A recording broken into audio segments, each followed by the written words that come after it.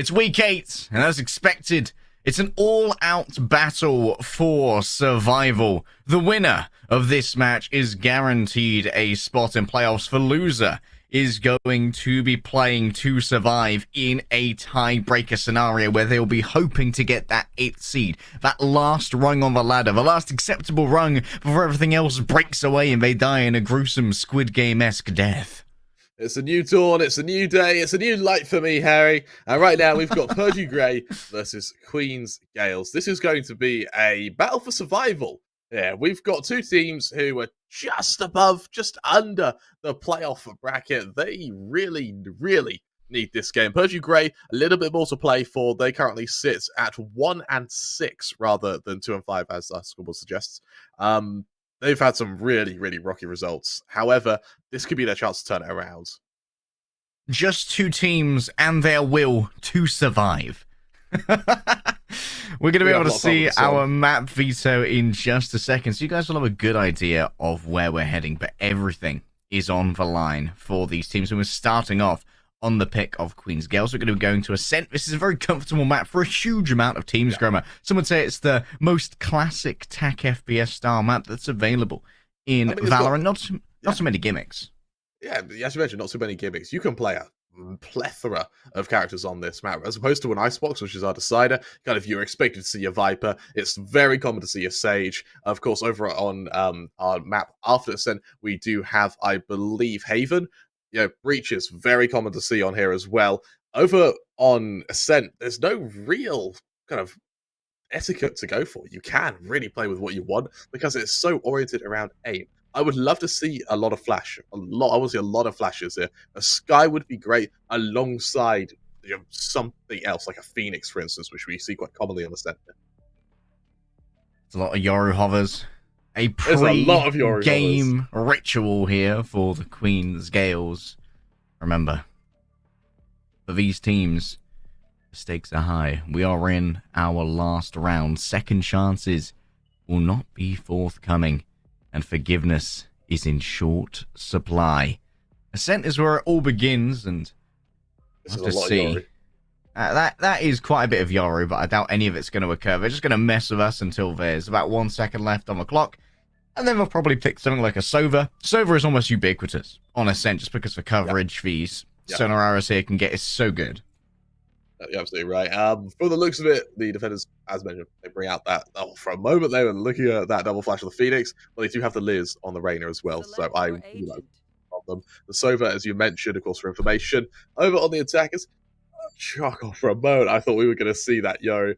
Fortunately, no. It is going to be a fairly standard setup from either side. The Jets coming out on Krippy as well. I really want to see this duel between Krippy and Yonka, because Jets right now, we saw earlier in the day just how important Jets can be with their ops. And earlier in the tournament as well, one well-placed Jet with an op can dictate the entire pace for half.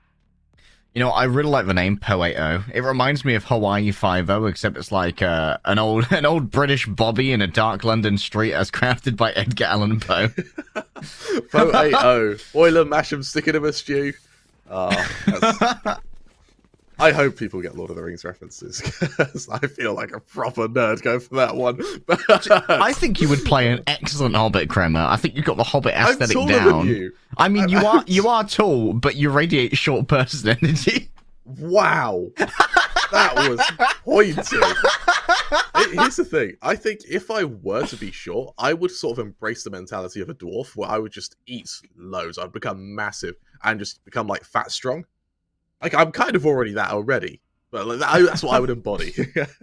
But now, going to pistol rounds, I suspect that for what is going to be a straight hit away, this position of the Astra, a few stars put in A main, but nothing too wild. I suspect we're going to get to the site. The reality is, how will Purdue Grey do on the retake of this position?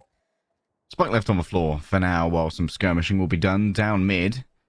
It's going to potentially be the meeting of both Glacier and the Astra, and now it's going to be Clappy, who has to move through multiple stars, does get through untouched thus far. A good right click takes down Fate, and that's a beautiful start right here for the ambitious Jet. That's going to be the A site claimed, Kremer, as the Olympic torch run of a Spike runs down onto the site. Well, plan out 5-4 retake. This is going to be a fairly tall order for Purdue Grey. That sort of sets the tone for the rest of this, doesn't it? I mean, if they can lose a site that quickly, let's see how they found the retake. Unperturbed thus far on the backside holds, and Yonka has fallen low for this moment. A-Zone trying to leverage the high ground, but they're up against a barrage of fire. And it's a flawless first round here for Queen's Gales, who are looking hot to trot. A bit of a fair few whiffs over on Purdue Grey. They're not quite able to convert the kills there, but the damage is done. The reinvestment in armor means that they do a little bit of damage here or there, but it's nothing that's going to hinder Queen's Gales too badly as they move into this second round. Marshals come out. I like the Ares on Conceited, though. The Ares here is going to be interesting, especially with a stack up outside of B. We know that this entire wall is incredibly penetrable, Kremer. And that means that maybe some early cheese if you can get a ping off the back of your Sova. But the Ares actually isn't going to foray down that B main approach. Instead, it's heading over to mid. It's not the ideal long-range weapon. Reyna's going to take contact soon. Will be spotted out in short order. And now, how do you escape this? The question is, will you? And the answer is no. The frenzy goes big. Glacier falls on down. And now A-Zone's hoping to get something off the back of a right click. I'm afraid that despite it being a free gun, it isn't always the best one. Gator moves forward with a sheriff in hand. The door is going to be closed in Yonka's face. All they can do is throw it away with the knife. As for that's such an unfortunate timing of a smoke, Kremer. Yep, just thinking that instantly. Quick little clean up away, so I'm able to bring their third out. And what I quite like from Queen's Gales, this is something that worried me a little bit, because they pulled away from the sky, they instead brought out that what I believe is going to be a killjoy, which is sort of tailored more to the defensive side. It means that their attacks are going to be fairly weak, especially if the Lears don't quite land. This case, Lears absolutely perfect. They instantly catch out A-Zone, and he's just destroyed over in Boathouse. For now, Purdue Grey, as they move into an investment of their own, I really want to see this Sky going proactive, flashing his team into some control in either B main or mid particularly, and then just try and choke out Queen's Gales rather than letting them roam free at the moment. A bit of a default being established by Queen's Gales for the time being, as that we're going to see that Reyna able to secure that ult orb. All right. Advantage here to the defense when it comes to the armaments. Playing down these long sight lines, you're going to be hoping to confine the fire upper for Marshall and the Ares to trade out against the Vandal at least. 2-for-1 trades is not too bad when you're on a full bonus here, and Yonka taking the close contact takes out Poeto, and you couldn't ask for a better opening frag, Kremer. Poeto already has 5 frags here today, and just keep on spraying. Don't know why you jumped, mate. Honestly, not the best, but Charcoal is going to be happy to just pick up a free gun. Well, it might be going downhill, though. A quick clean-up from Conceited means that we're going to see a 3-on-3 now. Really well-placed recovery, and now, with mid-control in their favour, going to be appears to be the obvious option here, with only a Reyna to try and stop them. This could be a very tall order for Purdue here. 3-3, not what you want when you've invested so much. Conceited, that's a lovely headshot from just kind of tired. Just kind of tired of you guys hanging out on my site, to be honest. Warning given. Time running low. They need to capture the site, and it's going to be the sprint of Kato that gets that done. The plant is coming through quickly. An upgrade? No, Charcoal actually didn't pick up that Vandal. They were too afraid to move out into the zone behind. They know that A-Zone might be controlling this, and it's not the most precisely placed smoke. It does allow for a little gap, but it could also bait them a little bit. They're unable to destroy the Sonic Arrow in time here, Kremer. Info achieved. This could be tough. Oh my goodness, what a flick, and A-Zone gets Charcoal at the same time. Damage done, Kremer. But still, at least they can convert the round, get 1 on the scoreboard. A bit ballsy from Queen's Gales, dare I say. They seem to be very hooked on getting a kill and holding the man advantage, rather than having players fall back to Boathouse, which would be the common after-plant circumstance. You'd have someone either in the crossfire, a double Boathouse is very common, and then you just swing the second the bomb is tapped. It means that you buy a bit of time, it means you can run down the bomb as well. In this case, because you were so aggressive, because they took straight aim duel, if both of them lose it, well, just like that, they lose a round out of that. Even if one player falls, you're moving into a crossfire and having to turn about 90 degrees per kill. It's just difficult, so soon starts to work your way out of. Poeto does have Empress up, then nothing really is going to stop him on the flip side from ults used for the time being. Nice Leah setup right there. Takes away a lot of space, a lot of control on B main, but you can see that it's being stared down at the moment. Glacier. A long-range fight here with the Spectre. Maybe not in their best interest, but with the additional help of a blind, things could get a little bit better. Is Yonka going to move on through here? They've already taken a little bit of poke. There's suspicion that they're playing around here. And Leah is going to move Poeto forward. But now, with no Leah's left, Crema, there's no more site control available for the attackers. Yeah, they've expended them really quickly here. And in mid, Yonka, he catches them out. That's the spike falling as well. A lot of information gathered for Purdue now. They're not going to feel the need to over-rotate too much now. They know that mid-control is going to potentially be a huge asset to them. And Conceited has to make their way over and grab the spike. A long rotation now through the attacker spawn. Oh, it's going to be a meeting in mid. This is a good engagement range for Glacier, though. Better than they were hoping for down mid. In the Vandal versus Spectre matchup, that's a great little one-tap. You clean, nasty boy. They don't swing off the back of the blind. The rotation that's pulled. Massive rotation pulled. The A site, it just swings open. Off the back of a single kill from the Reyna. Like a perfectly hung door, Crema. That swung open so easily. And now Fate has to make things happen. They're looking to try and hit the bottom of Kato's legs, but at the moment they'll have to settle for just Clappy. A touch of blocking, boys and girls, as the Empress is going to be popped. Moving through the gardens. They're going to meet Glacier once more, who manages to dip away before bringing out the bird. Hoping for an advantageous duel, you need to disallow Poeto from being able to get through this freely. Kato starts to spray, but I'm afraid you're going to need more than to spray and to pray to beat out this defensive side. Poeto meets the business end of a Spectre and Conceited. Is that going to be a hit there? It is going to be a hit, but they've used both of them now, Crema. A-zone super low. Conceited needs to move through multiple people, but Yonka won't allow them to get through the first. Time was perilously ticking away, but Purdue Grey maintained their cool. Looking relatively even at this point. You got mistakes made on both sides there. We have the knives ready for Yonka. Luckily, he won't need them. On the back of the last 2 round wins, we're going to see a bit of an economy being established by Purdue Grey. One away from the ult on Fate as well means that they're going to be in a really comfortable position. Both Astras are just a hair's breadth away from bringing out their divide. The reality is, though, a divide alone, it needs to be accompanied by abilities of its own. So, with a chance to go for the ult orb over in B main, I suspect we will see that being given to the Astra just so they have it. I doubt we'll see the Empress be established with it purely because you've already got the knives on Yonka. Those knives could be such a tool, Crema. But Clappy, they've got the biggest tool in the box. And it looks like a high-caliber sniper rifle.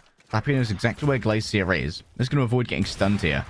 And they decide to put down the attacking smoke here, which is interesting considering they're trying to control that zone with the operator.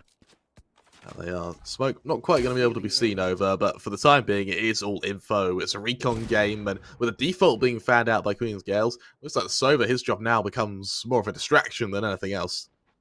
Poeto, will they expect Fate in this corner? This is a brand new position for Fate thus far. As far as I'm aware, but everyone's starting to coalesce in. They heard the star being put down, and now they're going to have to meet multiple people. Will they have a trigger discipline here? They grab the first, they grab the second. 2 is better than none. That's excellent trades out there for Fate, but even with Charcoal being able to claim that kill, spike needs to be planted.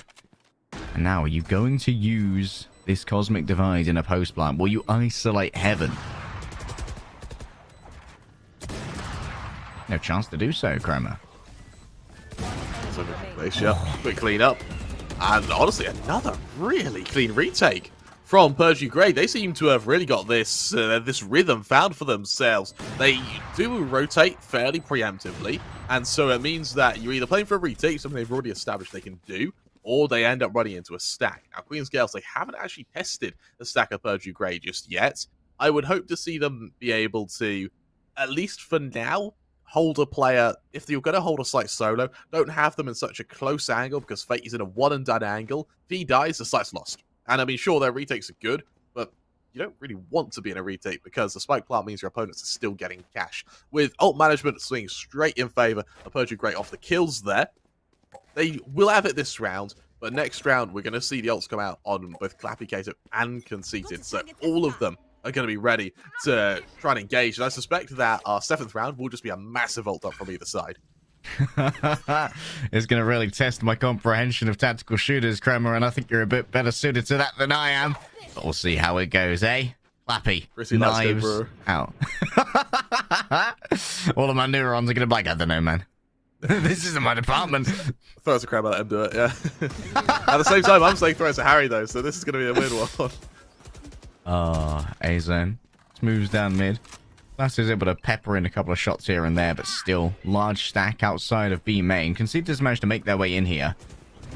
There we go. Moving on forward. There is the Blade Storm, but just kind of tired. Is tired of you on this site once more. Clappy moves in close. Will they look for the right click? No, it's left clicks all the way. Hoping to reset those knives, but now it's just down to the classic. Close contact with the right click is the magic that they're hoping for, but it's not going to be coming easily to them. Playing within that bubble, it gets burst by A-Zone.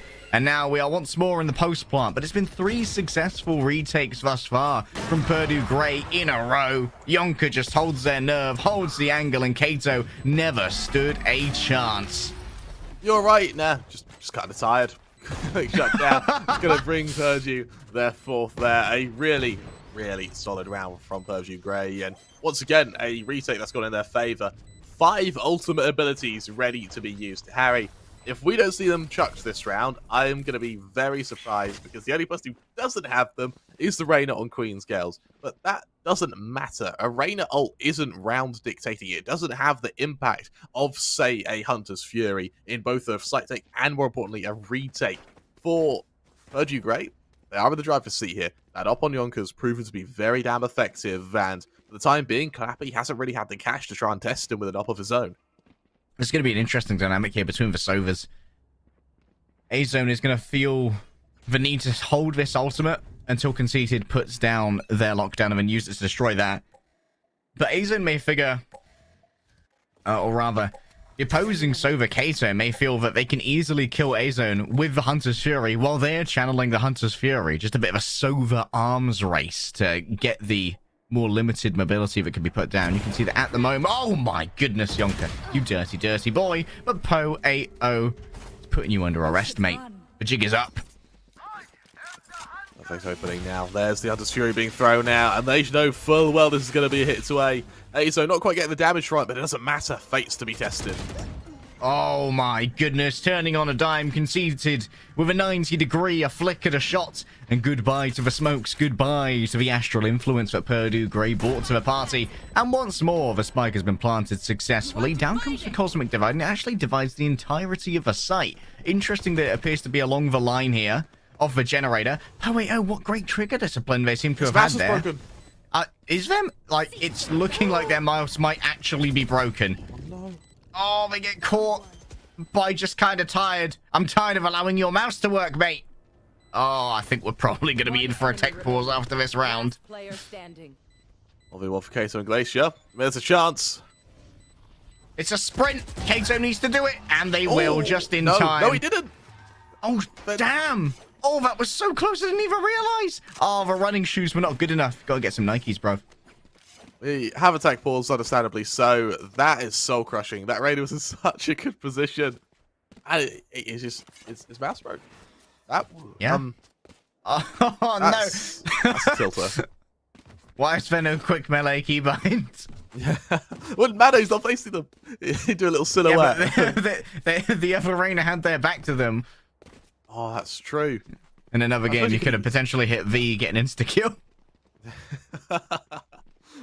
This is pretty rough for Queen's Girls. Bear in mind, this is their map pick. So for this to go as one-sidedly as it has been for Purdue, I worry quite a bit for them. Sure, the Killjoy is going to have a lot more effectiveness on their defensive side, but yeah, expending the lockdown for that hit onto A, it didn't actually do anything. You know, they got the site anyway, they still ended up a man down, and unfortunately they didn't even win the rounds in a circumstance they absolutely should have. Bear in mind that Purdue Grey just lost a player to the elements. But hey, if Queen's Girls B Crammer, if they manage to win out this map, I want everyone to internalize this moment, to think about the strength of character that is required. This could have been 4-3 rather than 5-2. This could have been so much closer than it currently is. And to lose a round when you're in such a good position off the back of technical difficulties can really break a team's mental. But I believe that Queen's Gales, being in our Challengers division, have the mental fortitude to reassert themselves as serious competitors in this map. the judge on Clappy might be his chance to rebuild aforementioned confidence. It looks like we're going to see a really fast hit to the safe side as well. A mass stack here. And I mean, sure, there's an ult to retrieve, but no one really needs it for the most part. Unless we see Poeto get a kill, as well as getting the ult, that could help. Same for Conceited, if he can maybe get 1 or 2 as well. But unfortunately, the Astra and the Sky call to action here. More reserved position from Fate this time. They've been caught out one time too many. And the Gravity Well will at least slow down the entry into the site, but no slowing is going to be on deck now for the Jets, who's made their way under heaven. Still bloodless thus far. An exchange of fire, warning shots thrown out in each and every direction. But will Clappy decide to stay down here with this judge? Moving in. Oh, you play with forces beyond your comprehension, my friend. Charcoal picks up the first. Yonka still has to play from the back with that operator, but it's excellent shots that get them every single time. Poeo got betrayed and Conceited emerges from the smoke, only to be taken out from the side. So many angles that had to be dealt with, and unfortunately, it's too much for one man. That was a really, really impressive round from Poeto. I'm not quite sure if you saw that. Oh, sorry, from Just Kind of Tired. Not sure if you saw that, but he expends the Empress, gets a kill. He tries to switch to the weapon that was dropped in his dismiss. He couldn't do it. Just realized, sod it, 2 bullets, only need 1. And yeah, he only needed 1. 1 taps his next opponent and secures the site in the same breath. For Persian Grey, the ult usage is now about level. And that is kind of a sigh of relief for Queen's Gale. They've been on the back foot, at least ultimate-wise, these last couple of rounds. But look at the scoreboard. Last 6 rounds, all won by Persian Grey, all done so in a retake. You know what they say, Kremer. Clips are for Twitch. I only need 1 bullet in the chamber. This is a very interesting angle for an operator. You rarely see it on B, at least. If it was on B, it would be at the back towards the defender spawn. This could be very dangerous for Conceited if they decide to take an errant peek. They are going into both Yonka and Verena, which not an ideal combo to try and take a gunfight with. But everyone else is just going to list over towards A. Conceited doesn't really show their presence that much. This is, okay, now they're being a little bit more ostentatious. Hello, look at me. I'm on B, and that should keep us over at least a little bit more preoccupied and not overly rotating to A to meet this really push. Well. Look at this read. Really effective read. The hit comes, but they're already prepared. I'm reading at a 5th grade level, baby. And I'm reading the execute. Poeo playing within the smoke for now, trying to be a bit more sneaky, but so many of their comrades have already fallen. The onus now on the Rainer to move in faster, but Phaeton just kind of tired of opening it up. Yonka looks to try and find something with the operator, but they're taken down before it can be done. A-Zone falls low, but Fate falls even lower as Poeo delivers shot after shot. They've made eye contact, and they just keep going, Kremer. Poeo refuses to stop, and now this is such a disadvantageous fight for A-Zone. 4K for Poe. Sure, it's a wonderful 4K, but is there the repeatability in it? He has to use the Empress. He goes 1v1 after 1v1 after 1v1. It's sort of by the book ways of playing clutches. Take 1v1 at a time and then just work from there. Really, really talented approach to this, well, at least to the retake. But can he do it again? Yeah, how often can he bring Empress up and then just win a round off the back of it? All it took was a stray bullet to his skull, and he would have been sent into the next round. But just kind of tired, he may try and mimic that success now with a forwarded angle on B. Oh, I say mimicry. Oh, it's form of flattery. Or something along that line. I forget the idiom precisely, Kremer. Glacier actually manages to connect that there with Clappy, who's going to be concussed, but with a judge in hand, it's not that much of an issue anyway. ADS, never heard of it. Are they going to walk this? They are indeed, hoping that someone's going to be on the other side, and they're damn right that they are. The Glacier can't move fast enough, and now Bladestorm will meet Judge, and Blades are going to win just a touch sharper. And a Phantom looted off the back of that as well. Yonka, all by themselves in a 1 versus 3. You know what, Kremer? I'm a believer. Let me tell you a story about a Jet who managed the 1 versus 3. The spike had only just been planted, and that was a dink that was sent off towards the Astra. The journey is only just beginning. 10 HP stands between Yonka and elimination, and elimination will come forth first. Kato connects the body shot, and Queen's Gales are starting to close that gap. These girls, they're going to sweat a little bit regardless, though. They took a lot of damage there, and with I think about 50 HP total, they're able to kind of limp their way, bruised and battered, into their 4th round, and they seem to be turning this half around pretty significantly. If they can make it 6-6, then it is a really successful attacking side. Bear in mind as well, your opponents, they're on a fairly shoddy buy. This should be a fairly easy 5th off the back of that, and 5 rounds, your attacking side of Ascent. Creme of a stack. A solid position. Creme of a stack. Creme of a stack. What's enough, going on? These are shenanigans. Surely they won't walk for one way. Oh, Yonka caught out here. And Kato. Just playing it patiently. There's no need to take risky duels when you've got this much of an advantage. There's no re-up on the one-way for now. The bird's ready to go. This could be everything. It's a huge amount of blinding, and it's an absolute massacre. Crema, a 4K off the back of the bird. You know what they say? One bird in the hand is worth 4 in the eyes, and those eyes were filled with birds. What a flash from Glacier there. And we said in the pregame as well, when you don't have that extra flash, you rely entirely on the Reyna. It means that you have to play such a passive position. I said I wanted to see the Sky flash themselves into some aggression, and I'm very happy to see it. Even though it's the final few rounds of the half, they got it in there. And I tell you what, Glacier, he makes it well worth it. And this means that they can be equipped for the last round as well, because that was basically a looting round. They bought Sheriff, so they picked up 4 rifles. Yonka, once of a gut. Unfortunate for conceited, but if you're a Purdue Grey fan, you are absolutely jumping. Clappy avoids the gravity well and will not be afflicted with the vulnerable. But Yonka holds the angle, has to take out that... Oh my goodness, Clappy just built different. How does Kato win that long-range fight with the Ares? They just built different. Solution just built different, Harry. As Glacier, he's going to have to try and prepare this defense now. It's over on B. Full attack comes. No running, it says, on the walls, but Poe's going to make sure that running's going to be the least of your issues. Both of these duelists are taken out by A-Zone. Now it's a 2 versus 2, Kramer. In the last round of this half, through comes the Hunter's Fury, and you cannot escape my wrath. The second one simply tags up Glacier, and Kato will finish that off. A beautiful finish from the Hunter's Fury. The piece de resistance, le je ne sais quoi of a Sova rings true.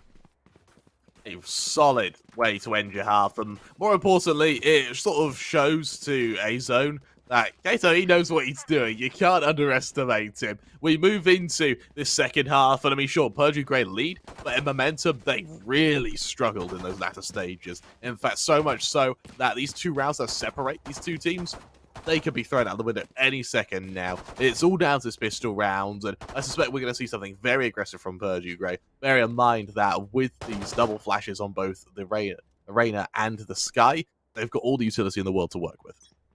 Bear in mind, Valorant lovers, both of these teams stand perilously etched on a tightrope. Whoever wins this is guaranteed to get into playoffs. The loser, they're going to be fighting for survival, gladiatorial combat in a tiebreaker to try and get that last 8th place. It won't be a gracious seed, but it will be a surviving one. Glacier takes a huge amount of damage, and more will be delivered. Poeo has no chill, no mercy, but I'm just kind of tired is not going to allow for this kind of shenaniganery in their lobby. Is shenaniganery a word? It's fun to say. Shenaniganery? That's our tongue twister before we start casting again. That's our warm-up. 15 reps of shenaniganery. A is moved do on it? to... Nah, I'm just kind of tired. Spike's going to be planted here by Fate. It's interesting that they decided to give it over to the Astra. That's a lovely gravity well right there, but Charcoal needs to try and cover for the entry of their jet. They're able to do so, but Conceited loses his stall. An excellent crossfire has been generated with Yonka on the underside, but still, they need to deal with Kato. Still 10 bullets left in the clip. They can't really afford the time to go up to heaven, and they can't afford to take a headshot, but Charcoal hands one out anyway. And Queen's Gales, narrower and narrower is this gap, but will Purdue Grey allow them to pass? In a 1v2 like that, I would have loved to have seen a just swing from A-Zone. I don't like the fact he's shoulder peeking like that. Bear in mind that you know only one player's holding you. He's going to hold the close angle so his teammate doesn't die. I just think you swing, balls to the walls, cancel the plant, and then go from there. You know what I do like the look of Harry? That's one Ares is good, right? But what's better than one Ares? That's two Ares. Gato and Conceited. Accuracy via quantity of fire, as the term has been coined. They prepare it to miss. Oh, no. 100% more Ares than a Roman pantheon, and just as deadly. The god of war has struck true. What's it good for? Apparently 1 kill. Flappy lines up the next shot. Can they get themselves a body onto Yonka? Moves forward now with the shorty, but the frenzy disallows anything further. The Ares strikes again. That's 4 kills. Blood for the blood god has been given over. And suddenly fate, with the spike, with the classic, is all alone. Do you know who the Roman blood god actually is? No, I don't. So, is it a play on sanguine? Because that's like Latin for blood, right? I would assume so. I think that I know Moros was meant to be for like Doom, so I guess he has it. You qualify as a blood god, right? Let's quickly see if there is a blood god. Nital, the god of blood. Oh, there you have it. Oh, nifty. He exists. I don't know which mythology he comes from. Should probably know that before we claim that. Like a PlayStation fanboy huffing on copium, I'm gonna stick to God of War. Yeah, I think we have to just stick to God of War. This is way too complicated for our simple little minds. But the Ares, they're held into this round against the full bio Purgy Grey. I would love to see if they are actually able to prove to be effective for a second round running now. The Killjoy is left alone from Queen's Gales. That's how much faith they have in this god right now. I mean, if you can get some value out of the gravity well here and flick some vulnerables, the Ares will do plenty. But it's a free site entry here. Damage taken from nano swarms. The din of the Ares grows loud, and that could be a direct hit. Everyone's just going to move away. The mortar. Get down! It's a perfect entry, though. It's ready to spearhead the charge. Surely not the entry Ares. Okay, there's a Bucky as well. This is about to get crazy, Kremer. Some shenaniganery is on the horizon as they wait for this smoke to drop. They move on in. A-Zone is just faster, and A-Zone transfers spray to spray, ashes to ashes, dust to dust. And Purdue Grey, having got that site for free with no casualties, are able to convert their buy round. I mean, it was a bonus, wasn't it, from Queen's Gales? And it means that they can free up the... Dare I say it, the Ares may have been clocking their inventory space, as they're now able to pull out these Phantoms and Vandals and weapons that have a bit more versatility than just a laser beam, as they move into this with...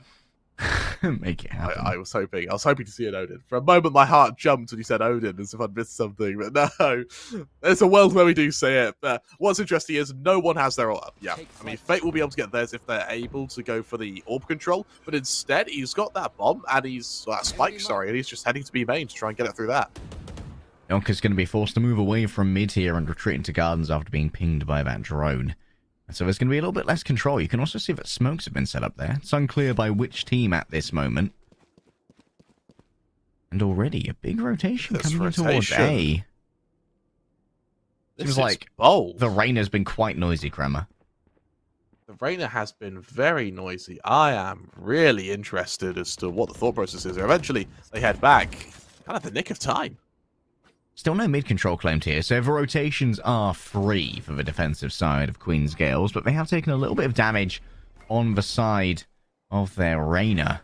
Now Yonka looking to just move up through here, claim a little bit more. The old double pump, a return to A, potentially. Remember, you still have to deal with the Killjoy turret, but it seems like she's ran out of other utility to try and deal with. And the spike itself, this is a very isolated position for the spike. I am uncomfortable with this. 30 seconds left. Push coming into mid now. With a full hit to the safe side with A-Zone getting that perfect opening. The door, it's open. The safe site, it's all in the hands of Purgy Grey. Conceited, going to meet multiple reinforcements right here. Will they be able to frag on through? They decide to dip into hell instead, but I'm afraid that escaping Hades is a little bit of a chore when Charcoal's up on top, generating a wood roof above. Smoke will be forthcoming. Clappy falls down. Po8o has decided to take matters into their own hands, and that's going to give him a little bit of additional health off the back of a Devour. Charcoal comes alive. Dare they use the Hunter's Fury here? They know they're up against too many. And while a stray shot will take out Po8o essentially for free, Charcoal picks up their 4th, and Queen's Gales, they are far from out of this. If I were Po8o, I would be somewhat upset that I died there, considering the gun wasn't pointed at me, the crosshair was not on me. However, he dies anyway. As God wills. This to an impartiality committee. Yeah, absolutely. He clearly said something wrong to upset Ares, because that was not how you want to die. Yes, Queen's Gales, there's the equalizer, 8-8. It's all tied up. Bear in mind, this is Queen's Gales map pick. This is their home ground. It's where they want to set the pace for the rest of the series. And for now, forcing Perjury Grey down to Sheriffs is exactly where you want to be. It's their ticket straight back into the lead. And Clappy, he brings out the Judge to try and add to that insult to injury. Sheriff Gambit, not quite as much shenanigan potential as we saw on the defense with the flash from Glacier. But maybe they can still try and make some kind of stack work. For now, it is a little bit of a surprisingly default approach with a full Sheriff buy. Looking down the long ranges of mid here is definitely not in the interest of those Sheriffs, and it's just carving through for Got out by Conceited. That really should be the round. I don't think Perjury Grey have any way back into this, especially with Clappy on such a close angle with such a scary gun. I really would have liked to have seen some more effective trading positions, not at such long ranges. Clappy, they actually move around the corner to avoid getting pinged. Lovely stuff there. Great technique from Clappy. And now it's Judge time, baby. Oh, Judge gets 1. And Glacier, they're going to be able to convert that into 2 frags. Not too bad to just deny a couple of weapons from Queen's Gales. But they'll be able to walk away with a 9th. And now they've taken the lead when things looked a little bit dire during that 6-round streak that Purdue were able to string together. Look how many ults are available, Harry. No one's dropped them yet. That's a lot of readies. There's so many ready. They are so ready for this round. And considering how stacked they are outside A, I suspect this is going to be a cascade of utility to this A site. I haven't seen this many readies since the Soviet army marched into Berlin. Oh, Yonker leads the way. Bladestorm in hand. You have to deal with Conceited. Someone else take care of a turret. That ain't my remit, bruv. I think you're just going to move into here. There's going to be an impact coming through, but Conceited, even while nearsighted and concussed, still wins these because they're simply built differently. They know that hell is populated. They send in the pop flash, but will anyone be following through on this is the question. Clappy playing high for now. They drop on through. They know that someone's close because they fell on top of their head. I should have fallen there, but it's just tired. Who's going to fall instead? There's going to be a battle in the bubble. And somehow, when the bubble bursts, it's like .coms in the early 2000s. And Queen's Gales come out on top. We're about to see a very low cash price right now. Well, the stock market's crashed alongside it. It's all gone. Tax out the window. A coconut and an expired credit card? Hey, we've got 400 Bitcoin. It's about £5. You want it? 2-round differential for this side, and for Perjury Grey, this is not where you want to be. Queen's Gales, they've done a beautiful job at turning this around, and for the time being, I think that round kind of on Conceited. Really good positioning under Heaven. More importantly, getting that kill onto the aggressing Jet means that he just completely stagnates the attack. And honestly, I'll say he's fairly conceited with himself. I can't believe that Yonker lost that. Yeah. That was so good from Conceited. Great spray control while concussed and nearsighted. But the nearsight doesn't matter as much when you're in just a tight quarters hell, right? Like, you're going to be able to see everything anyway. Like, the only thing that's obscured from your vision is obscured by the Cosmic Divide anyway. Yonker once again, getting a touch frisky. Oh, they're going to be identified here by the turret. Take it out, but now Conceited's just going to give up a touch of space, knowing that they'd rather just wait for some reinforcements to be better equipped in case a fully fledged push comes. Happy holding this angle. Hasn't quite committed to it yet, though. But Perjury Grey, I mean, if it doesn't work the first time, try again as they're getting, once again, ready to hit the safe site. Do it more, dummy. Huge controlling gardens here. including a very forward position Astra with the spike. They're going to try and swing potentially on Conceited, but there's the mid presence that they wanted, and Clappy has made sure to absolutely tear it apart. Happy Clappies all the time, slapping down those Purdue Greys. Out comes Valia, the near site, afflicted, and the defender Killjoy will instantly be evaporated by this Hunter's Fury.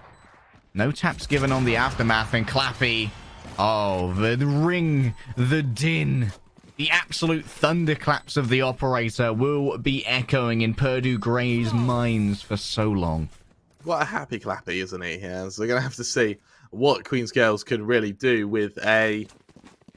They've sort of hit that momentum, that sort of critical mass now, where they've got the op out on Clappy, he's stepping up, everyone else is hitting their shots. You've got a nice ult circulation going at the moment, where you've got Charcoal and Kato's ults ready to be thrown into the mix should a retake be required, and then as your duelists then bring their zone up as well. Right now, Purdue Grey, because they dumped everything into that A hits, they're now on the back foot, not only economically in terms of firepower, but now in ult management as well. They get ready for a hit into mid once again. This time they stack up with the sheriffs, but it just hasn't worked.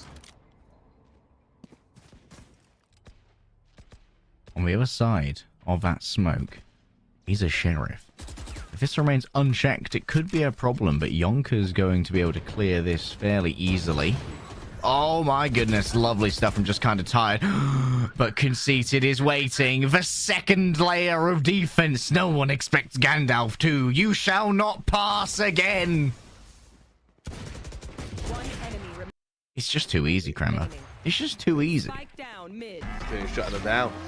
Really solid round now, and I don't really know what the solution is for Purdue Grey, because Queen's Gales, they're making these rounds look more and more one-sided. They've got ults to throw into this round, and while Vandals are going to be brought out, there's the odd Phantom in the mix as well from Purdue Grey to try and come back from this. They're still up against it. Match point here for Queen's Gales. They can taste those playoffs. Salty. Purdue Grey smells of fear. Maybe we won't get that 8th seed. Maybe we'll have to play that gladiatorial combat. This is, of course, a best of 3. By all means, this is not everything, but Clappy wants to put them in the grave. Once again, it's the B-site operator, which rings out. Usually you'll see it on B main. Rarely will it be in this second phase, but of course, if you can force them off the angle, why not? Clappy, he is single-handedly having to hide right now. Like he was the only man on beat. Not like it's required though. Plato, call to action. Charcoal. We'll have to pick up the slack here. The second line of defense, Magelo line 2, baby. Valia did actually take out the sight line of the drone, so has been able to gather a huge amount of information. An exchange of Hunter's Furies here, and Kato is able to take out A zone. A numbers advantage for Queen's Gales, and right now, time. The cruel mistress weaving a tapestry has started to look unfavorably upon Purdue Grey. This needs to be an execute, and it needs to be soon. You're exactly right, Kremer. I need to see some wiggling, some intense wiggling, in fact. Glacier's unable to clear through here. Clappy grabs the first duelist. Your entry has been neutered. It only gets harder from here. It's run, it's gun, but Glacier comes up big, and now they've taken it down to a 2 versus 2. So let me weave you a tale of a team desperate for survival. The spike went down. To it? And a coalescence of forces from the side of the Queen. The Queendom, the Kingdom, had summoned all of its men. Try and capture but a singular boathouse. A rogue faction in the form of Fate was the first to fall, and Conceited was able to make sure that that was done. And Conceit is the most powerful of forces, especially when it's armed with a high caliber assault rifle. Queen's Gales will be able to convert Ascent. Really, really strong performance from Queen's Gales. And while they had a very, very shaky attacking side, once they hit their defenders' side, you can see that they were prepared for this map. You can see they were very well drilled. They went into some very, very strong defenses. And honestly, the player for me is Clappy. Once he got that up out, he was unstoppable, shutting down his opponents instantaneously and continuing to make space to the point where he could essentially hold sight single-handedly. And he was just a menace on that B side. I've got to give a shout out to Glacier as well. I think excellent play with the Sky.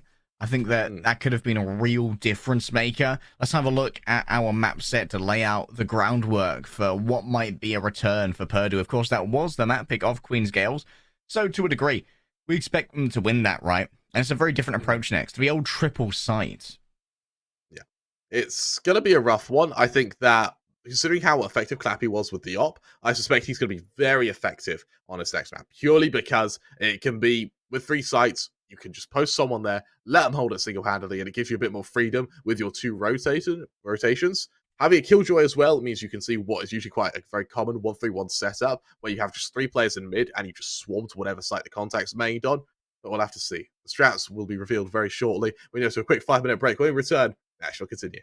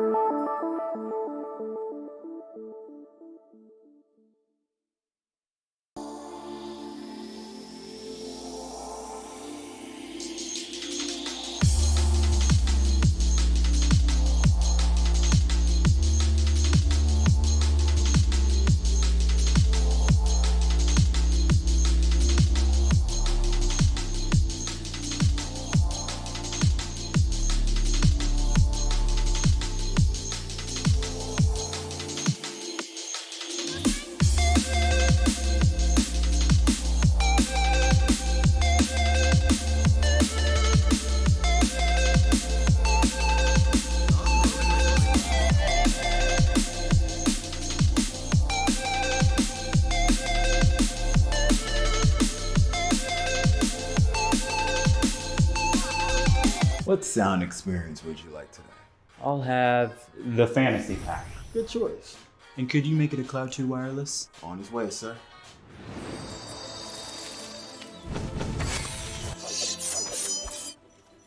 Sounds amazing.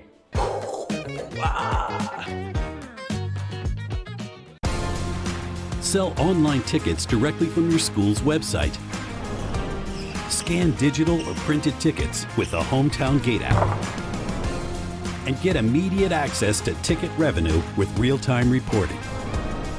At no cost to your school. It's that easy to bring touchless ticketing to your hometown. Hometown.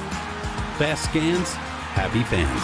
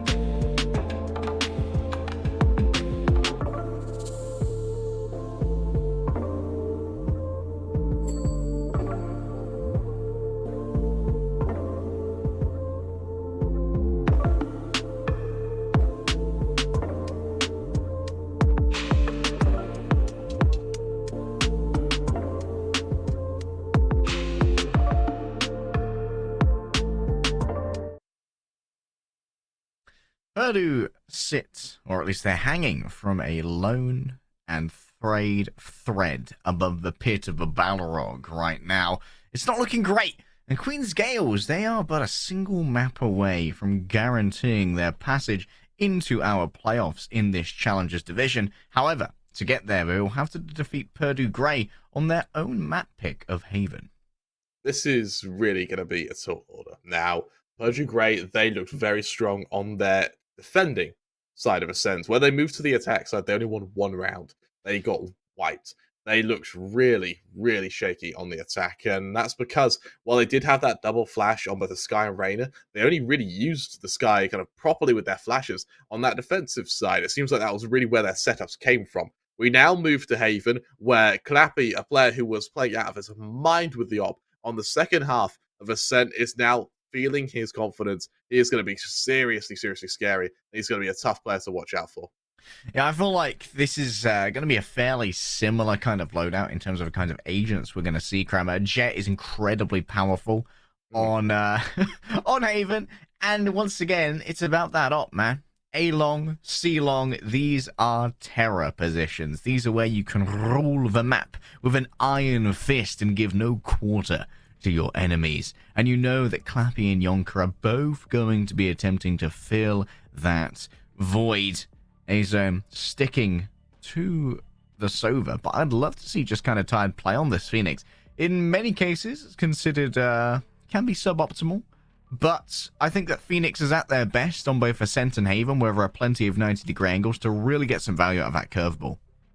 You're absolutely right. We now have there's a position which can be exploited, and that is when knowing full well that Purdue don't like kind of playing an attacking side which revolves around flashes. They really prefer the aim-oriented approach. Makes me think that for Queen's Gales, they can potentially try to use this by, once again, getting Clappy out with that up and just getting him into really, really good positions. Now, I would like to see a Sky be used here rather than the Reyna on Poeto. However, what I want doesn't matter here, Harry. What you want may not matter. An exchange of Astras again would be unsurprising with the large map that Haven is. You want someone who can offer universal presence, and that is going to be locked in automatically, I do believe. It's going to be Cypher versus Killjoy here. The difference in Sentinel could be one of the most telling things about this setup. In particular, that the Killjoy is a little bit easier to reposition in terms of that utility. The alarm bot and the turret can both come along for a ride when Killjoy rotates, whereas only the camera from Cypher can be replaced after it's initially taken. Actually, maybe they can pick up the tripwires. I think they can pick up the tripwires. They can pick up tripwires. Yes, they can. Queen's Gales. They're a map up. Smile. I don't play any Cypher. They're a map up. They've got their defender's side to start on your opponent's map pick. It's a map that they have played in the regular season, so this really isn't too stressful for them. I suspect, considering how dominant their defensive side was over on Ascent, they're going to feel really happy going into this, and they can get the pistol round in a convincing manner. That's really going to hammer that fact home to Purdue Grey. I'm going to start off strong here. No stacking at the moment from a defense, just your classic default, which kind of surprises me for Queen's Gales. I feel like they would like to get a little bit weird, just like roll out of A as a 5. Charcoal, trying to get a little bit of information, and that is going to ping Clappy right here, so they know that one of the major threats is currently present on A. Still, despite all of that, they will move on forward, and huge amounts of damaging utility are going to be thrown on into the site, but still only a couple of singed toes for Clappy. 9 points of missing HP. And so everyone will fade away. The Phoenix will be left in reserve here, and Clappy's going to go in looking for that duel potentially, but the timing is just about being missed. And so Clappy, continuing to move, lines up a headshot beautifully. Oh, Kremer, that's the kind of aim that I cast Valorant for. Yeah, it's clean. He takes a moment to really make sure it's on there before he shoots, but hey, it's well artisanal aim. Yeah. If it's worth doing, it's worth doing right. Speaking of which, heading up the left-hand side of the map now into Garage is this Spike, and they will be able to split to see fairly easily. Yonka is waiting for Poeto, but Kato is going to be quick to claim revenge. One down. Wait, he's going to hear it ticking. I mean, Kato definitely not worried about his audio cues as he pushes into this. 9 That's HP. kill anyway. Still no, surely Keeps not. going. You do not get the 3k with 9 HP. I refuse for Kato to be allowed to do this. Glacier plays from within the cage, but Classic's more than enough. They're faced with 3, and they throw out shots to claim that nasty stuff. And Conceited will eventually be the one to deliver the killing blow with the Ghost. And Queen's Gales on the back of this retake did allow for the plant, and that gives over a little bit of extra. However, Kato going to be quite close to that Hunter's Fury already. Yeah, I mean, hey, if it works for Kato, fair enough. But oh, we see it, Harry. Another Ares comes out. Doesn't matter the map, doesn't matter the place, doesn't matter the time. Conceited, he'll bring that God of War. And I tell you what, Virgil Grey, they're going to be very unfortunate to be on the other side now, as they have to try and combat it with just a handful of Sheriffs here or there. I love that placement from Conceited there. Clappy could get so much done here with a Marshall. Remember, against unarmored targets, a body shot will do. It's essentially an op. But no one at the moment is going to be peeking into A. Instead, it's a foray up through mid, and Charcoal, if they can hit a good gravity well here, Kremer, it'd be a massacre. Not needed just yet, though. Oh, they trying to do the damage they weren't fast enough and they all get pinged. That's really going to give the early warning system, isn't it? Poeto, he's ready for Yonko. Hasn't quite been able to kill him, but it doesn't matter because he said the Ares. Oh my god, that gun is good. As Azo falls, let's put it next. It's just unfair. The Ares is too good. Why can't I buy one of those? Kato gets so even good. More. It's Ares kills upon Ares kills, just penetrating every single wall. And you know what? If they're going to smoke the spike, I'll just use my big old magazine to spam through, baby. And that's going to be a good conversion there on the anti-eco for Queen's Gales. But we expected this, Kremer. 2 Ares, yo. The double dose of carnage, and I don't really know what you can do to stop him. Kato, he's almost got the Hunter's Fury out, and I think that when you get an ult out that quickly, you're kind of obligated to drop it instantly, right? I mean, yeah. You got to tell them how good you are. Yeah. It's important. Clappy going up against a little bit more danger now. A headshot would be something. Pop flash doesn't forthcome. Yonka, will they check for Charcoal here is the question. They're reloading as they move, but unfortunately for Charcoal, the escape is good enough. A dismiss on the star gives a momentary bit of cover, and then reinforcement of the obfuscation on that point. Still a tease from the Phoenix before fading away. And some mandated additional presence comes through from that shock dart. And Kato is going to be able to take a duel here against an Astra leading the charge. Not your usual lurk, and that's going to mean executes on sites are going to get much harder. This is getting really worrisome for Persia Grey. They're going to slowly make their way into these sites, but hey, that kills Kato, puts it straight back into their favor. He was low on HP, but they punish it beautifully. Poeto on a close angle, only a Spectre to hold mid, and that's not even the point that's being attacked. Will they decide to use a Lear here is the question. The shoulder peek does messy. Confirm the presence. There's the Lear, and it's just to distract as Charcoal manages to get the frag. Upgraded rifles here for 2 members of Queen's Gales, and that's going to make this retake all the more dangerous. Remember, this was a bonus for Queen's Gales. They're already happy with this result regardless of what happens. Yonka can wrap around the back. Managing to dodge out of the way is Poeto, and Conceited can confirm that into a kill. It comes down to 2 versus 2. 2 and 0 to Queen's Gales already. Down goes the turret. This Sentinel is going to be such a pain to deal with. And that's a lovely adjust there to kill a zone. The Glacier freezes him out. Bit of a messy spray control from a fair few players that round. It definitely shows that this is winnable for either side, especially when we see Glacier able to punish Queen's Gales, and he appears to be the player who really you kind of look to when you want to find something that works against them. Earlier, when we went over to Ascent, that flash through the smoke, yeah, I keep calling back to it, with just a handful of Sheriffs, he wins around off the back of a single flash. In this case, he's able to do it with his turret. It gives him the early warning system, and he's just able to play off his teammates falling. 2-1 the scoreline, and well, another investment from both sides. A force buy here. Might drag some regrets from Purdue Grey if they cannot convert upon it. Queen's Gales. Dare Poeto move forward to try and control mid? Do they have any idea how much presence is being established here by two duelists? Out comes Valia and Poeto has fallen low. They desperately want to get a kill to be able to convert into a Devour, replenish those stocks of health and feast upon the blood of their enemies. Yonka could be grabbed from an unlikely angle at the moment, and Charcoal's torn through too. Poeto is for sacrifice, but the blood sacrifices pleases Imhotep, and you have gained the favor of the dark gods, and Charcoal definitely lets the energy flow on through as they convert into a 4K. It's just what they needed. A one-sided round with your rifles to really keep Purdue Grey on the back foot. More importantly, to keep their economy low. They're left in poverty. Sheriffs once again have to come out. And sure, there's the odd ult here or there. Yonka probably will commit the knives to this round. Hopefully, he'll be able to get a kill here or there with it. But it's all set up. Glacier just kind of tired. A-Zone all get their ults next round.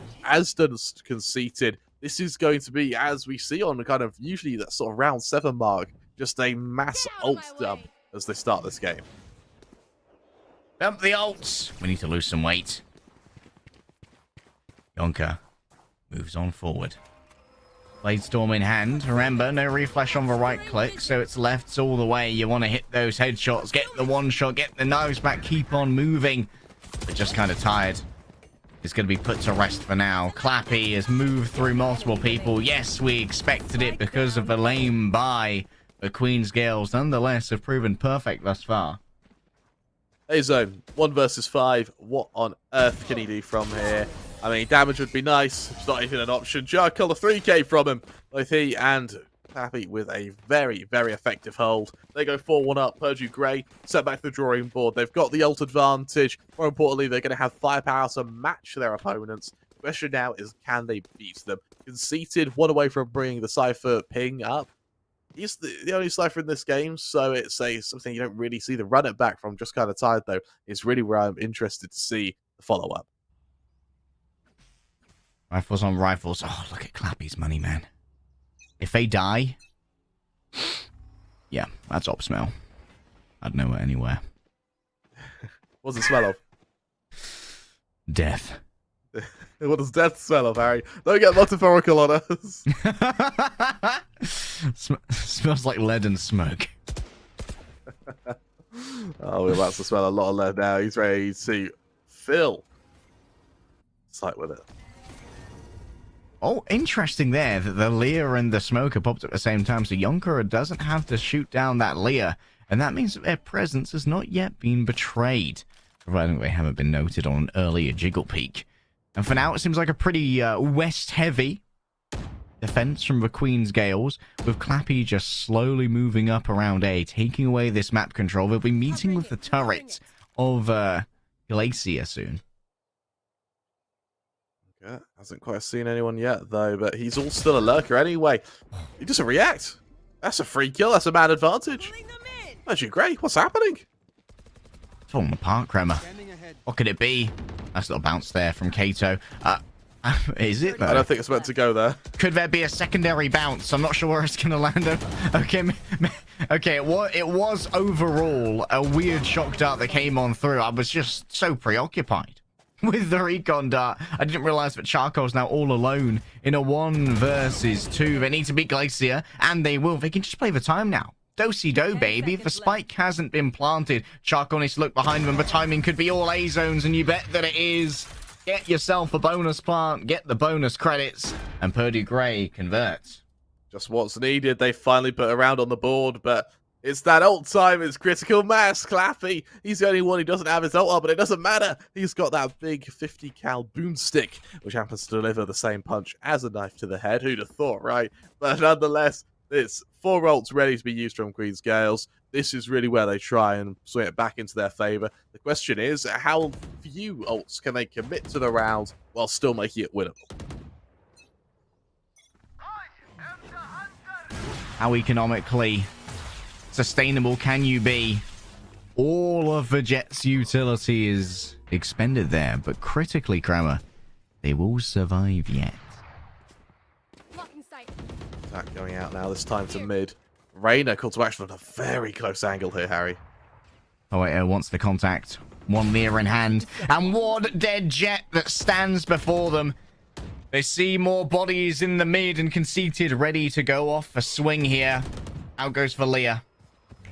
And more din of assault rifles will be forthcoming. The blind may have been turned away from, but Poeto is unable to recover, and now it's down to Conceited to try and make a fighting retreat, a rear guard action to allow for a space for Kato to move in and cover this window angle. Suddenly, these two players are on an island in mid. Well, that ping is perfect. It just alerts the entirety of Queen's Gales as to what Purdue are planning, and I like how they're using it in a 2-on-4. It kind of helps them confirm the round, but Fate, he seems to have found a way out. Plant can come through here. Ran through and managed to beat out Conceited in a duel. The recon bolt will get the ping, and Fate's going to look for a plant quite close to default here. Glacier's not quick enough to try and destroy Kato, and coming in from 3 separate angles is simply too much for Fate. Even if they're on a lazy Susan holding down the trigger, they could not have taken through all of the Queen's Gales, who will exacerbate their lead and go 5-2. 5-2, it's just the start Queen's Gales needed. They ran Purdue Grey's attacking side amok on this last round. They only got 1 round. Here they make it 2. Sure, it helps. But when you trade rounds like this, they just can't do it economically. It's just not feasible. They're left with Sheriffs once again, as Queen's Gales are going to look to pull themselves even further into the lead. The Canadian side really looking to show their true might here as we move into this next round. Hello, Bear. I shall name you Barry. There are a lot of bears on this map. I hope you have a lot of bear names prepared. I think Caroline's going to start testing me on my my nomenclature lexicon. Poeto tears through multiple. Conceited has fallen at least. But here, Purdue Grey, significant disadvantage. So low is that Jet, and Clappy. No one's come to A since they've bought this up because they had a look at how much money Clappy had, and they simply didn't want to deal with it. A clean shot from Poeto.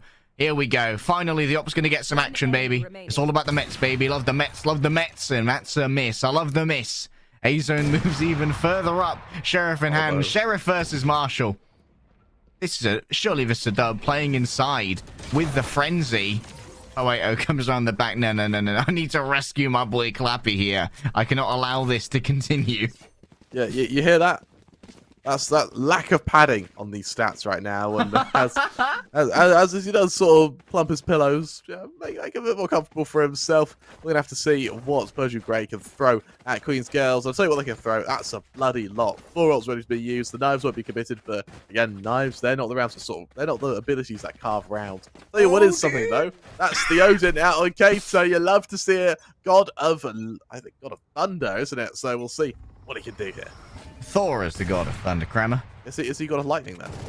Odin is the all-father of the gods. All-father. I'm really bad with Norse mythology. I do apologize. You disgust me.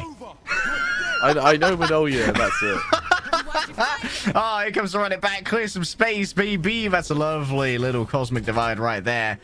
Everyone... Well, at least one person's going to be identified. That was a huge ping off the back of that recon arrow, so everyone's confirmed to be in this area. The attacking Killjoy lets down their ultimate as well, meaning that everyone has to play around the peripheries. But will they realize that Poeto is on the other side? They're quickly going to be taking contact here with Glacier. Poeto needs to win this to open up this bottom, but they're going to be up against a double. What? Interesting. They see Glacier and don't decide to give up the angle. Yonka has got themselves 3. I refuse to believe how good this Jet is. Clappy gets the first. But Fate is waiting on the other side. And there we go. Lovely execute there from Purdue Grey, claiming the space and then reinforcing it with double ultimates. But it was fairly expensive. A bit of a messy response, actually, from Queen's Gales. They lost that site instantly. And rather than sort of going, set up your retake, go for the retake, work from there, they stagnated pretty badly. And it took them a good 10 seconds before they decided to commit the charcoal ult. And because of that, when the split came through, their Poeto, who was their flanker, ended up becoming the kind of main body of the attack. Once he died, the Purdue Grey just turned around and killed everyone. Really not how you want that round to go. When with 3 on the board for Purdue Grey, this is where they start building a fair bit of confidence. That would have been silly if Glacier died to that shot wallbanging while shooting at the jet elsewhere. Poeto's done with this nonsense. Refuses to heal. Health is only a crutch, Crema. Unfortunately, I'm going to need slightly more than that. Wait. Sure. Did that just wallbang through in the same way that I was thinking that Glacier might die? No. That is so cheesy. Clappy, that's some Wensleydale there. Some Gorgonzola, potentially. Cheese after cheese. And a lootable operator. But I don't think any of the members of Purdue Grey are particularly interested in it at the moment. Did you know Wensleydale, as a company, was about to go out of business, and Wallace and Gromit single-handedly kept the company alive? Wallace and Gromit are national treasures and industry heroes to the cheese industry in Britain. they kept it alive, seriously. Wensleydale, a couple of months before shutting doors, had that movie come out, and they're saved. Wensleydale aren't paying me. I'm just a fan. Charcoal here up against two, but they line up the shots perfectly. That is what you like to see from an Astra, hanging on by a sliver.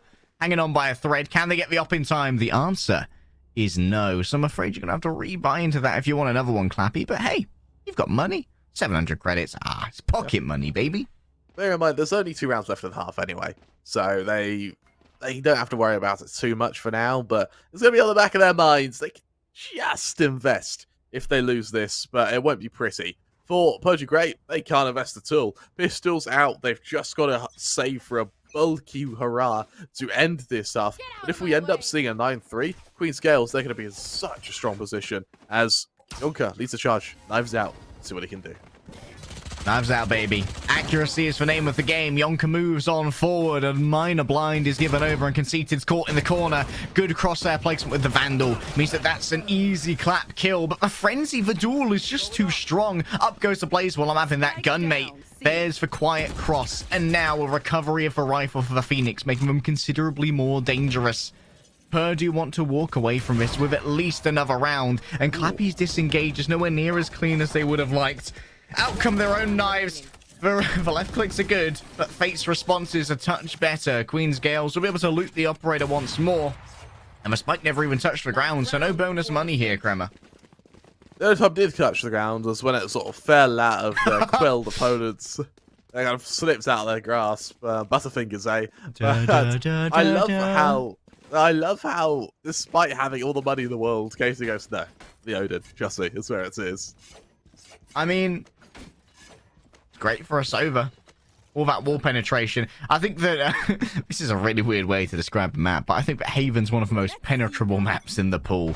Like, so many surfaces where you can do huge amounts of damage at range with the Odin. And that poke is even more valuable when you're up against a team that kind of lacks a capacity for a good heal from something like a Sky or a Sage. That fight in mid was crucial, and Poeto has lost it. That's one of the primary fraggers of Queen's Gales.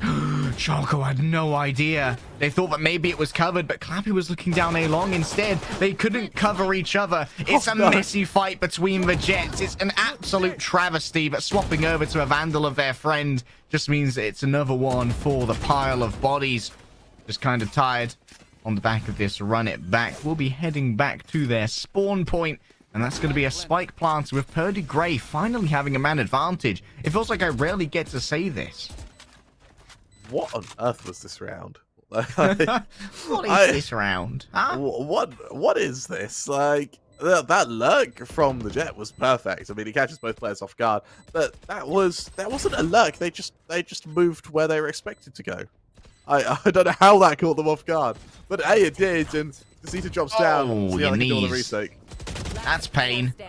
Glacier wins out that one. And now Kato of 6H, surely not. No. 6 HP in a dream? A dream is dead.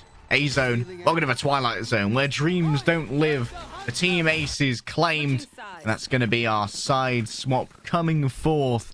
As Queen's Gales will have their advantage. And, I mean, I hate to sound a little bit biased, but some would say this is an attacker-sided map.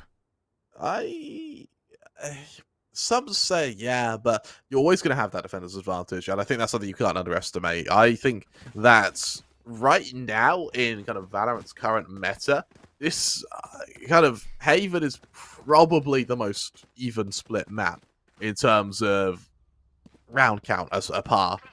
8-4, well in the lead, Queen's Gales. But Persia Great, take the pistol rounds, the economic kind of handicap becomes very obvious, and they should be able to take their way back into it, but they really need the pistol round to make that possible. One step at a time, baby. Right now, Glacier is in charge of Garage. I'd like them to play it a little bit more reserved so they at least get a chance to pop that Nano Swarm before they die. There we go. The Nano Swarm and the Alarm Bot. Gonna ward away. Oh my goodness, look at this aggressive play here from Yonka. They're trying to claim so much space around the back. Oh, they're going to get such a drop on Poe if they're undiscovered. It's free. It's free. It's as easy as it gets, and it's all body shots. Oops, all body shots, and all right clicks from Conceited. That's a trade 1-for-1, and that favors the attackers.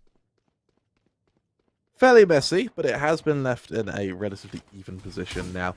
Bit of aggression from A-Zone to try and catch out the next man.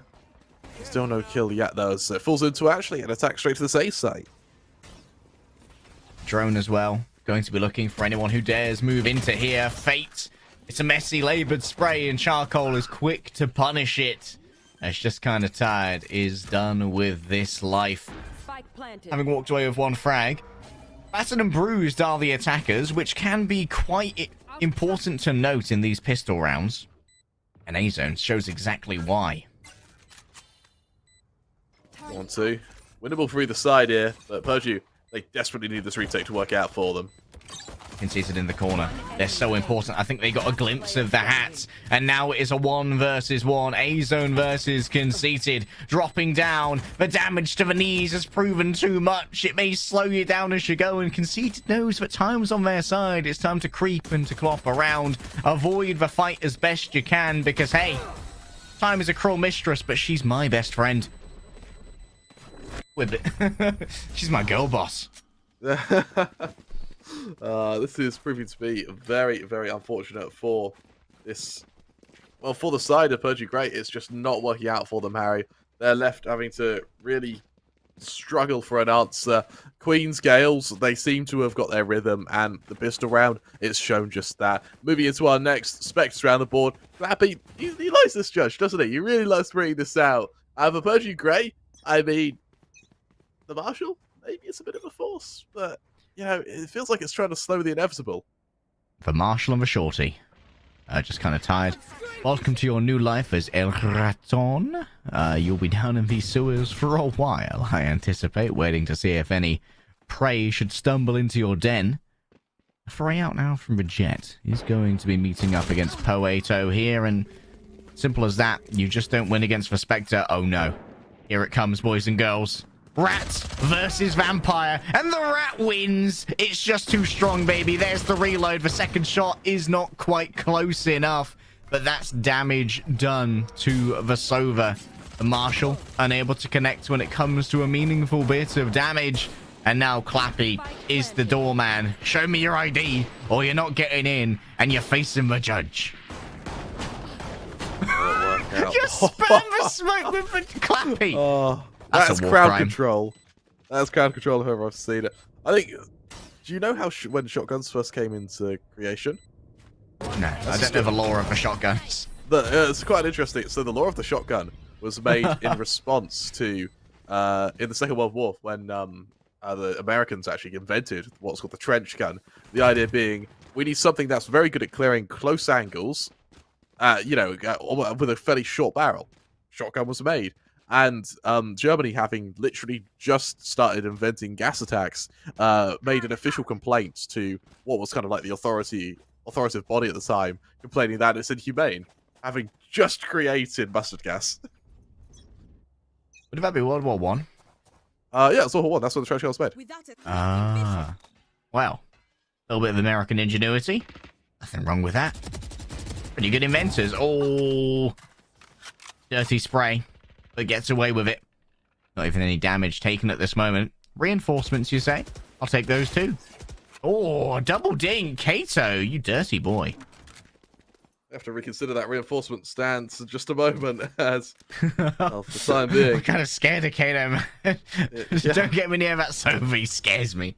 Yeah, I was happy with reinforcements, but I wasn't expecting those reinforcements. As Flappy has to be very careful now with this defense, and bear in mind that Queen's Gales, I mean, sure, the low HP on the Jet can be very easily punished. Look how far back on the safe side they're playing, realizing how careful they need to be. Non-committal with the spike thus far, and it finally ends up in the hands of Clappy.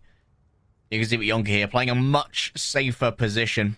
Kind of duoed up with the Phoenix, who's playing in hell below. Slow push now, and Clappy, he needs to find a way to get up into the gob of his opponents, but they are really playing so far back on it. It kind of mitigates the usage here. Astro Stars to see what they can do, because the utility really has to be the hero of this round. Good obfuscation. The Blaze Wall comes up, trying to keep the Phoenix alive, but you're going to need more than fire to deal with what I bring to the table. Queen's Gales have got the spike planted, and they've got Clappy all nestled up nice and cozy. Got some tea, got a blanket, got a shotgun. That's one. That's two. And that's good. 2 versus 2 right now. Yonka's up so high with only a sliver of HP. But the same could be said of the Astra. They almost died to the full damage. That would have been so weird. The Gravity Well is going to be used to pull someone off a spike should they be defusing it. But we can tell from our X-ray that it's just a fake tap. It was going to come down to one shot. And Yonka simply aimed better. Purdue Grey survive another round. It's by a hair's breadth, isn't it? I don't know how often they can repeat that, Harry. That came so close to disaster for them. I mean, sure it works, but it works to what avail? We're left with a kind of shaky investment from Queen's Gales. It's a mess. Yeah, I mean, both teams could buy, but they're gonna have to skimp out on a little bit of utility. Most of them will buy down to 0. But what is interesting and what is their sort of saving grace at the moment is that right now, even though Clappy's down to a stinger, he will have the knives out to support it anyway. Surprised they even buy the stinger, considering they've got the knives at the moment. It's like a contingency plan, isn't it? I suppose so. I suppose if you get that close with the knives, you're usually in good stinger range anyways. Just whip it out. Someone else needs to deal with this turret.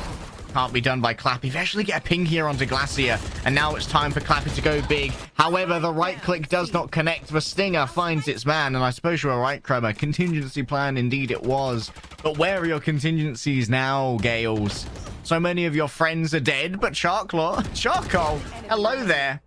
Misses on the dissipation of the smoke, and now Poe is playing guerrilla warfare on the site. The second tag comes on him. But Devour, a little bit late, but it will still give the overheal that's needed. And in a 1 versus 2, they're going up against... Good double peek. Lovely stuff. That was very well managed from Purdue Grey. Yeah, really solid round. And at 10-6, Purdue Grey now, they're sort of recovering. They're coming back into this. It's their sort of breath of fresh air. Bear in mind, they're still down. They're really not in a pretty spot. But it's... gives them a chance, doesn't it? Now, 4 rounds separate the two of them. If they're able to convert the next round, it kind of goes to 3. Go for the full investment, win that down to full eco. You only need 2 full buys before you equalize. And so that can really be a... if they want to play the maths game, that gives them hope, really. But Queen's Gales, even with Sheriffs, and even with this judge on Clappy, he loves this gun, and for good reason. It can beat anything. Don't do that, Kremer. Don't give me hope. Oh, they see that lineup and they know that something's going down over here. Clappy, will they cut the corner? You bet that they will. That is as free as they come. Someone get in here, pick up this rifle. I've got some people to shoot. Unfortunately, they shoot faster. Yeah, there's people to shoot when they're facing me. It has. Everyone B, this duel may decide where the sight falls instead. Fate getting a kill onto Potato kind of keeps the rounds in favour and under control of Purdue Grey. The fade away now. The 3 remaining attackers of Queen's Gales. Might look for a double pump. Did someone pick up that rifle? Yeah, it's Charcoal who has it, I do believe. I think that was the one that Yonka was repping. And a float back to A. It is a double pump. But they still got to deal with Just Kinda Tired, and well, Just Kinda Tired deals with you. 30 seconds. Slow push from Queen's Gales down to try and catch out these members. Hasn't seen anyone just yet, though. It's Just Kinda Tired with his first point of contact. All right, A-zone down. Now they need to get a good double peek here. That's a good turn away on the fastball. Charcoal's just built differently. An Astra constructed from adamantium, vibranium, carbonadium, and all of the other mythical metals that you never thought you could grab. Unobtainium even. Who remembers Avatar? Certainly not anyone. Sorry, James Cameron. I'm afraid no one cares. Kato needs to try and find a rifle here. They have picked up the Judge from their fallen jet comrade. And Glacier is going to try and escape out of this battle. Timothy? Timothy? Is he back? Timothy returns. The Hunter will get there. No, surely you did not stay there. They get the half. But Kato, how do you play this with a sheriff and a judge? There's the defuse. They try to stick it, but Kato's got nerves of steel, baby. How do Queen's Gales get away with this? Even with Purdue claiming a Timothy turret kill. That is insane. That is a really solid way to win. And they do it off the back of that ult usage just mentioned when they have the cycle going. It's what gives them that momentum. Charcoal as well, the player to highlight, having a great game so far, going 25-9. No one's really touching that. Yonka on 17 is the next man closest, but he's still a good distance away. And more importantly, right now, Queen's Gales are fighting for match point and series points. And look at Purdue's economy. There isn't any. Yonka needs to go huge. There's no other way. They are the hero, and they are going to get the drop on their co-jet here. It should be easy. It's lined up. It's taken down. That's another one. They've taken out Charcoal, and Charcoal was the hero. The big frag of a 25-9. Spikes on the floor. Oh, Yonka potentially going to be overwhelmed here. Poe wants to give no space away, but there's going to be the picked up operator. Hey, this was a gift from your buddy. What do you think of it? I think it's pretty damn cool, man. Oh, they actually get forced to move by the Molotov, and that forces Yonka to miss. A little bit of anti-synergy there. Walking ahead of the curveball means it just kind of tired. Is forced to play this a little bit more slowly. Up comes the Blazeball to give a touch more health, but 11's all that they're going to have to play with when the dust settles. Control of the spike. I believe it's almost guaranteed. I'm not entirely sure where the spike is at this moment. Oh, conceited. How have they managed to get away with this? Surely Queen's Gales don't win this one. Glacier is for one remaining. Remember that time is not on their side. Conceited has the spike in hand now. They're going to make a mad dash. But while you dash, Glacier knows, baby. Mother Nature always wins. And wow, Yonka went big. Yonka did go big, but honestly, another round where that was sort of won because Queen's Gales had some really bad decision making. I don't know what on earth they're trying to do in a clutch like that to then shift away, knowing your opponents have an op, knowing they have control of that. So the path thing maybe is proved to be their biggest killer, but for Purdue, great. I mean, they're not going to complain, are they? That absolutely shouldn't have been their rounds, and instead they find themselves now faced with 7 and a chance to come back into this. I wonder how there was no tripwire there, to be honest, on the exit from C. When you see a Cypher, you usually see a pair of tripwires. Oh my goodness. Chase them down with the Spectre. Yonka getting the reload on the Shorty, and you know what? Shorty beats Spectre. Bit of friendly fire from a Molotov, and Yonka's caught in the corner. Why have you done this to me, father? Why have you trapped... Can I please leave the basement? No, you're never going to Hogwarts. God. We've now got, I mean, hey, where is Hogwarts? I guess it's a site, right? And in this case, for the time being, just kind of tired. I mean, he's about to graduate, going straight into the spawn of Queen's Blade right now when Charcoal has to try and stop him. Every time I hear that operator, I get a phobic response, man. Just kind of tired, just kind of dead. Kato's going to be the one to claim that, but still, only 2 members of Queen's Gales remain. How does Conceited get a frag there with the Ghost?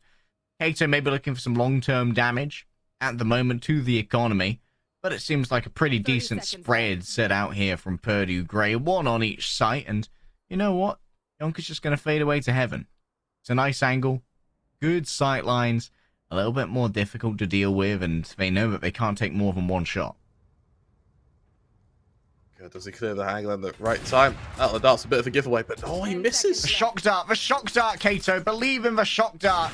Doesn't matter. Attempting for the wall penetration. Use the shock dart. Surely they've told you that Yonka is about 2 HP. We must clear the top. It doesn't matter.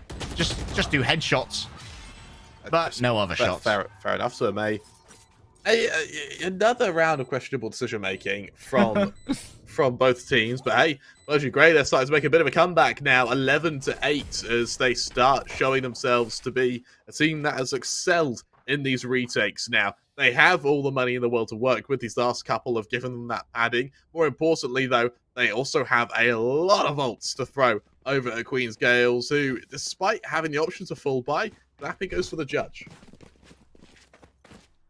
I feel like Queen's Gales have kind of lost steam. Yeah, they have. 4 of the last 5 rounds they've lost out on. And the round that Queen's Gales won, I don't think it was incredibly convincing. Attack, maybe less regimented for them than their defense. They were very good at those retakes. That's a beautiful bunch of pings right there. Huge amounts of detected. Pardon me. I like how, despite being detected, Queen's Gales, they just don't care. They'll push the site anyway. Come fight us. They've completely shut this side out of sight, though. They're almost scared to push. Just kind of tired, just kind of destroyed by that judge. It's managed to leverage itself a nice little corner to try and play from, but still, at the moment, the Hunter's Fury... Azon actually uses it to blast himself up high and get a weird angle. Yonka is going to be connecting shot after shot when it comes to the operator, but Conceited doesn't want to allow this reign of terror to continue. The Spike's gone walkabouts, boys and girls, sprinting over potentially the C site. I'm not sure if they've been able to claim any valuable weapons on the way through. The Vandal is in hand, nothing like an operator, so you could look for some shenanigans. Surely you don't double pump this to A. You know the op is there, right?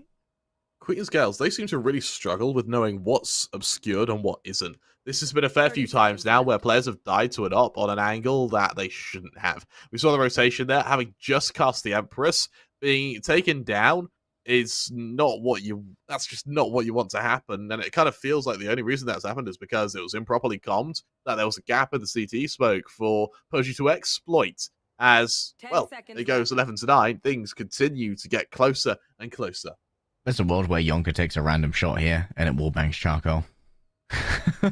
I don't want to be present in that world. Yeah, it can. We saw a frag earlier in this map, I believe. That's when we started talking about cheese, because that was some real cheese. That was some real cheese then. Oh, we've left a Spike behind. Boys! Fetch. What are we doing, lads? Go get it. There we go. Lovely stuff. We're all together. Queen's Gales, they do feel a little bit flustered, don't they? They have ults to use. So with the ability advantage, hopefully we see them just use it to at least secure overtime. But yeah, you're right. They are a bit flustered. They're sweating a little bit. Knives instantly out for Clappy as he prepares to almost spearhead this attack. A lot of util, though, is going to damage him before he even considers getting close. And they seem to be falling into the trap of just consistently going to the safe site.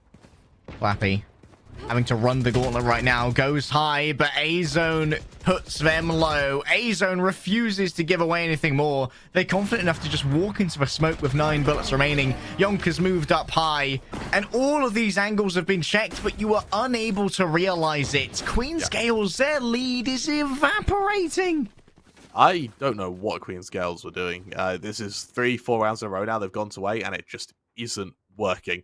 We're going to see them go for an investment of Vandals. Luckily, they do have money, so that isn't going to be a problem yet. But we're going to see Purdue probably take the lead if they win this round, because Queen's Gales, they have scraped the absolute bottom of the barrel to invest into this. If you watch any Southeast Asian Valorant, this is what we call Valuvra. No thinky, go A. Yeah, rinse, repeat. Oh, yep. That's the confirmation of presence of the operator on C long, but dare they double down on this site? I don't know if they've identified that the Poe, you make me nervous, boy. You make me nervous. Getter's got the set dart. Gonna get a couple of pings, I imagine. No, it's instantly destroyed. Good reactions there from a Killjoy. And look at this. Look at this little bit of guerrilla warfare from Clappy. They've made it all the way through the back. Fate could be completely unaware of this. It's easy clap for Clappy. And now we've got to deal with a Sova. Do they know that they're going to look to heaven? A-Zone manages to win out that duel. So suddenly, The hole has been plugged.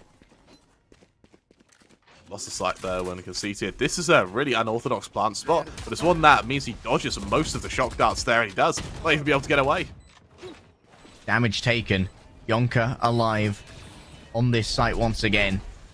Not ideal to try and retake when you don't have Heaven with the operator, but it is going to be vacated rather quickly. I like the post-plant positions here from Queen's Gales. It's a little bit more considered. Through comes the Hunter's Fury. Multiple people are blinded as you try and get away. There is no escaping the Hunter, for I can smell you. I can smell your fear. An A-Zone left with 14 HP is in deep trouble. Spam through the smoke will be more than enough to kill this Sova.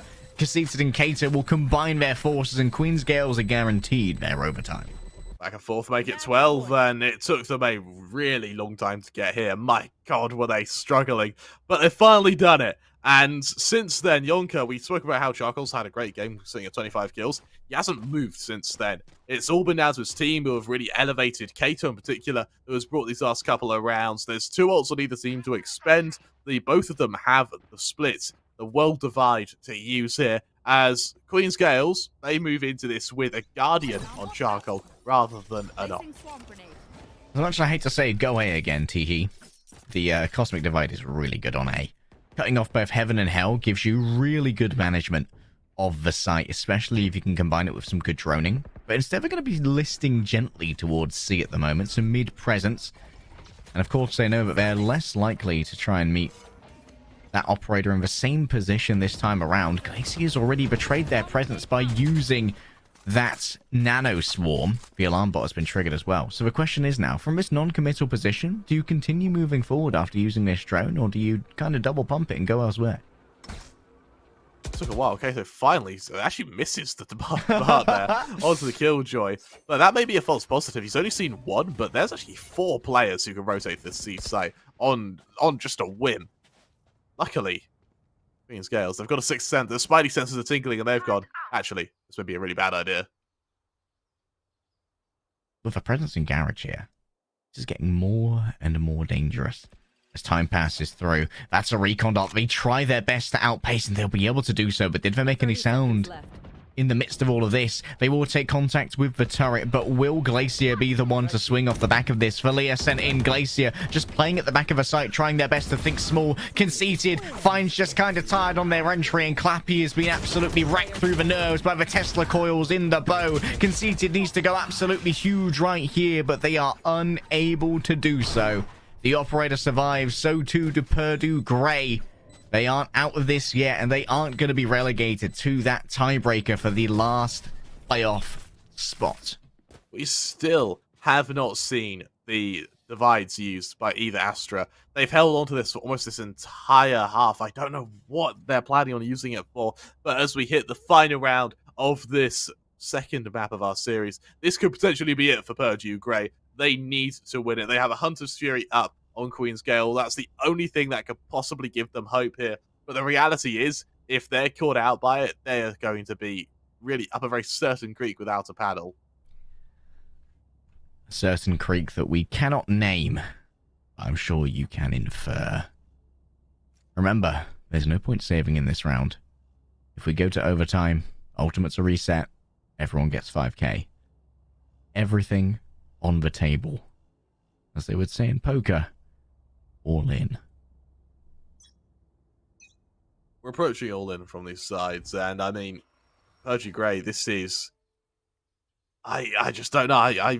These last couple of rounds, sure, they've been won, but they've been so scrappy, they've been so messy. It's so hard to see who could be able to take the lead off the back of this. In overtime, the dub's all that matters, Crema. Swarm grenade out. We pop the swarm grenade. Touch of damage done to the toes, just nibbling away at the toes of the Rainer. And Glacier's feeling a little bit of sweat on C, and so they call in the jet for reinforcement, but Clappy is moving elsewhere. Rotating counter. They've left the A site almost entirely. This could be pretty easily claimed. If they can save the Cosmic Divide for a post-plant on A, that changes the entire dynamic of this game. But look how much space they're already claiming. They're moving up towards B while the spike is going over towards A. Clappy's got himself a nice little cubby here, and that could spell the doom of Phoenix. The The patience from Clappy. This is just what he needs. This is going to be a free site. Queen's Gales. This is just what they needed. Clappy actually goes to move on forward. That's so aggressive. They've revealed their position. The jig is up. An attempt to stop the plant. And it is going to be successful for now. A-Zone just tempers out these shots one after the other, but isn't able to do too much damage. The plant's going to be guaranteed. Surely the Cosmic Divide needs to come up now. Cut off heaven, cut off hell. Make sure that celestial beings have no place in this retake. Queen's Gales can guarantee their playoffs right here. That's an interesting pair right here that just bisects again and again the site. It's been taken into slices, but who will slice better? Fate manages to cut on through so many defenders, and Charcoal falls down after claiming two for themselves. Kato can move on through. They try to spam into this. Fate falls on down. A 1 versus 1. Yonka needs to get it done, but time's not on their side. So too does the Cosmic Divide fall, and Kato claims the final man. Queen's Gales are guaranteed playoffs, and Purdue Grey are doomed to gladiatorial combat. My God, that was a very, very close way to end it. And credit when credit is due to Purdue Grey for making that such a contentious game. Bear in mind how kind of shaky they were over on Ascent. They definitely recovered when they moved to Haven. What a game that was, and credit where credit is due to Queen's Gales, who are going to move into our playoff bracket. A clean match to finish off their run in the group stage, which I think it's fair to say has been tumultuous. Kremer, maybe that little bit of confidence that they need to go into playoffs. They're not going to have the best seed. I think they're going to be playing a tiebreaker for 5th, 6th, 7th. But it's better than having to play to get in at all, which is unfortunately the fate that Purdue are relegated to at the moment. They're going to be playing tiebreakers for the 8th seed. So they're not guaranteed playoffs. They have to continue to put their lives on the line. They have to continue to perform to even get to the next stage of competition.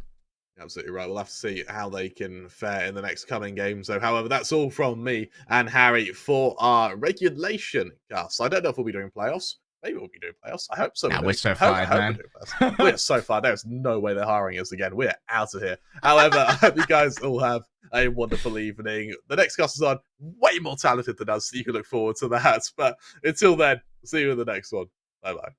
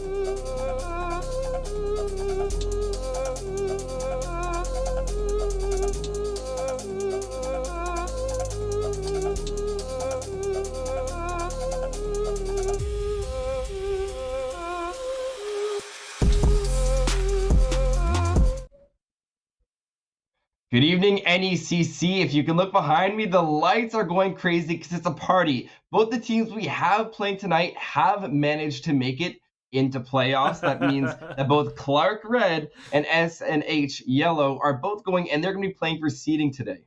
That is probably one of the best intros I have ever seen. That was so clean. Do you know what? Let's everybody appreciate that. Let's everyone appreciate that. Thank you. Thank you. That was just perfect. But yes, we are going to see some seeding today, which means we might see some funky plays, see some crazy strats. I'm excited for that. I think the best R6 game I have ever witnessed was between TSM and OXG, and when they had nothing to play for, it was a best of 3. Best game ever, but point is, we're casting Valorant today. The two teams that we have SNHU Yellow and, of course, Clark University Red. Two teams that, well, have very different seasons. You look towards that top of the leaderboard, Clark University Red, they have went 6-1 this season.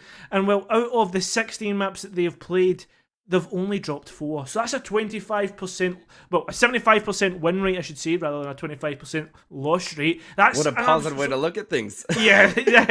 That's an absolutely unreal statistic if you're Clark University Red. And then, well, you look towards SNHU, Penman Yellow, 4-3 record so far. The only scores that they've had when they've been losing is 2 O's. It's not even been 2 1s. It's not even been close. It's been 2 O's here, Binks, which for me is worrying.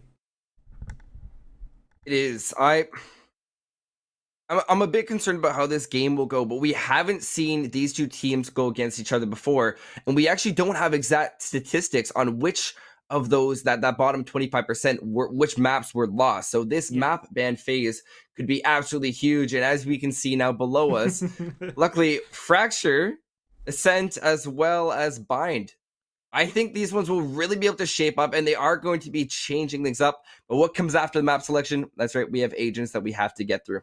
Yeah, without a doubt. And well, Fracture, obviously, a bit of a curveball, trying to maybe throw off balance Clark Red, but well, Clark Red let it through the map pool. If it was an immediate ban, then we wouldn't be seeing it right now. So which says to me, Binks, that maybe we might be seeing some competent strategy, some good stuff. And one thing I like straight away, the defenders, they're picking up Omen for those quick rotates, considering how, well, Fracture can be, and it's kind of disjointed style of map.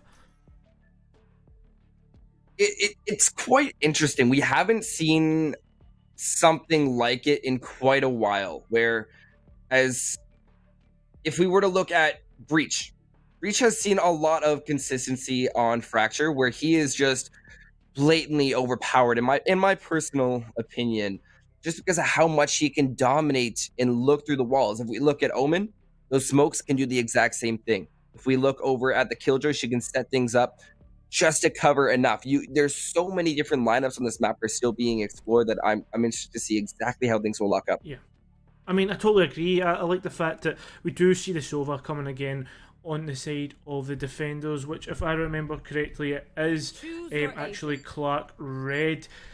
Well, I'm interested to see exactly how things are going to go all in all. Yet Killjoy on either side. I mean, it's almost... No, it's not. I was about to say it's almost a mirror comp, but it's not. The fact that there's only one duelist on the side of Clark Red, which is that Reyna. And when I look at over the side of SNHU, they've went for double duelist. They've even got a Killjoy to lock things down, and obviously the Astra for smokes. Viper helping out on the smokes department. I mean, realistically, they're really pinging a lot on this one Omen that is Clark Red. Yeah, as we hop into the game, first round about to be underway. This is probably one of the calmest you'll see Valorant, in my opinion. As you know, I come from Siege. We have a lot of downtime. Yeah. So this is where I'm like getting my water ready. I'm like 30 seconds. I can roll my shoulders back. But for us rolling our shoulders back, this is our relaxing time. It's the complete opposite for the teams. This is where strategy is coming in. Astra, we forgot to mention her. She's going to be a huge factor coming into this game, because without her, there's not going to be that ability to rotate, and she can pick up that dispersible utility where it's just there. And as long as you see her star on the ground, it's a threat, and she can still pick that star up and throw it somewhere else. And personally, I think that's crazy, but the action is now underway. And as you can see, Sopadart coming out and Wardian. Here we already are in. Maybe a bait in towards the A site. The Omen already thinking about rotating because of maybe that Astral Star. And already utility coming out. Omen smoking out in towards this B area. Obviously those kind of that ramp / stairs.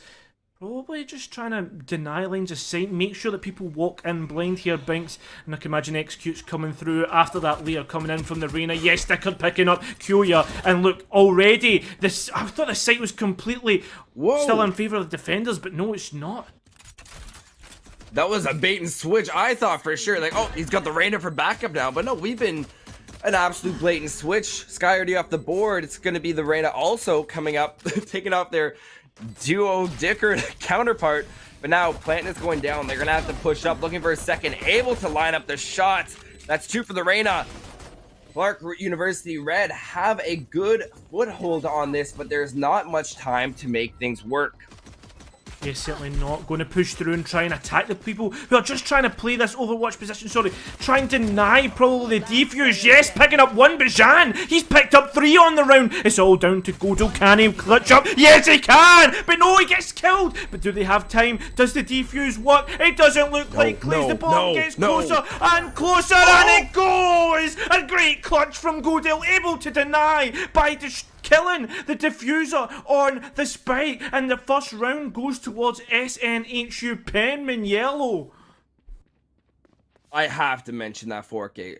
Shang just pushed right into that site and took it. They played it so key, but in the end, this is why it's not about every single frag. It's about the impactful frags. If you're able to time it properly, and it is that single shot that forced the Reyna off of the spike, off of that defuse. And that's the biggest difference. That is the difference maker in a round. It's being able to play that key utility. We saw it in abundance that round. And now you saw the full buy coming on the side of SNHU, which makes this round almost a given for them as they have such a major advantage in firepower. Yeah, exactly. Almost considered to basically win this round just because they'll have such an economy advantage. And yes, already look at this. Derek doesn't even have a chance to kill Joy. Well, that dog coming out from Hagrid, trying to maybe like get a little bit of information, maybe get a sneak peek into sight, but it will be for almost nothing. I don't necessarily agree with the fact that they're using utility here, but at the end of the day, they will have full buys in the next round. Forbidden trying to come up from behind, but Suka is able to react. Dicker taking out Kyoya, and look at this, it's all down to Hagrid. Flawless from the side of SNHU Penman, which will be extremely good coming into the next round because they'll all have those SMGs in pocket here, Binks. It's true. Like they don't have to do much. It was a bit of a crazy buy previously. They're going to be at a bit of a disadvantage. I actually want to highlight that push because I don't know if anyone noticed, but it was the exact same as last time. The same way it caught us off guard. The first one, we're like, oh wait, they have the site. Fracture is interesting. As you see, they're going underneath the map, which allows them to push from 2 different points. It makes it very challenging for defenders, but if they are able to get a foothold on either site, then that's where you start to see the defender mentality more step up. And now, exact same mentality, this time going back towards that B site. They have to make sure that most of the defenders don't get too aware of what's going on, as the attacker killjoy, not the defender, will already be activated. And the cool thing about this is, look at how blatantly overpowered this is. It covers the entire site because the lockdown was placed underneath the site, leaving, although they have 0 players, this is a guaranteed site clear. Very well played by the killjoy. It certainly is, and well, look at this. They're actually able to get the entry frag. Jan trying to make the, well, I guess the initial frag, the initial trade, and well, look at this. It looks as if Clark University Red can do so, though. Taken off guard by Godel. Derek gets the refrag. Dickard all the way from the back, able to get a lovely shot on towards Forbidden. And already they're baiting with the defuse. They've tapped it, but will the swing come through? Already vulnerable, but no, Dickard can't get the frag. And now they're going to focus on the defuse, but oh! Drago just so unlucky with the spray transfer, just misses out, and Kyoya, well, he escapes with a slither of HP. Binks, what is this game? It's all coming down to the wire. I already told you that 30 seconds at the start was where we could roll our shoulders, and after that it goes, and you cannot stop it, because this is Valorant, man. I don't know how else to explain it. We saw first the ult from, I believe that was Godel, very well played. It's just the collapse that came afterwards. If you're gonna go for that ult and know that everything is clear, you want to make sure that each and every single one of your players on the side of SNHU are in a position to now choke out. You know exactly where the defenders can be because you know where they aren't, right? That's such a big area. You know exactly where they're going to have to come from. You set up for your cross angles there, and that's how you win the round. You don't want to be leaving it to a scenario where you let them to the spike and playing for that last second defuse.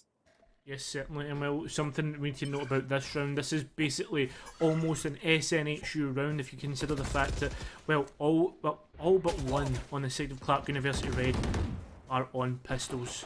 They only have one rifle in the hands, and I believe it is in the hands of that Reyna. Already we see Kyoya get shut down, the spike getting initiated. Yes, there we go. Time is now in favour of the attackers. This is tough. This is where the econ comes in. You don't see this in a lot of other games where they can consistently have their gun kit, no difference. Depending on your agent, you have different econ, and that's exactly what they're going to make work. Zhang going to be able to find 2 huge picks, looking for a third. He knows where his opponent discharge is. Meanwhile, defuse will be faked. Empress from Dickard is available. He will have to play with it and in an attempt to combat his foe, but the defuse being stuck, there's nothing the Reyna can do. Swing out, we'll find one, but there's the thrifty Dickard not even able to find the Omen.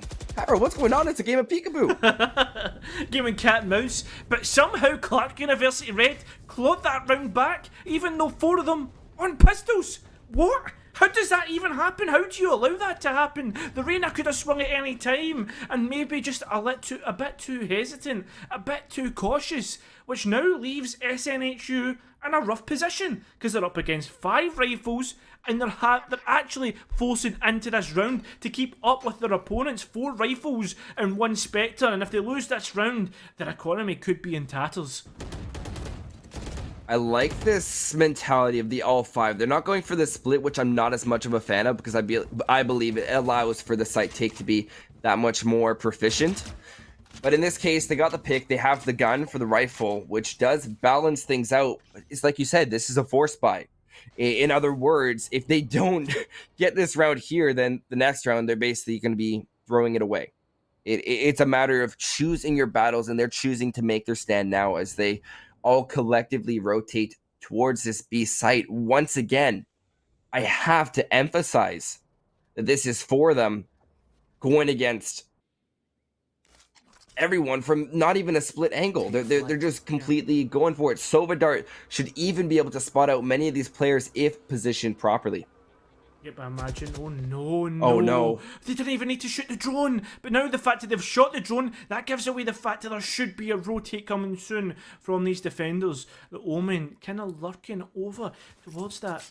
I think it's down towards the sandy 30 area. seconds left. Not too sure if he is actually going to rotate, but maybe no. Look at this. It's a full bait. It's a full bait. They're walking through, and yes, they are able to pick up the Omen on towards A gate. And now, look at this. The defenders are scrambling. They don't know where to go. They've split up. Derek, though, he can't even react. Godel's able to get the spike through on towards site. Initiated. Drago taking down Jean, the key player. And no, yes, finally, sorry, I panicked because I didn't see the progress bar. The spike is planted, but it's Hagrid to take out Suka. Kyoya has slowed things down. Going to try and get some sort of information, but already we are seeing a Cosmic Divide coming out. I believe that was from the attackers. Yes, it was. Kyoya with a lovely shot there. Brings out the shock darts and to do some minimal damage. The flash coming out, but actually team flashes here.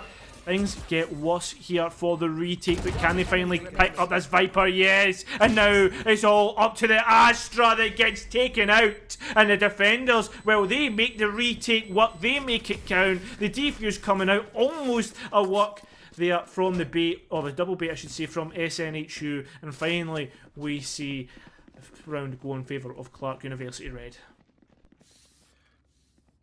Clark Red has really shown proficiency in the 3 rounds of being able to just completely dismantle a setup on site. Even on that first one where they weren't exactly able to get it due to time management, they've done an absolute phenomenal job thus far. I want to highlight something though. SNHU on their push, they did a phenomenal job, and they're going for it again as they are pushing through dishes. This exact push onto A, but Forbidden having one, Zhang finding one as well. That's exactly how you want to shut it down when you know exactly how they pushed every single time. I talked about Clark's University Reds' ability to shut down a push after it's happened, but it looks like they've already denied it this time. Yeah, certainly seems like it already. This is Valorant. Crazy things can happen. Freebies can be given already. Look at this. Look at the patience. Look at the maturity on Clark University Red. Look how they don't even want to peek. Already SNHU are trying to meet up, trying to go for that kind of death ball style here, Binks. I mean, you already spoke about how much you like teams play it in unison. No, I thought that was the other one. I thought they were in there. I'm like, there's no way. There's no way. But it looks like all focus has been put on towards B as they do slowly move up. Kyoya, the first line of resistance, the Sova, up high, vertical, but Godo's going to be the first one to react. Who's going to swing it? Oh, all three swing at the same time. Kyoya knows exactly where they all are, and well, already the rotate coming through, the only utility of the smoke, and here comes the Empress, here comes the push, 25 seconds to make it count. They picked up one, they picked up the Sova, but one lies in wait, one lies in luck, and it is that Sky. No one's picked him up yet, and finally swings, shuts down that Empress, shuts down the ultimate, and well, there's two players who have the spike down. Will make it work? One rifle shuts down, all down to one. It's down to the Killjoy, all down to this last remaining player, and just like that, absolute class from Clark University Red as they make it work. They play with such maturity, play with such patience, not deciding to peek anything here, Binks, just playing it slow. It was cold and calculated. I have to say that part. We saw the two initial picks right off the rip, but it just exploded after that. I have to account for the fact that they did lose two. They made a very good attempt. I was expecting to see the lockdown. They had the entire basement, or not basement, sewers, I guess we can call it. They had the ult put there. That would have completely locked down the site for them. Get out of my way. Yeah, it could have worked. So I'm confused there. There's a lot of things that could have happened. Yeah. But now they have this round. They knew that it was a hard retake. I believe using the Empress was the right bet there. Just unfortunate that they weren't able to spot out Hagrid. Yeah, I mean, already we're seeing a kind of hint towards what site's going to be. They know that, well, where the spike's going to be. That Viper utility just completely confirms it. Looks like the Hunter's Fury is going to come out. I think there was one ping there. No, there wasn't. Gaining absolutely nothing off that. And well, like that, we are now in a post-plant situation. But can SNHU win it? This could be absolutely huge if they are able to get this retake, but we will have to take in a lot of variables. Still, all 10 players alive. Viper wall completely dividing. This will prompt the Killjoy to go for the lockdown. This is on the defender's side. Zhang going to be able to find one right after on that refrag. Great dualmanship, as Koya will be able to work well with Dietrich to be able to go for it. But look at this, the timer's already up. There's no chance for any of these defenders to go for it, as that time management has once again been the demise. Oh, look at that though. That's two dying to the spike. That's two rifles lost, and one, well, I guess two...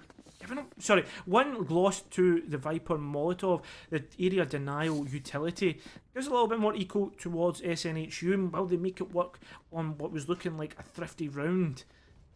Maybe it wasn't a thrifty round, maybe just a little bit less of a buy, but right now we're both on equal standing here. Well, we look towards SNHU. If they lose this, they have to go back to an eco and go through that cycle, but all in all, Clark Red, they are feeling pretty comfortable right now. And now, we'll need to see how these two interact with the fact they're both on equal foot for this round.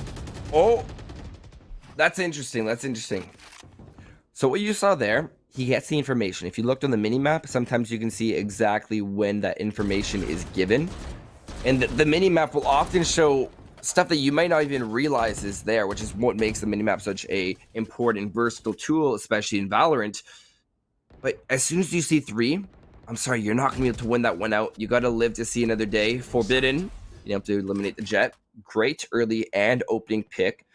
And they sort of started to read into this. The Viper Wall being down, the possible split push, and a flood on the site.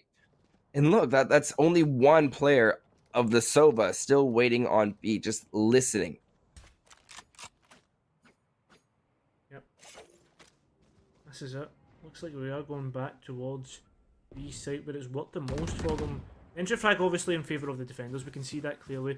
And look at this, we are seeing one player, and it's the player that you want to see go below into that sewers area that you talked about before. The attacker Killjoy does get initiated, which means that the push should be going in towards B. Looks as if it's going to be split up, but surely they need to execute soon. Surely they need to go now because, well, the attacker Killjoy is up. Here comes the Viper's Pit as well. A lot of commitment into this round. And, well, Clark University Red, they're already going for the retake. They're already making things a little bit difficult. The spike's planted and the kills are coming through. 3 each on either side. Now, it looks like the doggo is going to go through in towards site, gain information and actually gain a kill. Evilly actually getting taken out there. Dickard taking out Hagrid. And now it's 2 versus 2. Godo has been found out. Jan actually being kept out. Gate kept by the Nanostorm. Dickard all the way outside playing this post-plant scenario. Godo has finally started to get aggressive, started to walk through. He does a nice little spray transfer. Now only one remains, it is Derek, and he needs to win this fight soon. He needs to win it or else it'll become too late. It's already become too late as Godo swings and puts him back to the spawn. And it's, oh, did he? He did. He escaped the spike. That already is a difference maker. In my personal book, that's already a difference maker. Although they have the econ, you can see it. Look at this, 4-4. There's such a different spread. Both of these teams, if they were to go down by 2 rounds right now, they're going to be in absolute crumbles. This is such a fine line that is so rarely seen. You're not often able to see exactly what your enemy's econ is looking like. But look, on the side of Clark University Red, we see a partial buy. They are looking to already start saving, and there's still no ults even on the board. Yeah, that really is interesting, the kind of reset of the ultimate economy. Obviously, it's not a complete reset, as well, there is probably some points. It's where already, look at this, the Viper utility gives away where the push is going to come from. Seems to be B that's just consistently working out for SNHU Yellow, and oh my god, do they make it work. 2 entry frags just like that, just like a click of a finger. And the Omen being kept out by that Viper's Wall will finally actually get lines of sight in, but can't even see anybody's. They're all positioned up in key positions here, Banks. I love this site for this one reason, this absolute stalemate. You have a wall that you set up as the defenders. Now, I'm not only talking about that Viper wall. You have a wall that completely locks you out in some cases, and it does look like they're going to be going for a 3-man saver. Or this does look to be a save, because at this point there's no chance of them making it back to site, as all the defenders will now begin to flood away. You notice the stalemate there, right? Cairo, they had the wall. There's no way for them to push up. They get the 1 pick. That's what they can work off of. But when there's only 3 of them remaining, no Lears remaining, what are they expected to do? Yeah. They can't do much. It really is a really interesting conundrum that you have to kind of crack, and now it's like a kind of eco, I don't know, have you ever seen a Newton's Cradle? It's just going left to right consistently. And right now, it's all in favour of SNHU. If they win this round and they get a complete wipe of Clark University Red, they go eco now. It's just topsy-turvy at this moment. Fracture really is starting to become a bit of a spectacle between these 2 teams, and already the death ball has begun, and it's Jan to actually try and contest. But why would you even bother? It's called a death ball for a reason. They gotta play for the frag there, or play for their life. Going for that 1 pick will not really matter unless you're able to line multiple them up. Spraying through the wall, intel is good. Tuska is going to be able to find 1. Draco also to add on to that. Now, Spike planted with only 2 defenders remaining. You know, the Sky will be able to find 1. They're going to be attempting their retake. They have time to work with, and that will be another kill favoring the defenders. Forbidden coming up absolutely huge.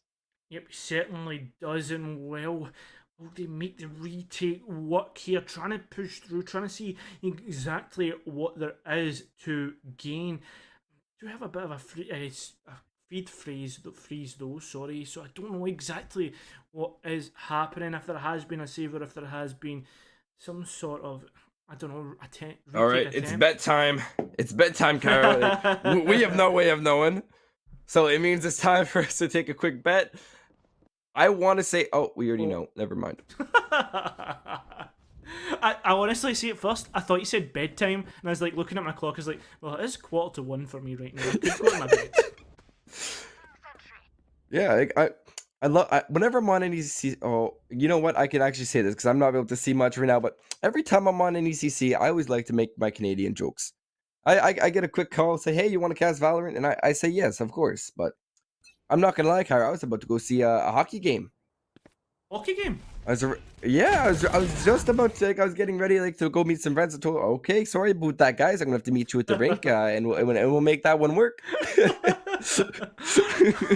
Well, from what I could hear, there has been somewhat of a gunfight. Don't know who won. Do see some Omen ultimate or Omen utility, I should say, coming across. Oh, but look at this! An attacker Killjoy has been committed, and 3 players are dead.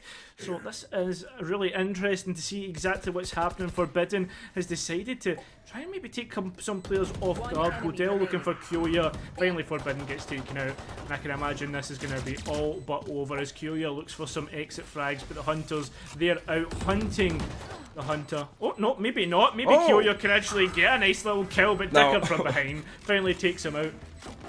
I should have, do you know what? I was going to say, I should have used the Hunter becomes the hunted. That was a total waste. Oh, why'd you say something? You could have used it next time. Do you know what? That's right. Just put a sticky note, like a big sticky note. Just say phrases for next time. You stick that right on there and you're all set. It is worth mentioning, however, that we did see that was a save round.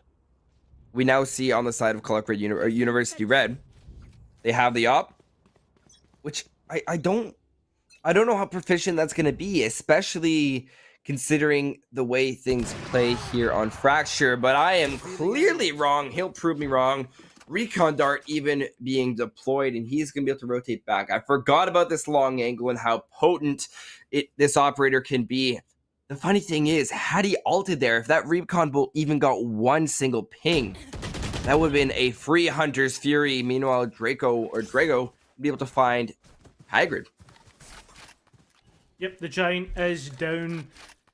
But, well, it seems as if they're baiting with the Viper utility. But something that I like is they didn't leave the Viper to go off by herself. They moved with her. So therefore, if anything was to go wrong, they were already there and waiting. Killjoy actually lurking right next to that door. Onto the pathway onto A. You see the outline to your left there, but will anybody get taken off guard as the door open? No, it's not. Look at this. Derek, so close. He will hear that. Yes, he will. We certainly hear it now. But no one's actually reacting. And no, look, he's actually got utility there. If he activates that grenade, that nano swarm could potentially do some damage, but it doesn't seem to be the case. As Derek's actually going to swing all the way out. There was Drago there. Can he pick up the frag? No, Forbidden's there to act as the refrag, but rather just get the frag itself. Using the ultimate to actually gain some information, commits to it, but finally gets taken out by Dickard. It was so close, but didn't commit. Up to Dickard now, all up to Reyna to crush. Look how low the Killjoy is. Look how low Derek is, not wanting to commit. 2 HP and a Dream Lear goes out. Dickard going elsewhere, they're both so low. Oh my god, do they realise how close they are? Do they realise how close they are to death? Dickard just playing a passive angle, waiting for Derek to come to him! A clutch from Dickard, a 3k from the Reyna, using the dismiss, and finally gets taken out by the spike. 8-4 from SNHU Penman. Would have never thought this was the case when Clark University Red was up 4-2. But well, the sides have flipped now. Look at that rounds. We can see the entirety of the scoreboard right now. Dickard obviously coming up huge, followed up by Godell. Jean, 11-9. But I have to highlight, look at the round differential. 2, 4, and then isn't that 6? Is that 6 rounds in a row? I think, is it not 8 rounds in a row? Oh no, it was 6. Sorry, we've got. It was 6. It was 6. Observer, yeah, telling us exactly what's It wrong. was 6 rounds in a row. I'm Scottish, man. You I can can't see. Well, it's here in Canada. We say it's okay, and I'm sorry about bringing that subject up. Regardless, we see a nice little switch, and this is our calming pistol round, where you can see either the most boring of spectacles or some of the biggest plays, like we saw in the very first round of this game, where the denial came up huge. Yeah, that's it, man. I mean, right now, it seems as if Clark University Red are taking a very Gambit-esque approach, where they're just kind of taking their time, just kind of feel for how their opponent's going to work, and already we are seeing 2 frags, one of either side of each team, getting taken out. And, well, I'd probably say, arguably, the one for the attackers, the frag that gets taken out, the Sova. I mean, that's probably bigger, because you think about it from this perspective, that's your information gone. They do have a Sky to help out, and already one player going to get found out. That is the Jet of Suka. There's a trade already occurred as well. Suka makes things work even more, and now it's all up to the 2 players that are trying to push them, out, and while they push them out, they don't gain the frag. The Jet is below on low HP. No one get picked up just yet. Not before Suka does a massive amount of damage. They need to get the spike down soon. The only time it's going to go down, though, is onto the floor. Gonna have to come up huge here. Not even able to find one. Everly coming up huge with a 3K on the Viper. And that's always tough. You know that, especially on Viper, where I believe that in most good Viper scenarios, you'd only get the wall, maybe 1 snake bite. You want to play more for that eco. Also, since she had the ghost and that she picked it up. Very smart plays. And now, once again, on defense, almost a complete mimic of what we saw in the previous half. All the players on SNHU, full armor, except for Dickard, which is the Reyna. The reason why that's acceptable, the moment they get a kill, they just overheal right back up to 50. So smart econ choice. But now, challenging up, blind will come out. Wall is already up, and look at this. They have the wall. The information is there, and there's the spray from Dacro. Godel also going to be able to stack up onto that. And just like that, the entire attack has already been dismantled. I was wondering what the Reyna was doing. They're trying to sneak through. It just gets caught out. I don't know what the decision-making process there was, but right now the decision-making process right now is to meet up and go together. The Omen trying to meet up with the Sova as well. They're at a drop. The smoke only denying the location, and the only person to react is the Viper. But remember, they do have a Spectre, they do have an SMG, so they have a bit of a bonus, a bit of a better economy. Drago will manage to take out Kulia. There we go, Forbidden also getting taken out. Flawless in favour of SNHU as well.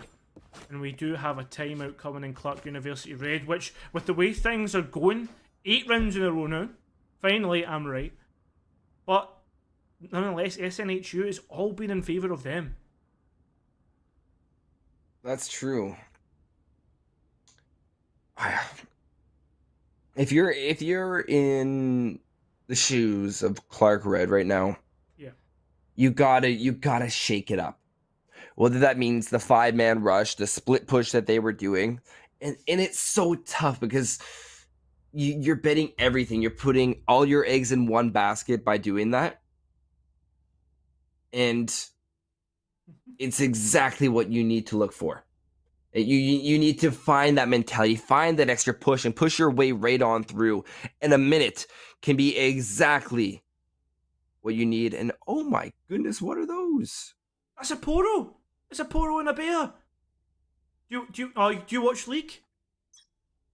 Do you like listen to League? Do you like interact with that universe? That's a Poro. Only to make conversation. Poros are really cute things in the universe of League, which just want to hug sometimes. And now it makes me want to hug a wee Poro. Oh, I wish I could help you out with that. Here in Canada, we just say, well, I guess that sucks, or you boot that. I'm gonna go hug my polar bear now. This is the best casting interaction I've ever had. This is unreal. Chief, I have a new favourite North American. Apologies, mate. Sorry. Oh, that's a Twitter clip. Clip it, send it to me. That's going on Twitter. I made it, guys. You know I made it big. We need to get Binks in EU, get Binks in EU. But right now, we're trying to get Clark University Red onto site. Gonna pick up a free ulti point, and well, they're just waiting for things to happen. Look how close Drago is. He's already placed one of the Astral Stars to try and help him out. Maybe he might put down a gravity well to try and pull someone close to him. No one near, and well, looks like the decision has been made. All the attackers moving towards A. They put through lots of utility, a Lear, and well, I believe that is a Sova Dart, but no one's fallen to it. Drago swings, but gets taken out. Remember that, well, SNHU are on less of an equal because they all have SMGs, but the retake needs to come through soon. And well, in terms of utility, you only, I was about to say, have a Viper to help out Sound, but it's all about Jean right now. The Omen Blind comes out, the Paranoia, but that doesn't matter when you've got a flawless round. No rifles lost. That was the whole aim of SNHU for this round. They did it so well last time. This time, they can't even get one. As Clark University Red come out the huddle, and well, they do so well. That's now 8 consecutive rounds that did go the way of SNHU Yellow. They played that phenomenal, in my opinion. That's a very solid 8 rounds. But now this is where it comes down. This is crunch time. This round right here, if they lose this and they don't, they're not going to have the money for the next round. It's going to be a budget buy. It's going to be either force. You get into a whole yucky situation. Oh yeah. We have the uprising at Clark Red.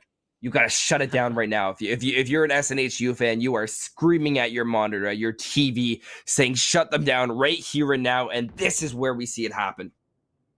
I like that. The uprising of Clark University Red. The Red Revolution, you could call it. I'm not. I don't know if I should say that. I mean, probably someone will get angry who's into the politics. But right now, it already seems as if, well, I guess I could say the green attack is coming through. But no, as I say, that Jean gains complete control of B, and the Sky is waiting for the goal ahead to come through into sight. Walking cautiously, Jean is not absolutely thumping about in towards this B site, holding angles, making sure to shut things down, and Godel, the man to try and do the retake, waiting for Averley to come through and help this one out. Doesn't look as if it's going to happen, as both players are really disjointed, and already a flash coming out to Godel. Really isolated here, but can they even get one? They got to get at least one pick. They have to try to dent the econ as much as they can. As much as the save might feel like the right choice, Averly finding one, going to be able to spot out 2 players, not able to land any of them. Timer still ticking down. Godel, now the last remaining player on SNHU, swinging left, swinging right. And this is the point where it becomes a fright. They have to rotate back, hoping to save their utility for the next round. Very well played from Clark, and every single player will remain alive for the dying seconds of the round. Yep, that is it. All 5 players remaining. 1 on the side of SNHU, which will keep that rifle in hand. And, well, 4 on the side of Clark, who are really starting to build something of an economy now. As well, that's 4 players on at least 4.7. That's at least 1 by each. And obviously, they get extra credits per round. Things are looking good for Clark Red right now. SNHU are again forcing into this. This is somewhat of deja vu of last time here. Difference being, as well, SNHU don't have as good as a rifle kind of as they did last time. I don't see this working out for the defenders here. I see Clark Red winning this, and then we have to go to an eco cycle for SNHU. But whether that happens again is a different story. Things can get crazy in Valorant, and already we are seeing the Viper lurk. Look at this. Oh no. That doesn't even get a shot off. Doesn't even get a shot off. Too quick on the trigger. But Godel will take down the Omen. Very, very smart play. Now, oh, what? I was so close. Oh, 5 health in a dream. That hurts. That was such a beautiful shot with the Sheriff.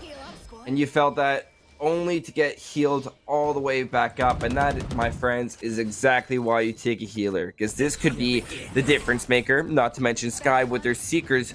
We have 2 ults popped right away. They want to stop this push before it even has a chance to get any... Or so they want to have this push before there's any chance for any denial. Koya can be able to find Draco. Meanwhile, 3 defenders remaining. Make that 2. Suka gonna be able to find a quick refrag onto the sky. Reyna Empress is still in effect. Swinging around, will be able to find 1, and that means they can pop the ult orb and just easily, I mean the soul orb, pardon my words, just play with absolute ease. Not to mention that elevated fire rate makes it so easy to clap that head. Now 7 to 10 as that round differential shrinks down to 3. I'm going to be honest, coming into this game, I was thinking to myself, let me get out my notes, sorry. It's Jan Gorkosha. I was thinking to myself, this man is going to be absolutely impossible to pronounce for this full game. I'm just going to call him Jan. And well, right now, all I've been seeing is Jan, because this man has been popping off 18 and 11. Thank God I decided to shorten your name, my man, because if I had to shout that name consistently throughout this match, I would probably have a really sore head, because I'd have to think. I'm shouty boy, I'm Scottish, I don't necessarily think too much Binks, and right now, well, it looks like SNHU will need to think as Forbidden has picked up Suka. This is... I haven't seen too much of Fracture, but I haven't seen this Viper ult, but that is such a strong defensive position, because tell me how you take that proficiently. You're going to be spraying pre-firing, and the moment you get that pre-fire wrong, there's no option. And look, you're literally leaving the Viper right on A. No other option. Now a Defender Killjoy being activated. Yep. I believe this Hunter Fury should be able to destroy that lockdown. There you go. Very smart play. This is something that's become a lot more prevalent recently in the Valorant community. The ability for different characters' utility to destroy others. For example, Breach in many cases has been known to be another kryptonite of Killjoy because of his ability to just blast right through the walls. Meanwhile, I really can be able to find Forbidden, as it looks like the uprising might be coming to an end. 30 seconds It does. Certainly looks as if the economy could be taking a little bit of a I'm not even going to talk here because I can't speak, as Godel does take out Gyoya. Hagrid, left all on his lonesome with this spike, decides to take a bit of a detour here. Can he maybe catch one off guard? It is Drago who's closest. He's going to go up, and he's coming up the ramp right now. The Reyna looking over Dickard. Can he pick up this? Pick up the sky. Taking his time, and finally we are seeing a save come out. I don't necessarily think that was the right decision, considering how much economy Clark Red has. May as well give it a go, take away some rifles from SNHU, but no, that's not the case. We do go for a reset. SNHU gain an extra round. That works really well for SNHU. That comes at a perfect time. But the econ on the side of Clark University is not at a moment of peril where they're like, oh crap, what are we gonna do? It's to the point where even with their current econ, they can lose another round and be able to buy. Oh yeah, be able to buy. They're not in an opportune position, but it could be much worse.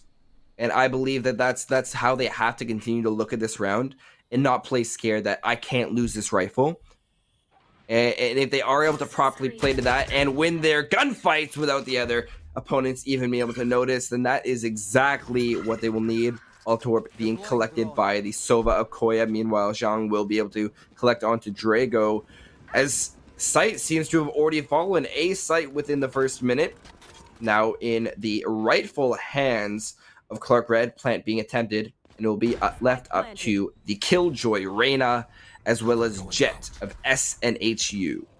Certainly shall. 3 players remain. Well, they're pretty good at shooting him. Well, look at this. One of the Clark Red hit squads gets taken out as well. That's almost how they've been playing with their frags. Utility being used by the Sova doesn't even damage one person. The Lear coming out, and well, that will help them move forward into Sight to gain control of, well, what looks to be very barren Sight right now. But no, it's very much a mistake. Do they know? Yes, they do. They do, as the Reyna comes off, and all of them come down like sharks on their prey to pick up the last remaining player. 8 and 11 the score has become, and well, a gap of what I believe was almost 6 rounds is now all the way down to 3, halved entirely. This is just absolutely unbelievable to me. On the side of SNHU, This is their final chance to make a stand. They need this round. They need the econ from this round as they are going for an absolute full buy. You can see how their pockets are empty. I'll say that. They got chump change, to say the least. They'd have to go for a pistol save round. And at this point, they're scratching at match point. At which point, that's another battle that will happen another day. Yep, certainly. I mean, the thing is, though, they lose this round, then they go into pistols, and then I think it ends up being 11-10 by the next time they're on their next rifle round. And with that being the case, that really allows Clark University to get onto match point for free if they lose that rifle round, and then, well, things get worrying. But right now, things are worrying indeed for SNHU. They need to make this work. They only do have the Cosmic Divide, whereas you look across the board, Clark University Red, they have the Lockdown, and well, the Omen Alt, which can easily rotate and maybe catch them off guard. But right now, seems as if there is going to be the Lockdown committed, yes, all the way on towards B. That's where we're going to see the action happen. And no, we're waiting for the commitment to come through, the spike to get onto site. They're certainly taking our time. They're certainly now. No, there we are. The arena is gaining control. The ultimate ult coming through and the plan coming through as well. Seems as if they're both going to start to take gunfights, but no one being dropped just yet. Time is starting to tick away as it is now in favour of these attackers. Clark University Red. We are seeing Sky pop some flashes, and there we go. Looks like the Omen Ultimate is going elsewhere. Gain that information. I've got your trail. Yep, here we go. Seekers to help out. Plenty of frags going in either ways. We have seen one apiece happen. Are SNHU going to be able to win out this retake? Just waiting for the information to come through. No, they're not. They're going to get absolutely demolished again. The Clark University Red hit squad is, well, pretty much spot on. Look at that economy. Look at the way everything's going here, Binks. It is all in favour of Clark University Red. They are lasting. They're going the mile right now. We've seen an absolute explosive take, but Clark Red, if you're going to go for a site, I would advise you to take the spike. The spike has proven numerous properties that are rather important in my opinion, such as the fact that you get more credits when you put it in the ground. Also, you're able to end the round faster and put pressure on the defenders rather than having to go to them before the timer ends. But they will nevertheless prove me wrong. Zhang getting 4 huge picks, and now he is looking for the A's as he has heard me talking about the spike and he wants none of it. Looking for the ace, it will be forbidden to pick it up. Highly unfortunate, but man, oh man, Cairo, they just love to shut me up. Well, listen, man, we are going to go and head into a timeout, which I think is a right decision. Oh my god, I would love to speak. Decision for SNHU Penman Yellow here as we think about exactly what has been going wrong. The retakes aren't executed properly. They're not gaining the quick kind of entry frags that they need in the round, Binks. And with that being the case, they are very much at probably a pretty bad crossroads, because as I said before, they lose this, they're almost giving away match point to Clark University Red, and well, at that point they're trying to claw back for overtime, whereas right now they want to win this out and move over to match point themselves. This is crossroads. This is an absolute crossroads in my opinion, for the simple fact that we see all of these now with defenders. They're not, it's fracture. We saw the exact same split. They got to play together.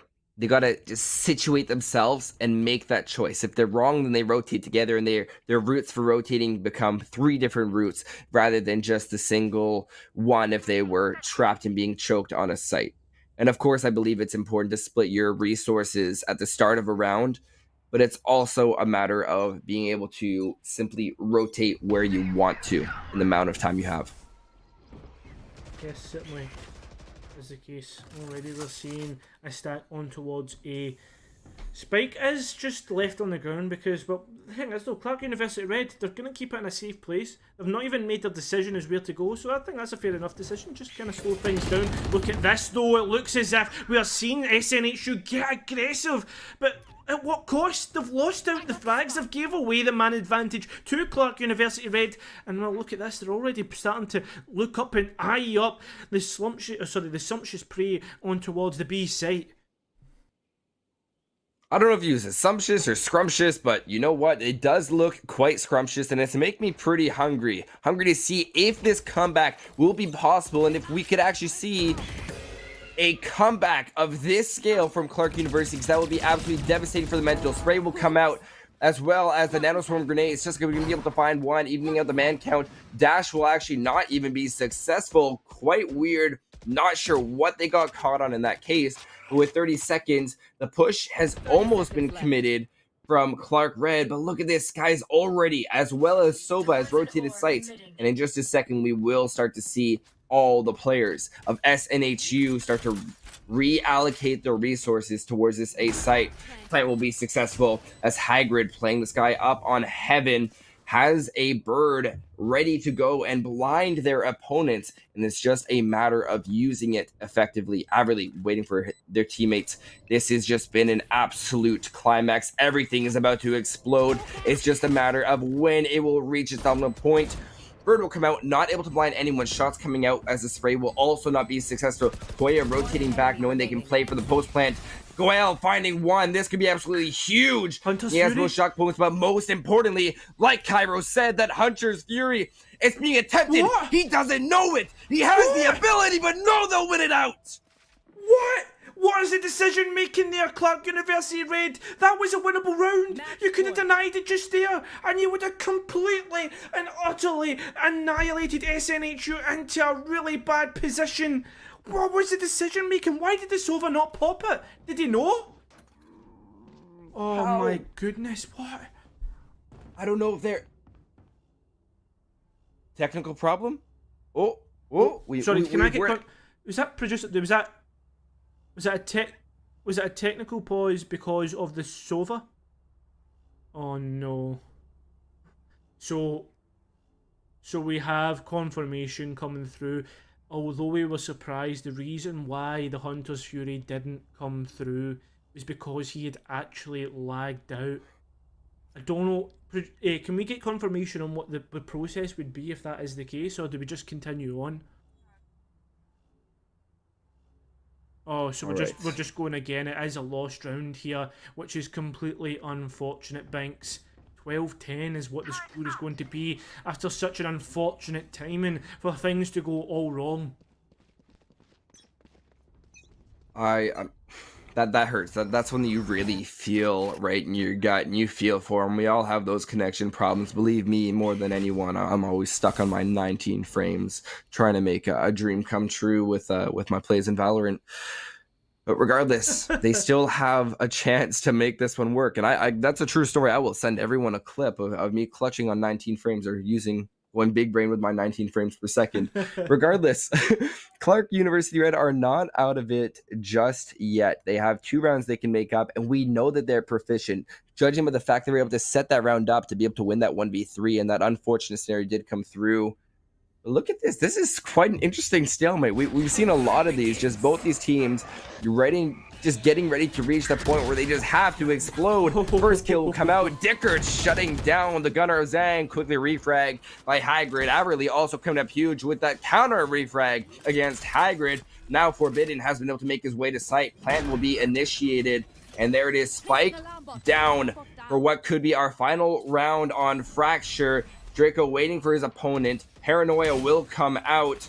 Koya sending in the shock bolt quite early, not able to do any damage. Defender now ultimate of lockdown will be set up, and once again Hunter's Fury used, but he is all that's left, not even able to destroy it. He'll have to spray trying to find it, but no, that's a team ace to round things off. SNHU Yellow University are going to be able to find the win on this first map here on Fracture. Yeah, that is so unfortunate. That was basically decided on one moment of lag. And I mean, fractures all over. We could have seen OT here, Binks. That map certainly had it all in it. From comebacks to complete domination to clutches. It was all there, and what an exciting map. That last round, so unfortunate. The Sova again left the clutch up. But I mean, had left it too late with the Killjoy ultimate. But that was such a good map and so enjoyable. We saw a lot of good plays from both sides. They really were able to maneuver around the map of Fracture. I want to highlight, we saw the Killjoy ults. Those lockdowns in every single scenario that they were used came up absolutely massive for those teams. That final round, the Hunter's Fury needing to be used to destroy the lockdown. Unfortunately, it didn't work out. I'm not sure exactly what happened. It could have been a misread on what level the lockdown was placed. We also saw Zhang. He came up absolutely huge on that Reyna. There was no shutting him down if you got him started. That 4K round, I remember that one like against the back of my hand where you don't even need to play the utility at certain points. It's just quite crazy now. I'm interested to see how it's going to change up Ascent.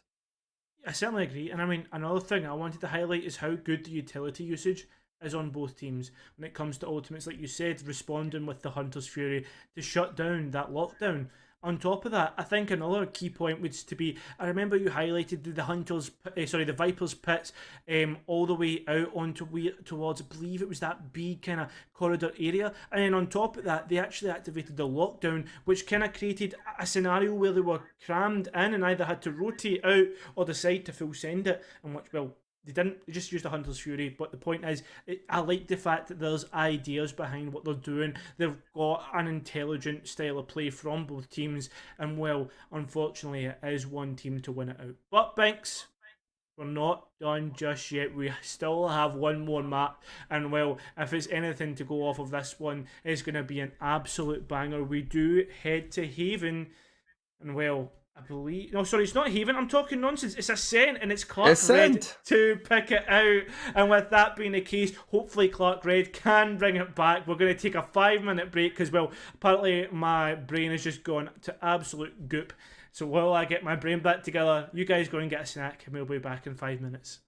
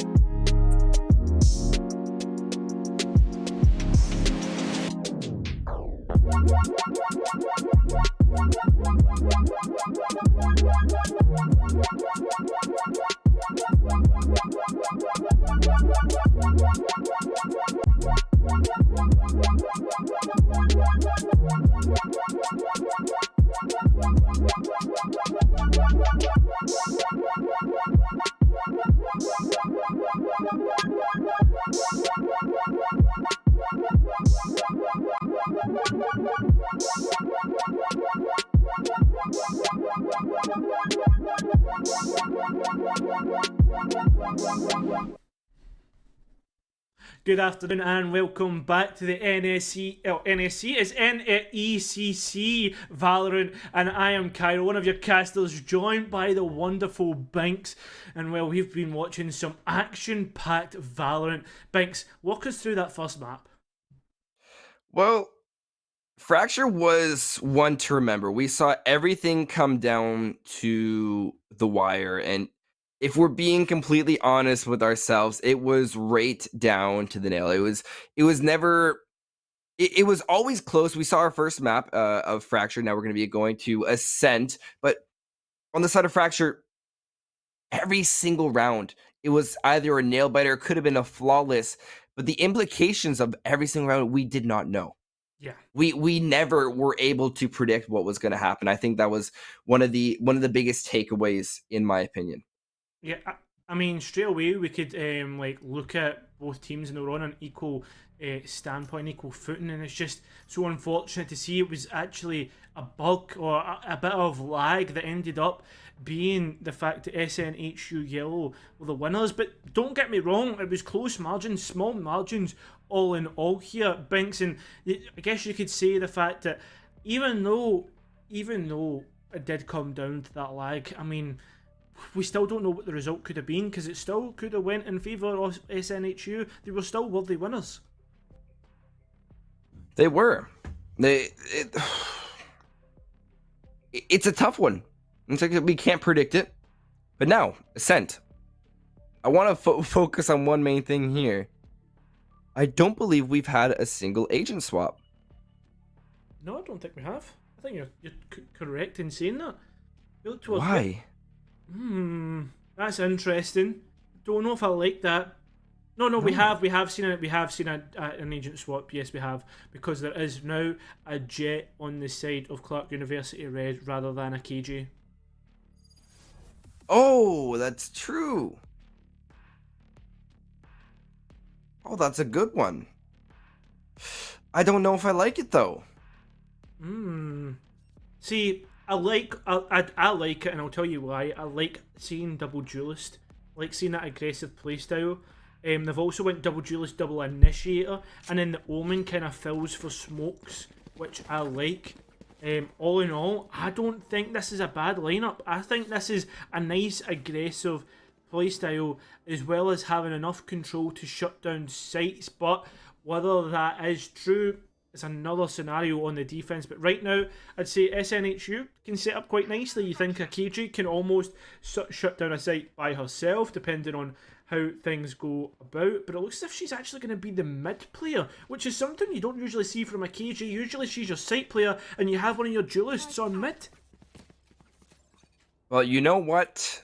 Sometimes it's all about not just your ability to use your util, but that duelist mentality. Alarm bot will be placed, and there's the cover coming out from the Omen, and possibly getting spotted out from that Sova dart. This will free up a lot of room for all of these players, and that might be why, because even with that single shot that was landed by the Killjoy, Reyna of Zhang, who we've seen come up very huge in the previous game, is now already lit up all the way down to 50 health. It is Reyna, however, 1 kill, and she'll be right back up. That does mean she's easier to shut down for the time being. Yep. Sometimes you said it was about duelist mentality. Sometimes it's about drive. Sometimes it's about power. But are they hungry enough to devour? We'll need to see if that is going to be the case as well. Look at this. They swing, but Suka gets taken down in response. A nice little, well, I guess, kind of the dual play style there as well. It's all up to Averly to control this site. The flash comes out, gets shot out though, down to 5 HP, and look at this. They smell blood, but they know they can't get onto Kyoya all the way inside, but trapped. All up to Forbidden now, the solo player, the Omen player. He is going to look towards Heaven. If he smashes that glass, he gives away his position. Flash comes out from the sky.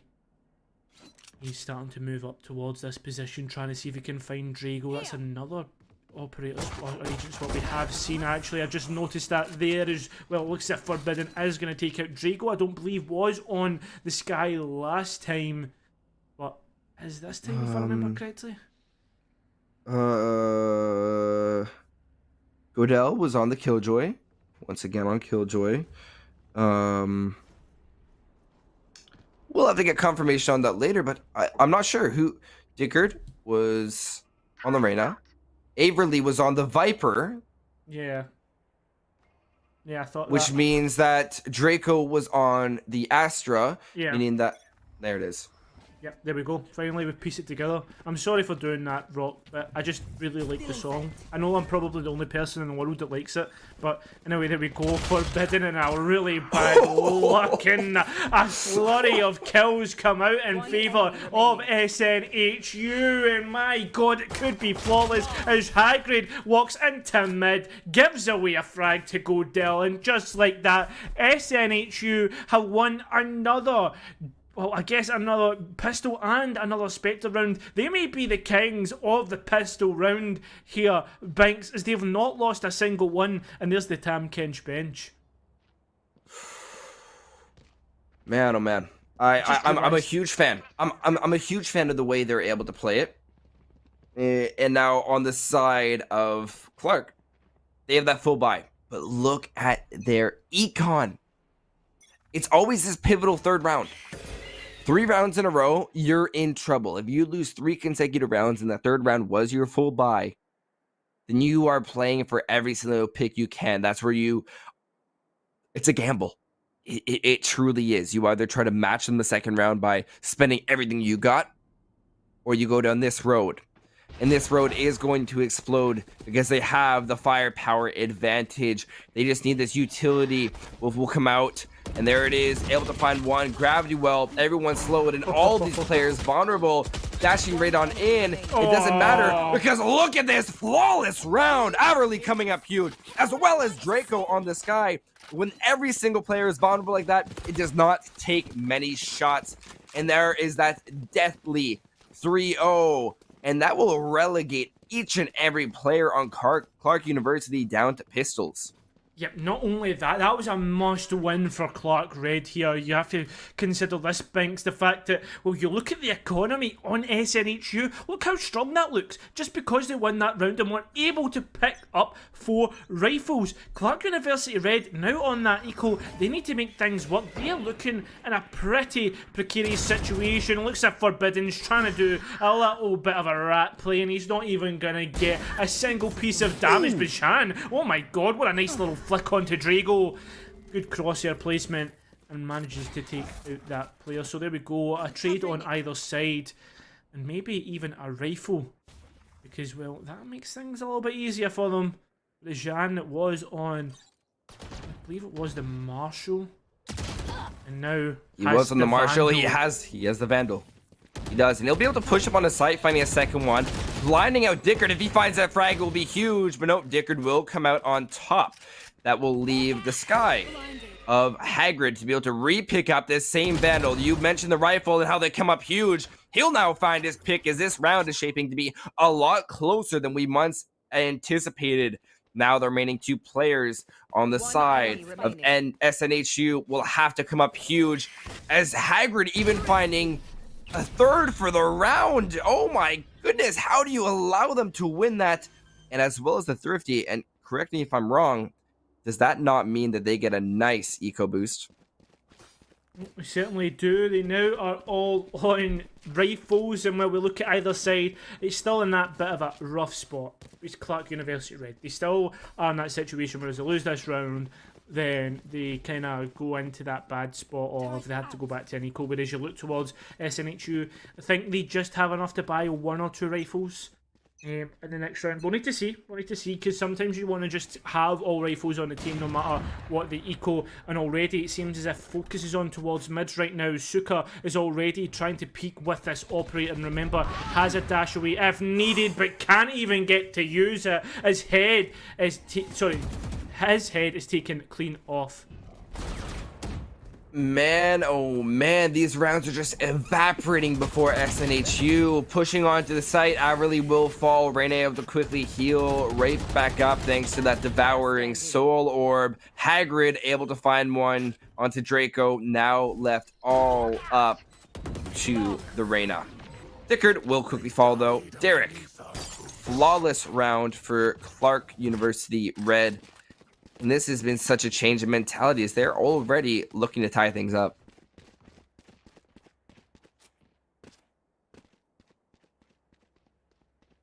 Well, the Red Hit Squad is back. They do look as if they're back to themselves. The squad that we saw on towards Fracture. As I said before, I did believe that they were in a bit of a bad spot. Sorry, I did believe they were able to buy 1 or 2 rifles from SNHU, I should say. Sorry.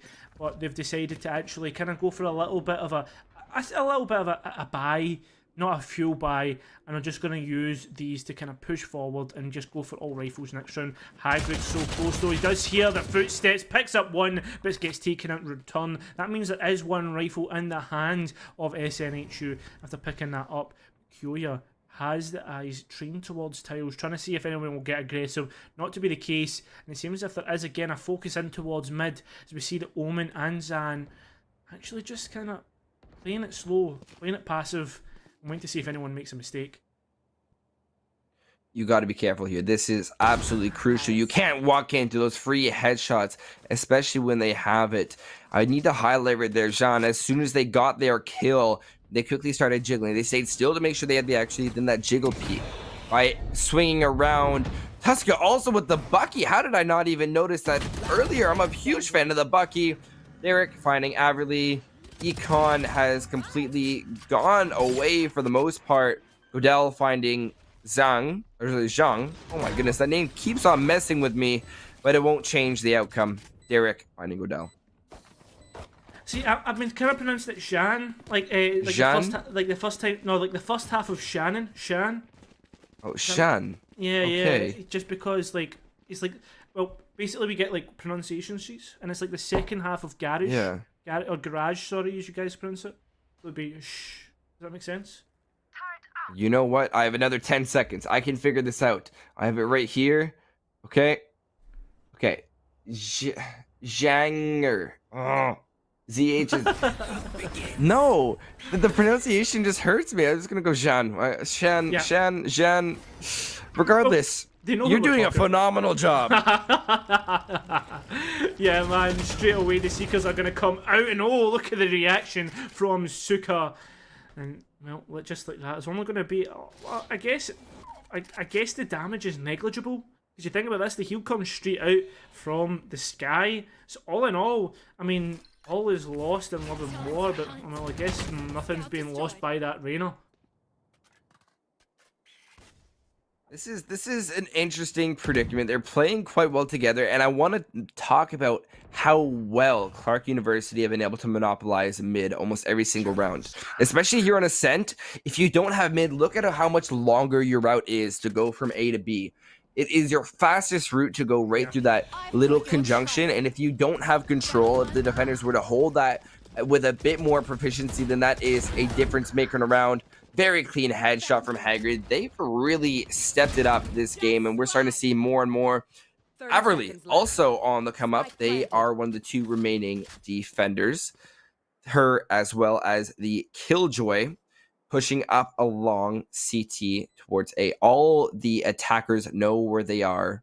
They don't have the element of surprise, but perhaps they have an ult that could help them out as the world divide will separate, as it is in its name, as well as a Killjoy ult. Very interesting, but it won't matter if you don't spot out, and that's 2 ults down the drain. You feel it in your gut right there.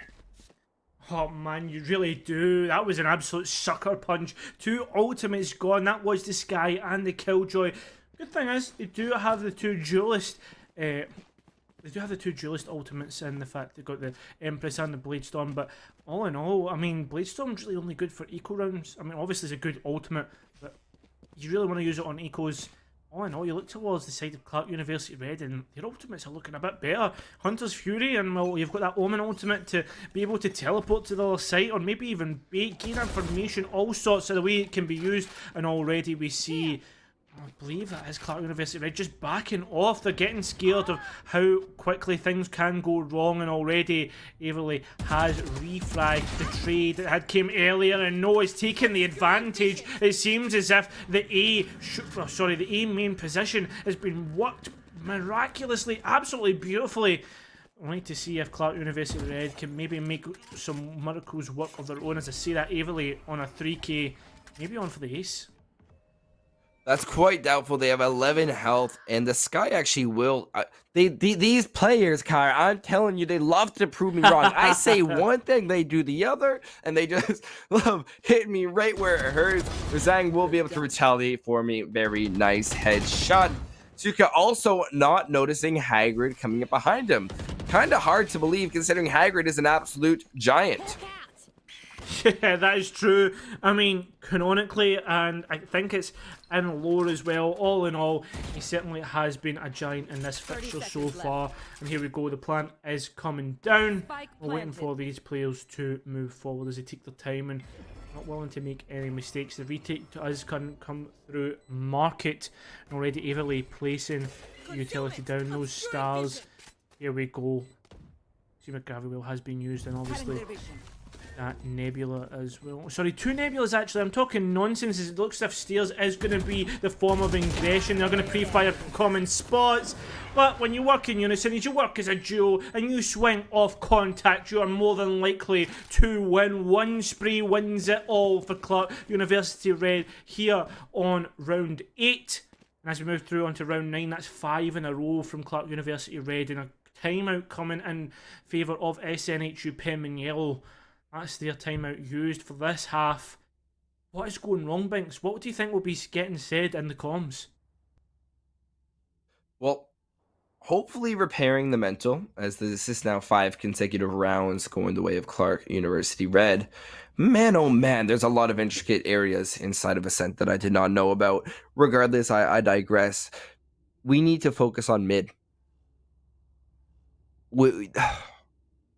SNHU are allowing so much versatility, so much power to come out of that position. I don't know if you remember the first round when we had the Killjoy play for mid. they were able to properly monopolize it.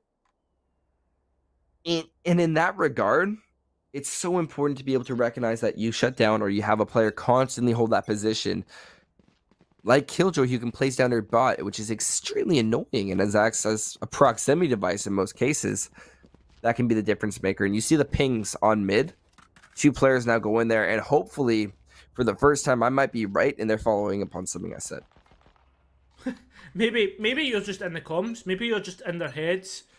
Cairo, stop! They're not supposed to know. Okay, sorry, I'm giving it away. Already a flash does come out to try and get those players into mid, and a location revealed, and quickly Kyoya is able to react. Rasuka with the knives, tries to get 2, can't even do so, and actually lets Forbidden get 2. The advantage in favour of Clark University Red. This tides have not shifted. Evilly only on a ghost. It seems as if they've done God's work here with what they have in their hands. Well, there we go.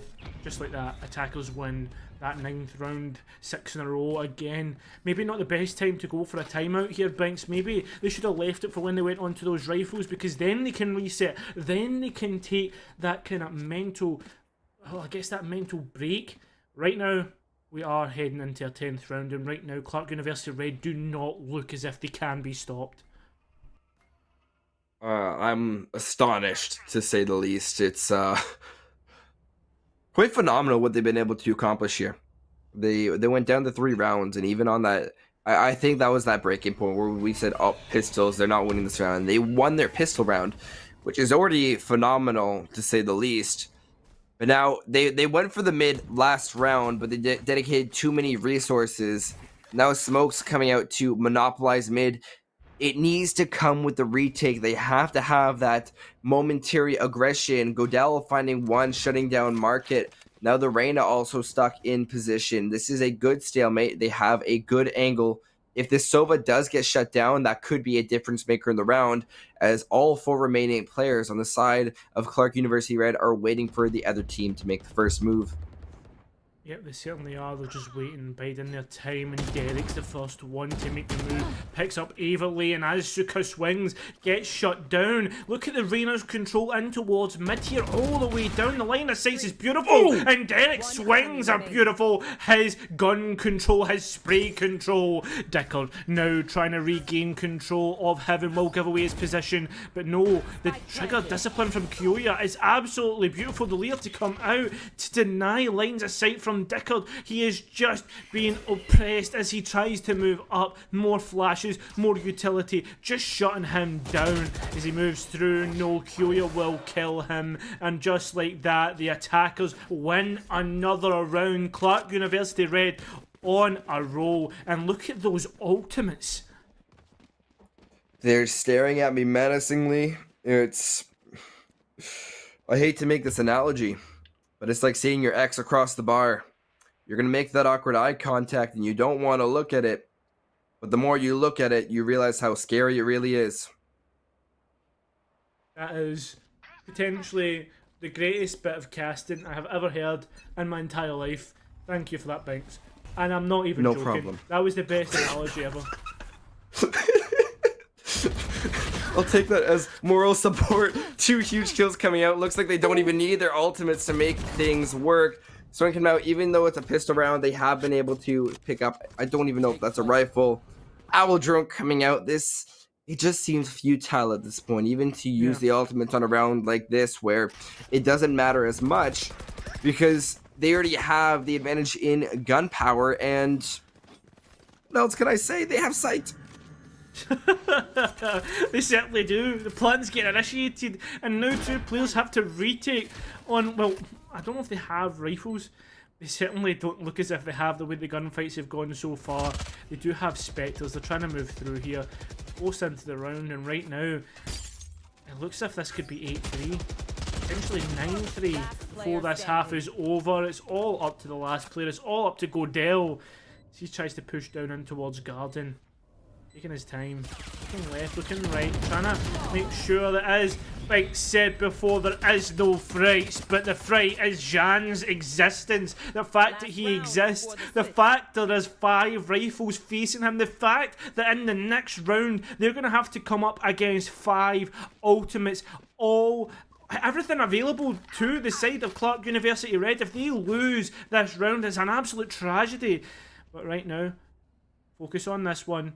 Get it over. Get it done. Make it 8-4 for the SNHU. Make it work. But right now, I don't see it working. I'm concerned, to say the least. And I feel like my ears are going to hurt from all of these ultimate quotes that we are now going to have to listen to. But regardless, all utility seems quite quiet. And if any early picks on the side of SNHU do come out, then they will be shutting down an ultimate besides the Reina Empress, which has now been activated. With a minute 18 now gone, or sorry, now remaining, Spray will come out. Dickard has the information from his teammate. They also have information of their own that they can use. They also have the Empress in their fingertips. Seeker's now coming out. Spray from long. And that's only 2 out of the 5 ultimates on the side of Clark University Red. There's still 3 more to go.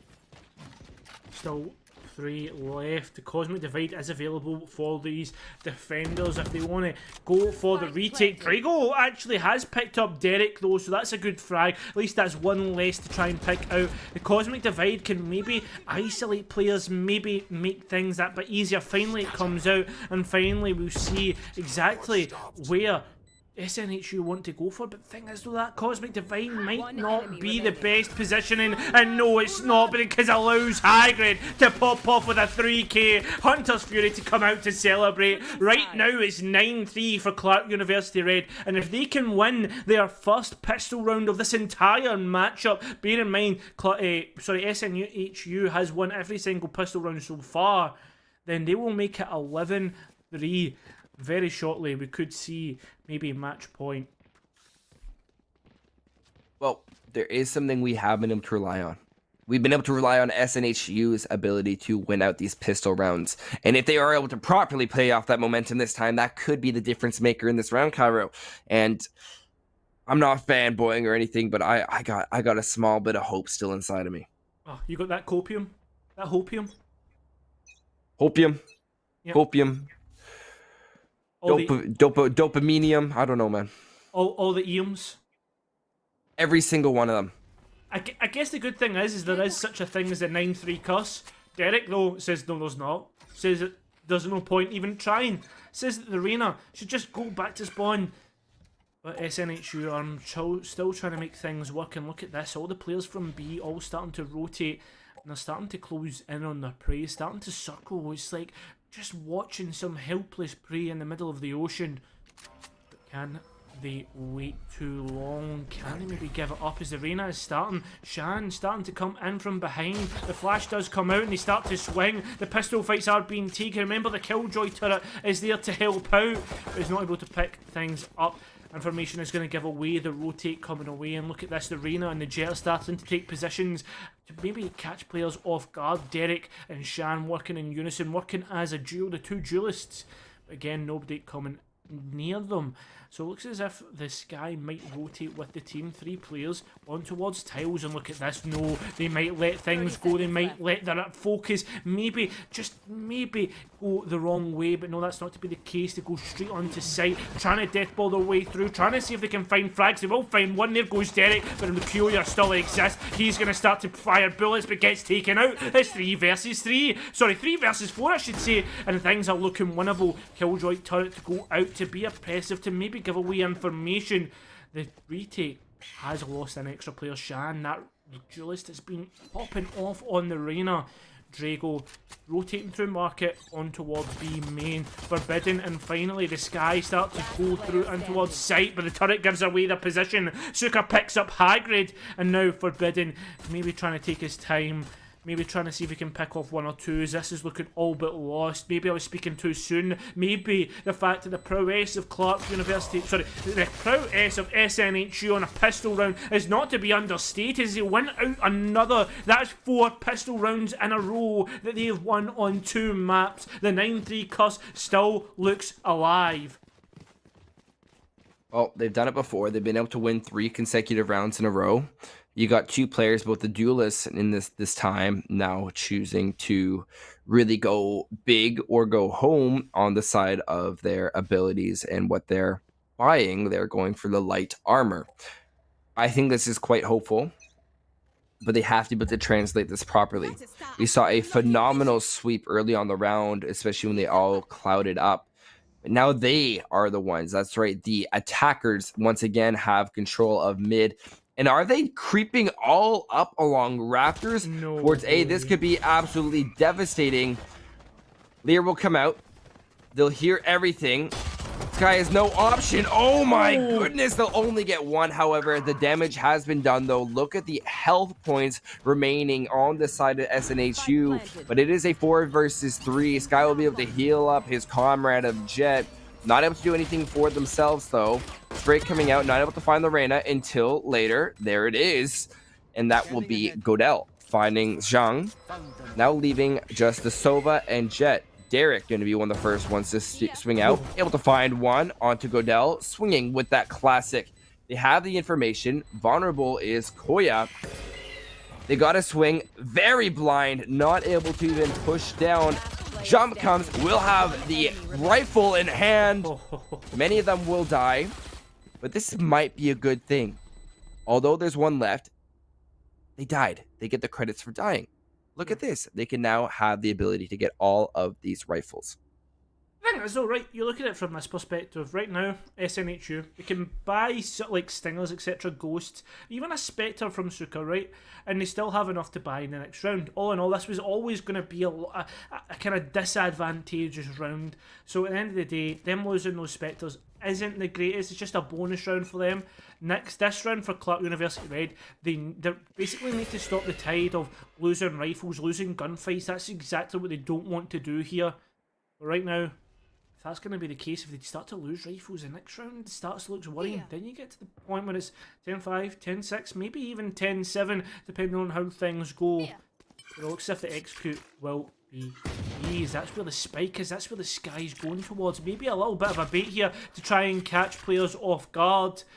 And maybe already read into by the players on A. Look how they're stacked up. 3 versus 3 there. The Jet in towards mid. That means 2 players could sneak in. And yes, that's going to be the case. As already they're able to pick up 1 rifle and maybe get the spike down. The Jet's trying to react. The Reyna's trying to rotate, but no, they can't even do that. As Suka wins out that fight. The Jet winning her opposing number.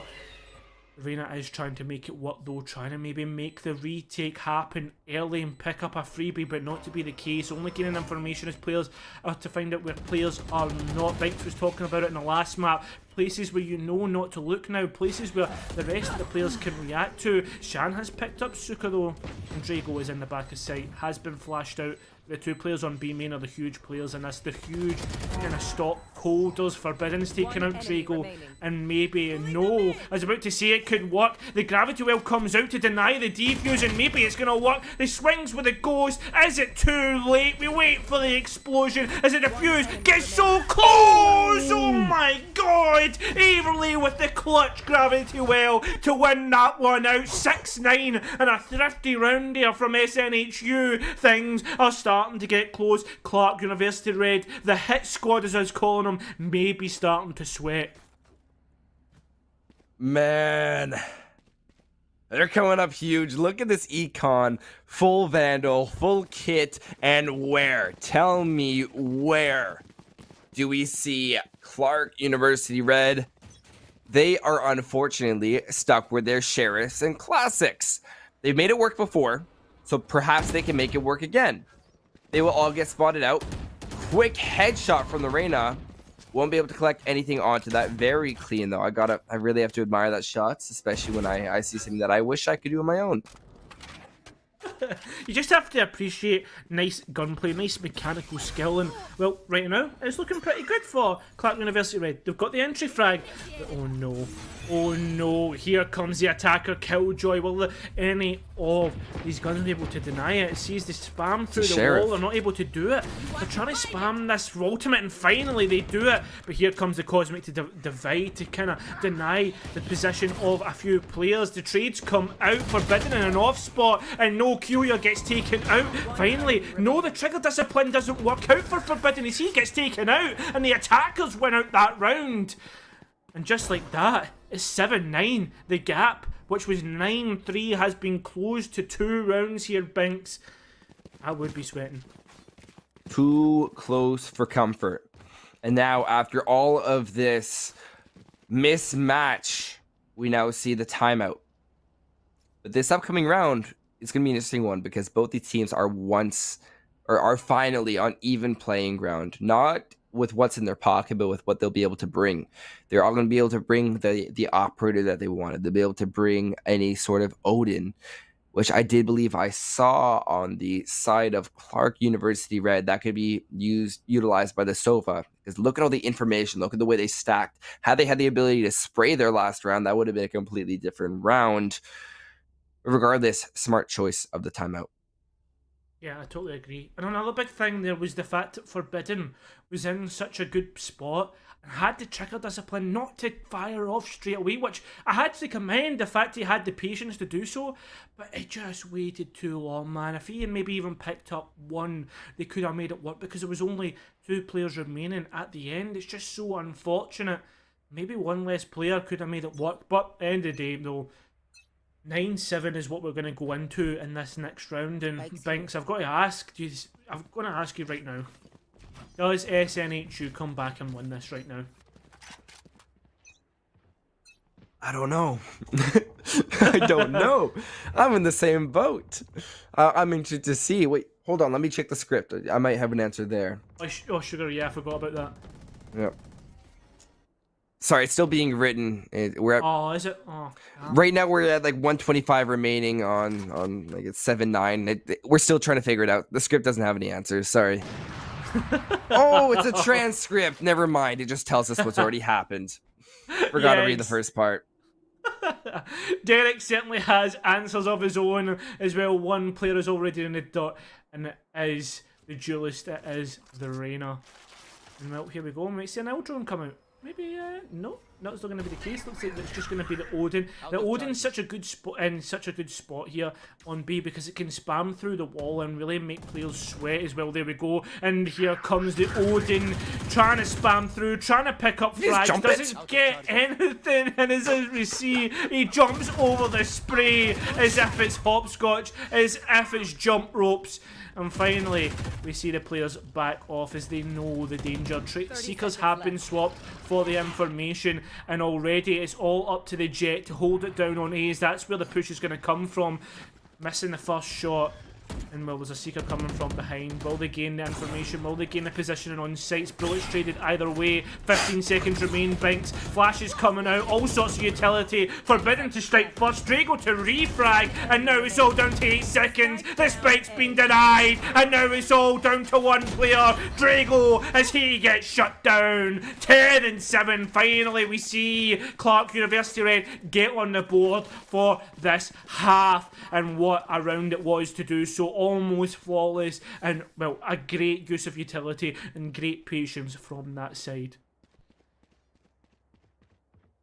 Oh man, dude, what won that round was the Seekers, not on the side of SNHU.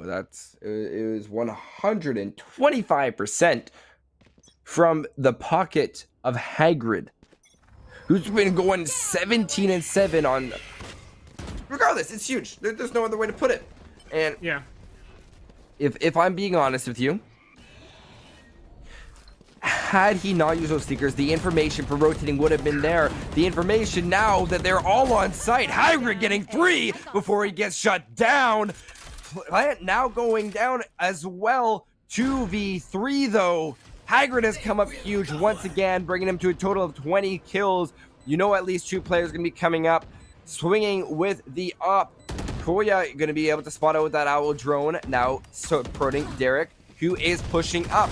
Dickard being able to find Derek. Spraying through Koya. Suka able to find one. Now down to the 1v1. Spike down. He has the cloud burst. Here comes the shock. It's a direct hit. Now all he has to do is spray and get some lucky shots. Jumping down. It's going to come down to who can hit it first. And it will be Suka with the 4K.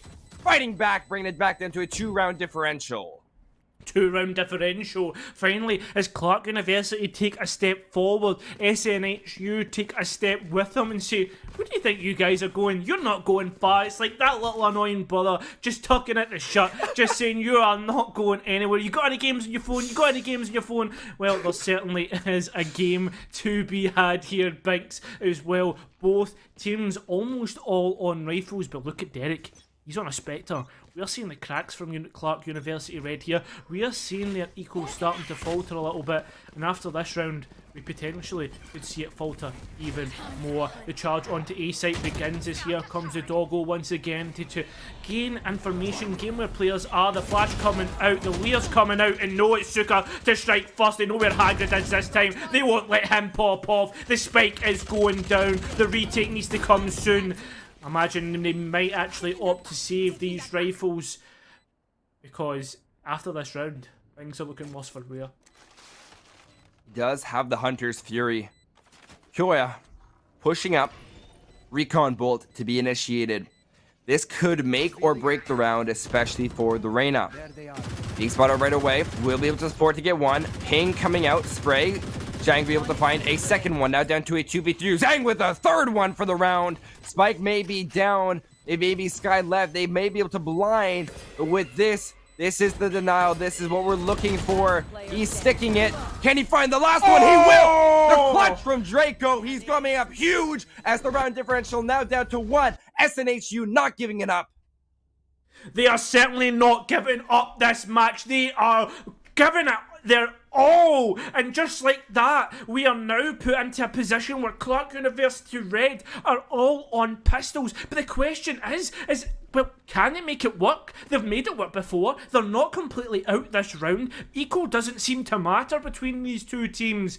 And well, as I say that, SNHU, if they lose this round, they could be on an Eco next. I'm not too sure. It doesn't look as if that's completely the story. But right now, the story is B site. The B site execute. The Jet is there to kind of increase the fold, increase the numbers, and the utility there is to help out. Lots of damage being done by electric darts. The second one missing, and the attacker Killjoy coming through. This is actually huge. Using that Hunter's Fury to destroy it. Unfortunately, the Odin clearly wasn't in play because it is a save round. But look at this. They now have another ult coming out. That's so very smart and strategic to be able to use that Nanoswarm to force the players up. But now Hagrid, he's been able to position himself so clearly. Wow! Caught up with my words. He'll find the headshot, quickly refrag though. That's probably one of the best scenarios for the attackers. They now have to go and get that plant. Sprays coming out. This is a round they cannot lose. They did leave a rifle in mid for one of the defenders to have the opportunity to come and pick up. Waiting, wall will now be closed, shutting the door just like they want to. They want to close out this game. They don't want to go to this third match.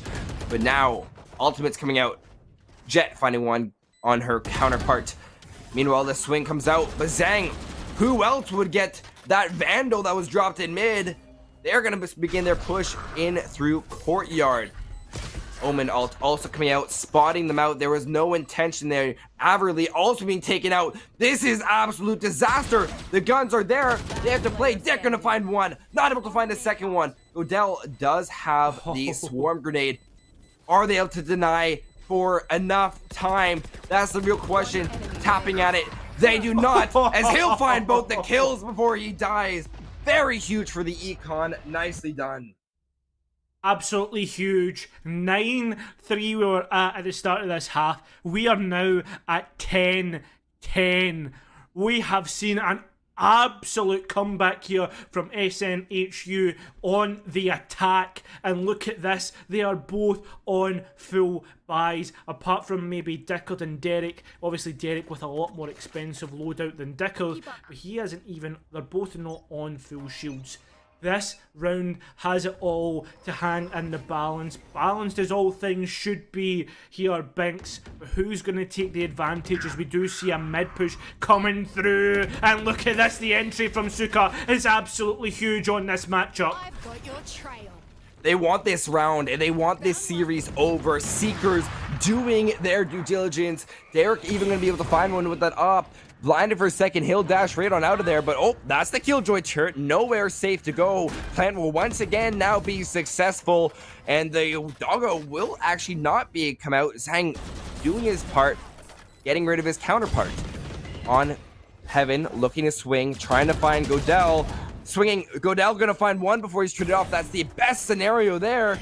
Derek also trapped on site. This is a pinch. Not too optimal. Draco getting taken out. Averly last alive. Nothing he can do. More than enough time. Clark University Red will maintain the lead going up to 11.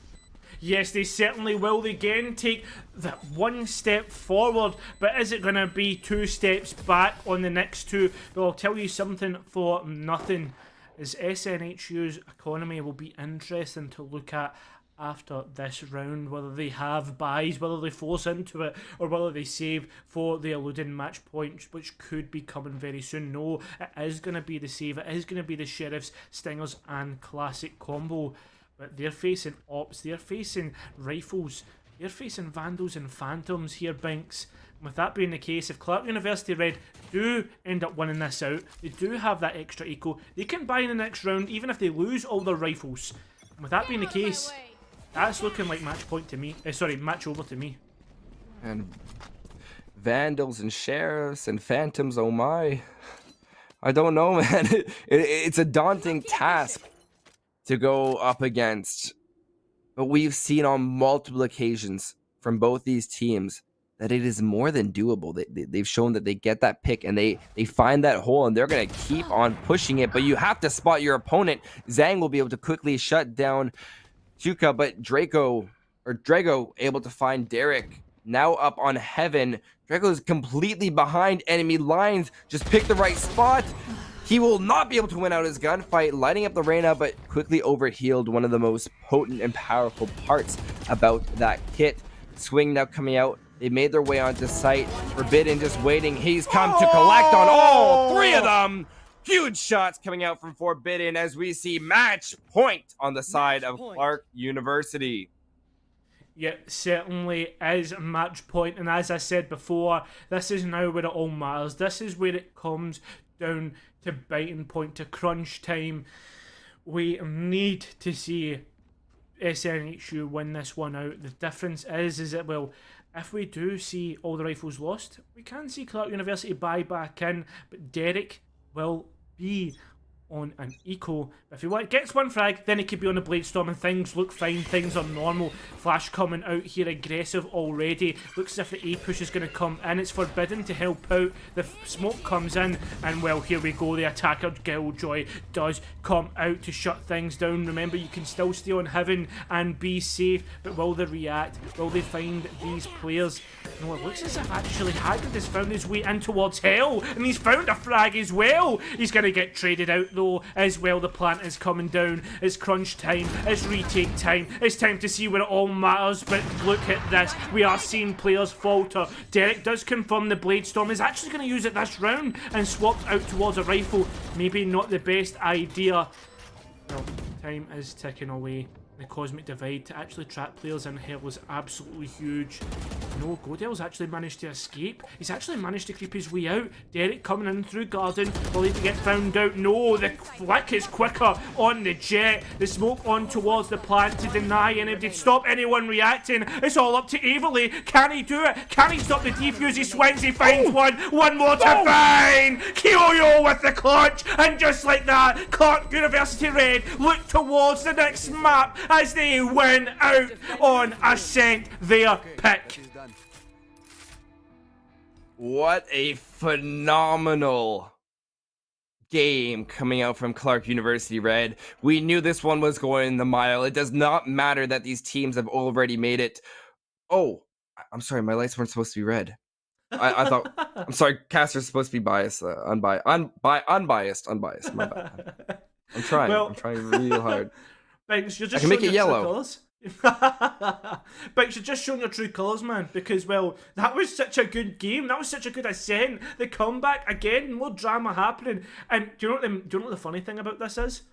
Both teams already have a spot in playoffs. This game only matters in seeding. But both of them just look as if everything is on the line. As if this is a world championship. Yeah, there's no. The strat book must be pretty deep. They must go all the way down in order for them to already be going at it this hard, which is really telling of the talent of both these two teams and what they're really bringing towards this league. So just off of that, maybe it was red, maybe it was yellow that was on my room. It's just my camera's inability to see it. Both these teams are doing a phenomenal job, and they have done an absolute. They've proven that they deserve to be here. Yeah, without a doubt. And with that being the case here, Binks, we now need to take another 5-minute break because I need to get some strepsils, man. I've been shouting too much. I don't know about you, but we are gonna take that quick 5-minute break. Get set up for the next map.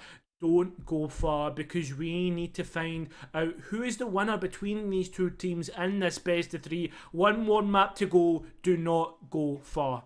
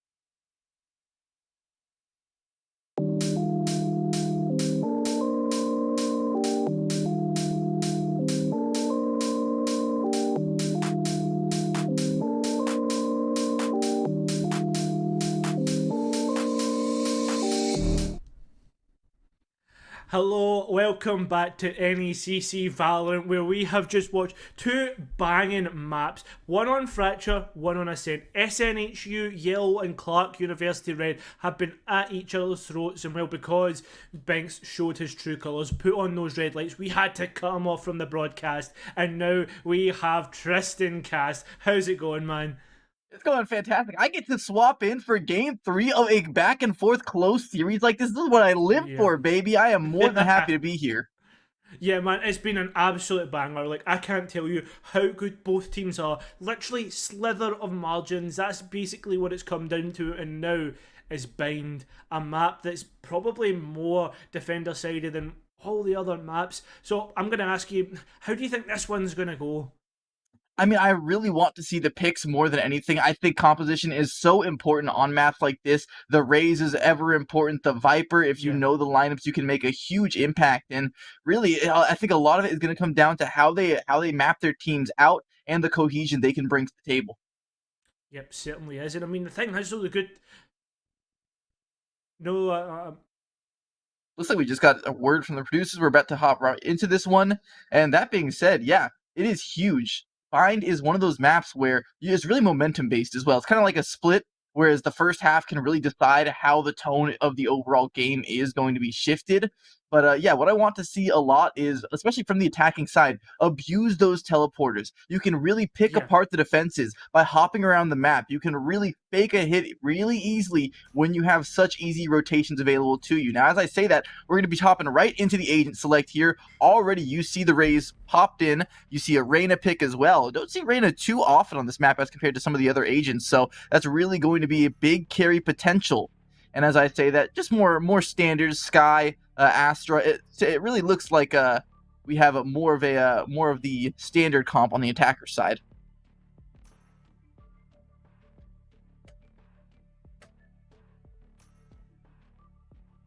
Cool, awesome. Well, just like that, it really is an interesting kind of way these both teams are. Everly did play, I believe it was Everly, played the Viper on the first map of Fracture, which is really interesting to see them back on that agent. Dickard bringing out a new operator. We're not seeing this whole entire matchup between the two teams, which is the Rays. All in all, I'm seeing pretty much standard stuff, agents that we've seen all matchup, and then we look across to the defenders, look towards Clark University Red. Zhang, I should say, I've been pronouncing it wrong, all matchup, apologies to him, but they have been on the arena and have been popping off. Kyoya himself, he's been really good. High grade, we've seen him pop off. All these players are more than capable. Derek has moved from the Jet onto the Rays as well, which is another interesting fact on Bind that we're seeing from these two teams. So no Jets, but lots of Rays. As we're seeing here, as we're already hinted at, there has been a little bit of defender bias here, but it all comes down to execution and how things go here, Tristan. And right now, when you see both comps, you said you were waiting to see it. Are you looking towards anybody to take the first initial advantage? Bearing in mind, sorry, I should say, the attacking team, that is SNHU, they are yet to lose a pistol round. They are yet to lose a pistol round. Well, that's big. I didn't know that piece of information. With that in mind, I'm definitely going to be banking on them a bit more, just because Valorant is just one of those games that's so momentum based, and especially on a map that's so up close and personal, the momentum can mean that much more. And so winning a pistol round really sets you up for success, especially if you're able to do it on both sides. And so we'll see if they can continue the trend here. Already, as the early round transpires, the pre-round phase, we see heavy presence towards the B side. Most teams will leave maybe a lurker A, someone to maybe stick around bathrooms to try and draw some pressure or even catch anyone going for an aggressive push. But they are committing everyone on the team towards this B side. They want to overwhelm it, slam it through quickly. And there's only 2 members here that are willing to take the early fights. If they can get a pick right here, that could be devastating for this early round. Yeah, it certainly could be. Zhang's already seen what's coming towards him and absolutely dipped. He went, aye, I'm out. And well, just like that, we're seeing the Viper wall come through just to deny that line of sight from Elbow. Kyoyo, the man to hold it all down. But the thing is though, there is still lots of rotations coming through. Godel has already seen that grenade from the Rays come through, and healing coming out. Suka's picked up Kyoyo, that's Silva, and right now the spike is going down. Lots of bullets traded, but well, we need to see when the retake is going to come. They have a lot of ground to make up, and eating this Trailblazer, that's going to be big. One player goes down. Forbidden, though, springs out in the back of the site, is able to pick up 2 for himself, help his team even the odds. He's got a third. Are you kidding me? It's going to be on the site, on the bomb, 2 headshots, 1 left to find. It's all up to Haggard, who's backing out, backpedaling. Needs to reload. He needs to get on the bomb, and this 1v1, time is not on his side. He'll tap it once. Not biting on the fake just yet, but he's sticking it. Halfway, he's got to find the headshot. He's got to do it now, but no, the shots to the belly. He gets gutted, and that's round 1 for SNHU. And just like that, they continue their dominance on the pistol rounds, yet to drop a single round when it comes to that. And just look at this, they're all buying out the Spectres, a similar sight. Forbidden actually decided to go with a judge here. That's interesting. That's something we need to keep our eyes on, whether he takes up maybe a little bit of an off position, something that people may call a rat position. But right now, what we need to consider is what's going to happen in this next round, where the push is coming from, and all the players are stacked towards A. Oh man, and Yeah, Clark is fighting for first or second place here. They have to win this, but their pistol rounds just not helping them in the slightest. The fact they've even been able to take a round home despite losing every single... they've been able to take a map home, excuse me, despite losing every single pistol is nothing short of a miracle, in my opinion, as Drago will open up the site. Nice little hit with the Spectre. Everyone's stacking up. They have 2 players waiting in U-Haul. Dicard tries to get a little bit too aggressive for his own good. So they do have access to the bomb. How much do they extend themselves? Forbidden actually picks one off, trying to make it into the U-Haul. They even retrieve the gun. That could be big. Could be huge. Could be. And as though things have slowed down now. No, as I say that, they start to swing. Dickard wins that one out, so does Everly. And now he's down to the Sova. And as I say that, he gets put in towards the dirt. But we have just had big news here, Tristan, coming through our ears. We have the good thing is about being casters, stream doesn't get to see what the information we get in our live chat and in our ears. They don't get to know stuff, so we get to announce it, we get to get hype. So right now, SNHU has been confirmed at number 4 in the playoffs if ESU loses. Clark is fighting for first or second place in the full division heading into playoffs. That's an absolutely huge position, and I'm probably what they're going to be looking for in this matchup. Absolutely, there's a lot on the line for Clark right now, but SNHU is not making it easy for them one bit. Already 2 quick rounds. They did lose a single Spectre, and so at least Clark can walk away with a tiny little victory under their belt, a little bit of economic damage, but this is where the real test comes in, the bonus round. How many guns can they pry out of the hands of Clark University? Or can they just straight up win the round? That's always great to have. Forbidden, just a little jump peeking there, not going to see anyone playing short, and this is a very slow-paced round. And as I say that, Zhang was able to push all the way forward, a free pick, the dismiss out, and just like that, it's a 4v5. Yeah, just like that. I mean, I was just about to say, SNHU, they have made it work before. They have won all 3 rounds, including the bonus. So with that being said, only to see if they can claw this back as well. They're actually heading to the more stacked site of A. The Viper will give away the push, and well, just like that, they're going to push all the way through. They're going to try and get this plant down, and Kyoya already going for this rotate. There we go, the information and sound, the plant coming through, but no, look at that denial. High grade with the bullet spray through the smoke, able to pick up this planter, and just like that, Derek picks up one of his own. Suka picking up Derek. Oh no, a bit of a misplacement of the dart, but it doesn't matter when you can't misplace your crosshair. Almost perfect from the side of Clark University. Reddy can't put a foot wrong in this round. Exit frags are only available for Drago, and he won't even get one.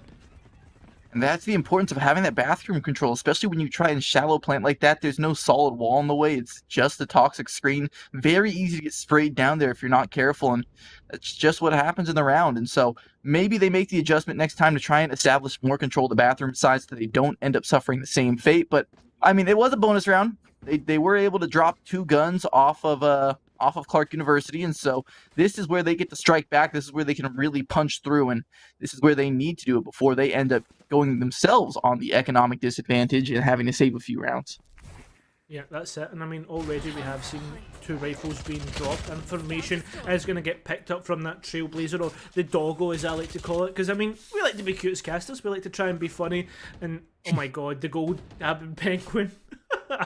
The thing is though, is right now the utility has been committed towards A, but the information, or the one that we should be looking at, is B, because look where the spike is, and look where that frag has just been picked up on. Sova lurking very close.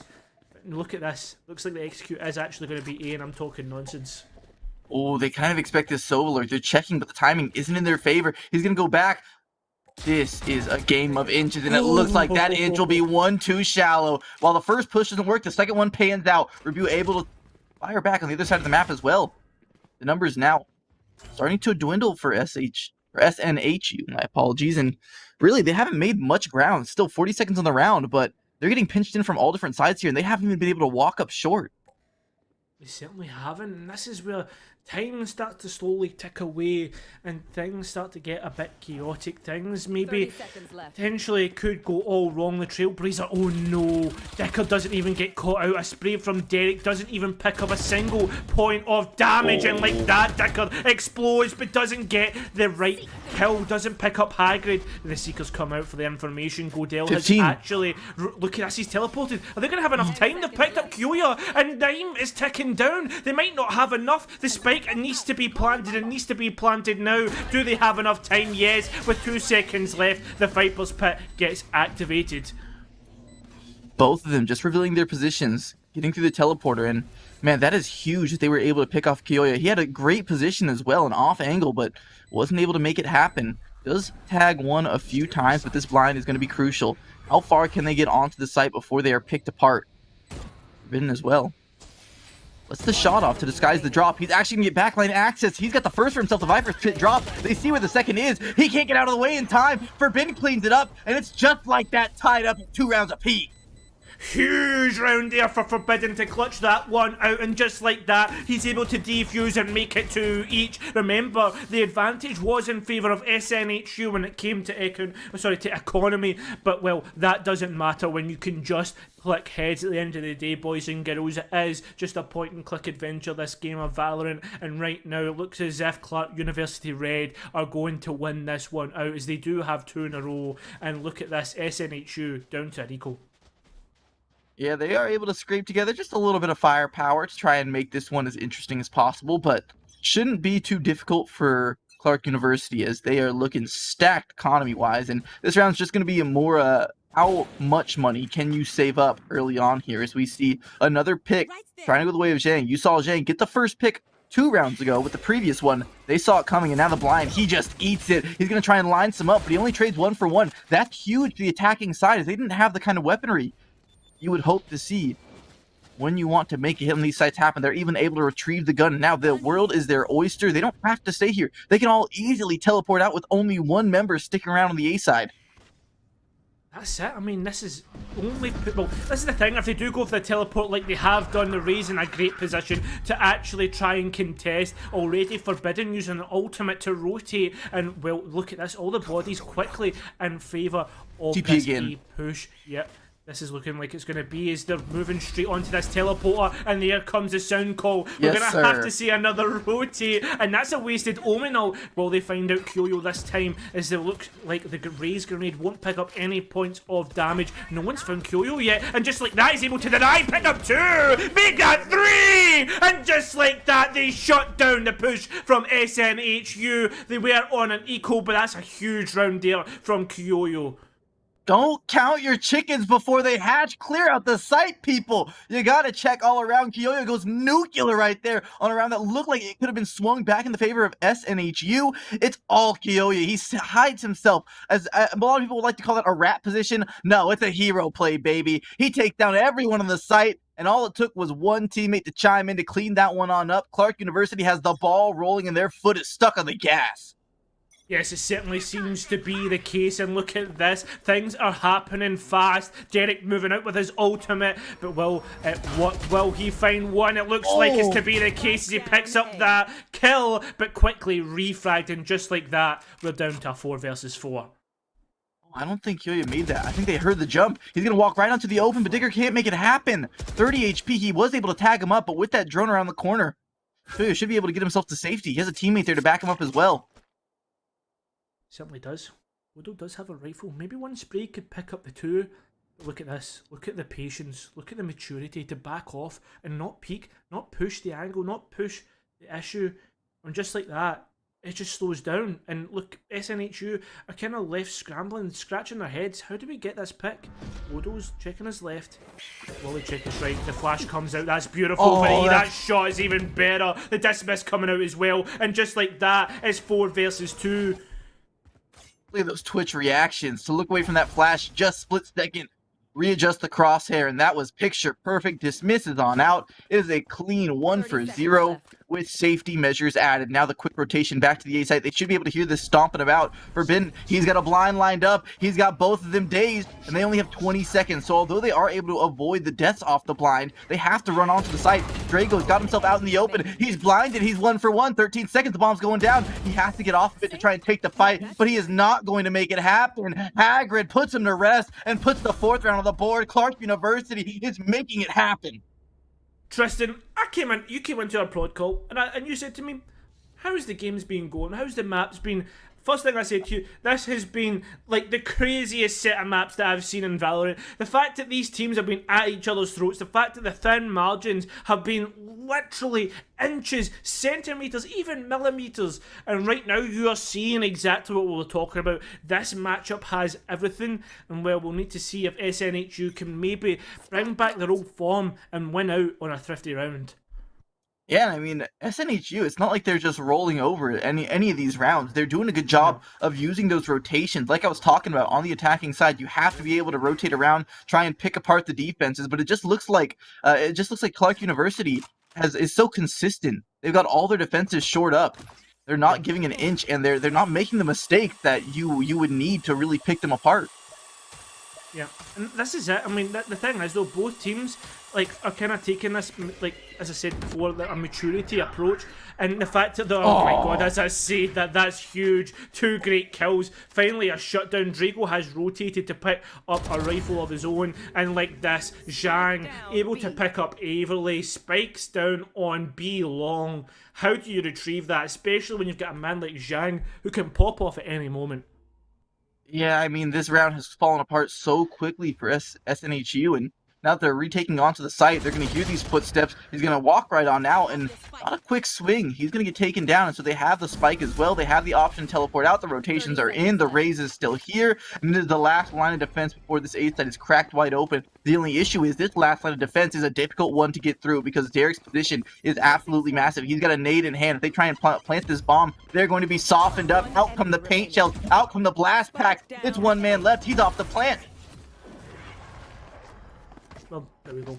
Just as simple as that, Tristan. Just as simple as that, mate. They make it look so easy. Clark University Red have even forced SNHU on round 7 to go to a timeout.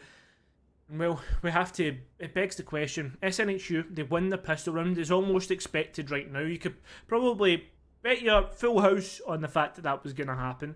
And then after that, Clark University Red just completely bulldozed them, put them into the meat grinder, went out 5 consecutive rounds.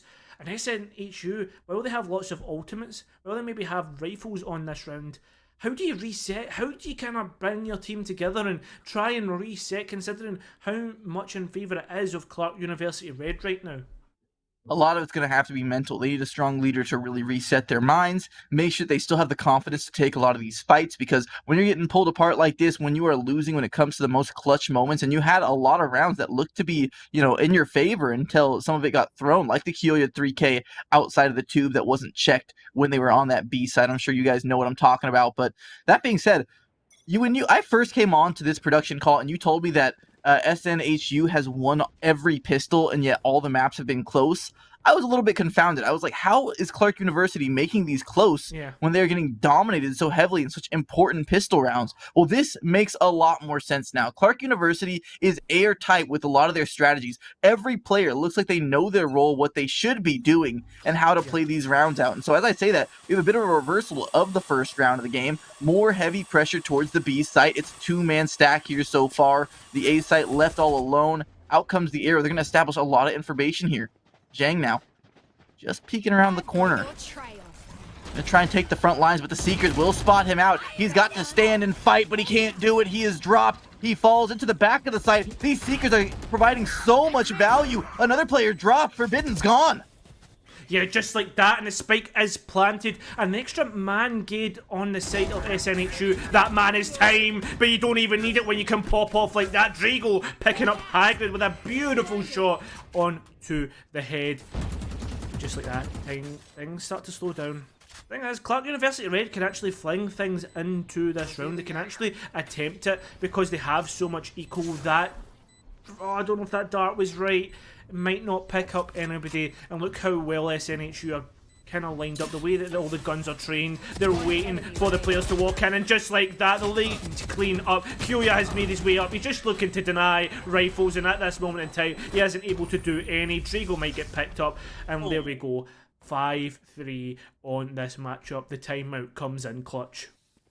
Yeah, that does kind of hurt though. Draco dying to the bomb there, because I mean the money is the best situation for SNHU, despite them losing that round and saving the previous.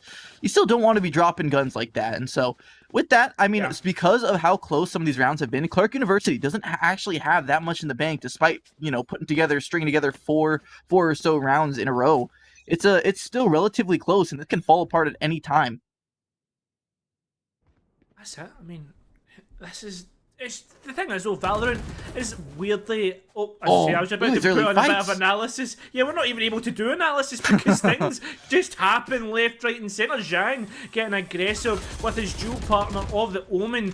Just like that, get picked up, a freebie given away to SNHU, and well, they're going to press the issue. They're going to make sure that advantage is going to count as they move in towards hookah. They're going to spray in towards the walls, but it's below the hookah window they need to watch. Spike has been rotated to A. It looks as if this is where the execute's going to come if we look towards this utility.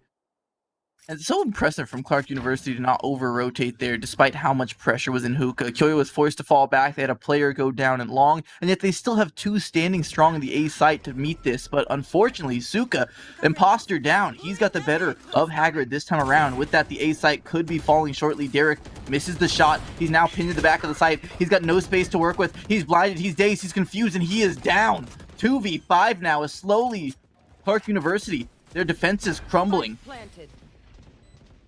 It is crumbling, but well, remember there is still two players alive. Forbidden and Kyoya, two good players. Nice little info dart there. Kyoya getting that first kill on the retake. Shot dart does come out, and that's a lovely placement. Look at this, look at the utility game. And there's still a Hunter's Fury available. I don't imagine it will get used this round. We're confirming this round for SNHU, and they are one round away from equaling out. Equaling, I'll say it right properly. From equaling out this round count for these two teams. And that's just trying to retake U-Haul versus a Killjoy. It's a pain. It's definitely a pain, because if you shoot the alarm bot, then you just get peeked by the Killjoy. If you get peeked by the Killjoy and allow the alarm bot to tag you up, it just takes a shot or two to put you down. So really, no real win-win situation there, as they all get dropped. All the guns are starting to fall by the wayside, and it doesn't look like they have much money left in the bank. So if SNHU can keep stringing these rounds together, it can go better and better. Certainly could. And look at the ultimates as well. They have so much in their favour right now. I mean, they lose this round, it really starts to stack up against them. Then potentially we ask the question, Tristan, is this going to be a 7-5 half? Oh, Shang's got got answers of his own as he picks up Dickard, and well, look at this, the rotate away from hookah's already begun. They don't want to even try and attempt to take on this man, but when they do, they're going to lose out. Dang, if you don't want to take the fight to him, he will take the fight to you. How many times have we seen him going aggressive for a pickoff in this half? He is so consistent about it, and now Derek, he's just slowly crept out undetected. This could be big, especially with that jump spot going in. Forbidden's just keeping their attention right now. He's keeping them distracted for this raise to sink the knife between the shoulders blades. Look at the timing for this raise. He's got to take a fight with the back line. The bomb is down. Derek's on top of it. He is traded. 4v2 now, but I mean, at this point, here comes a teleporter. Here comes Kyoya, and he cleans up the round 6-4. Clark University, when they fire back heavy. Yes, they certainly do. 6-4 now, and I believe there is almost a half buy here that can come through from the side of SNHU, and I think, oh no, maybe it's only Drago that can't buy. Yep, there is a Stinger Flash, but we're going back to the classic. No, the Spectre. Finally, we have decided on what gun. Nope, we've not decided. What's happening here, Drago? But anyway, point is the fact that it is almost a half buy here from SNHU. They can't go full committal, and as I say that, they're probably like only one gun off a full committal, so I'm talking nonsense. They're really trying to keep up with their opponents. At least make it 7-5, not make it 8-4. They don't want to kind of give that advantage. And already things are going quick. They're going fast. They're moving straight towards U-Haul. And already Forbidden taken off guard. They're trying to get a spike down soon. As well, the two players in towards showers, in towards bathrooms, are very close and waiting to swing. The pace switch up has been so important. Already 2 going down. Getting this bomb should be a breeze, but as I say that, they don't have the wall, the solid wall to try and block it off. Instead, they make the wise decision. They just get themselves out of dodge and in towards the B side. They could get caught with the Hunter's Fury. You have to be a little bit careful there. But I don't think it really had the range. And so now this is much safer to get this bomb down. Look how far back they are stuck here.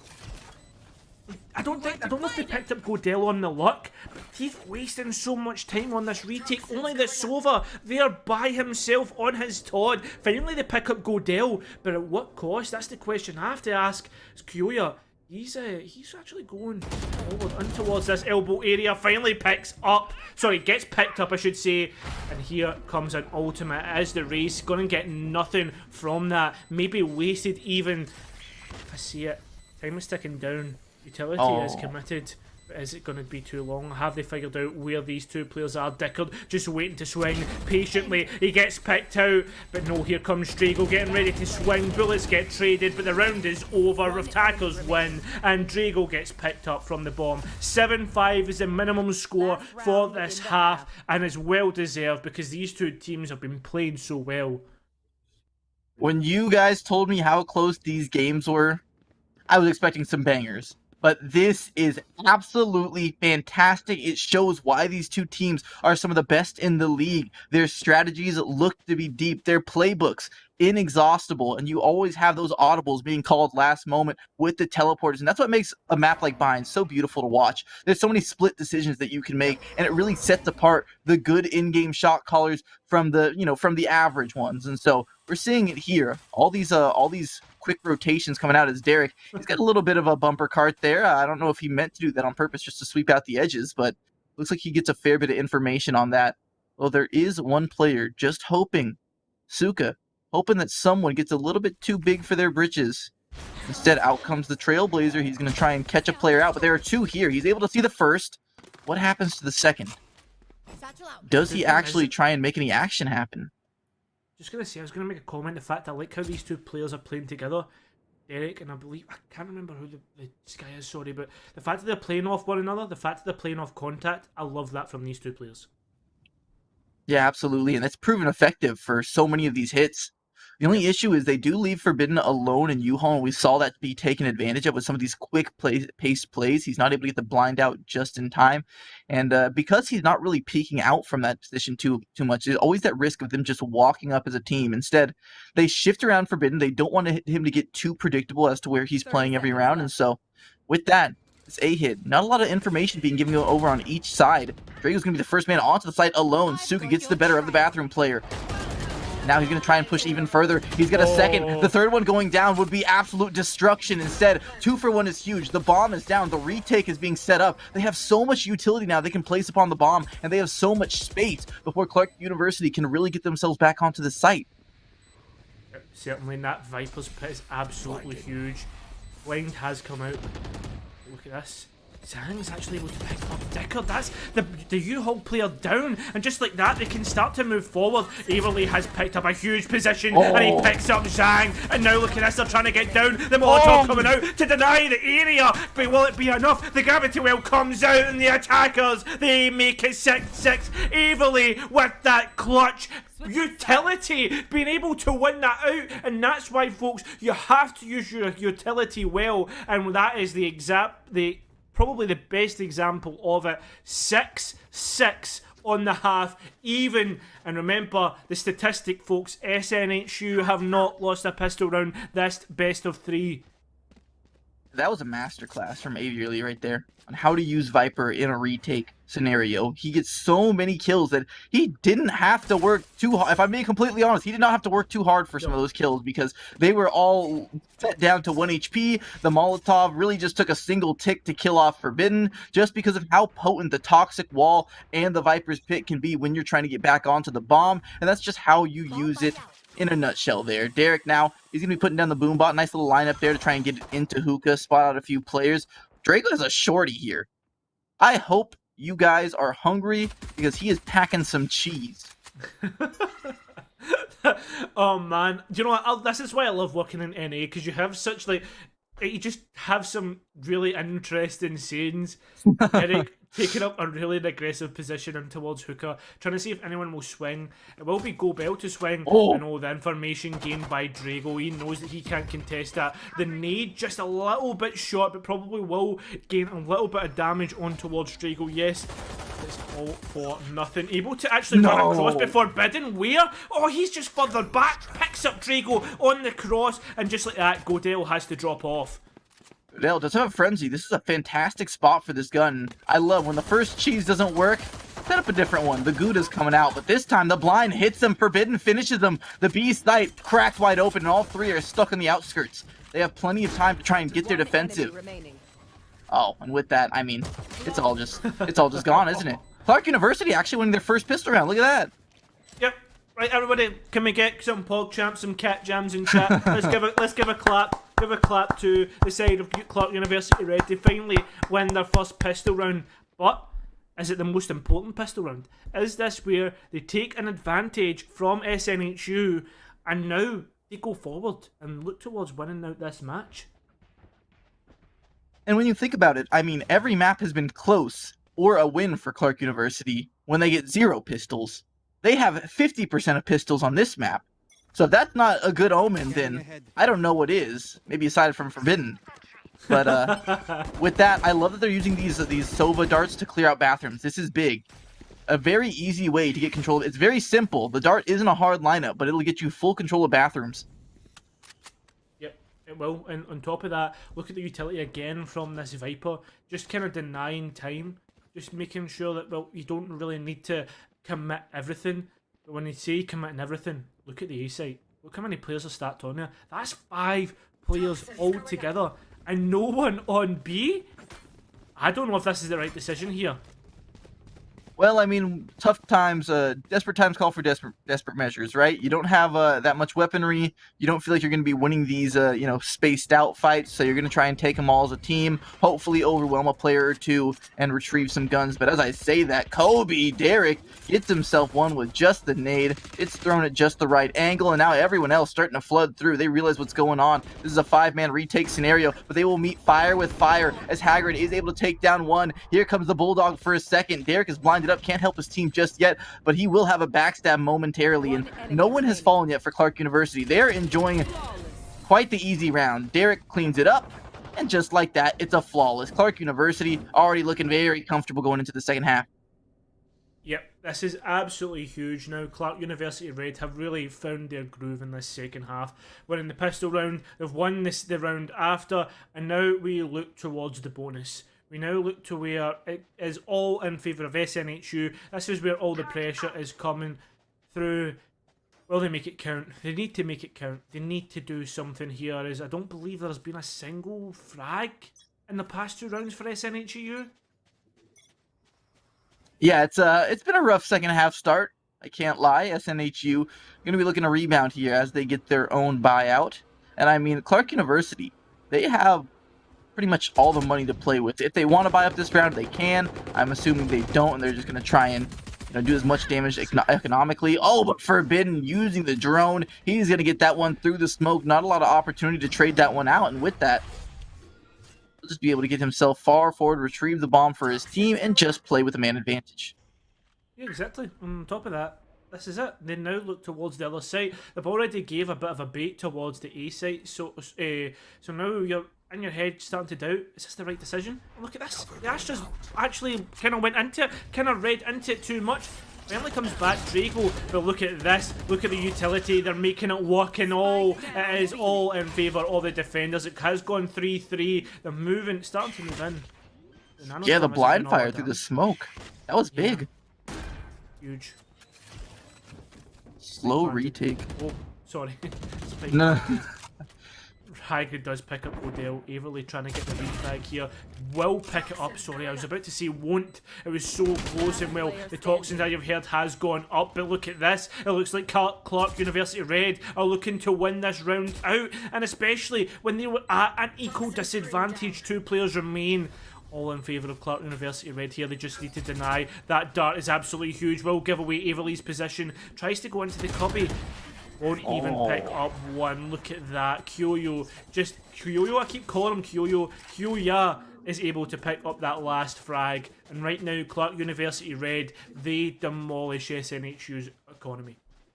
Yeah, and I mean, that was the bonus, right? Like, what more can you say? That was supposed to be SNHU's chance to really put their foot down and stop the momentum, but instead, they're starting to get steamrolled a bit here. I don't know if they have any more timeout opportunities available, but if they do, we might see one coming out fairly soon here because this is going from bad to worse. Clark University is knocking on the door of double digits. They certainly are. And I mean, this A-site committal, well, it kind of looks like an A-site committal. Most of the bodies are there. Spike is still down in that kind of split area. The fact it shows that Clark University Red don't actually have a solid plan just yet. They're getting a feel for their opponents and how they've set up for this round, which I think is a great decision because right now you don't want to just full send it blind. Right now they're taking their time, and we'll see very shortly when that spike gets picked up where these teams are wanting to go. Oh yeah, the A site is looking tantalizing right now as we see most of the team stuck there, but right around the corner, oh, he is so lucky that Godel didn't just walk around the Trailblazer because that would have been a free kill. Instead, just gets a little bit trigger happy, a little bit nervous to try and overexert himself. Out comes a teleporter instead, and everyone's just going to regroup around the A site. There's 3 men here to defend it, but their weaponry, it's lacking. They're outgunned. The question is, are they outmanned here? Jang will be the first one to take the fight. The head is found, decapitated off the shoulders. The bomb is dropping as well. They still have 2 in hookah.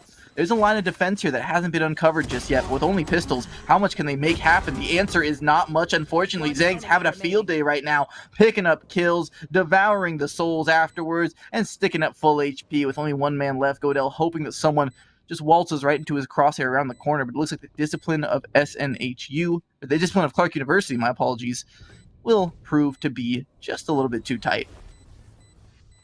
This is it. I mean, this is what we're talking about. It looks as if Godel is almost a foregone conclusion as he does get picked up 10-6 for Clark University Red. The problem is with this matchup, right, is at no point can we actually count out SNHU. They're 4 rounds down, all in favour of Clark University Red when we look at Eco. SNHU can actually buy into this, but they still have a chance. We've seen them bring it back before. We've seen them do crazy things, and especially on Bind when we consider it to be more defender-sided. This just shows how good Clark University Red actually are playing on their attacker side here. We need to see if they can win it out. Absolutely, and double digits is a bit of pressure applied, but at the same time, I mean, when it's 6-10, 4 rounds is not anything even close to insurmountable, especially when you consider, you know, things like the 9-3 curse. The teams left and right in professional, the highest tiers of play can come back from a large deficit like that.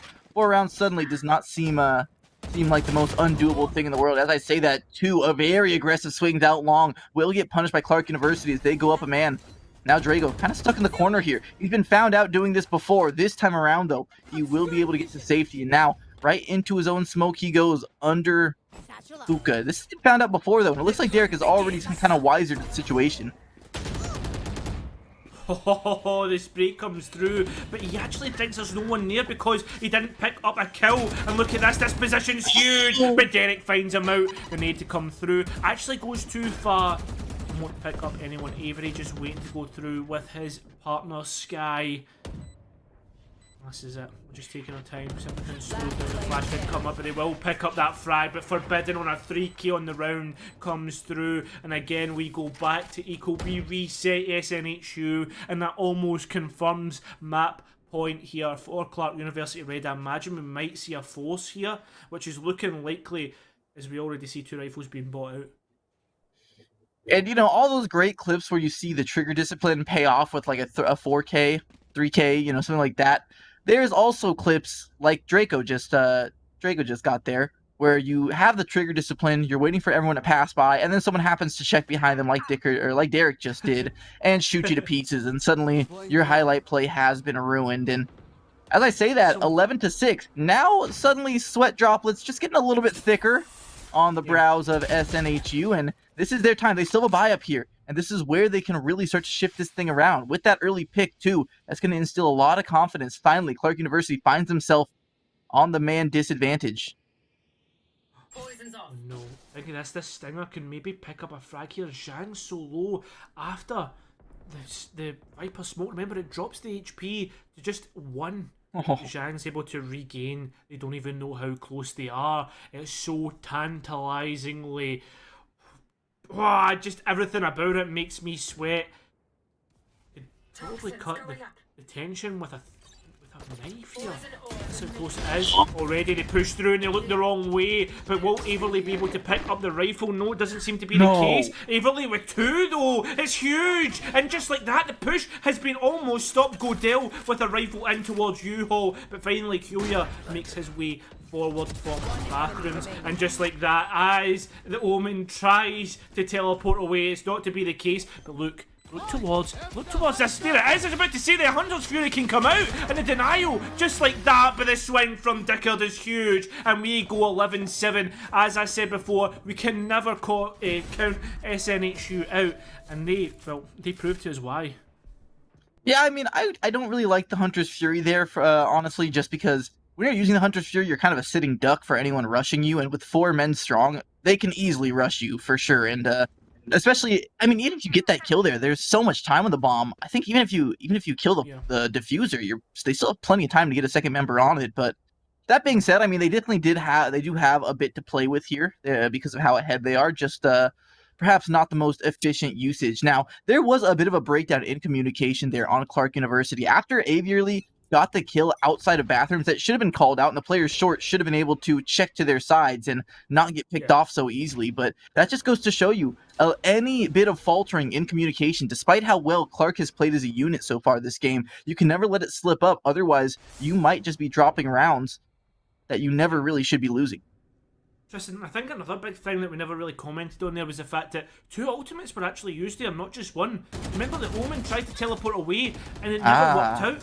So that's another big ultimate off the board, and right now you only have the Raze ultimate available, 2 ultimates available on SNHU, so 2 to 1 could work out, and already 1 expended Defender Killjoy, which will mean Clark University Red will probably look towards the A site, where a little bit of a utility and a lot of manpower is lying in wait. Yeah, and they are also able to claw back some space there, some free real estate off the back of an ultimate. A site stacked with 3 strong. Do they realize what kind of meat grinder they could be walking into here? Everybody playing kind of a funny angle. I wonder how many people would actually pre-aim that. Out comes the Trailblazer to try and lead the charge. Not going to spot out anyone just yet, but Averly, he's spotted by the dart. He's spotted by the Trailblazer, and he is a sitting duck. Dickard, though, he's going to make his presence known. He's almost got a second. He is laid to rest, but Drago, he's got the chance to put this round in the bag. 1v2 now. SNHU still has the man advantage. They have flankers coming in. It's got to be the teleport. He's going to get seen. 13 seconds left on the round. The bomb should be going down right here, right now, just around the corner. By the skin of his teeth, he is making it onto the site. He's going to have to get inside the tube if he wants to make this happen. He's got 3 seconds. He's got Godel, and Godel has the shots to make it happen. 8-11, SNHU. They're starting to make things a little bit scary.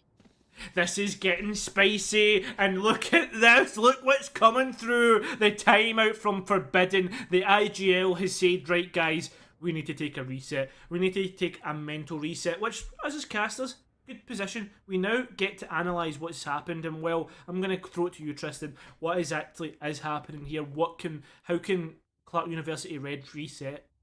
I'll tell you what's happening. A banger of a match is what's happening right now. This is so great to see. And really, for some of these rounds, it just looked like players are coming alive right there. It looks like they're able to just find the shots they haven't been so far this game. I can't say that it was too, crazy of a strategy that won them that round. The Killjoy timed the lockdown well. They were able to force the rotations back into the 3-man stack. And despite that dart being huge and getting them a freebie through the smoke, it was just Draco that sprung into action when his team needed him the most. He answers the call, and he keeps SNHU in the driver's seat.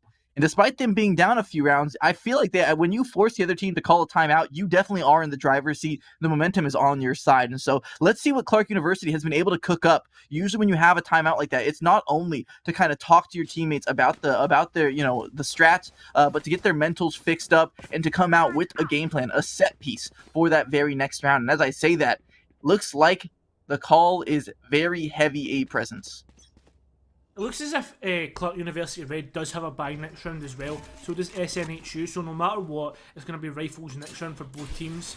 And right now, look how much utilities committed here. SNHU don't even know what's happening. Nobody has read into this, and no rotates coming through, which could be absolutely huge. And as I say that, Derek comes straight through, but this Godel able to shut the ultimate down. Godel with 3, and it's all up to Sova. It's all up to Kiyoya. But can he somehow claw something back? It looks like it's all but lost, especially when so many ultimates are available. He's only exit frags for him. He's making the economy work here for SNHU. The swing comes through, he picks up 2, make it 3. This is maybe workable here. Rickard and Suka left. Picks up another Vandal. Still so much HP. Not even used. An Intel Dart, the first one will go out. Trailblazer to give away the information on the positioning. Time is ticking down. 45 seconds remain. Plenty of time to make this work. And the spike all out on its lonesome, all out in the middle of sight. Can he pick it up and maybe rotate through in towards this teleporter? Get away. Dickard does swing, puts him down to 18 HP. And well, the heal comes out just to kind of top off the health cap there, and finally the rotate comes through. Maybe tries to get the repositioning of these defenders. Well, he needs to get the plant down first, so he doesn't need to worry about that. It will be initiated. But can the 2 retake work? Even committing the Seekers, they want to win this round. Kiyoya on for the ace. He has to backpack his team if he wants to bring them to this the Holy Land, the 12th round. Already they spotted out his location. They're not taking any chances. The rocket is here. Run! You can run, but you can't hide. In the end, Dickard finds him, lays him out with the rocket, and that's going to be the 9th round. Clark's University's timeout has proven unfruitful. That is such a huge round from SNHU. When I saw the push coming through, 2 players on site. That's all it took. 2 players to shut down that push. A triple coming out from Godel. He is the man of that round. And obviously we need to talk about Averly, able to shut down the Raze with the ultimate. Just shoot the rocket, just shoot it out no matter what. And now we move into, well, probably the most important round of this match. Because you look at this, right? It all hangs by a thread. Clark University Red will be able to almost force into the next round. They are looking really weak. They are looking like they could give away the level playing field. But SNHU, they're also looking weak. They're not looking too great on the economy. And right now, again, we're seeing this slow play style coming out from Clark University Red. They're getting a feel for their opponents as they don't want to make the same mistakes as last time. Yeah, and I mean, if there is one silver lining here for Clark University, it's how many rounds they've lost in a row. They're going to get a ton of bonus money, and so they will be able to buy up a lot of rounds that normally would not be able to if it was just a single one-off loss of a round or it just didn't have that built up. And so they have a lot of different tries when it comes to their weaponry to bring themselves into the draw territory at the 12-round mark. But SNHU, they are feeling fantastic right now. Forbidden trying to make it through the wall. Derek actually getting the better of Suka there. That's huge. Dickard is able to trade him out, but they're onto the site. They're slowly overwhelming the opposition, and Dickard isn't long for the world. Draco now, he has the opportunity to spring into action again. We've seen this before. When he is left alone on the site, he delivers. Now, as he peeks back out, he's got another player in his sights. It's dangerous. It's a game of inches here, and Zhang, an alternate angle is what wins him the fight. The man advantage now back in the favor of Clark University. This could be just what the doctor ordered, and it's going to be a difficult place to get through because this single angle is being watched by just about everyone. Oh no, Waverley makes it work with Zhang! A triple on the round, and finally we see Clark University Red push forward. They make it count when it matters, and now we move on to match point. Finally, that step forward that they've been wanting to take for so long, and this is a huge round again. As we do see that buy. Look at this, Suka even has an op. They're committing everything into this. They're throwing all the dices, all the chips are in. But Clark University Red have all the rifles. They have enough economy again to keep pushing, keep pressing the issue. SNHU might not necessarily have that in their locker. Look at this, the Viper's Pit has been committed again. We look towards Clark University Red. They still have an Empress and a Hunter's Fury. All in all, still very viable, the E site. Absolutely, and the early committal of the Viper's Pit. Now, there's 2 ways to play around a Viper's Pit. You can commit everyone to overwhelm it, or you can just avoid it entirely. And it looks like Clark University is going for the latter here. They're just sitting someone outside of it just to make sure that no one gets too aggressive. They are not willing to actually expend their team into it. Instead, Suka, he'll get the pick off from Derek, the operator, coming into play early on here in 4v5 now. That's going to be a weight off the shoulders of SNHU. As we see Godel spots out a few players with the bot, the turret being set up as well. They're pretty much using everything to deny this ease of access towards the bathrooms. Yeah, it is. They're just really trying to slow them down, delay time, and make things all in favour of these defenders. Looks as if they are actually going to push through the Viper's pit. Look at that, the Trailblazer coming out. They have managed to identify where that Viper was placed, and already the layers and the Empress being used. 30 seconds, time is ticking slower, and sorry, not slower, lower and lower. Plenty of utility again has been committed, trying to teleport away the Omen, and look at this. That is the spike down. Plenty of flashes, and wow, just like that, a flurry of kills from SNHU. They are really not giving this one up. One ultimate committed, plenty of rifles, and not a single one lost. And look at the buy for Clark University. Because they won the previous round, they no longer have that loss bonus to keep getting free money to buy up over and over again. Now it's such an awkward spot because two players can buy up here. The rest of them just rocking pistols. If they lose this round, it's going to be another weird buy. They may be able to scrape together enough. It looks like they're buying just to make sure they can still pick up rifles the next round. But if it goes off the numbers, on paper here, SNHU should be getting themselves an 11th round fairly easily. Yep, certainly does seem to be the case. Killjoy, we did see the ultimate in hand just in case that was where the push was going to come from. A single man on site, and already, look at this, all the kills are coming out. It's like an absolute bloodbath, but somehow, and some weird reason, it seems that Clark University Red was able to make it work, and as I said that, it was all up to Drago. 1 versus 1. All on the balance, all here. This is where it's all to play for. Kyoya getting the spike down. Odell on the retake. Remember, does have a lockdown, could push the player out, but the Hunter's Fury is available. This is maybe what they're going to play for. Maybe playing for lineups. Oh, the timing! No, they saw the rifle, and just like that, Godel wins it! When it just looked as if Clark University clawed back into it. SNHU went out once again! And a little bit suspect there to peek back out unnecessarily, despite having the 100 Fury. Like you said, you can play for the bomb taps, you can play around your utility, even shock dart lineups would be preferential there, but instead he'll put his body out on the line. He pays for it with his life, and with the 11th round he had the opportunity to close it. So close, yet so far, and SNHU, a lifeline being given to them right there. Without a doubt, and we come down to a one-round shootout. This is my favourite cliche of all time.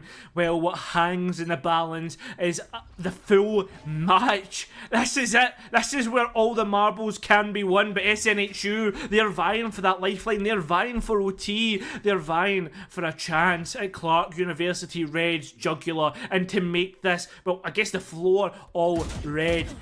Looks as if already we're seeing teams kind of feeling out each other.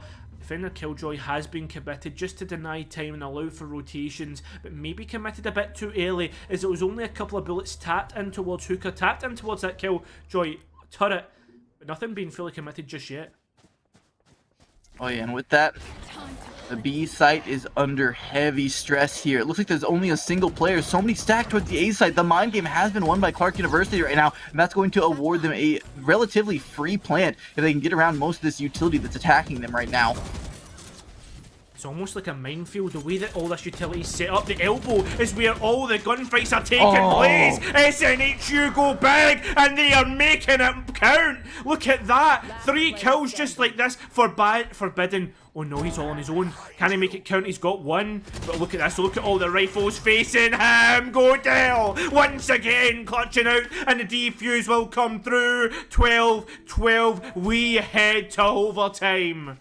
Is there anything more fitting than how this series should end than with overtime? This has been poetry in motion here. You couldn't write a better script than this. SNHU fighting back tooth and nail. It looked to be lost for them for a while. They were down 4 or 5 rounds at one point, with Clark University encroaching on 11 rounds.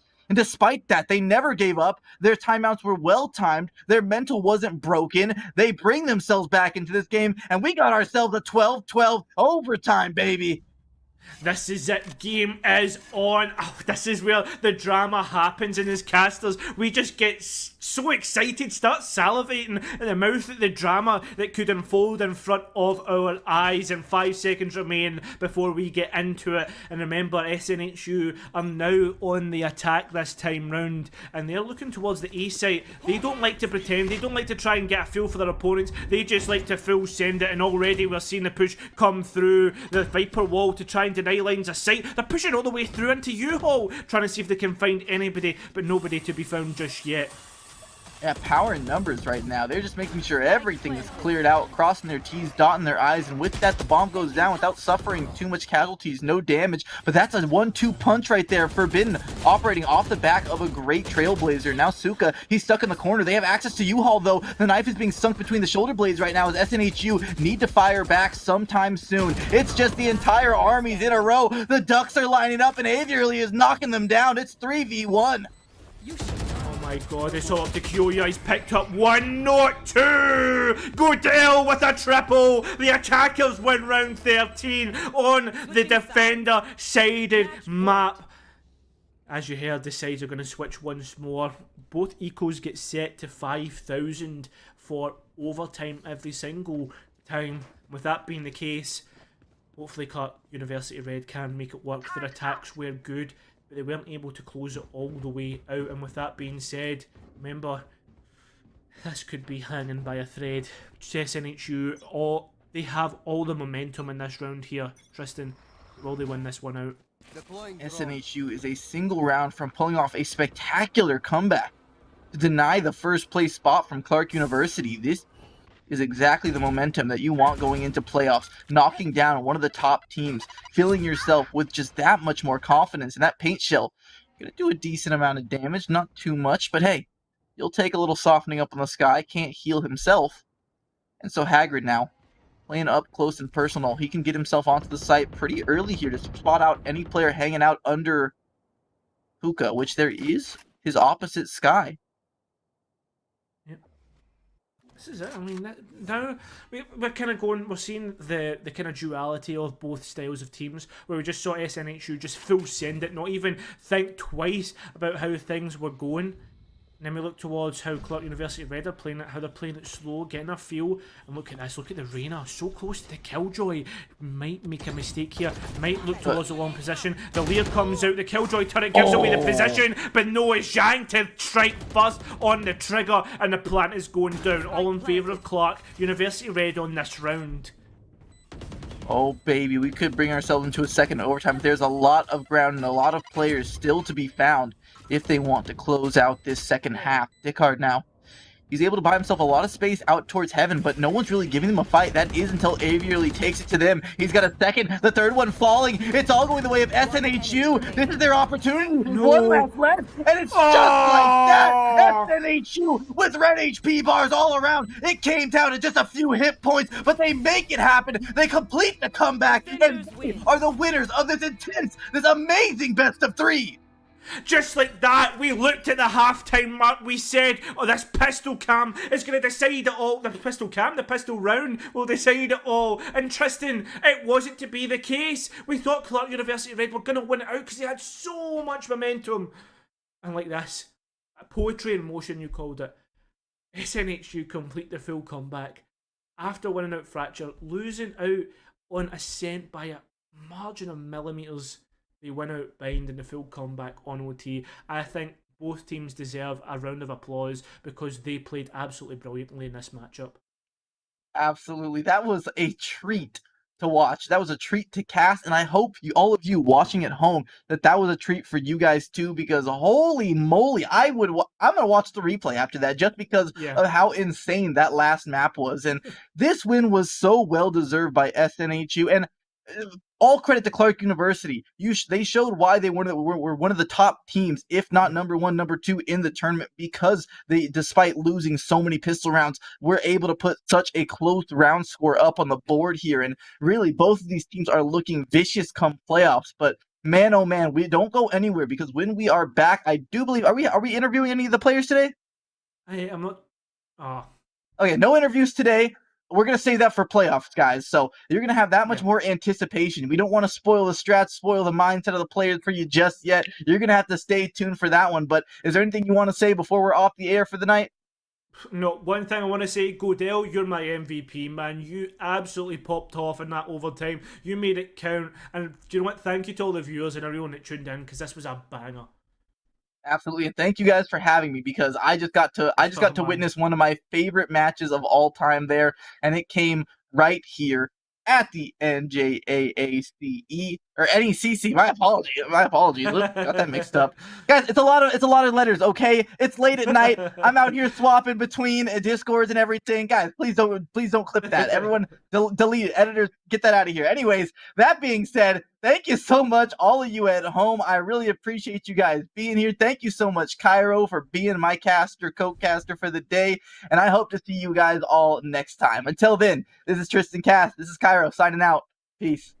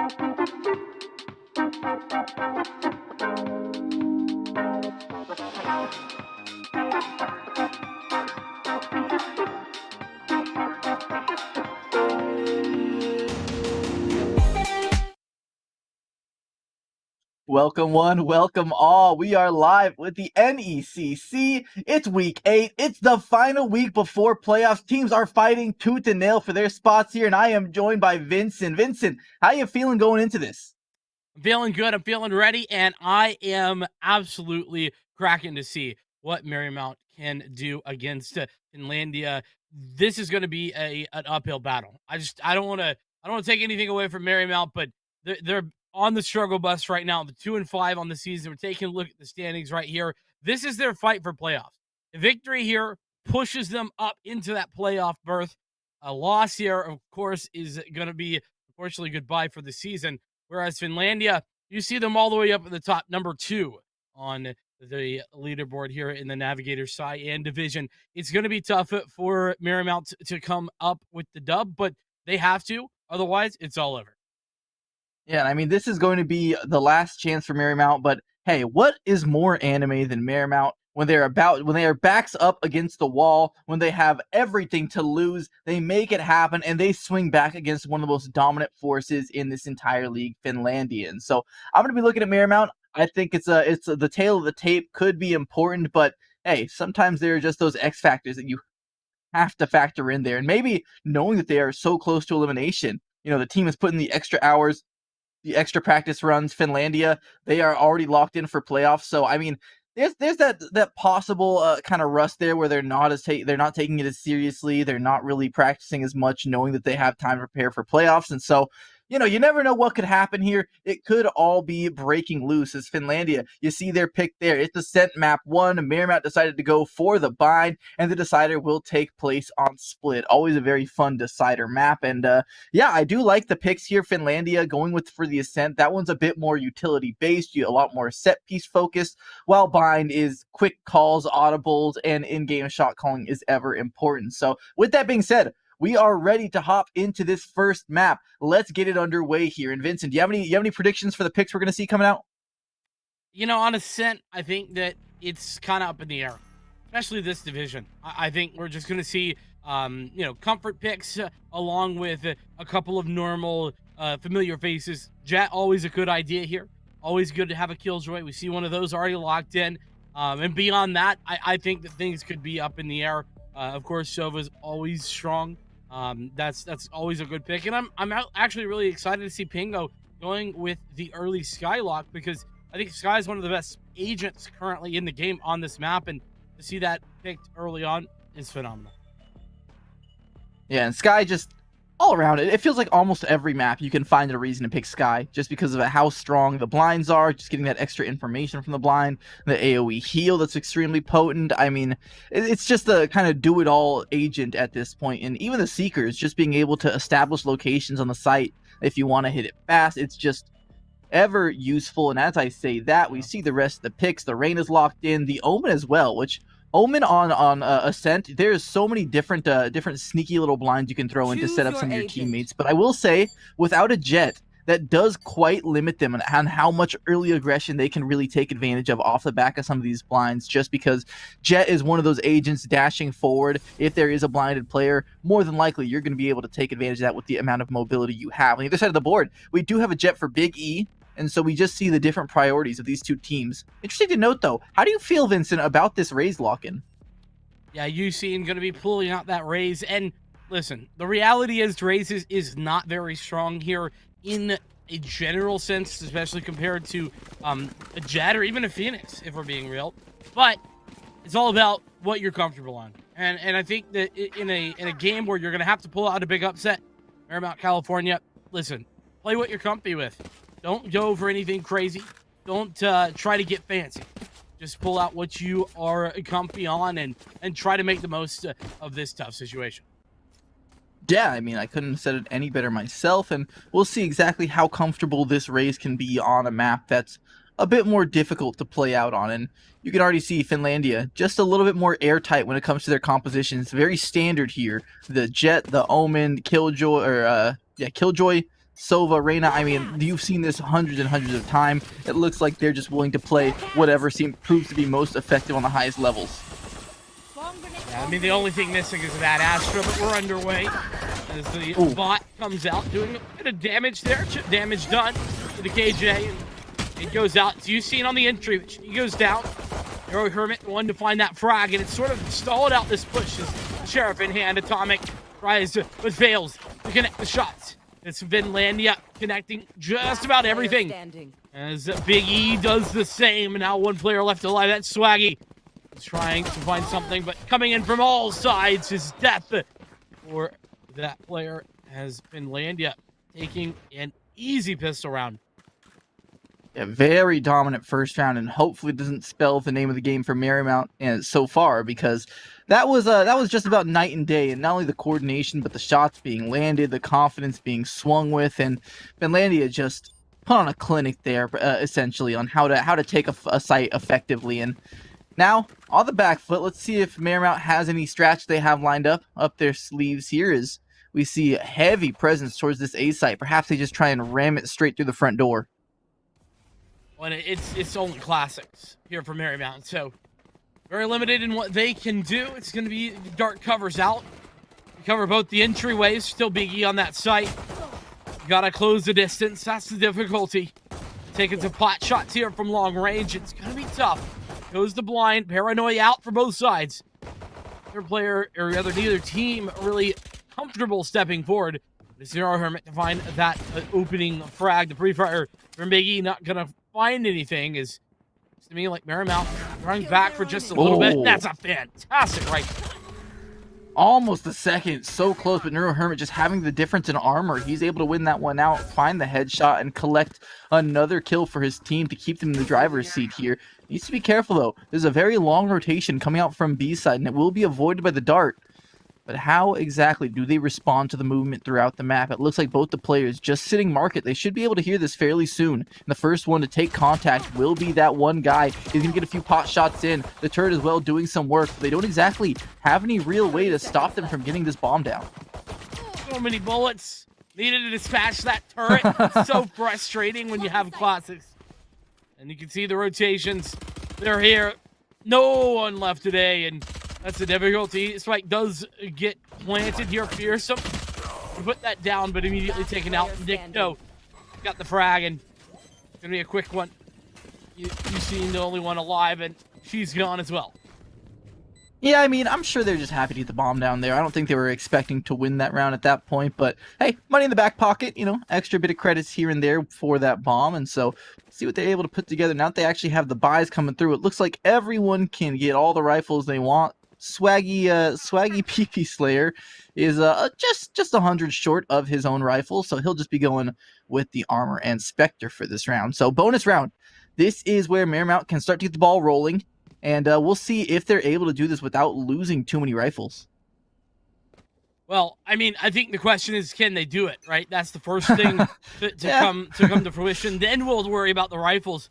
You know, victory better than anything at this point. But it's a it's a relatively poor buy from Finlandia. They have this Marshall. Big E has it. There's that shot. Oh. He's going to miss the shot. So Easy does it. Here's the push in towards A. The rest of the squad from Finlandia, they've only got those SMGs. There's going to be a difficult retake incoming.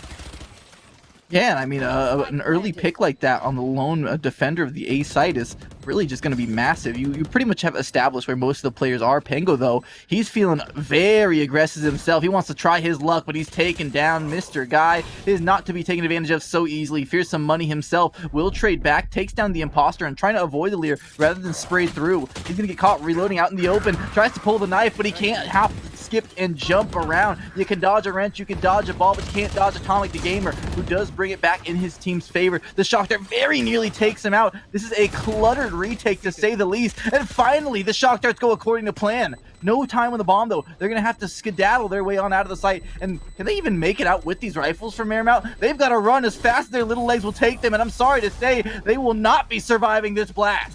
Yeah, Yusi and Swaggy both down. Unfortunate for them is...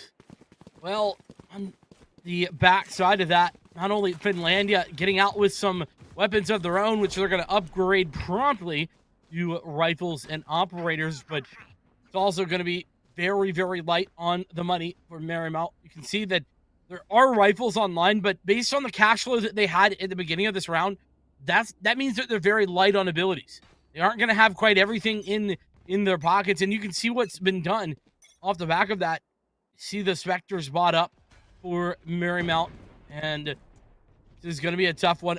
A big round if Marymount can pull it back.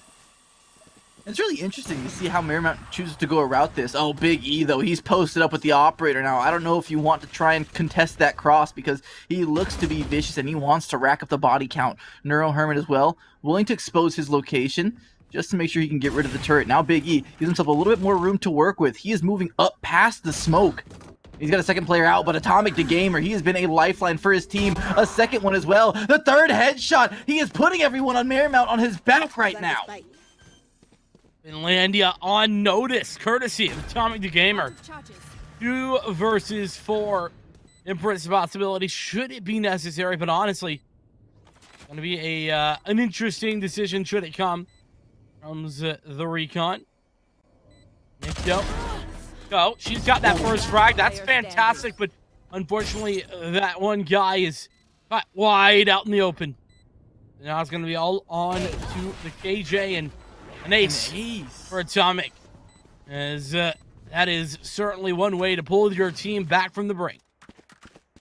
And this is why we're seeing the Reynas picked up, both of them topping the scoreboard with 7 kills apiece. Atomic Gamer gets 5 of his 7 from that last round alone, and it's not like that was just a random round. That was a buy round. That was rifles he was dropping left, right, and center, and really, if Marymount wants to win this game, I do believe they're going to be leaning on Atomic the Gamer quite a bit here to open up space for them like he just did there. No doubt about it.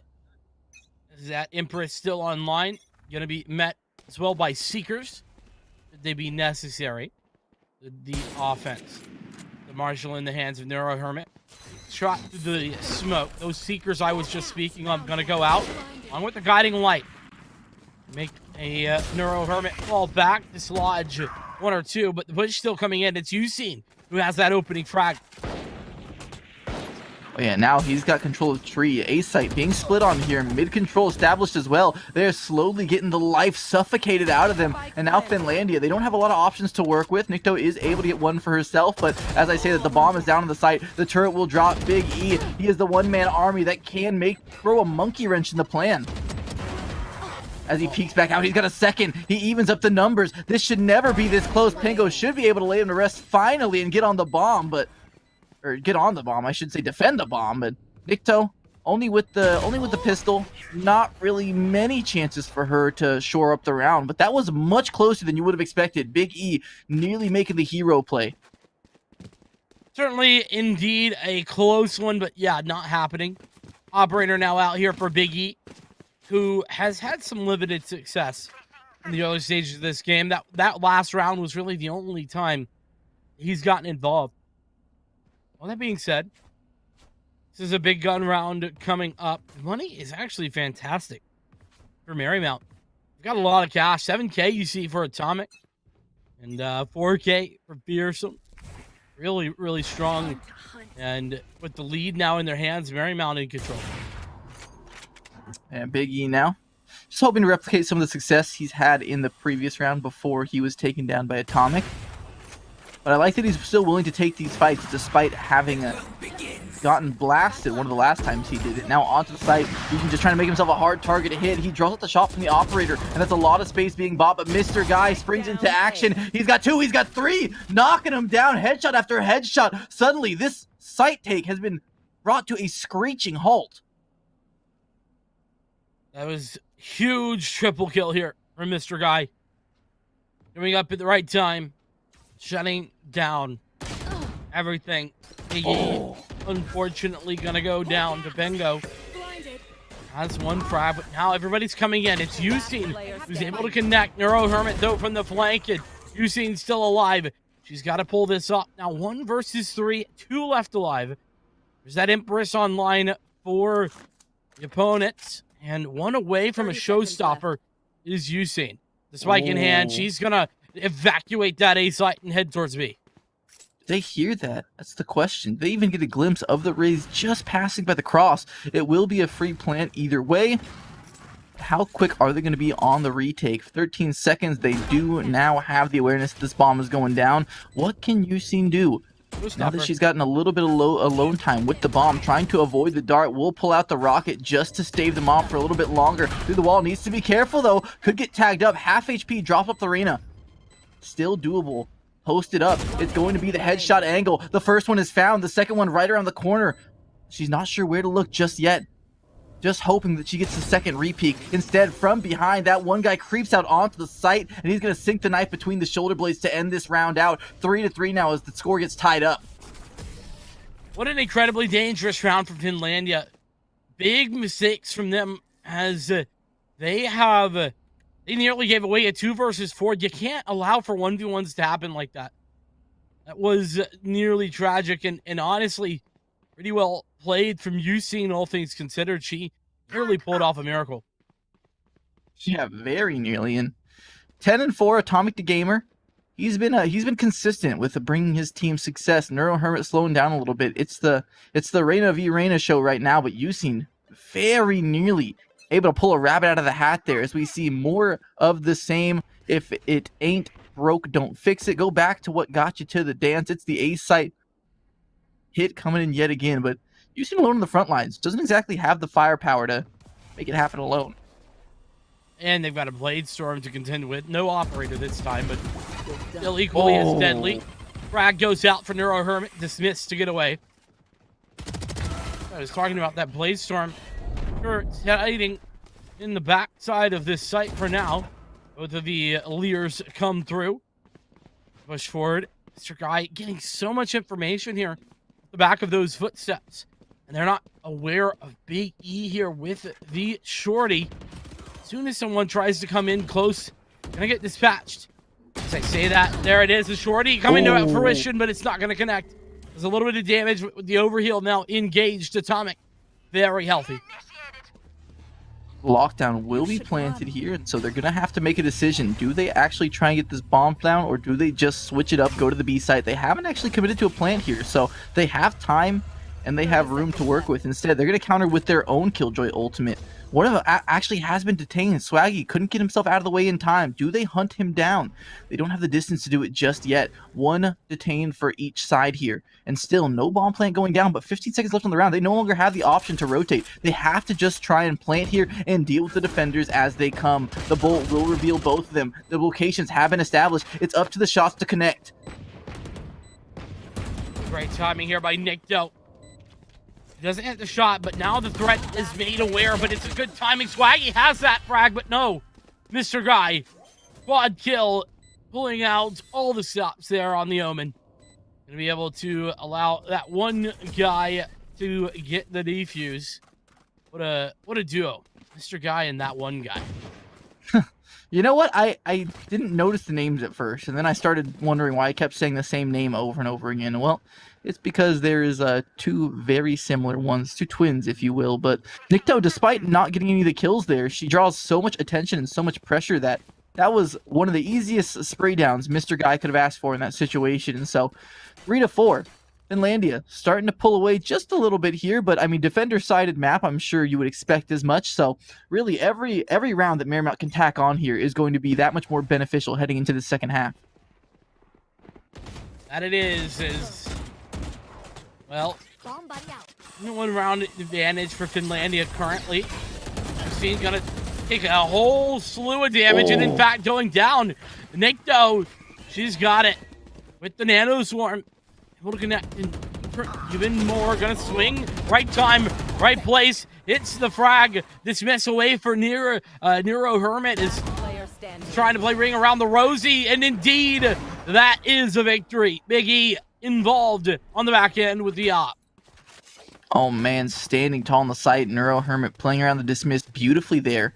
And a little bit of miscoordination there on the hits from Marymount. It felt like Yushin was kind of just stuck on her own, trying to get onto the site solo, and not a lot of backup. And so I know she's playing an entry and all, but I don't think entry means to just go it alone and go for the solo mission. And so maybe a little bit, maybe the Trailblazer coming out to try and snuff out some of that Killjoy utility, maybe just playing around it a little bit better. But either way, it is not going to go too well if the trend continues. And so back to the A site they go. I feel like their B isn't as strong when they try and hit that, and so they'll go with what's worked for them in the past. Hunter's Fury coming out, but he's just firing it blind, and so not really a lot of damage being done here. Yeah, that's what I like to call a fishing Hunter's Fury, where you just kind of throw it out there and hope you catch something. Nothing caught this time out. Waters are clear, despite going down on A. And indeed, Finlandia, you've been pretty keen to leave this wide open here and there, and this time, once again, is a wide open site. Now, here comes the retake. This one could be coordinated well. Pay attention to the Reyna on the backside that could be flanking fairly soon here. The Omen not looking the right direction, just in the nick of time, is paying attention. They're all getting put into the meat grinder, though. Timing works out for Neuro Hermit. Now, suddenly, he can pinch in from all different angles. We see Atomic the Gamer. He's got headshots lined up for him, but he can't hit him. Big E gets the better of him this time around, and Neuro Hermit is about to have a field day. It's a firing range for him. He's going to get 3. That one guy's going to chime in as well, but where's the time? The bomb's going to go off. They're all going to go down. They don't have the space to run. 1, 2, and 3. Everyone goes falling over like dominoes. Great usage of the nano swarms there on the back end from the Killjoy.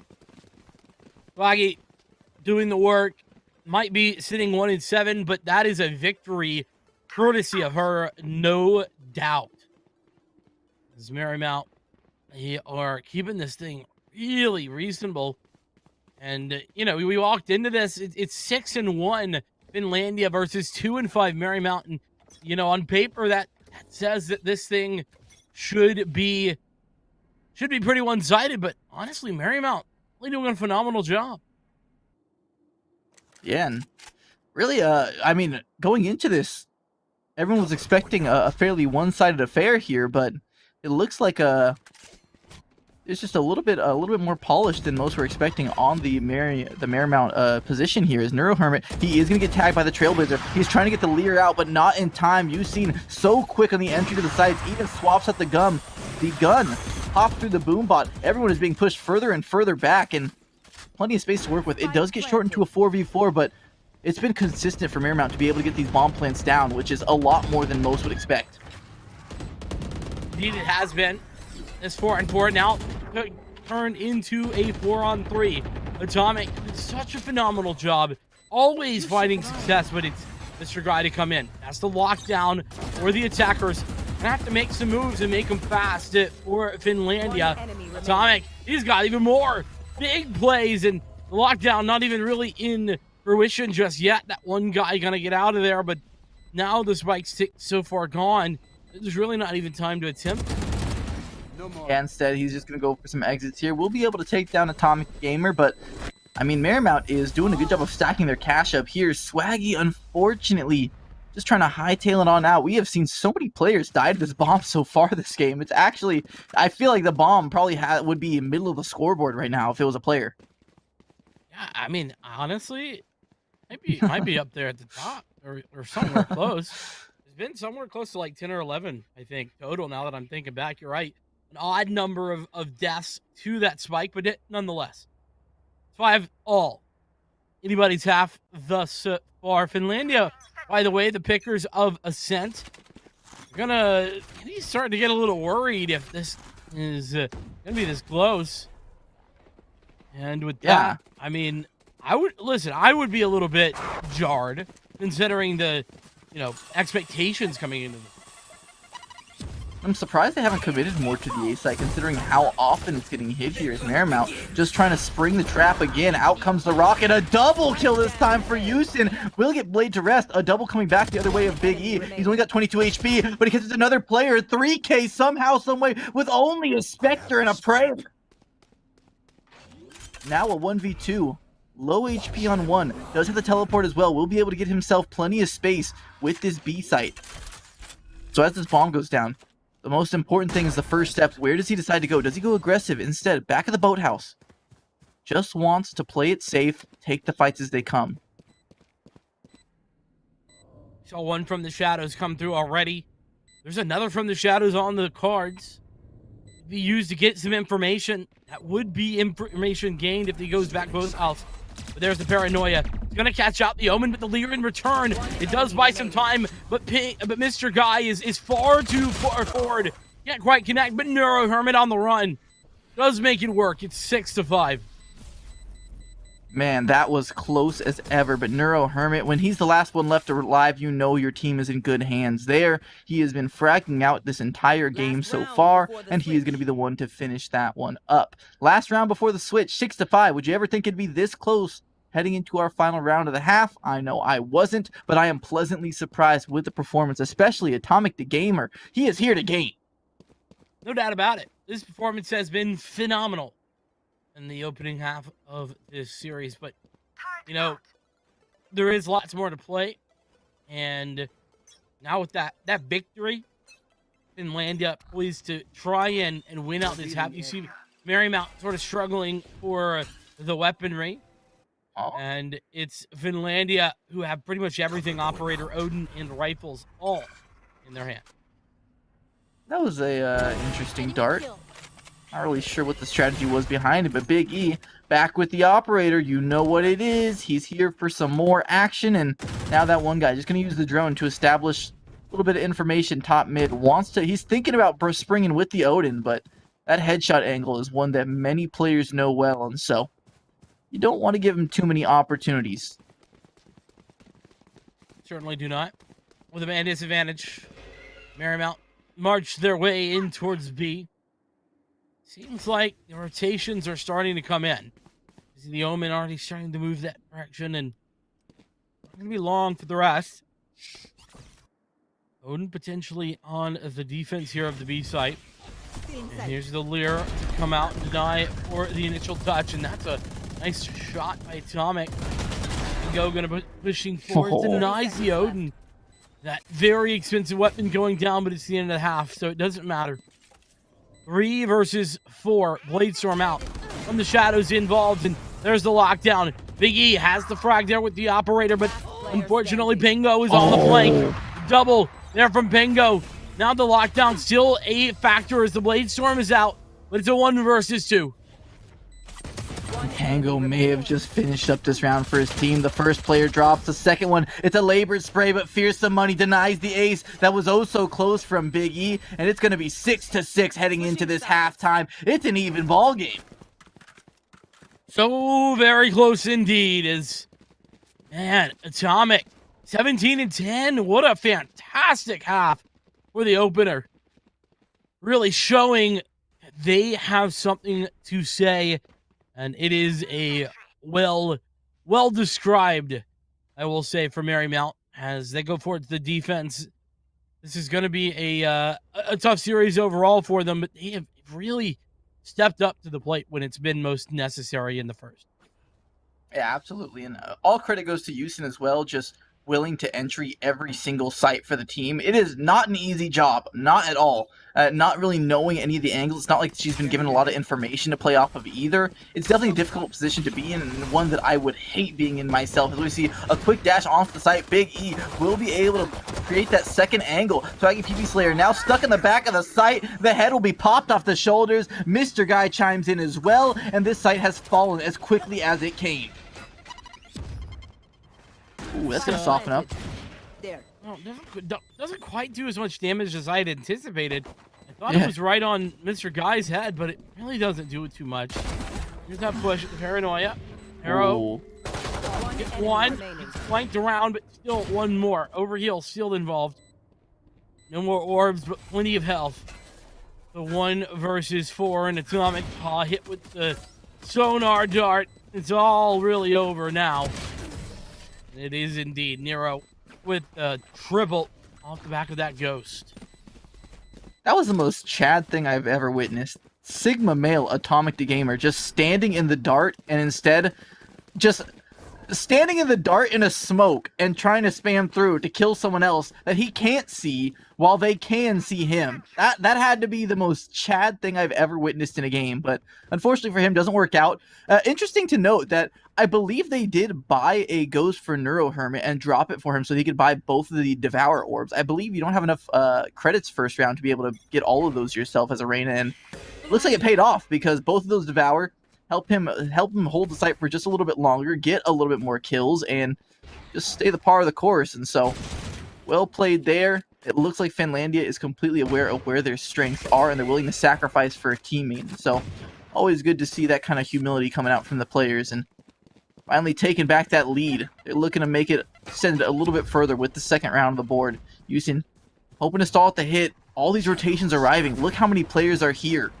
A lot of firepower and a lot of manpower on both ends, but wisely enough, Finlandia recognizes the situation. They call the audible. They're rotating off, and this B site is left exposed, wide open.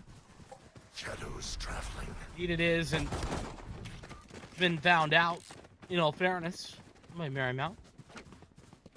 They do have the information, but, I mean, information, at least in the round like this, only going to do you so much good. Guy. There he is. Pingu. Down to it. Push now coming in from multiple angles, potentially on Nikto, and yeah, he's going to be pressured. In that first, but get traded out immediately. Help for Mr. Guy, only for 1. Doesn't really matter though. Only a ghost loss. That's not big a deal, and everyone else going down without a hitch. Absolutely. You'll definitely not mind losing that ghost, especially one that was most likely brought in from the first round. And so, really, nothing of value lost there for Finlandia. And this may be where we see Finlandia's experience as a team and their standings come into effect here. When they get that lead, it looks like they know exactly how to play with it. Nikto now, with all the money in the world, if she wants to buy up here, should be able to still bring another buy into the next round. Instead, very interesting, this bonus round strategy. It looks like they're just buying enough so that they can still buy the next round. Nikto kind of shuffling the weapons around and going for a very, very bare minimum when it comes to buy. And I guess it's all about stacking paper in this strategy. Yeah, it's pretty bog standard. Exactly what you would expect to see on the bonus. You want to keep everything that you have essentially, and make sure you have enough money to get a full buy. That's why winning a bonus is so effective. Speaking of effective, Atomic continuing to find their effectiveness. 2 frags already, 2 for more. 4 kills on the round, looking for the ace. That one guy left to find, and it's Atomic, who has already had a quad in this game, looking to confirm the ace just in case, and there it is! Easy does it. Second ace for Atomic. And that is just what the doctor ordered for Marymount. They're able to bring momentum back into their favor. They're able to build their economy with a very clean bonus round. And Atomic the Gamer, he is having a fantastic showing. How is this team towards the elimination bracket when they have this guy popping off like this? I mean, I gotta be honest. The reality probably is that Atomic is having a one in a lifetime type of game at the moment. But man, is it beautiful to watch. It is absolutely thrilling. And Atomic once more, but this time Big E has an op. And that big gun says boom. Goodbye to the big fragger from Marymount. Oh, nearly the second one coming in there, but let's get better there by Pengu, who responds with the Trailblazer. It's a blind for blind, but Mr. Guy can't get out of the way in time. Instead, Pengu just rushes him. Despite knowing that there was an op around the corner, despite knowing the Omen could have his gun out, and I've seen plenty of Trailblazer kills come out before, but man, all the confidence in the world. And as I say that, Neuro Hermit feeling himself as well. Pat Swaggy will take advantage of it. A little bit too greedy for your own good, my friend, as that one guy will also make his approach onto the site. Will open it up, 2v3, but there is low HP on Big E here. He could very easily be put down. Luckily, he's rocking the Operator. All you need is a single shot to win a duel there, and so low HP is a lot more forgiving when you have a single shot kill like that. Tango now, he'll be responsible for taking Speedway, and just like I said, Big E, 1 shot, 1 kill. Eugen has everything left to do in this round, and should see the barrel sticking out. A quick adjustment for Big E, though, will clean this one up. 9-7 now as Finlandia swings back. What a dominant answer to Atomic Gamer's heroics. Ace in 1 round into a dominant B hit in the next, and Atomic shut down at the very beginning of that last round, courtesy of Big E's Operator. 9-7, like you mentioned, and you can see what the economy looks like for the defense of Marymount. It's not great. I mean, you got some rifles, by some, I mean 3. Got a Ares and Spectre. Here's that line. Pengu. Wow! Wow! Triple kill. Quick and easy. The Seekers are committed as well. Oh, come on. How many aces are we going to see already here? How many heroes? We have our second. Let him have it. Don't steal it, Atomic. Let Pengu do his thing. Out he swings, but he will be taken down. Nikto not allowing the ace to not get the pleasure. Instead, it's UC to clean up the round, and that was, a moral victory in itself from Finlandia there. I mean, I think that in and of itself is just Marymount making statements saying, listen, yeah, we have Atomic, but that ain't all we got.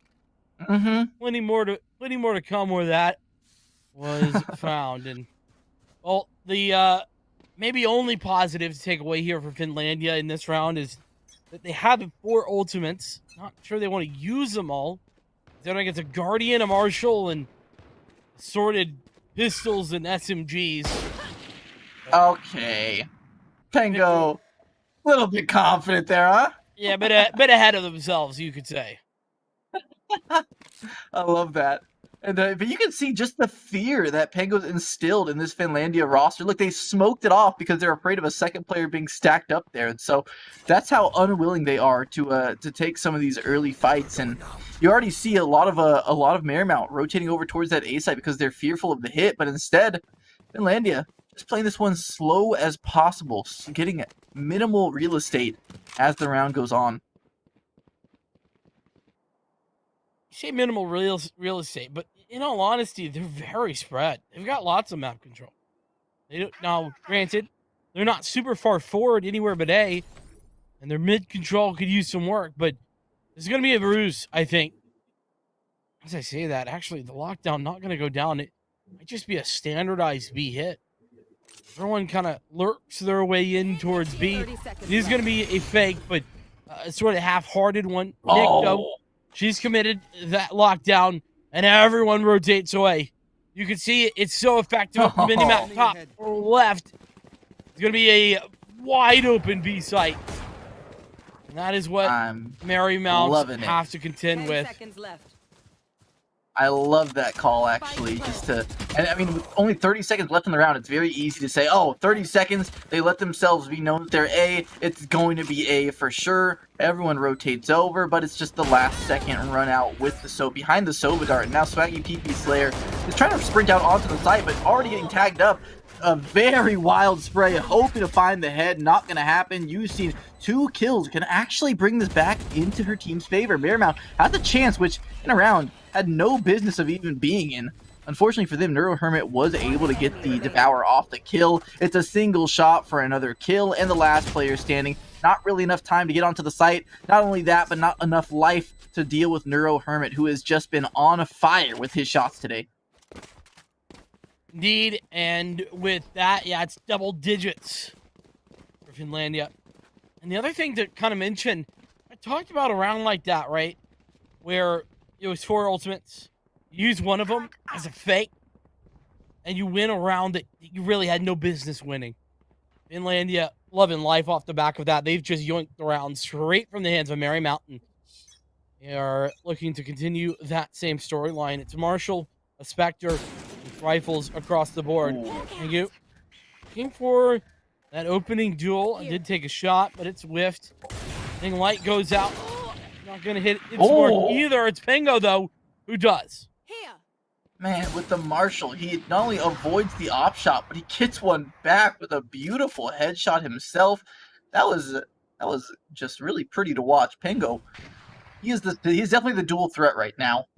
If this is the Cavaliers, that's LeBron and Kyrie right there between him and Atomic the Gamer. We'll see if they can carry themselves into the playoffs here as NeuroHermit. He's letting his presence be known. Not to be outdone, though. Atomic the Gamer getting the pick himself. It is back and forth, tit for tat, but it looks like Marymount just slightly edging out so far as we see the B hit starting to come in. Everyone lined up.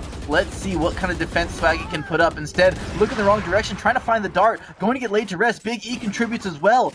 Numbers advantage. Bomb plant down. And this round, all of a sudden looking the complete opposite of what it just was. There's that Hunter's Fury. Emperor's also popped. Both sides. Hunter's Fury really not committing a lot. Rather not finding a lot. Now is Usain. Oh! Showstoppers in, and it's a double from Usain. NeuroHermit, though, able to pull the dismiss. Now the overheal. There goes the Lear. It's dangerous, and it's pulled out. Oh, so close. Atomic. He's pulled it back. And that is fantastic. And you gave the comparison earlier, but man, Atomic and Pingo, they got their own duo going over here. Maybe not maybe not basketball, but maybe some football. Brady Belichick. Okay, I see. You got the every sport covered here. That's what I like to see. And man, that Reina v. Reina, it came down to the wire. I thought Atomic Gamer was done for the moment he missed that spray on the box maneuvering. I mean, the Lear came out. He was blinded for some of those last few shots. But hey, sometimes the cookie just crumbles in your favor, and Atomic the Gamer pulls it out when his team needs him to. That would have been 11 rounds on the board. That would have been very dangerously close to at least the draw territory, to the point where you can't lose the map anymore. But Marymount now starting to feel like they can really pull off this first map upset. Reminder, they did not choose this map, by the way. Pingo, needs to be careful, though. He's out in the open. He's dancing around, a hop, skip, and jump, and he's getting hit by one knife. But with that, I mean, Jet no longer has the ultimate available. Usain going to try and soften a few up, slow down the hit using those nades, and no one's actually out onto the site just yet. And so with that, a small victory. They prevent the quick rush. But instead, now they have to contest with the quick switch of pace and the B site potential. Oh, here's some money. He's got one. He's got two. He's got three. Are you kidding me? They line up. And he gets some piercing shots there. That is gorgeous. Nikto might be able to bring this one back, but Atomic the Gamer with two out mid. It's a full house. 3 for 1, 2 for the second. And Marymount, California just stomps all over Finlandia that round. So quick and easy. So dominant. And it's all tied back up. And you can see tied for not so long unless something magical happens because, look, it's a Bulldog. A couple Spectres, a classic for Mr. Guy. Not a whole lot to work with, really, when you get down to it. And Stinger, I guess, in for Neuro Hermit. So, not a lot to work with here for Finlandia. Better than nothing, sure, but definitely not ideal. It's like when you have to say better than nothing, you already know. Something isn't right there. As we see it, just the B site, heavy stacking, and it looks like Big E is the only one really willing to put his body on the line. Instead, everyone else just kind of meandering their way back towards mid.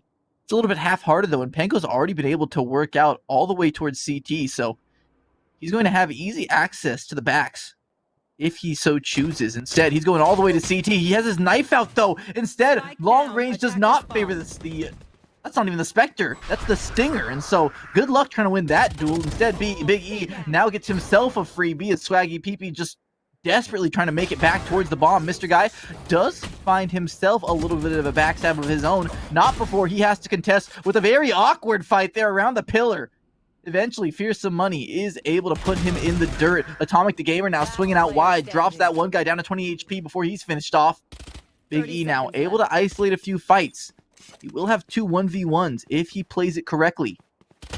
Instead, Yushin going to hold for the swing and going to punish Big E as he tries to claw his team back into that round. Suddenly, who would have expected this? It's Marymount in the lead. Yeah, and you talked about how Finlandia, they got really nothing to lose. They now have definitely nothing to lose. I've just gotten word that they are locked in the number two spot as Blue Gold B has won their match tonight, and that does solidify that number 2 no longer an option to go up towards number 1 or down towards number 3 for Finlandia, meaning it's all for Marymount, and they have the lead 11-10. Again, I want to emphasize how unlikely this was. We were not expecting this to be this close. This should, by all means, have been a very one-sided affair, but hey, when your back's against the wall, sometimes you got to tap into that X factor. Marymount, though, their job's not done. They're down a man already, and 10-11, this could very easily be Finland's map, or Finlandia's map. And so, out comes the blind, just trying to stall this one out a little bit longer. Big E as well, getting a pick off with the off. This operator has been big so far this round, and they put a lot of credits into it, especially being so close to potentially losing their map pick. It had to prove useful, and it has done just that. Now A-Site, got a single defender on it. It is looking like a wasteland out there. There should be just a tumbleweed going by right now. I love where Mr. Guy has set up shot, ready to defend. Did they hear him? Could have. It certainly would have been somewhat audible. Gonna be close. A dark cover. Oh, how do you get through this? You're gonna have to take a double swing. There's Swaggy. He's taking the first duel. She does fall, but here's some. Let's trade back. 2 versus 4, but we've seen the 2 versus 4 go the way of Marymount before. Believe it or not, in so many clutch plays this game. This is a huge, a monumental task. The push looking to come in, and as that spike ticks away, gonna confirm it with the nano swarms. This is Finlandia. Save the weapons.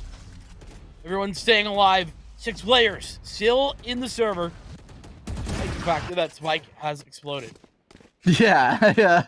The spike always has to make you nervous when it comes to this matchup because, I mean, first few rounds it was quite the menace. It's taking down people left, right, and center. But I like that both the teams have found their groove a little bit more. They're not making as many mistakes, not giving up unnecessary credits, and so all credit to Marymount and Finlandia as well. They're starting to really make these competitive close rounds, and that time around really well done from Finlandia, slowly picking apart the defense, showing what makes them such a cerebral team. And now at 11-11, I mean, this round is just massive. It's really off the back of this Big E operator, and that come to fruition once again. This time nobody dares peek their head out at mid. They know what's coming. And on the other side of things, here, I mean, it's a pretty hard commitment here for 3 players over towards the B side, even using one of those shrouded steps to get over the on the other side of the B area. Right here. Ultimately, really going to be a B hit, at least not yet. Swag is over here at the A area, and oh no, that could have been bad. Didn't initially swat out Pingo, but the second attempt does just that. 40 seconds and ticking. Still nobody but one committed to this position. A site seems relatively weak as the push comes in. Oh, Yushin, the timing, nearly taking her off the map right there. They're able to get onto the site, but Pango, he's making himself such a hard target to hit. He's got 2, he's got a 3rd, the headshot is there, almost the 4th. Nikto will have to do it all herself, and she just can't make it happen. Atomic the Gamer is back with the vengeance. 12 rounds for Marymount, and they are knocking on the door of closing this map 1. Marymount in position for a huge upset. But this could be overtime. The money, there's plenty of it. Finlandia, they've got guns, they've got rifles. Are a little bit low in that Mr. Guy does have a Spectre, but considering what we've seen today, I don't think that matters. Operator for Pingo, for I think the first time, or I don't know, have we seen Pingo pick up that up before? I don't think so. Look at what's happening here, Tristan. It's straight in towards B, but it's a slow, methodical push in towards that direction. Absolutely, and everyone is lined up, ready to explode onto this B site. No real information being given over, and so it's just going to come down to who wins the fights. And just like that, the sliver of head being given up by Big E there is taking advantage of fearsome money. Going to strike some fear into the hearts of Finlandia early on in this round as they have the pressure applied. Tough luck. Look how loose Pingo is playing, by the way. He just bunny hopped across mid like that. You know, gotta keep it loose. Understandable. Nonetheless, now would be the time to pull out some of those ultimates. Lock down Hunter's Fury from the shadows. Anything at all. Neural Hermit looking to make their way in. Good find. Usain going down, and that's an equalizer. Empress now converted. Push. You heard that. Oh my god, the timing. Are you kidding? Perfect. Neuro Hermit has it. Looking for another one, but that's not going to happen. The lockdown is out. Finlandia in towards B. Bomb grenade out. I mean, look at all the pressure he was able to draw on that aggressive play. That was beautiful. Now his team has free access to the B site. He got 2, took him down with him. The Hunter's Fury is there. He's tagged 1, has the second one lined up. He's got the first. The second one goes down. That one guy, are you kidding me? I'm smelling overtime. What about you, Tristan? Oh, I'm sniffing. Y'all smell that in the chat? Oh, that is what Finlandia is cooking. It's definitely OT. 100%. Be the odor from last game, who knows? Okay. 1 versus 3. Bingo. Pull it off, but not to be. Dead to the bot. We're headed to overtime. Overtime. What a map 1. Are you kidding me? Right after that wild best of 3 series we just had, this is unbelievable. My blood pressure is through the roof right now. Are they trying to kill me here? All right, listen, let's hope not. I need you to stick with me because I don't know if I can handle this. Marymount doing a phenomenal job, just absolutely coming up with everything that they needed. What a clutch there from Finlandia. What a great move from Neuro Hermit. Finds 2 opening kills, pulls all the rotations, and then it's that one guy to find those 2 frags with the Hunter's Fury. Oh, now we get to break into this overtime. 3 strong on the A site. Atomic Gamer gonna try and walk himself out. And oh, look at the timing. Big E has to be smashing his keyboard after something like that happens to him. Just wanted to get the smoke bomb down. Neuro Hermit, the lineup, he's got 2. Anything you can do, I can do better. Says the Reyna duel. They cannot be topped by each other. Nikto, though, wasn't expected under heaven. Is able to clean up Atomic the Gamer, and with that, the top fragger has been removed from the equation. 2v4 as well. Marymount definitely on the back foot for this first round of overtime. Here we go again, though. 2v4s, they are winnable. Difficult though they may be. Revealing area. And on top of that, these two players got to stay grouped up. Look at how spread out Finlandia are for the time being. It's dangerous. Is that paranoia? Not going to really hit anything. It's what a shot from that one guy. He's recovered the operator. Said, let me have a hand at that one. Nikto just creeping out. The headshot is there. 4 is still alive, and that's going to be momentum heading into this second half of overtime. Finlandia, they have the opportunity to make this miracle, make this dream for Marymount, California, and snuff it out. Indeed, they do. Match point. The rare opportunity to play Dream Killer. Finlandia would love nothing better. Bolster their position. But add another W into that win column. And, well, not submit a loss. I would definitely think that they would like to do that. And the other big part about that is, we haven't mentioned it for a moment, so I'll mention it again. Finlandia picked Descent. So important to win on your map pick, not only for just it being your map pick and it being, what you had control over, but just mentally losing your own map pick to a team that was supposed to not have a chance against you.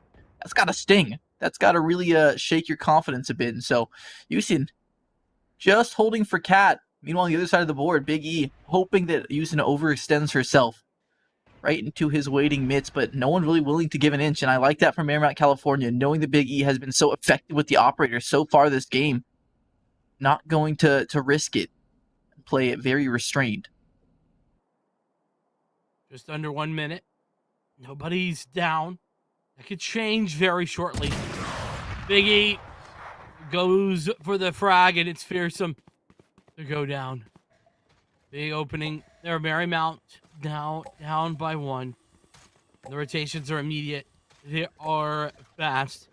And they are over towards A, where there's one player hanging out at Generator. 30 seconds. No one on Cat, though. Could provide a little bit of room for a crossfire to be set up here. And so this round definitely not over for Marymount just yet. But this is crucial. They're going to have to make something happen here. And Swaggy PP, not long for the world. Tagged by the dart, then tagged up and taken down through the smoke. They're trying to creep through. Yushin needs to be careful. At risk of just being rushed by that guy. Mr. Guy. It's the head being presented, and it's the head being taken off the shoulders. Atomic the Gamer also looking to make his own presence established. He's got 1, but he's got so much more to find. It's LeBron and Kyrie, the 2 men to do it. He can't fall all the way down. Neuro Hermit puts him to rest. It's 1v4, and I don't think this one's happening anytime soon, unless Atomic the Gamer, he's done crazier before with the bomb. He just simply doesn't have the time that he needs to make it happen. One player, he's almost got Nikto, but no! Nikto will not be denied. She is the one to end this first map, and the miracle run for Marymount, I'm sorry to say, has been stomped out for now. It looks like Finlandia has woken up, and they're going to try and bring that same momentum into this map too. Gonna have to try and do precisely that. Man, it was so close, wasn't it? Oh, it's just one of those brutal heartbreak moments, isn't it, Tristan, where you get there, you're in overtime even, you hit the match point, you had an opportunity to close regulation, you couldn't quite make it, and then overtime just doesn't take your way. Really, really tragic there for Marymount and Finlandia. What a great job on the comeback. I will say they kept mentally in that thing. They didn't ever give up. They didn't ever, lose themselves. It can be so easy to get mentally bombarded in a situation like that, but they didn't do it. Yeah, I mean, MC, if I'm Marymount, then if I'm the coach, if I'm the IGL, and I need to give them a talking to, just remind them that was not only not their map pick, but they were in control for a lot of it.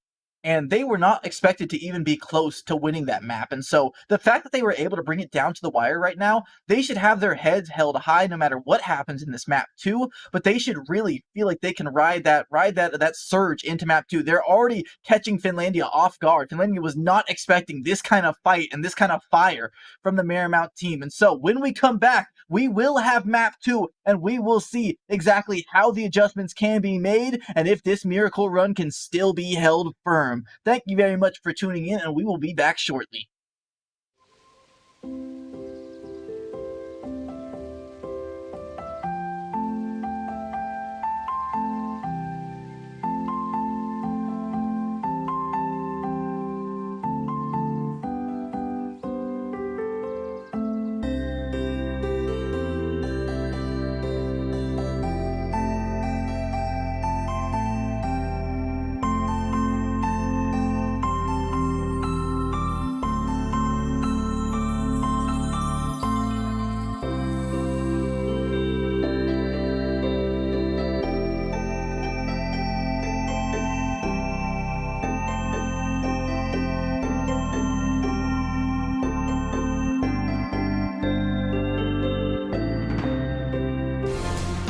Sell online tickets directly from your school's website.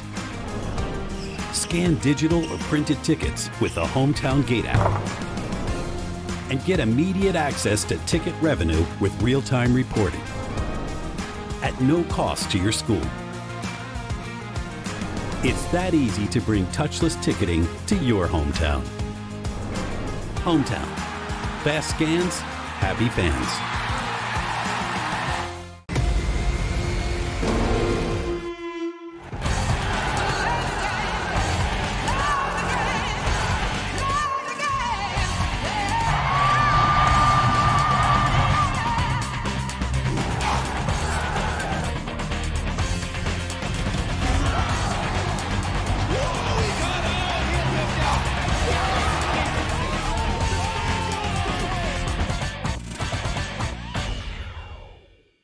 What sound experience would you like today?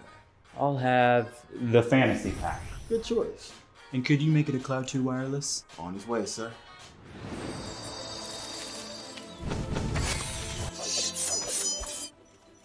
Sounds amazing.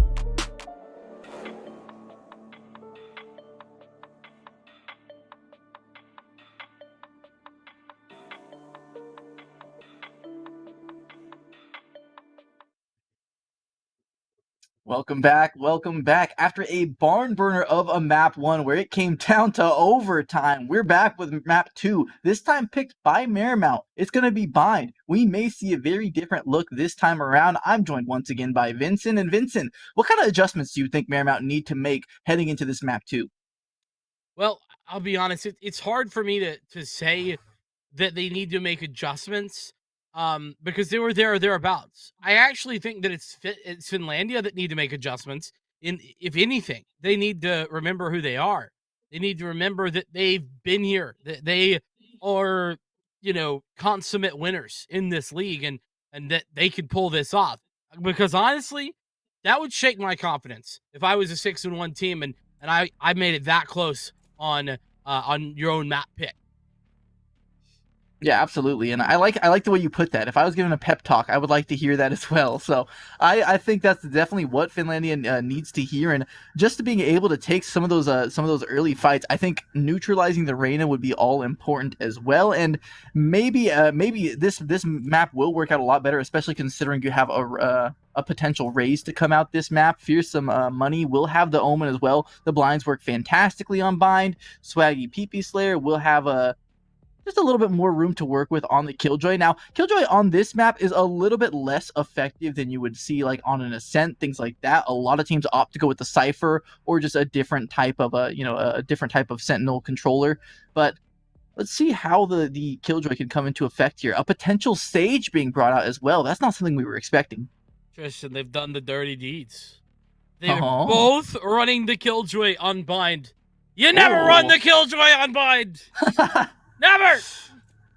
Well, sometimes, I mean, hey, like you said last map, play what you're comfortable with over what happens to be the meta, right? And as I say that, Yusin is able to bring out the Raze. Now, if Yusin was able to be one of the top fraggers on her team on Ascent playing Raze, it's only imaginable what she can do on Bind with a much better map suited towards the strength of Raze.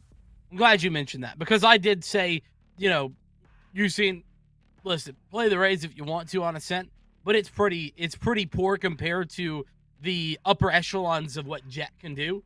That being said, it is flip-flopped here. Big E now has to contend with the fact that Jet simply is not nearly as effective on this map, and it is Yusin with that Raze that is the dominant queen when it comes to the duelist. And that main duelist position. Reyna, of course, also very strong, and we see Neuro Hermit gonna connect with that once again. One thing that I do want to mention, I think, Swaggy having a bit of a slow game in map 1. If Atomic isn't able to find the same heights as in map number 1, Swaggy gonna need to be one of those players to step up into that into what will be a difficult position.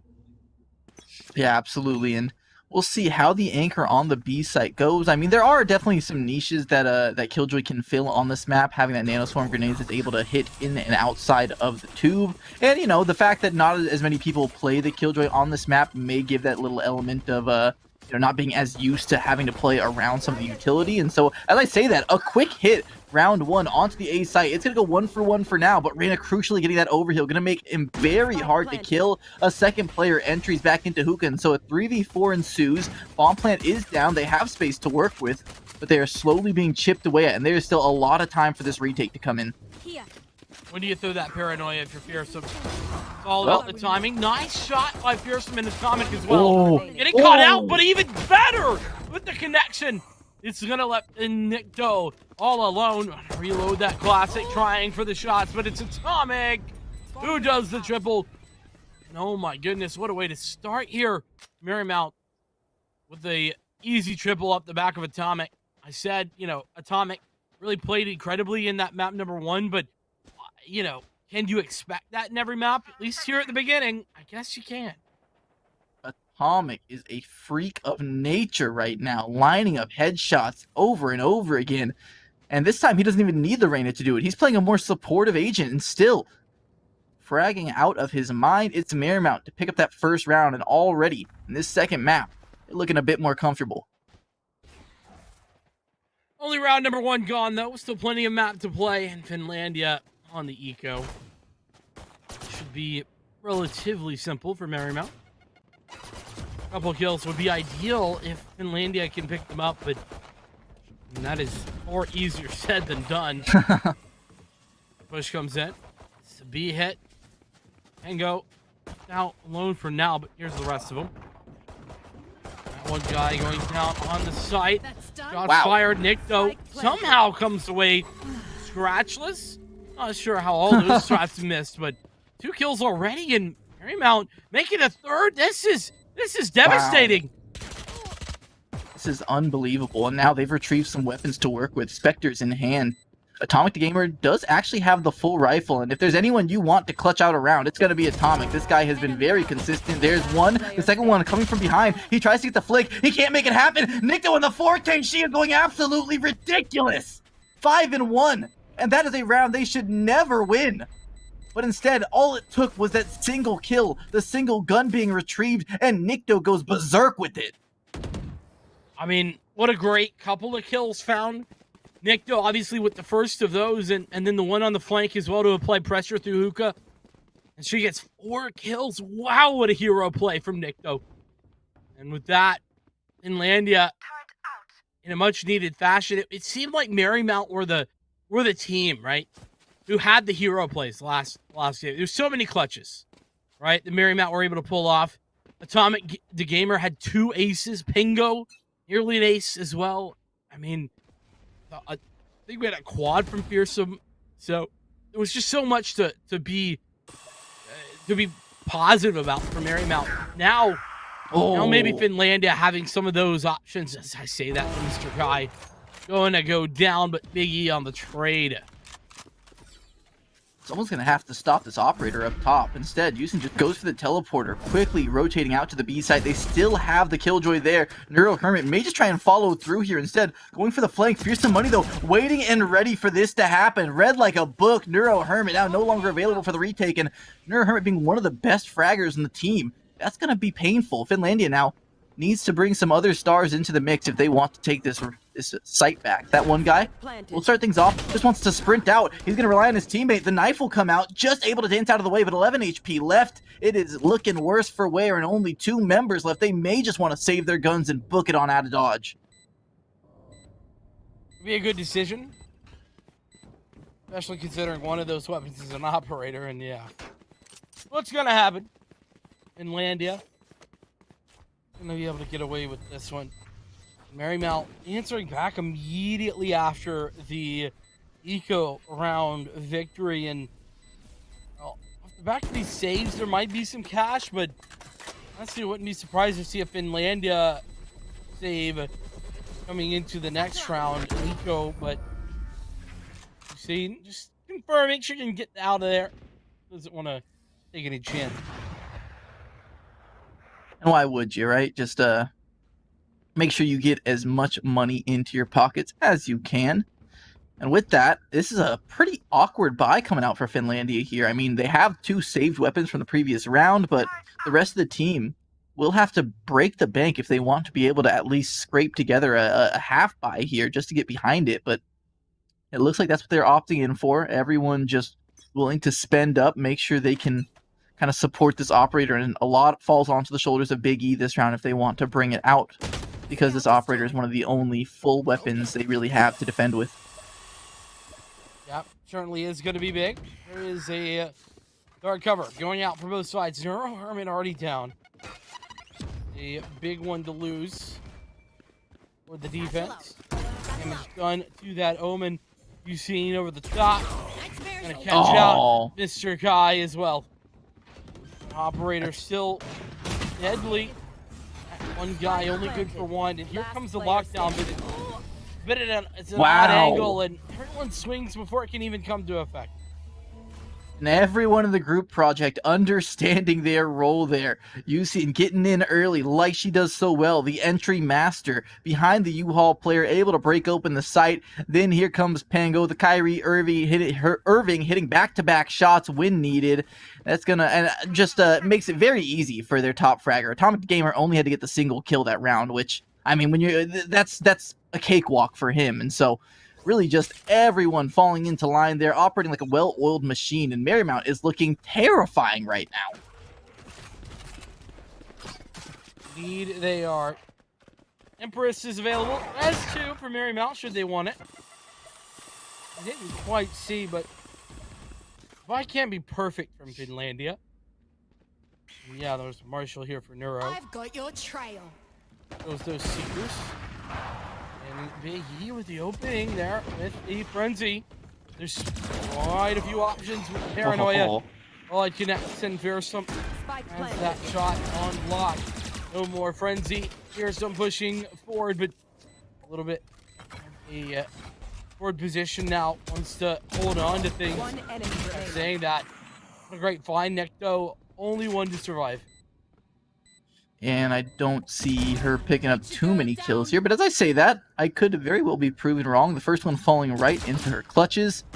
Question is, does she try and go for this with really not a lot of time left? And the economy not looking too great for Finlandia as well. And so giving over this gun would be disastrous. Although taking all the guns down would be even better. The operator, the last one standing, Atomic the Gamer, a little bit of acrobatics, but he closes out the round just like you'd expect him to do.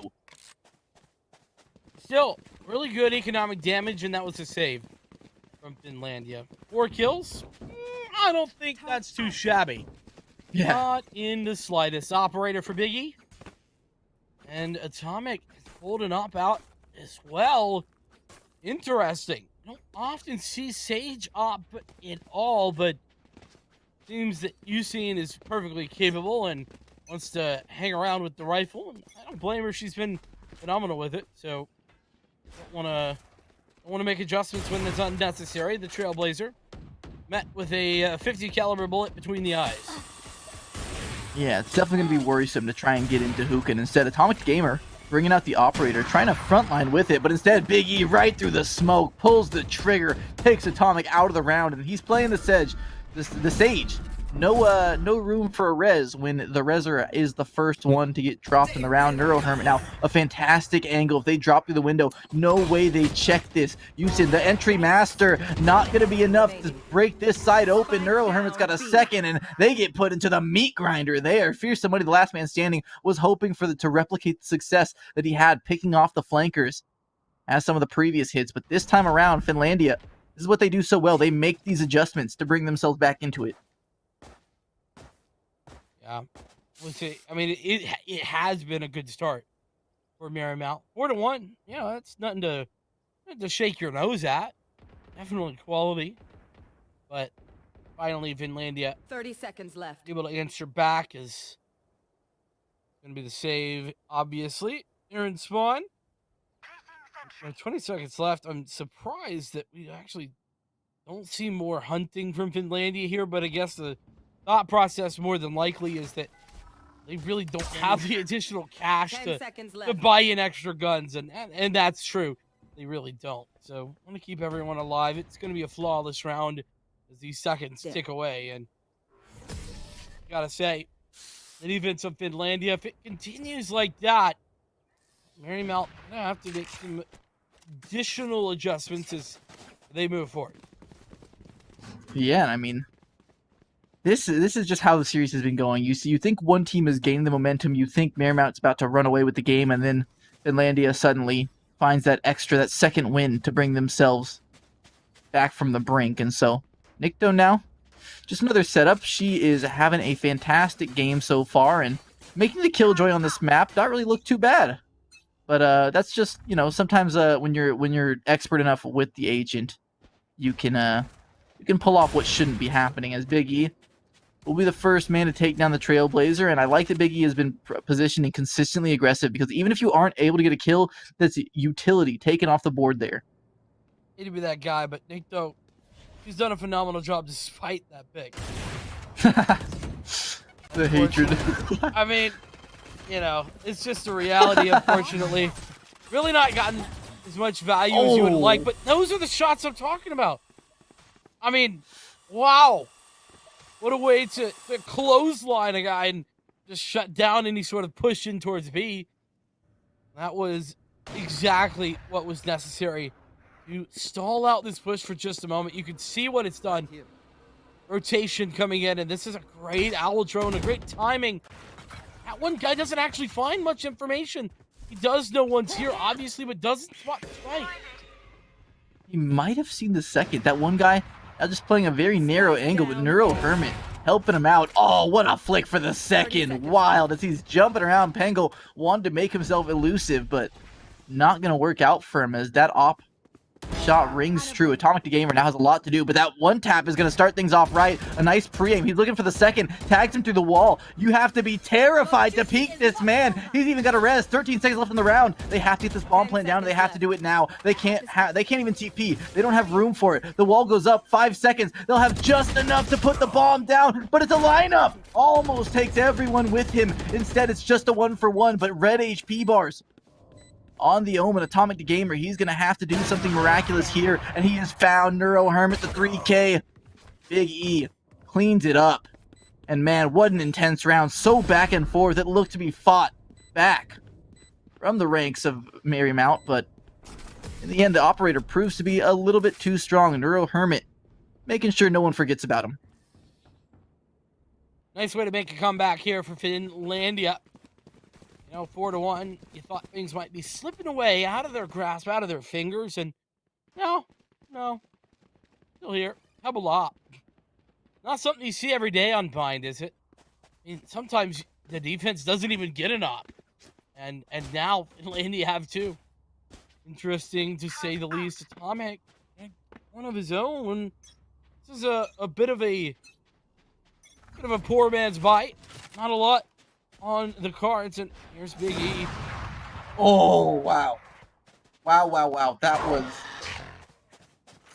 inches before disaster there for both players, really. I mean, it looked like Atomic bought the operator, I feel like, specifically for that engagement, because he knows how often Big E has been swinging wide to try and take advantage of these early plays that Jet can make. Instead, the counter, it won't net them a kill, but it will buy them a fair bit of space, and now this operator becomes a much more clunky to use, much more difficult to find space, but instead, Big E, he's making it happen. He's got the first, the second one very narrowly avoided, but Atomic the Gamer, Pango, the duo we've been talking about, they're the ones to bust this site wide open. He'll receive a heal as well. The Killjoy comes out, a quick op flip, not gonna work out this time. He tries to go for more, but Big E, he is not to be bested. The bomb still hasn't gone down, and so there's so much time, so much space to work with as Big E. He's out in the open. Oh, that was dangerous. Tango walking into all three. He's gonna get dropped. Swaggy out in the open, also destroyed. Here's some money. Did get the teleport off. He is behind everyone. First kill should be a freebie. Oh, the spray is labored. The bomb is ticking, and he really doesn't have much of an opportunity at this point. No. A nice attempt, all things considered, but it's all tied up. That's about as quick as you like on the answer back, isn't it? Three rounds in a row. Easy does it. Another by Marymount, and well, in fairness, they do have cash. They only lacking on one, and that's Swaggy, who unfortunately is currently a secret agent, 07. James Bond for not much longer, I hope. Yeah, James Bond, Owen, whatever you want to call it. It's definitely not what you hope for. That one guy, that's a bit of a cheeky strat, just dropping the dart right outside of the smoke, hoping that someone gets revealed. Or an artificial one-way, if you will.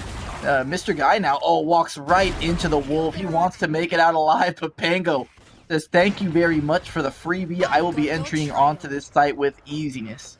Now the Seeker's coming out just to disrupt the operator. Neuro Hermit gonna have to back way off for that one. That should be given pretty free access to the site. Still, that one guy sitting in U-Haul has an opportunity. They're going to sprint around the corner and find each other in a very messy spray. Pango does win it out in the end, though.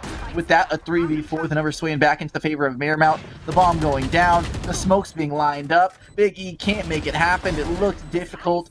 Though, ever present. It always feels like she's there to contribute a frag or two when it comes to these retakes, but you have to be able to do a lot more than that. And Atomic the Gamer just holding. No operator needed. Heads being clean. If anyone can do it, she can. Lockdown is through, but there's no one on that. Gonna swing into two players. Go down to those two. It's a big round for Marymount. They bring it back into their favor after Finlandia tied up, winning 3 in a row. Oh yeah. 4-5 now as Marymount are finally able to get their footing back. Still with a lot of money too. Their economy has been managed very well because it feels like we've seen them only have to save one at most rounds this entire map so far, and so all credit to them.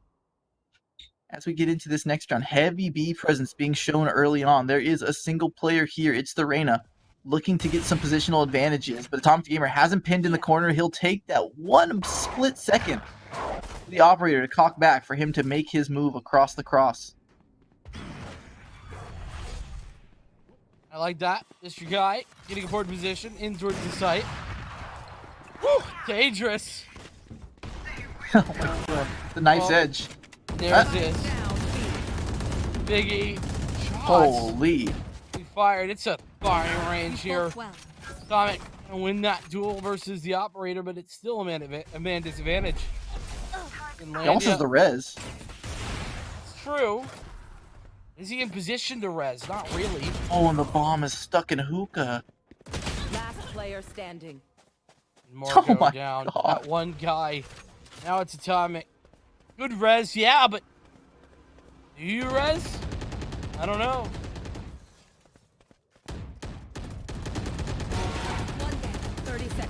Ooh. And swapping guns. A second headshot. A third headshot. He has the res as well. Instead takes the swing. Neuro Hermit, though. Too consistent and too quick on the trigger. Atomic Gamer is trying to be the one-man army, but sometimes you just need that second player to back you up, and his hubris will be his downfall. And Neuro Hermit narrowly saving Finlandia from what would have been tragedy. Would have been a horrific way to lose a round, just off the back of what was a good B-sided hold. It's tied again. And we're looking very similar to that first game, aren't we? Very little really supporting the fact that these two teams are supposed to be, you know, very far apart. This is just a classic Odin strat. This is why people get so frustrated when they die to the Odin like that. Sometimes it's just you throw caution to the wind. You just say, hey, hopefully I get lucky and someone happens to be on the other side of this wall. I say that though. They're having great success with it so far. The operator has been ringing out, and Big E on a 3K already on for the ace. They rotate back. They want no part in that. Keep on giving him chances. That's what Big E wants, but he's not going to get it. There's only one player here, and that's going to be Mr. Kai. Just getting info, falling back. That's what he's done. Now is the plant going to go down? Here's where he makes his move. Push coming in, trying to spam. Spam's good. Plant's down. 1v5. Here's some money. Good for one. Trying to come back forward. Need 2 to fight. They're in hookah. Use the shrouded step to get in a bit of a safer spot. Unfortunately, it's right into the waiting loving arms of that one guy. And by loving, of course, I mean bullets. Yeah, it sounds about loving to me, but I mean that's just the issue with having 1v5s or like that. You have no room to work with. He tries to teleport out, but there's a player waiting for him around every corner. There's really nowhere he can step that isn't completely covered there.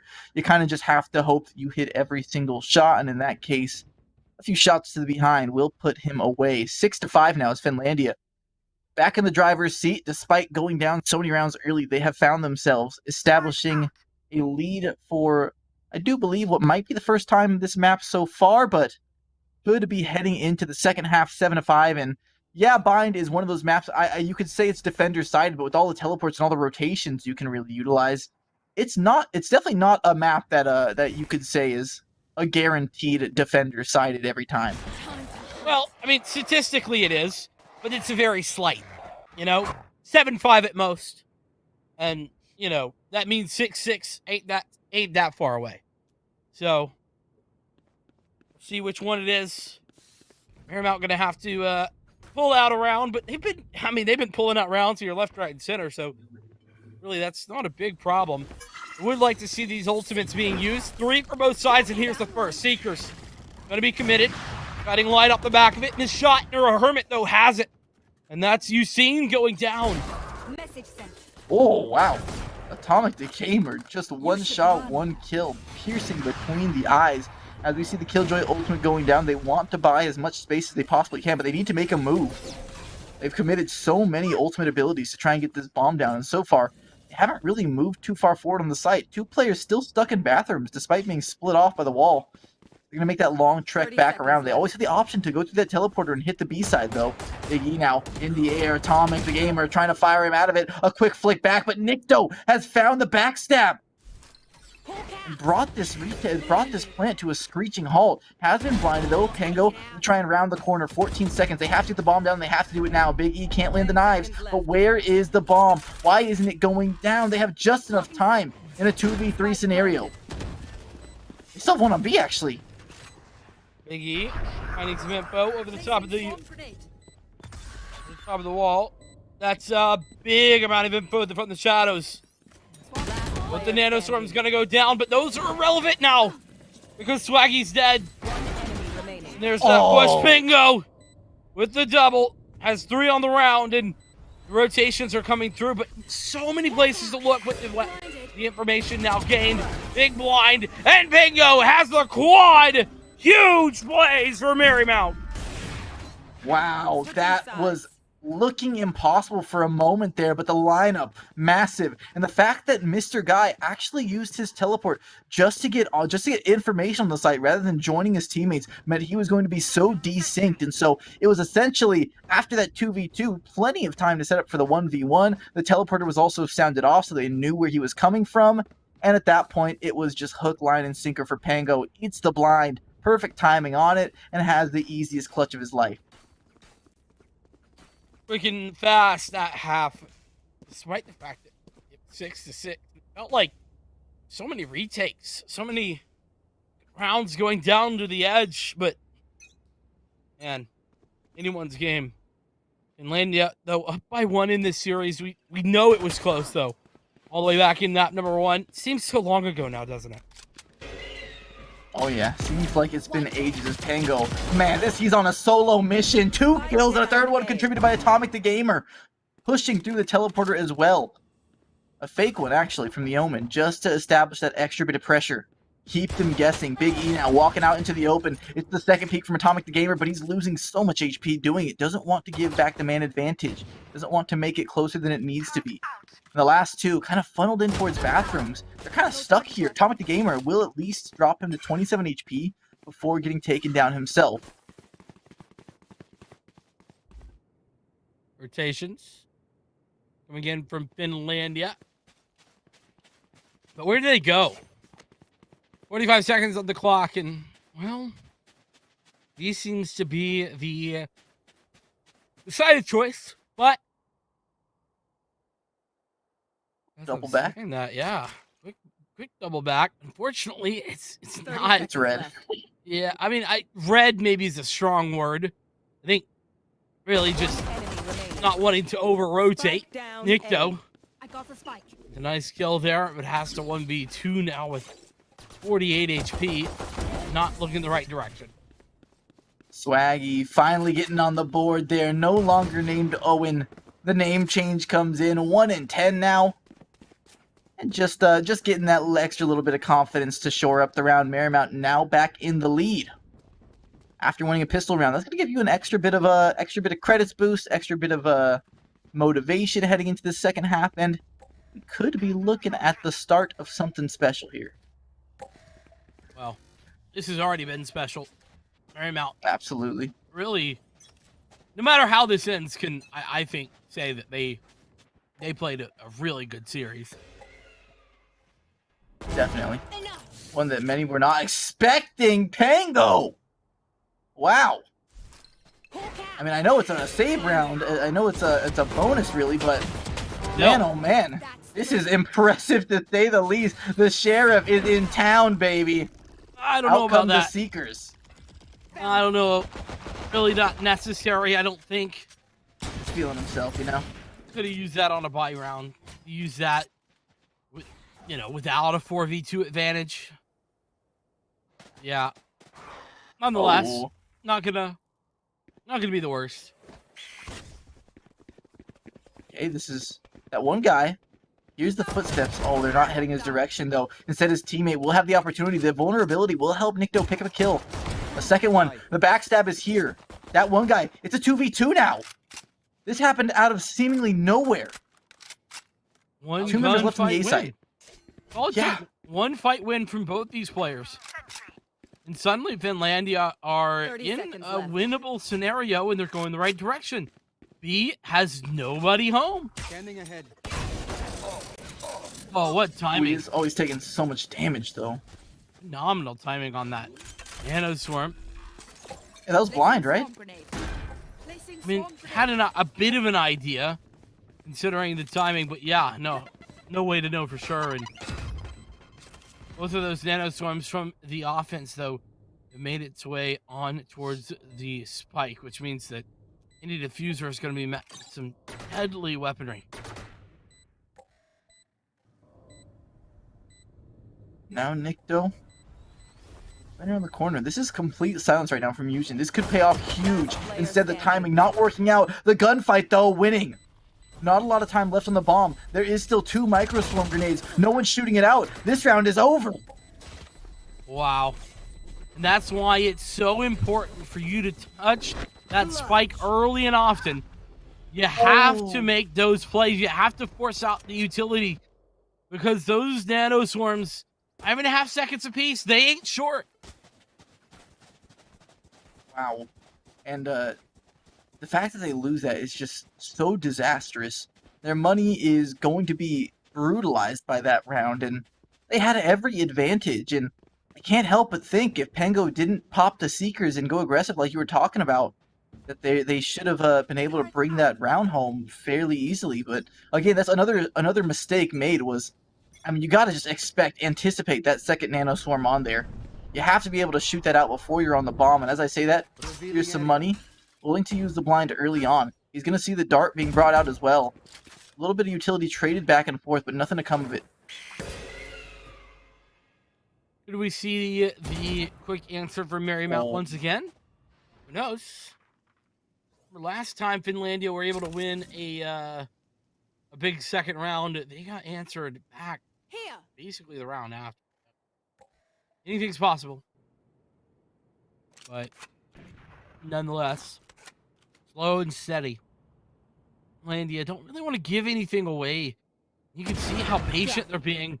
Well, I guess Nero, a bit tired of patience. He's looking for the opening. Got it. Lyra comes out. I'm in position. Trying with the Guardian, but that just not going to be great if you're not hitting with that first shot. Yeah, it's so difficult on some of those close swing angles, especially with the Guardian. A lot of people will have to rely on the spray in that scenario, but Atomic the Gamer, I mean, with how he's been playing so far, I can't blame him for wanting to take the riskier angle. Usually when he takes risks, they prove successful. This time around, not going to work out and leaves his team in a 3v5 scenario. I don't know if he still wants this fight, though. Dango, he's going to start the party off right. He's able to drop one. He's got the gun picked up. Neuro Hermit, though, on a 3K, looking to ace this round. Make a statement for himself here. Swaggy PP Slayer is the next one up to the plate. We'll get a few tags. It's one more left. Right around the corner is his ace waiting for him. Instead, look how disciplined that is. Just books it. Doesn't even bother. Yeah, I gotta say, you know, overall, Finlandia, one of the things, and in fairness, so Marymount as well, both of these teams have really impressed me with how well they're able to kind of play the objective correctly. You know, whenever it's given up, they're giving it up. Whenever they're needing to save, they're playing the saves correctly. You know, it's something that I often see, especially in this division, you know, just not happening. So, really, really good stuff from both Finlandia and Marymount over the course of this series thus far. Yeah, just a great showing all around. Now fears some money. Back up to the plate. We saw him go aggressive here last round, and it looks like they're anticipating another peek here. Not going to give it to him just yet. Instead, most of the players will be taking long. There is a Bucky around the corner. Fears some money! 2K! 2 heads! Taken off the shoulders, and that's a beautiful display right there from the dart. Going to force Pango off the angle, and now a little bit of ground being taken away from this shotgun. Yujin as well, able to swap out the weapons. Finlandia, off the back of that double, down by a lot. And, well, can't really afford any more casualties. I'm going to look to maybe rotate out of here, but only one player on towards the A site. That's Atomic the Gamer, and you know how deadly he can be. Difficult decision now awaiting Finlandia. Clear Atomic here, though. That could be big for taking this site out of the hands. Pango, oh so close. Felt those bullets whiz by his shoulder. And Atomic, do they check him here? They do, but they can't land the shot. The second player as well will be dropped. Rotations coming in. This round may just be put to a close before it can even start. 3K for Atomic the Gamer, and it's just the back and forth continuing. Craziness. Indeed, yeah, back and forth always is entertaining, but Paramount just find the craziest ways to pick up these rounds, it feels like. And, you know, I said it would have to be, you know, another lifetime performance from Atomic the Gamer. It has and it hasn't been. It's been Pango who has stepped up to the plate and really been that secondary star that he was sort of jumping into towards the end of map number 1, but was struggling to fill, and now is just so perfect. There's some money. It's going to be the lineup. Takes him down. That one guy will be bested again. Fearsome Money's having so much success on these early fights. That's been a big contributor to Marymount's success so far in the second half. And advantage for Marymount. The defense is so hard, and Big E tagged heavily. Can't tell what's going on as they're rotating out. It's a wide open A site, but they don't know that. And that's going to get a move on if they want to find it out in due time. And there we go. Timing works perfectly. No hard to Fury to deny the plant. And, oh, what a find by UC. He hoping to make the best of his little bit of HP that he had left.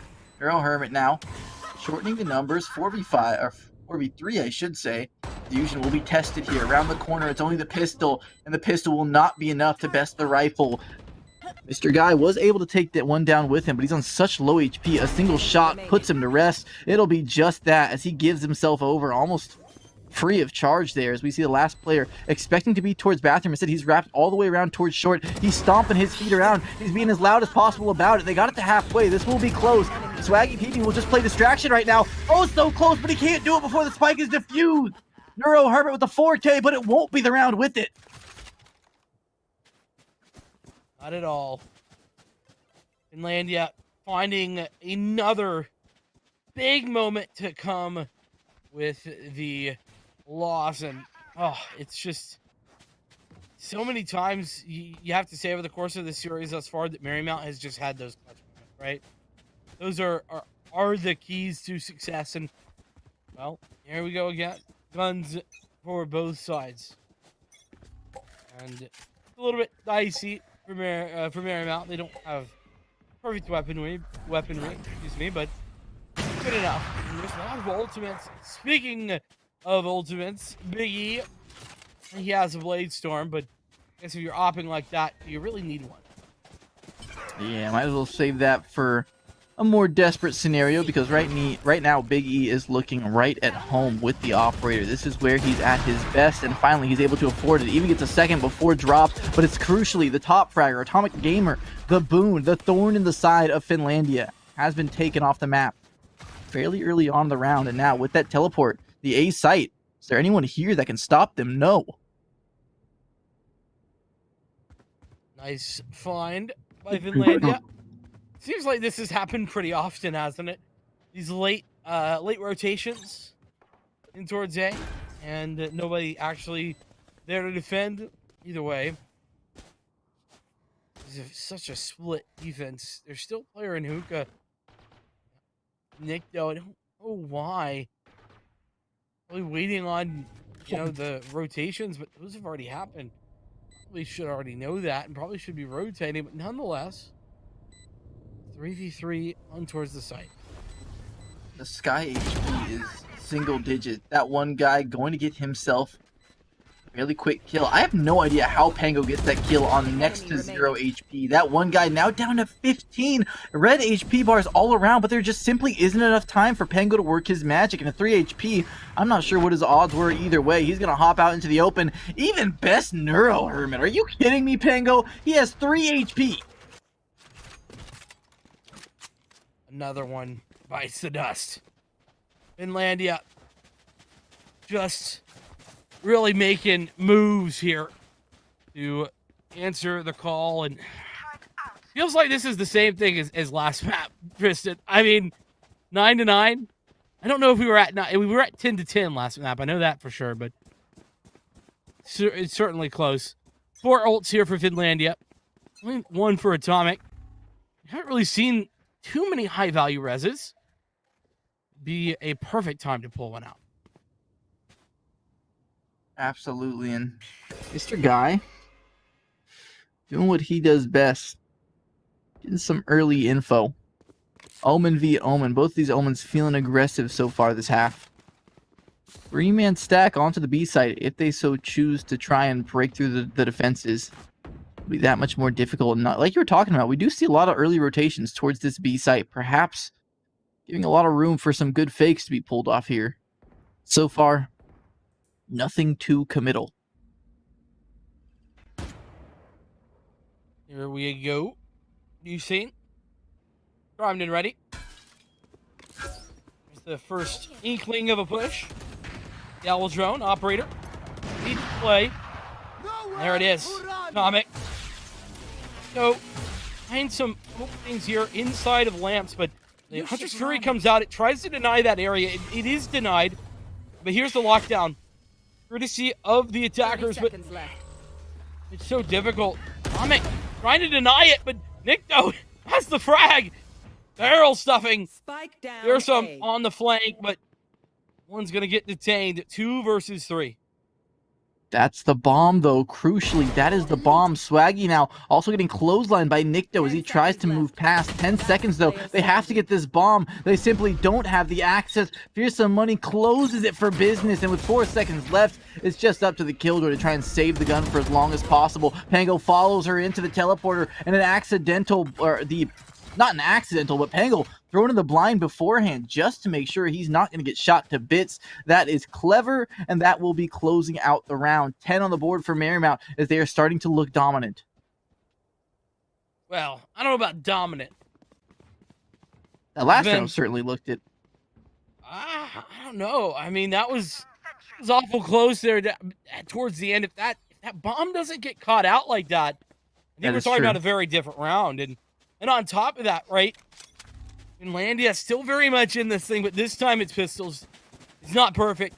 The economy is struggling, but, Finlandia have been able to pick up some, pretty solid eco round victories as well. Look at the early stacking towards the site. Big E so far forward on the push. That's a nice paranoia. Too. Big E with the frag. The push here on towards B is successful. That's everyone going down. No one to fall for Finlandia. And I said they've been doing it. Here they are again, Tristan, on the ecos. These ecos and Big E, what a move to get into elbow. He gambled a little bit, just hoping that there would be no one in that elbow position, but his gamble pays off, and he's able to really buy so much space for his team. And you saw towards the end of the site there, it was just Marymount all funneled into a choke point and just getting overwhelmed from every side. That one guy even showing off a little bit of fancy footwork there with some nice shots to go with it. And I mean, Marymount now, they heard that teleport. No cheeky business here, Fearsome Money. They know you're around the corner, and so they'll take the fight. Neuro Hermit will win it. 4 players still alive in Finlandia. They're looking scary. One goes one way, goes back the other, and that was on the eco round too. Look at what it's done to the economy of Marymount. Oof. What do you do? It's such a weird position because a couple people can buy a rifle or two, but you're really not. 3 people struggling. You have to really save, and save they will. Here, a rifle in the hands of Here's some. I don't know about that. Really not.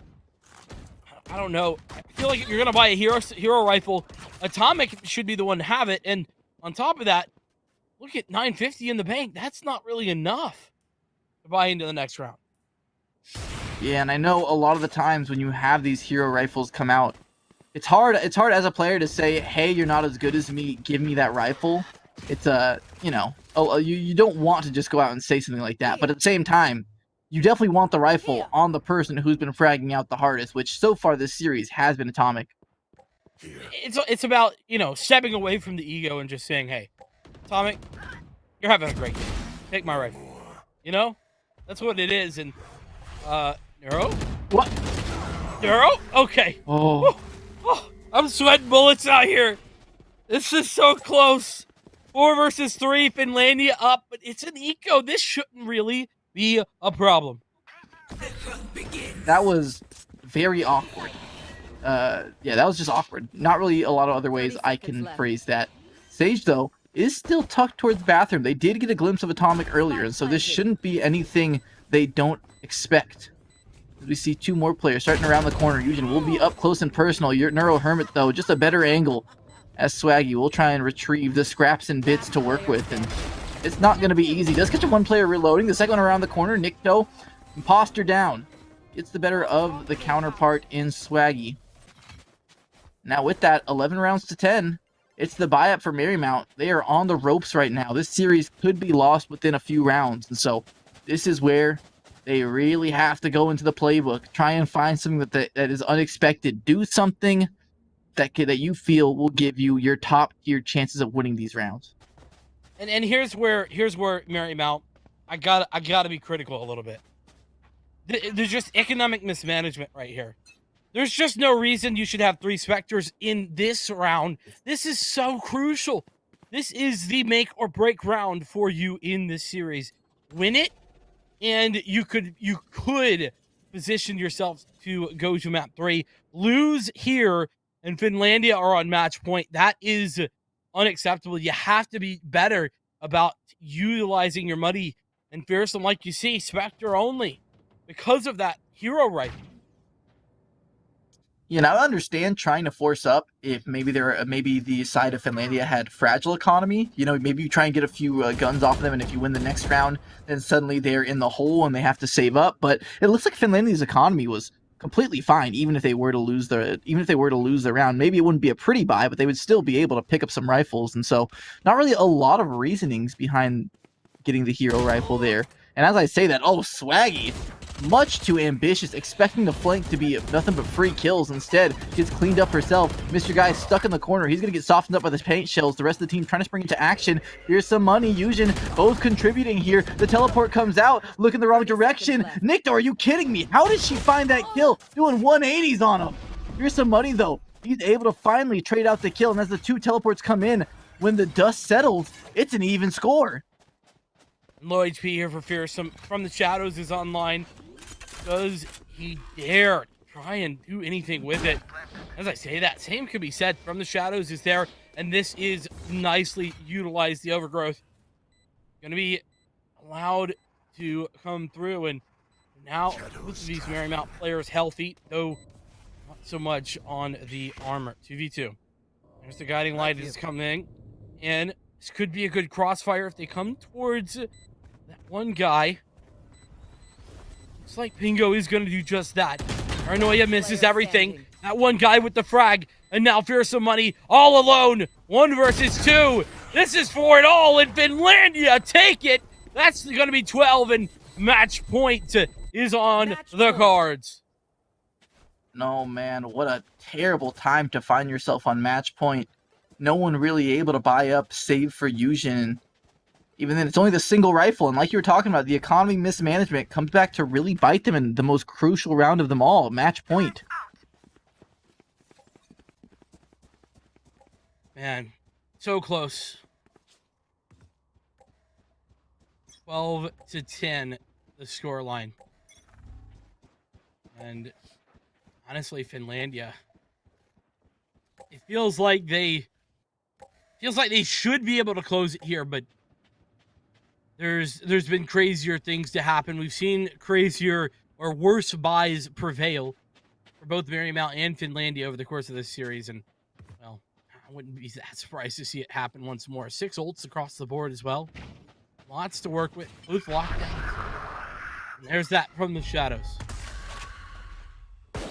Atomic hearing all this happen. We'll have one in the corner. Can't line up the shot. Atomic, no! But his team had to rely on him there. He had what should have been a free kill, and instead he's the first one out of everyone to drop in this round. Suddenly, the chances of them being able to hold on look so much lower. Fearsome Money, though, standing tall. Oh, Mr. Guy, trying to put a stamp on this round, trying to put a stamp on this series. He's got one. The second one falls. He's on for the 3K. Eugen is... Oh, the lockdown even gets destroyed to make matters worse.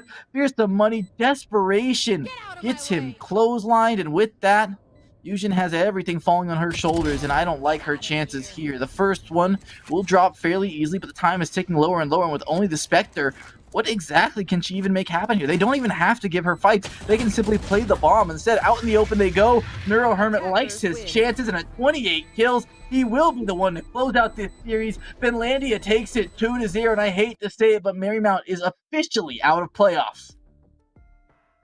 They fought valiantly, gallantly, bravely, but it was not quite enough. Indeed, out and done Marymount, California, but man, that was Finlandia. They deserved that win, I think. They brought it back, and they played so well when it came to bind. I think they were caught out a little bit over on a set on the map pick. They were like, oh, things got crazy. And also Atomic, the gamer, man, had a crazy series. I mean, he nearly had 20 kills in the first half, to put it into perspective. On map number 1, he only had 22. When I say only, he was still top of the leaderboard, still playing very well, but didn't have 2 aces. It's hard to say that that was the difference maker, but I will say no disrespect to Atomic, had a great showing nonetheless. When you say only 22 kills, that's how you know this guy has been on one today. And so, really, Marymount can walk around with their heads held high. They took one of the best teams in this entire tournament to their very limit. I mean, that was as close as you could have made them. The overtime round 1, the intense battle map 2. I mean, what more could you ask for out of Marymount? Maybe a win would be nice, but hey, you definitely can't knock them for their attempt here today. And with that will be bringing our cast to an end. Thank you so much for joining me, Vincent. Thank you so much at home for those of you who watched this absolute banger of a series. We have had nothing but banger games today. And so if you want to find this top-tier Valorant entertainment, what better place to do it than the NECC? That being said, we will be signing off here. Vincent, is there anything you want to give us before we are off for the night? No, only to continue tuning in. And we got one more matchup to take a look at. I don't know who it'll be. I think it's Seymour and someone else. Either way, fantastic. Chad Lantis, 2 fantastic casters that will be bringing you through that one. So make sure that you tune in for that. And it's definitely going to be a good time here at the NECC. We'll see you on the flip side here after this short break.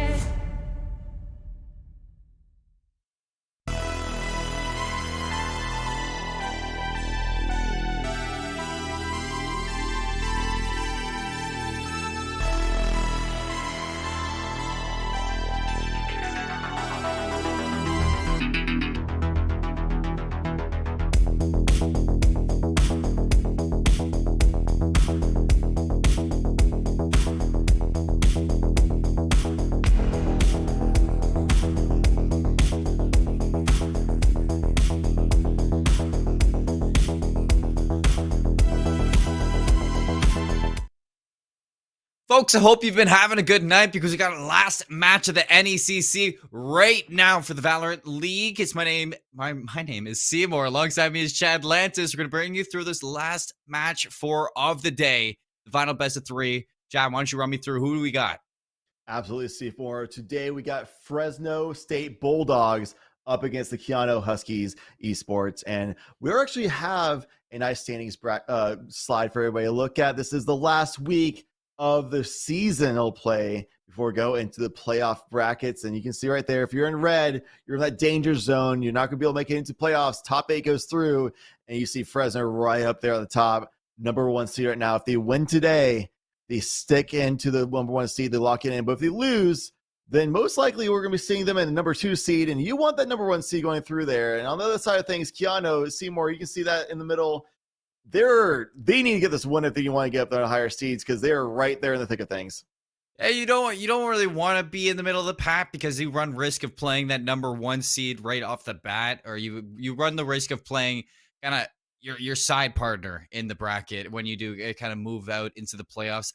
If we're going to be seeing Keanu right now pull this out, I think Fresno's a really good opponent to go hand to hand against right now, because you pull out a win against the number 1 team going into playoffs, I'm sure you're going to be feeling good when you do move on into that situation. But we got our maps to talk about as well, because Keanu is starting us off on Breeze. Fresno went ahead and picked Bind. Our decider map's going to be Ascent. How are you feeling about this best of 3? I'm liking it a lot. The maps are very diverse, and the personalities that you see in the maps. We have a lot of open areas from Breeze, long-range sniper work, and a lot of rotational gameplay from there. A lot of mid-control play through there. And then Bind's a little more claustrophobic, a lot less sniper lines to work with, but it's really favoring a lot of executions and team play for working through the teleporters. And in a sense, a little bit of both. And those paper-thin walls, of course, so a lot of information gaining and mid-control to explode on a site from multiple angles, things like that. But going on Breeze, that's what we got to focus on first. That's game number 1, map number 1, and we're going straight into the agent select right off the bat. Breeze won't see your typical smoker like your Astro, your Brim, or your Omen. You're going to be seeing those Vipers get locked in. Savo already there. Suki going to be hovering over it. I'm surprised that you were looking at Keanu and they're not really going for that Sage pick that you see their opponent in Fresno going for. I think that Sage pick that Gingerbread has right now is going to be a good asset to this team. Yeah, and Viper as well. You can just create your own walls because, like I said, it's very wide open areas. So Viper is so pivotal on just creating just like obstructions of view for people, especially on the defensive side of things. For if you're a defense, you're a side Viper, you're seeing Suki go there right now. B site, just drop that poison cloud right in the middle of everything, so nobody can see any way of getting into the site. You can use some snake bites, things like that to stall it. You can basically solo hold the site as long as you have one person over towards Nest. You can kind of control and help with the tunnels entrance to the site, things like that. But they can also pseudo control mid site while the rest of the players play towards A side. It's a pretty common setup for defense, and that's exactly what we're seeing Fresno State do from the first round. Well, Chet, looks like Keanu decided it's going to be an A hit. They are set up right now to barrel into the site. No limits. You can see Viper, Savo setting up for the wall to block off the A site diagonally so you can get in there and put that spike down safely. And that Sage is definitely going to reinforce that on top of everything. You look at player number 2, though, in the back, 3Ds. Nice headshot onto Mr. J. The Reyna duel goes the way of Fresno.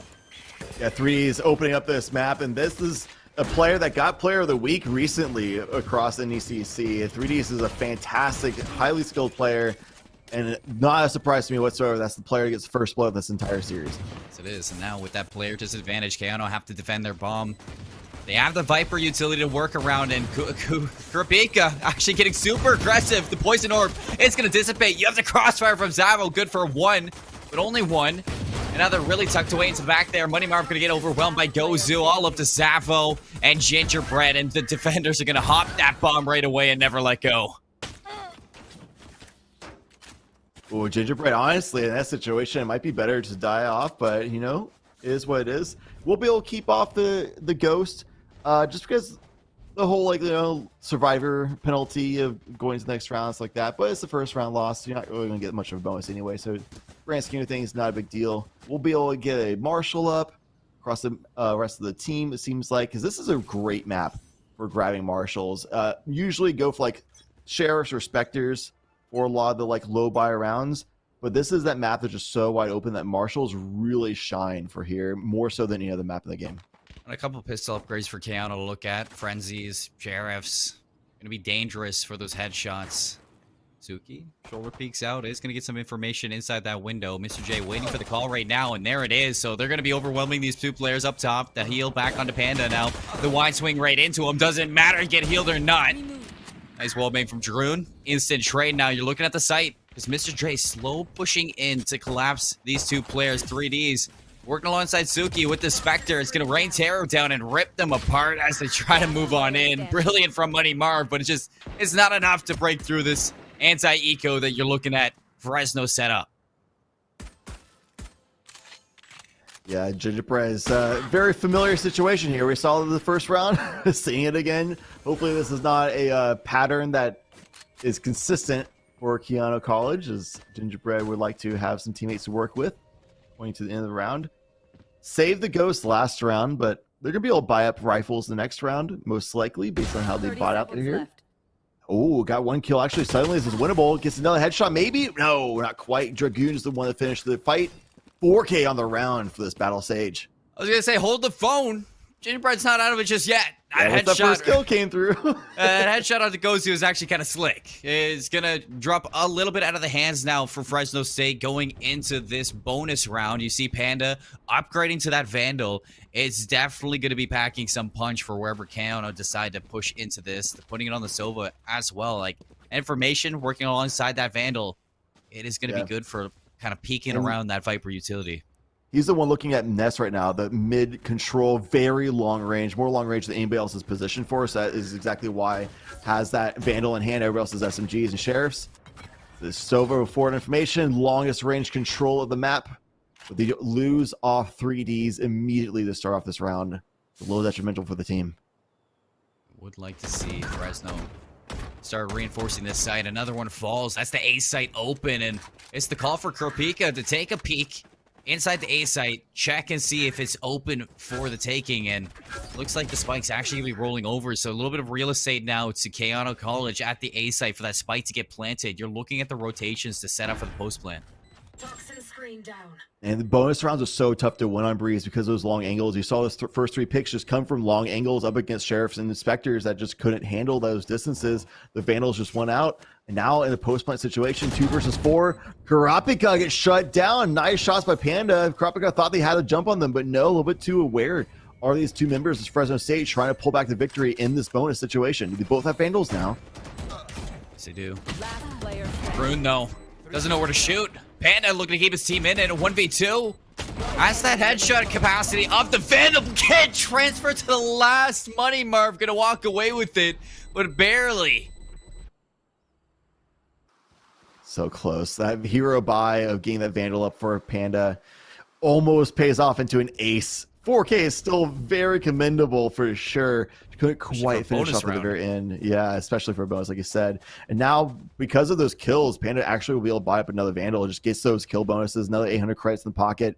That will be just enough to be able to buy up. Goes down to 0. There's barely. An operator in the hands of Gozu as well. You see Jets on this map so often because, like we said, long ranges. I mean, of course, that means operators reign supreme very commonly. But Gozu falls instantly. Couldn't get any value out of the op. Must have been the flinch from only having half armor there. Now Dragoon is going to have to come out with at least one peeking through this wall. This wing comes through, a 1-for-1 trade. Jay ready for the aggression. Spike's going to get planted. You have the Sage wall up, but when the dust settles, Chad, it's a 3v3. We'll make it a 3v2 as Gingerbread hot shots with that Marshall. Dre's still coming out though. Fresno hot on the heels right now of Keanu College. 3D is going to have a brilliant shot on Mr. J, winning out that deal once more. 1v1 again for Money Marv. Can he clutch up twice in a row? The Bladestorm's going to be pulled here. A lot of dedication at Keanu College. They're going to want to convert this into a round win. Suki taps away, expects it, and brilliant out of Marv. I like that from Marv. Sorry going to the challenge. Was getting a little hyphy. Got the kill on the 3Ds, the former MVP for the week of the past. And then it's like, yeah, he took out like what's one of their raid bosses of the team. It's a 1v1. I got this. Pops the Bladestorm. Oh, wait. Nope. We had the spike planted. We just buy a little time, wait for the diffuse to be popped. As soon as that chime comes through, that's when the challenge can happen. And Suki was just a little bit too low HP at that point to be able to challenge Bladestorm in that situation. So now they're going to have to go into like Marshall buy, some half buy situation, try to stabilize the economy. They have ultimates to work with though, so if they can find a couple hills. Oh, just run for the hills, Dragoon. Oh, maybe if that was a second so later, he might have actually got Dragoon. Very close. Still up. Look at the slow push from Mr. J. Panda has no idea. First blood, easy kill from Keanu College, and a player advantage. If you look at the minimap, there's a lot of flares dedicated here for the aggression at Fresno. It's mostly going to be Gozu in the back. A little bit of whiff shots whistling past these Keanu players. And the Empress getting pulled out of Fresno, so they want to pull this back here. Yeah, it's not working out too well overall, but considering it's the eco round for them, essentially, Fresno getting to a 2 vs 3 situation is pretty good. Dragoon can get this kill. That's massive. That's actually a rifle they can gain because nobody else is there to punish it.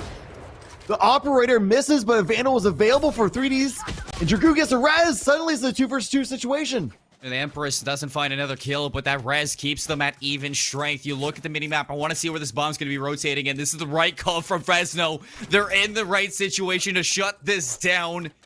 Coming away with his 30 seconds, though, with that Viper still intact. You are going to have to deal with that wall. If you are Fresno, still safe passage into the side. Mizuki, aggressive. Jay has that up, picked up, scavenged. And ready to find this ace now. Second one going to be there. Dragoon finds that spike carrier. It's going to have to be Savo to clutch up right now. Get this spike down and once again win a 1v1 for Keanu. Dragoon pushes deep into enemy territory. Uncharted.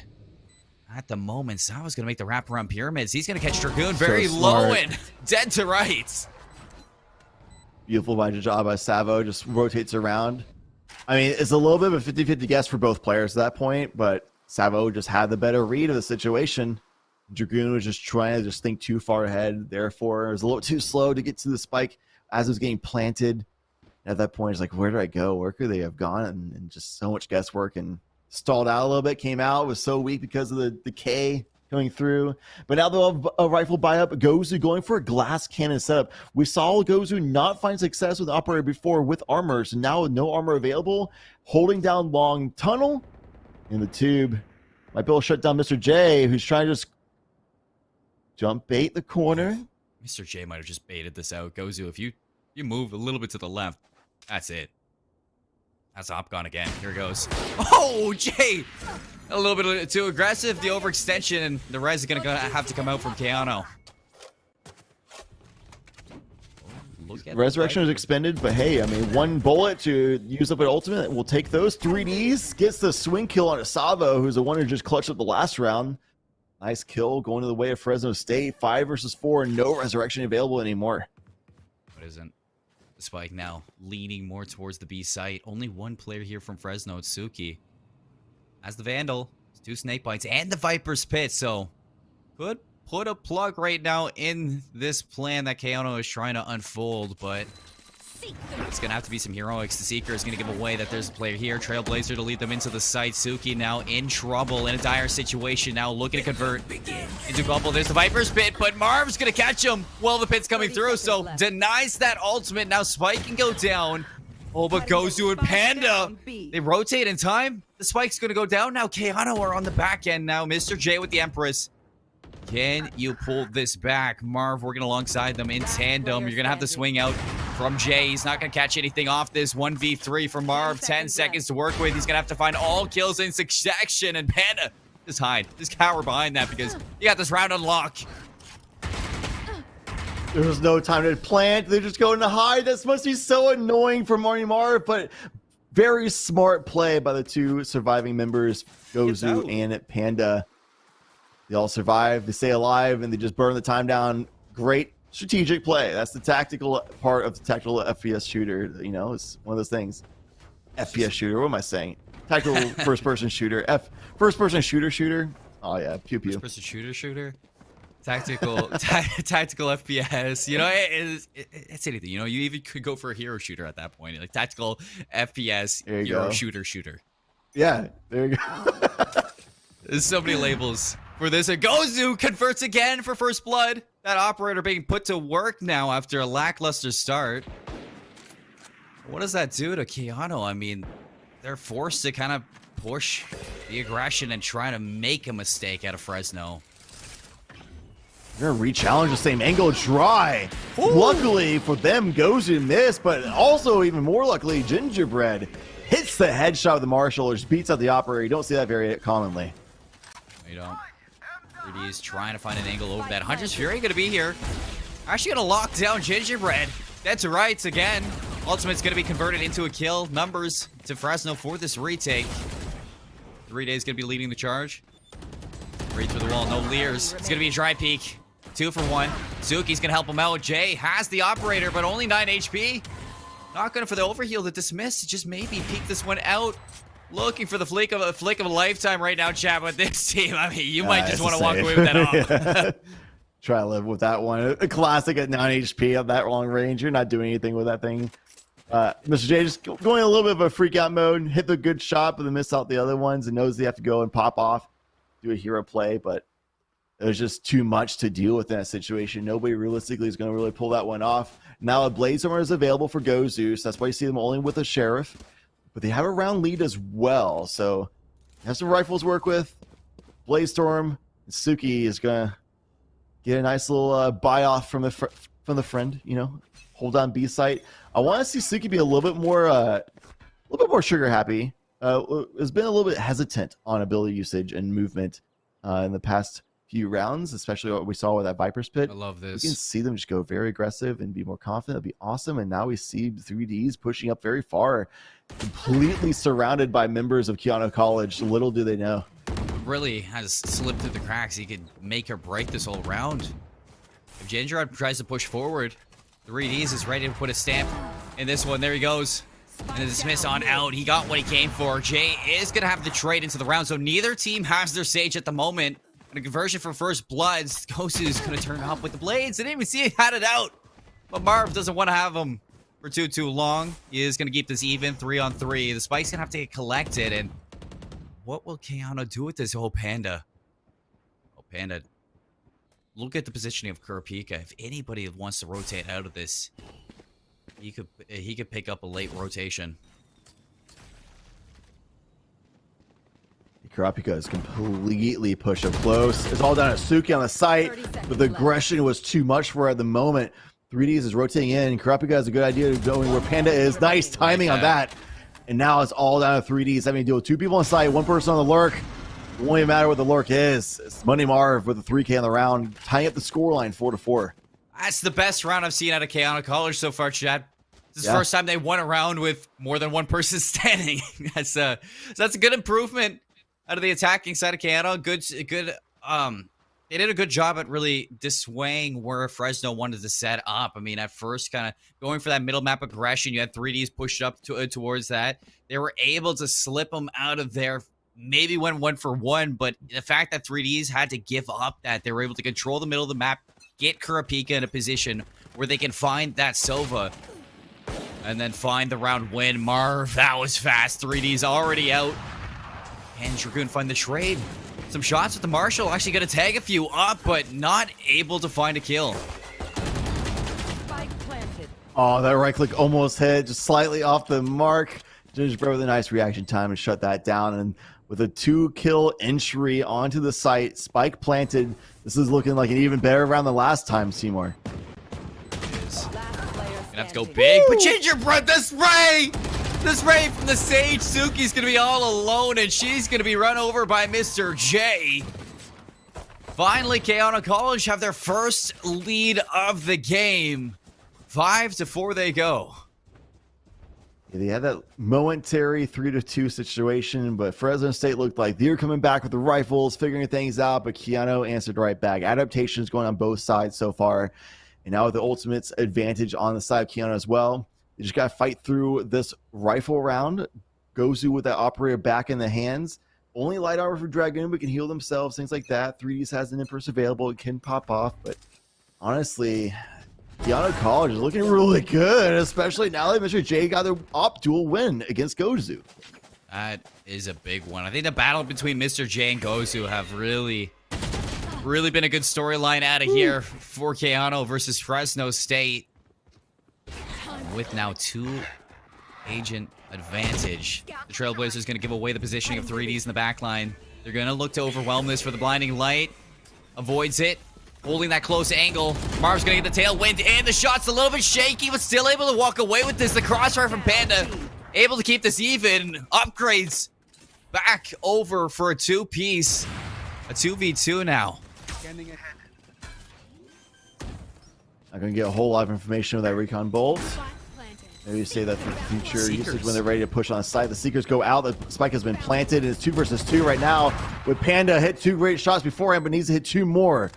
Alongside Suki's utility if they want to try to find a way of winning this round. But it's going to be the rotation from the attacking Viper is going to shut down Panda any second now. That's it. That's the round. Keanu 2 rounds in a row. Starting to find their momentum. And that's off of a big play out of Marv. That tailwind in may have lost your life, but it was able to shake up Mr. J enough to allow the rest of Keanu to just to spring on out of that.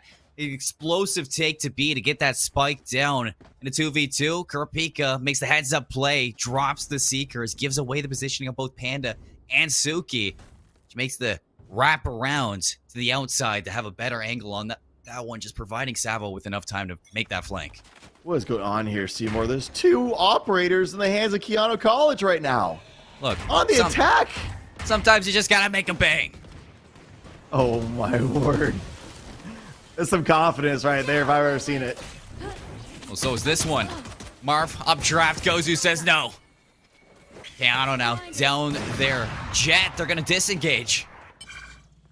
I would have loved to see that Guiding Light come in before Marv went for that updraft Blade Storm play, because then he could get them flashed and have a little bit more pressure, a little more freedom to get those blades to fly, but a little miscoordinated. The opposite order of events that I like to see in that situation. Actually almost landed that one, just whistled that shot down past Savo's forehead. I know Viper had a sick cut, but now she's got that undercut. Toxins going up. Suki still holding this angle out here. Keanu not yet to give up the A site, Chad, just waiting for the right opportunity. I might be waiting for cooldowns for utility. The Guiding Light's back up in 35 seconds, but that's going to be too late for the round.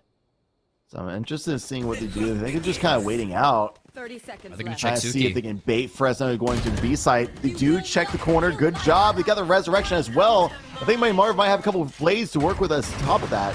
Excellent utility. Once again. There it is. Gingerbread Marv. Blade storms back up. Gonna find Gozu no matter what. Uptrap not needed. Rez on the opposite edge. You're good. Back up. Panda the headshot. Now, the tables have turned. Keanu have to duck down into this Viper's pit. Zavo with an aggressive angle. The Allen drone's gonna give it away. Has to push in the aggressiveness. Panda is gonna drop. Still tagged up. They still know where he is. Gozu inside. Not gonna land that shot. Gonna hightail it on out there. Savo's gonna find another one. Kurapika's gonna put a pin in it. And Keanu College walk away with another one. They did it with a double op setup. That's kind of wild. That is wild. Double ops rarely work out in Valorant because the moment that pressure happens, you don't have the ability of really dealing with the pressure, getting them off of you. But they did a great job of stalling out a little bit. It wasn't really that they were waiting for utility. They were just waiting to try to bait out Fresno to going to B site. And then after giving that site enough time to make it seem like they did make that transition, which a lot of teams would in that situation, they just retaked. We took a site, got the res up. Money Marv just resurrected, screaming, throwing blades, and dies again, but got a kill in rain time. So everything was just working out for Keanu College ever since they made the adaptation a few rounds ago. This Viper's pit, though, it's going to make it really tough to go on A site, which is why Fresno has 3 people allocated towards B. So a good read that Keanu is going to be rotating over this time, like actually doing it. We'll have to see what the rotation looks like from Fresno. Viper's pit. No. Puts a plug in the A site, but hook, line, and sinker. Fresno safe, fall into their own trap. 3Ds now calling for help. Like, hey, guys, I need you. Get over here. ASAP. Blinding light's not going to land. Still 3D set up. Going to find Money Marv in the back line. Dismissed into the corner. Emperor's going to be pulled on there. One shot's going to be back up to full health, but Gingerbread's going to take care of business now. The availability to put that spike down in a 4v4. Blast cannon option didn't work out in the very end. Only got 1 kill. This Hunter Sphere comes through. Doesn't quite find Gingerbread. No, can't get the second hit on them. We'll be able to get forward information for the team for the retake situation. It's going to be a 4 versus 4. No ultimates available for either side. Post plant, Mr. J with an operator in hand covering the rear. Karapika on the site, and everybody has angles here. There's nowhere for Fresno to really attack from. Keanu with beautiful crossfire setups. With not a lot of utility from Fresno State. There's not much to could have done in that situation. 8-4 for Keanu College going to the half. And that whole thing was made by Gingerbread again. 11 and 9 out of your Sage. They find 3Ds with that op in the back. That was an amazing shot out of the likes of Gingerbread right there. Able to just not only get the ops out of the hands of Fresno State, but just take that Empress off the board. Allows Kurapika to go in, pick up that, set up the crossfire from site, is one side or the other to the site. You got to push through Savo's toxic wall again. And it's just a terrible situation for Fresno State to be in. I mean, pushing into that side is just basically pushing into uncharted territory, enemy territory that Keanu were set up for victory in. Wow, Panda with beautiful shot entry on the site. It's coming a lot down to Mr. J. We saw him pop off in the first half, but it's not going to be quite yet in the second as Panda gets a double to start things off for the comeback potential for Fresno State. Spike planted, in and out, quick as ever. Keanu now, down 2. You're going to look at Kurapika on this flank to pull this one back. Can't claw enough. Suki's going to put a pin in that flank. And all arrows now can look towards the front of the hill where Savo and Gingerbread are looking to retake this, but you know that this Sage has been fragging. If you can get a few out of Savo, you might be able to take it, but 3Ds is going to put them all alone in the double down for a 5th. I've seen it a lot of times this map being attacker focused, especially with how teams play it as of late. So I think there's a good reality where Fresno State can come back in this game. However, Keanu, they made adaptations on the first half. They lost the pistol rounds as well, but they came back swinging, figured things out in the rifle rounds. So right now in the lead, not too concerned if you're a Keanu College fan or attendant, if you're one of their adjoining classmates. But yeah, 8-5 right now. It's going to be a save round of classics on a map as long as this one. Classics feel like pea shooters at best. It's more like airsoft guns if you ever use those. They're super inaccurate long range, blew them all over the place. It just doesn't do any damage. Just chips off the skin. Gozu finds something with a sheriff. Better upgrades, and of course, as we would expect in this round, everything's going Fresno State's way. Yes, it is. Now, really, you just hold this forward aggression, allow these classics to rush into the site one by one, and the fall just as fast. Blinding light backs him up for a second, but back on the hunt. 3D is going to find Kurapika. Savo looking to put a dent into the economy of the second round, but that's not going to be the case.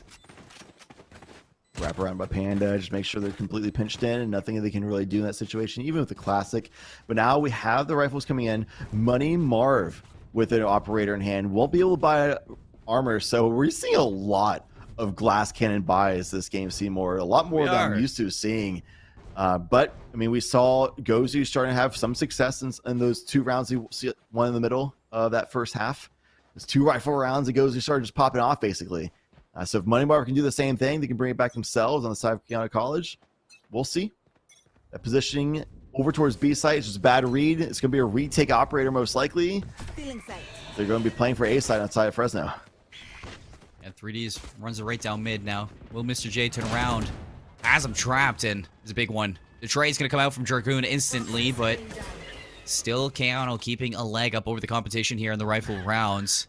Jerome, another one bites the dust. The Guardian Gamer coming out to play right now. Wall up, spike down. Open this gap in the wall, so Money Marv's going to find Panda. Savo's going to walk into the site. Now Dragoon all alone, so as much as you want to look out to those 2 picks you got, you might now need to find a few more. And yeah, you're right. Look at where that spike is. Dragoon's going to have to brush right into the midst of danger if you're going to walk away with this. Oh, had a chance there. For 1. Oh, really an angle on the Marv. 3 kills into the round, 44 seconds. Doesn't have to rush a thing. Second on the Savo is going to spot that information. The only one they don't know about is Gingerbread. And now you're going to spot that Sage up top. Savo's just trying to work off this timing. The information working from a player to player is going to be picture perfect, and Gingerbread set up for that headshot.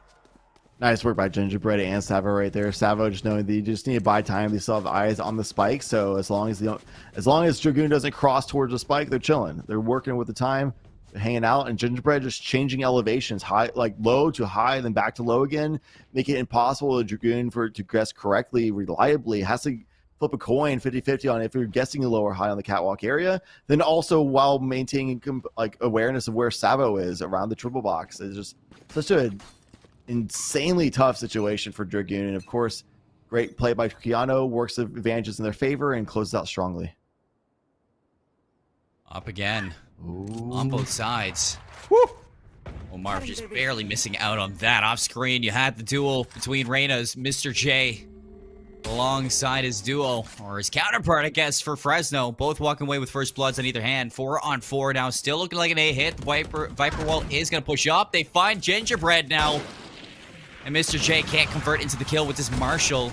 Just barely tapping away. There's a big one on Gozu. And two people are really weak right now on this side of Fresno State.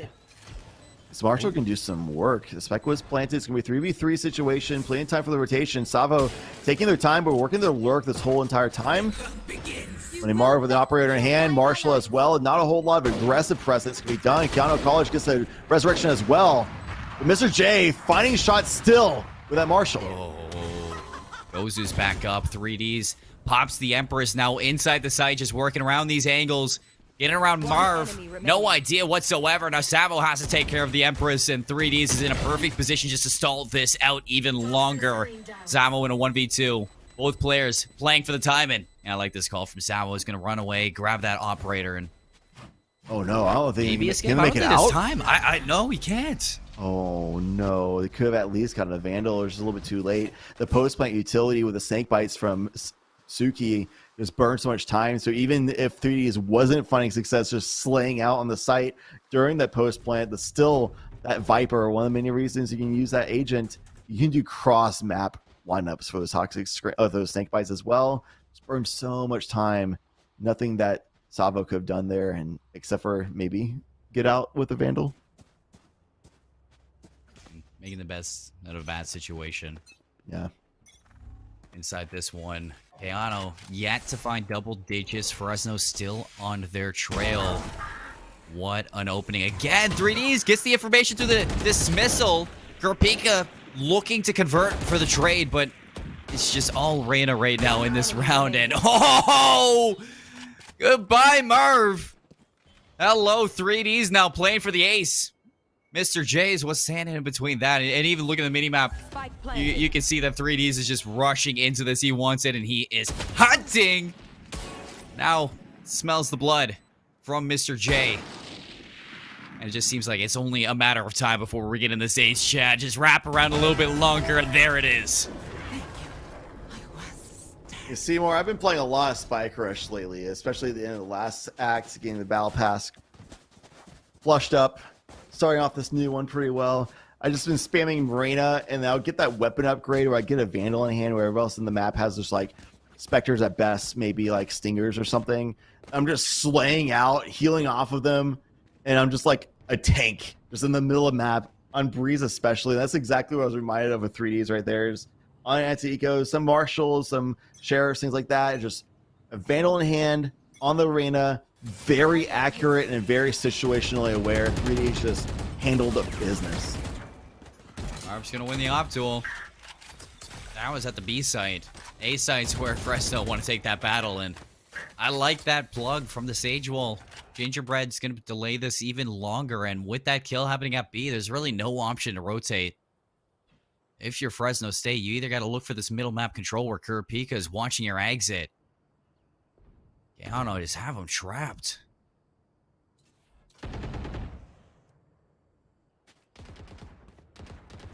Yeah, they made so much noise the time that Gozu died to Money Marv that Keanu wasn't tricked for a second that there was going to be a B hit. They've all rotated over to A site. Savo falls, but the other four nearby, they can make a retake happen real quick, but 3Ds has an Emperor's hand. We've already seen how accurate they can be. Yes, we can. Now with 4v4. Excellent from Kurapika. Gonna find Panda on the activated 3Ds, putting Empress to work right now. Oh, just a smidgen of the head. And he's gonna lock it down. Another ace from 3Ds. That's 10 kills in 2 rounds. That's insane. Suddenly almost at a 30 bomb. Just like that. That's nuts.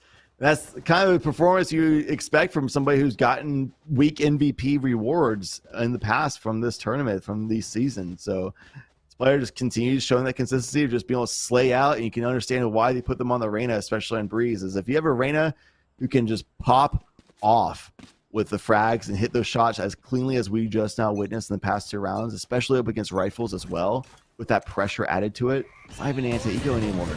Still has the confidence, still being clean with it. And 3D's just got denied entry.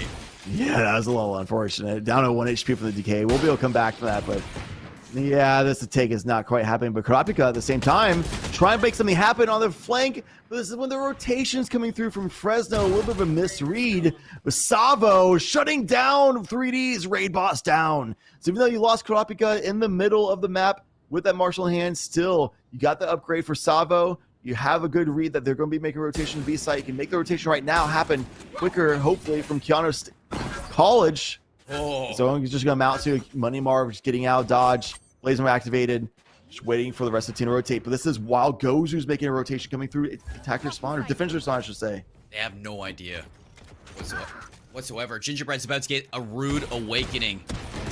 Once he turns there, Suki's going to get up, put the nail in the coffin, and Gozu's going to find the round. Chad, Fresno, they've climbed themselves right back into this. Yeah, they're going to be the round lead at this point, which, again, like, I mean, we said that this is oftentimes attacker-favored map. They've got 3Ds on their team. They're number 1 seed right now. They're trying to hold on to it by winning out the series. So if you're a Fresno State fan, you wouldn't have felt too nervous or too concerned in that half, even though they're down 4-8. But you're still down 4-8, so it's still very impressive. They're able to make a comeback like this against a team like Keanu College, which, I mean, they're not a top seed, but they're right in the middle of the pack. They're not too shabby. And it's an 8-week season with collegiate teams that are all like a lot of new players coming together. They're trying to make things happen, work things out. You got a lot of like freshmen on your team. I mean, all of Keanu College is all freshmen except for 2 sophomores. So like very new team coming together, working things out, just getting better and better every week. They're looking so good at the start of this first half of this map, but on this attacker side with 3Ds on the helm, with a Vandal in hand, just taking off, taking control. And like I said, Chad, I mean, this is a new team going up against the number 1 team in the division. This would be a good game to walk away with a win here. Yeah. Right now, Fresno State looking for that entry. Jay, around the corner. Pyramid. Actually might be able to get caught out here. 3Ds, though, not ready for the aggression. Doubles down to Suki. Look for third, but only gonna walk out with the dismiss. Marv's here to take care of the mantle. Keanu shut the door on the face of Fresno State. It's the young team. They're just constantly making adaptations. They're constantly learning. They're paying attention. We saw that in the first half. They made adaptations as Fresno State did the same, but Keanu made better ones, and they came out stronger and came out on top. And now they're trying to hold on to this game. This is Keanu College's map pick, tied up 10-10. They made great adaptations right there with how they allocated Mr. J to challenge 3Ds on the entry, held the angles, and using that just advantage that they have, made that happen with the Crossfire Money Marv's operator, which are doing the same step on A site. But adaptation again, Fresno State saying, yep, we're not going to go there again. Go and challenge Kurapika, who has to come up big right now, but can't quite do it. Yazo shutting them down. Viper spit at B.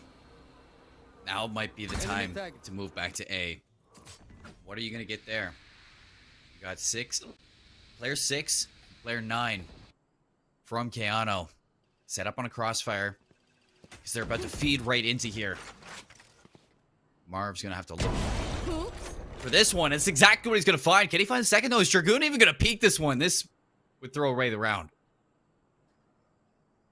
Yeah, Viper's pitch shooting them off. It's all onto Gozu at this point, honestly, just with that progression down mid.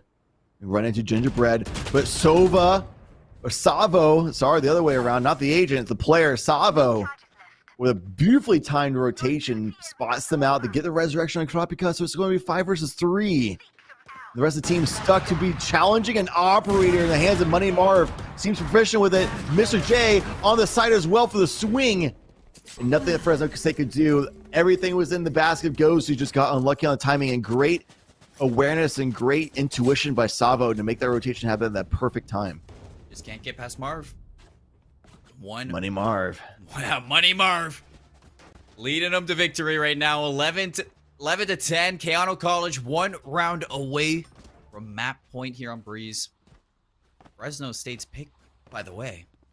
This is not Keanu's map choice. So if Marv can come out here and shut the door with this operator now, this would be huge.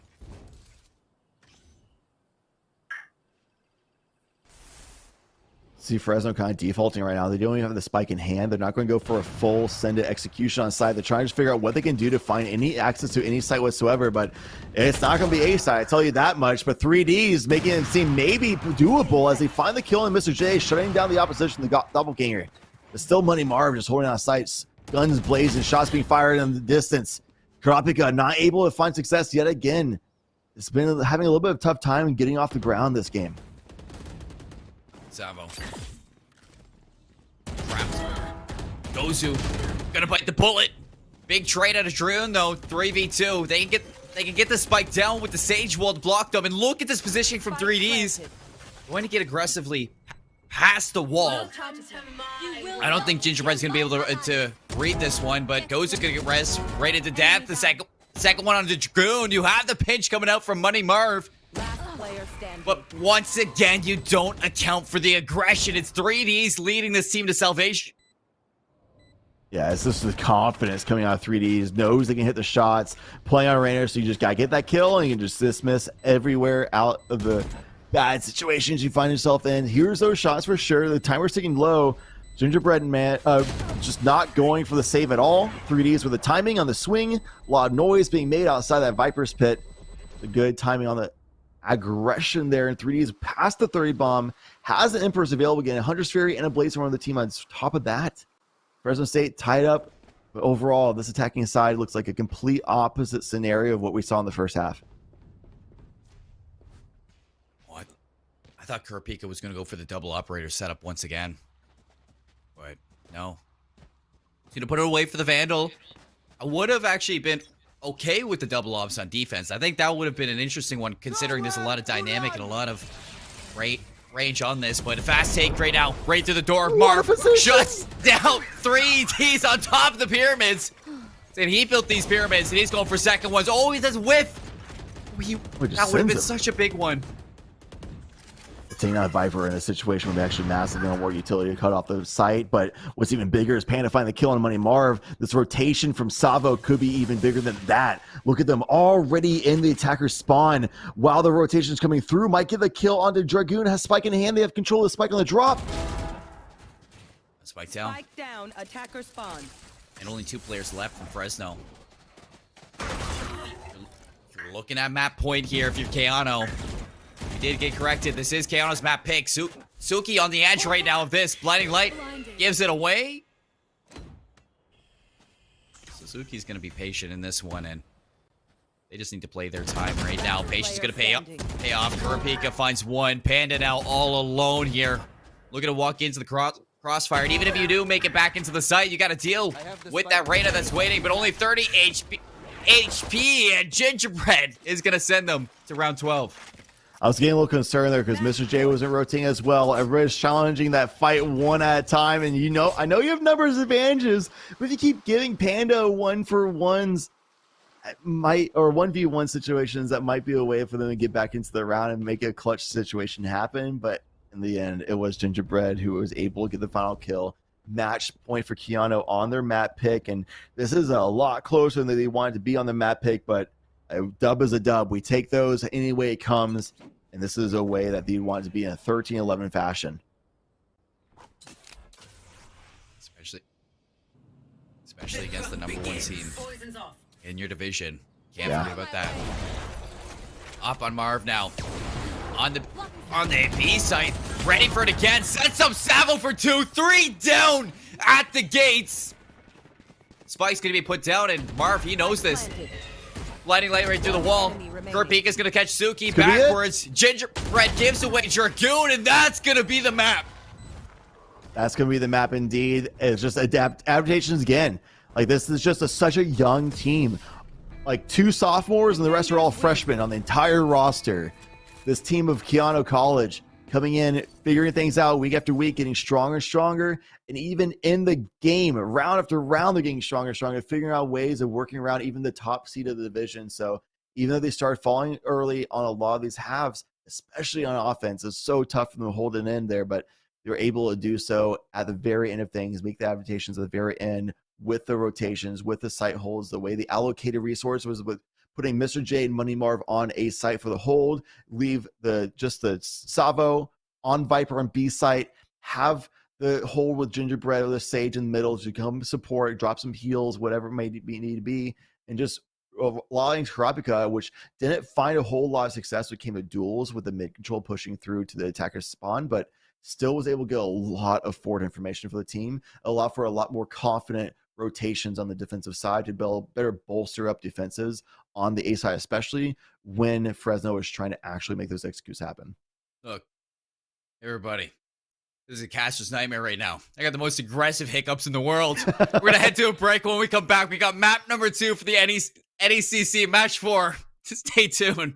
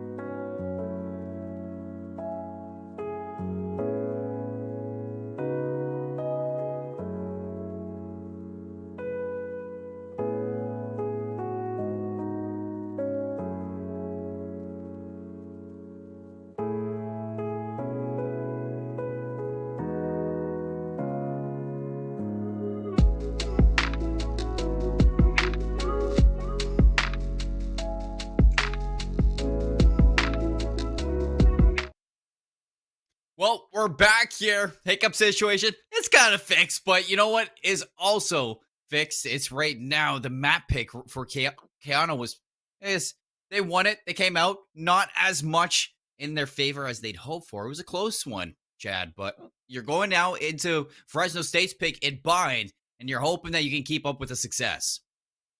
Yeah, what's also fixed, honestly, Seymour, is that haircut. Looking really good. Got it all chopped up, nice and short. Styling. Loving to see that. And what we're also styling is going to be 3Ds going into bind. Probably going to be picking up the Reyna yet again, which does pretty well on that map. And honestly, in the hands of somebody like 3Ds, looks even better. So on their own map pick, they're going to look out a lot more confident. We'll have to see if Keanu can do the same and try to close out the series in 2-0. But my predictions is that we're going to go to game 3 at this point, Seymour. Might be looking at split. The decider map, it just feels like it's poetic at this point. Map pick for Fresno. Bind's what we're going to be seeing, and I was ready for it. I knew what we were going to see here. Raze automatically. Gozu is going to pick that one out. Still Marv going for the jet for Pika on that Sky. I'm actually very interested right now on these Viper picks. I don't think I've seen a Viper on Bind for a very long time. Yeah, Viper is still good on Bind. Just a lot of teams have been going away from him a bit. But as of the last few weeks, teams have been really starting to figure out that Viper Astra is an insanely good composition. You don't have to go with a Sentinel, as you saw on the side of Fresno, that they don't have a Sentinel at all, because Viper is kind of like a pseudo Sentinel controller. And Astra is such a dominant controller that when they combine those together, it just feels like you have a full-on Sentinel on your team. 3D is also going with a Jet pick instead of the Reyna. Goes going over to Raze, which Raze is amazing for controlling U-Haul and Hookah.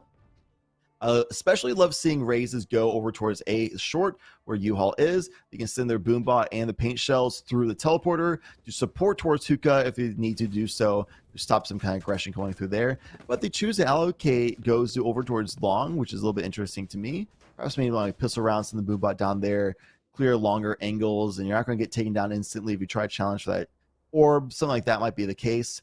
3Ds, as well as Minimarv on the Jet. This is a fantastic map for a lot of people wanting to go on the operator usage again. Well, see if 3Ds picks the operator up, because it's a fantastic rifle user. A lot of aggression coming from Showers instantly. 3Ds. There it is. First blood yet again. That's 2 for 2 on first bloods. Wow. What a shot. Even the producers in their ears saying, oh my God, because I feel the same thing. Can't help yourself from saying that exclamation, because dang, that was clean. Wow. I mean, I know those 2 aces back-to-back were nasty, but I think that trumps both of those right there. That single shot. That's just my opinion. Pop. And I think that, wow. Quite the shot indeed. Really stalls out Keanu's attempts to make something happen on this pistol round. They lost both pistols on Breeze. So looking like they might be going 0 for 3 on pistols with the way things are looking right now. 3D is rotated over a B site, but it's only Mr. J to answer in this location. Yeah, Mr. J is really just trying to bait them away. Yeah, teleport can be taken. Make the rotation happen quick. So 3v2 on site. See if Suki can hold down the line. Oh, Suki. Again, they get a quick little right click in. But no, Gingerbread was ready for that one.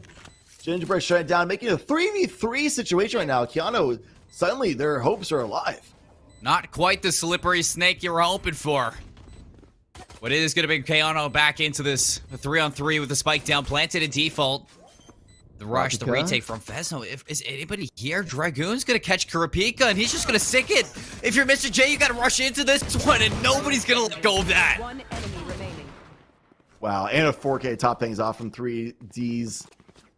Pros don't fake. They had the smoke there. 3Ds was there for the cross and ready to shoot anybody who challenges the defuse.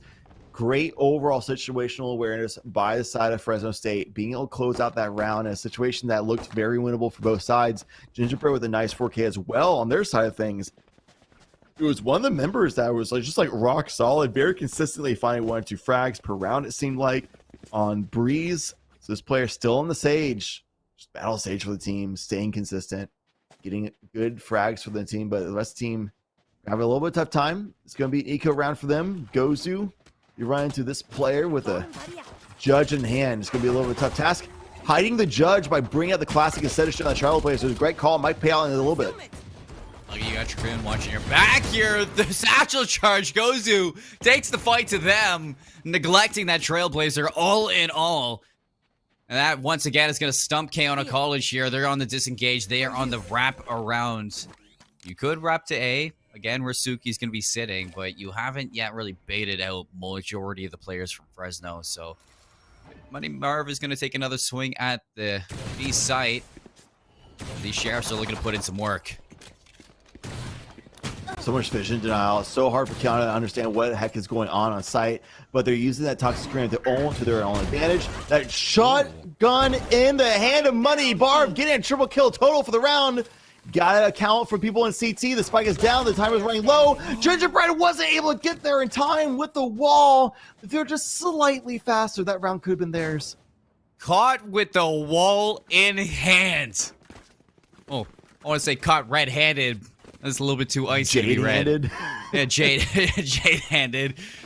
That was unfortunate for Keanu. I mean, once again, you have individual gunfights to claw yourself right back into the round, but Suki, with a late snake bite, somehow manages to get that spike inside of it, so a low health Money Marv can't pick that up.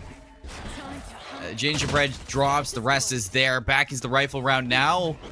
Surrounding the circumference of the A side, and through the smoke, 3Ds is going to drop. That's hop out of the hand now, and first blood into Keanu for the first time. Blinding light not going to catch Suki, but I'm sure they're going to catch it with that snake bite being dropped. Another one bites the dust. Suki caught with snake bite in hand, and now you're looking to overwhelm the rest of them. Marv can't find Panda. Wall's going to go up. A little bit of help now. Gozu, the satchel charge up. The judge put in work now. Paint Can's not going to reach its target, but the satchel charge is going to get you right back into this. The boom bot now into the corner.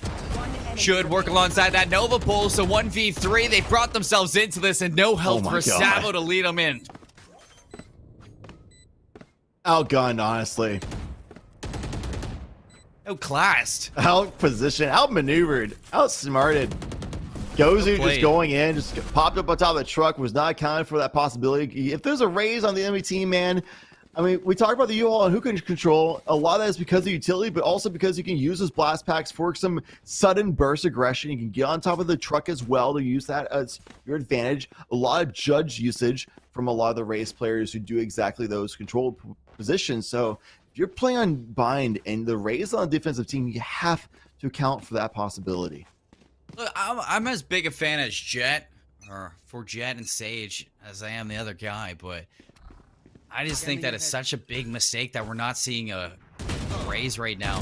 And the likes of Keanu now back into the rifle advantageous position. Panda's going to find Mr. J with the aggressive pressure out of showers. And it helps as well when you have your operator in the hand of your Jet, finding that first blood. Another two-player advantage for Fresno State. They're just going to back up into the site, into their safe homes right now on A. Wait for the rest to pour on in. Voltorb grabbed up as well.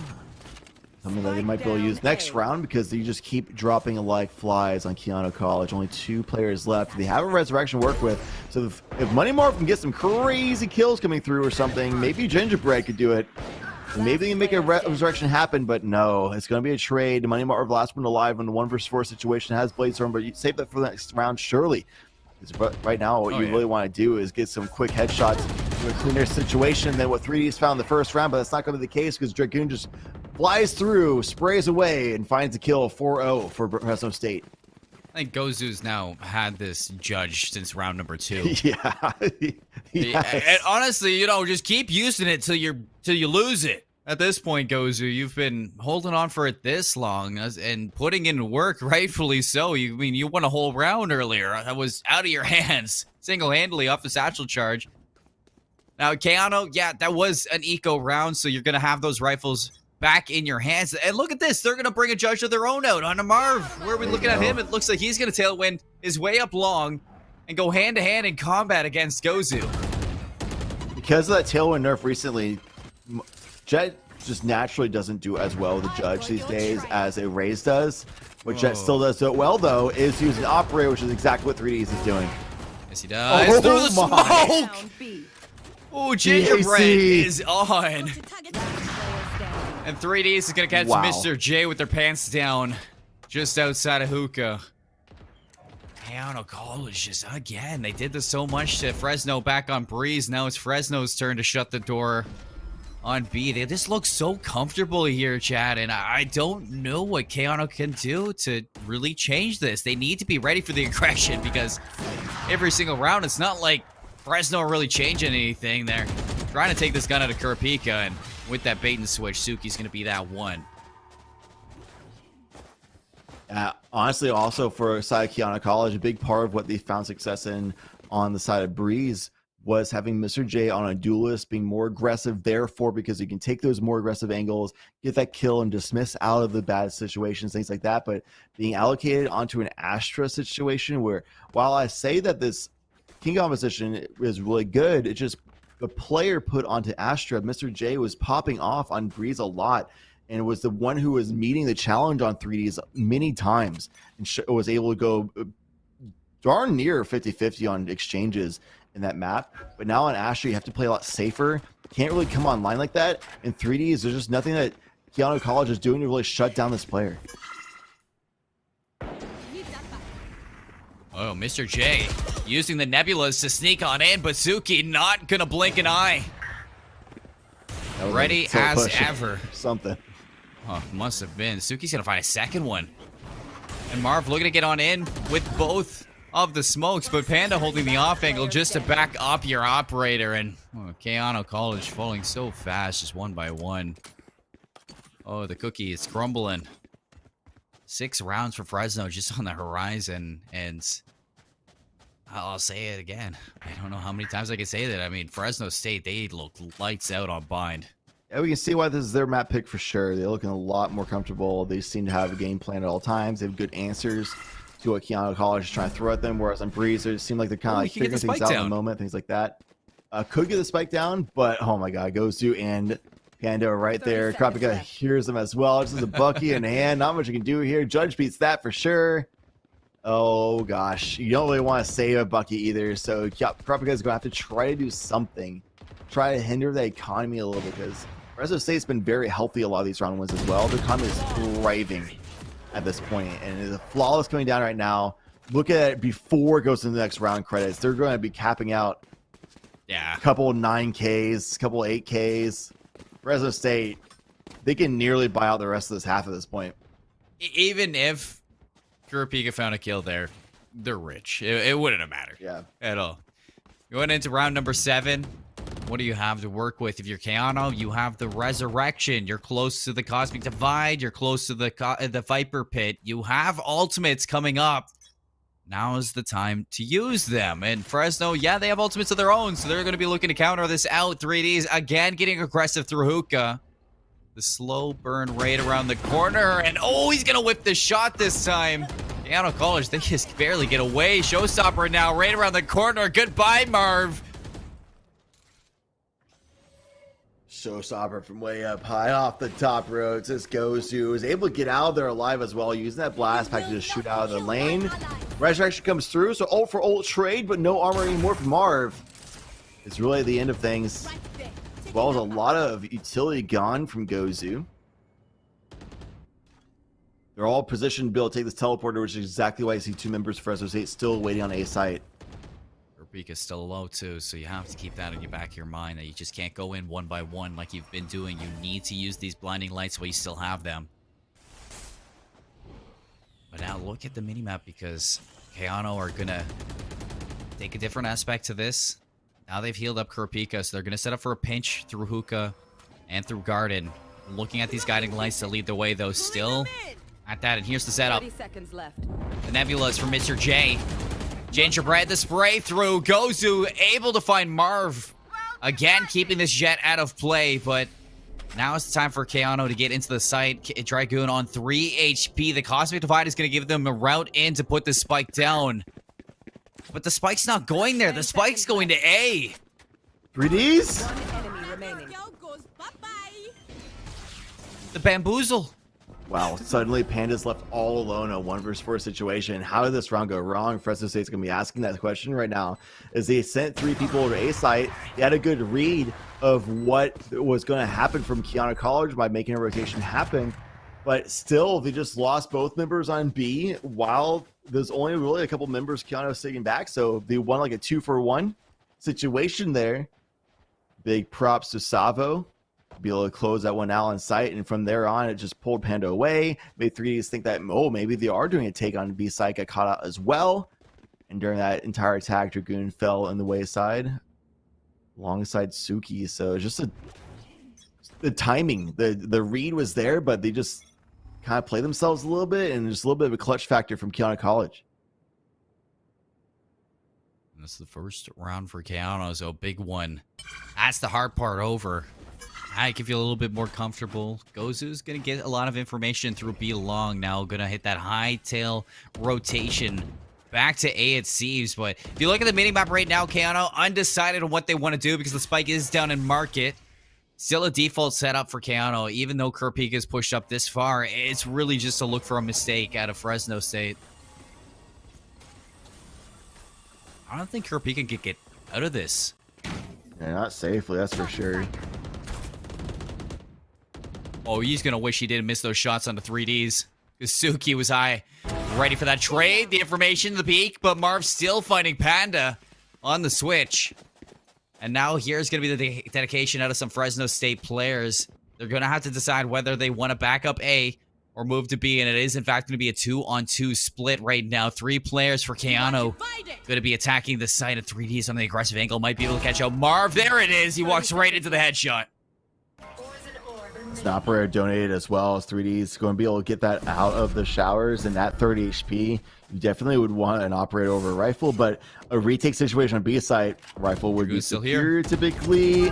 Still there's Dragoon. The Viper's pick comes down, but the concussion makes it easy. Shut down on the spike attempt. Timer's running down, so Gingerbread has to force this, but the timing, 3D's is already there. The operator in hand going to the next round as well. Chad, there was a gap in the wall. Oh, everything looks so good for Keanu. I mean, from B to A, back to B, and Dragoon, the only one there. You would have thought it's a no-brainer that Keanu find that round, but that toxic wall that came up from Savo, not covering all the bases. The Viper's pick is dedicated, but it's too late. Losing that forward positioning just gives Dragoon all the right to walk in there and walk away with the dismissal of that spike plant. So now stopped against the momentum that Keanu were building. 7 rounds for Fresno, guaranteed the advantage going into the half. And once again, on the anti-eco, Marv walks right into the aggressive pressure that 3Ds has constantly been dominating. You can tell Keanu's been figuring things out. They're doing the adaptation like we saw on Breeze a lot, but a lot of these rounds are so close, and it's just the comfortability of Fresno State, the confidence they have that this is their map pick. This is their map that they just do not lose kind of situation. Mr. J, though, finding a nice frag onto Gozu. No more shotgun shenanigans and Hookah to deal with this round, but Keanu is still spread across the map. The toxic screen's coming down. Is that a commitment? Is that a bait? Is that a fake? What is that on the side of Keanu College? And that's exactly what's in the mind of Fresno State right now. Look at the positioning of Mr. J. They know he's around here. He's got only 27 HP. He's taking some hits. So it's definitely not going to be crazy that this might be a B hit. Oh, the timing! That's the opening now. They're going to put the spike down, and they don't know that player number 5, Dragoon, is in the back line, so Gingerbread's not going to be able to get it down. Mr. J has no idea whatsoever. Keanu, again, just walking into a terrible situation, a trap that's been laid, and they fall right for it. Dragoon now with 3 in the round. Savo is just hoping he can walk away with this Vandal.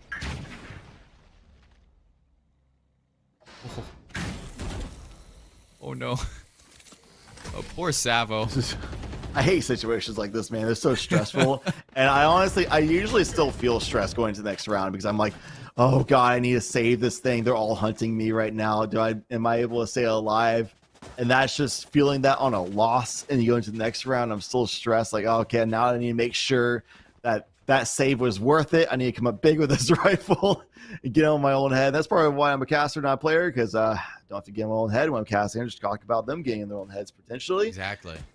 Getting on their own heads, Keanu College, trying to figure out a way of getting into Fresno State's heads, figure out what they're doing. And honestly, it seems like the timing of things on Brian is just off a little bit right now. When Amar trying to make something happen with that, Marshall falls away. And speak of timing, doesn't understand that on that timing, 3Ds could be right there and ready with an operator in hand. Marv looked like a lost puppy. They're gonna walk right through the snake fight just to get into the site. A lot of damage. Oh wait! It went through the teleporter. Oh, how did it bounce off their body? Oh my!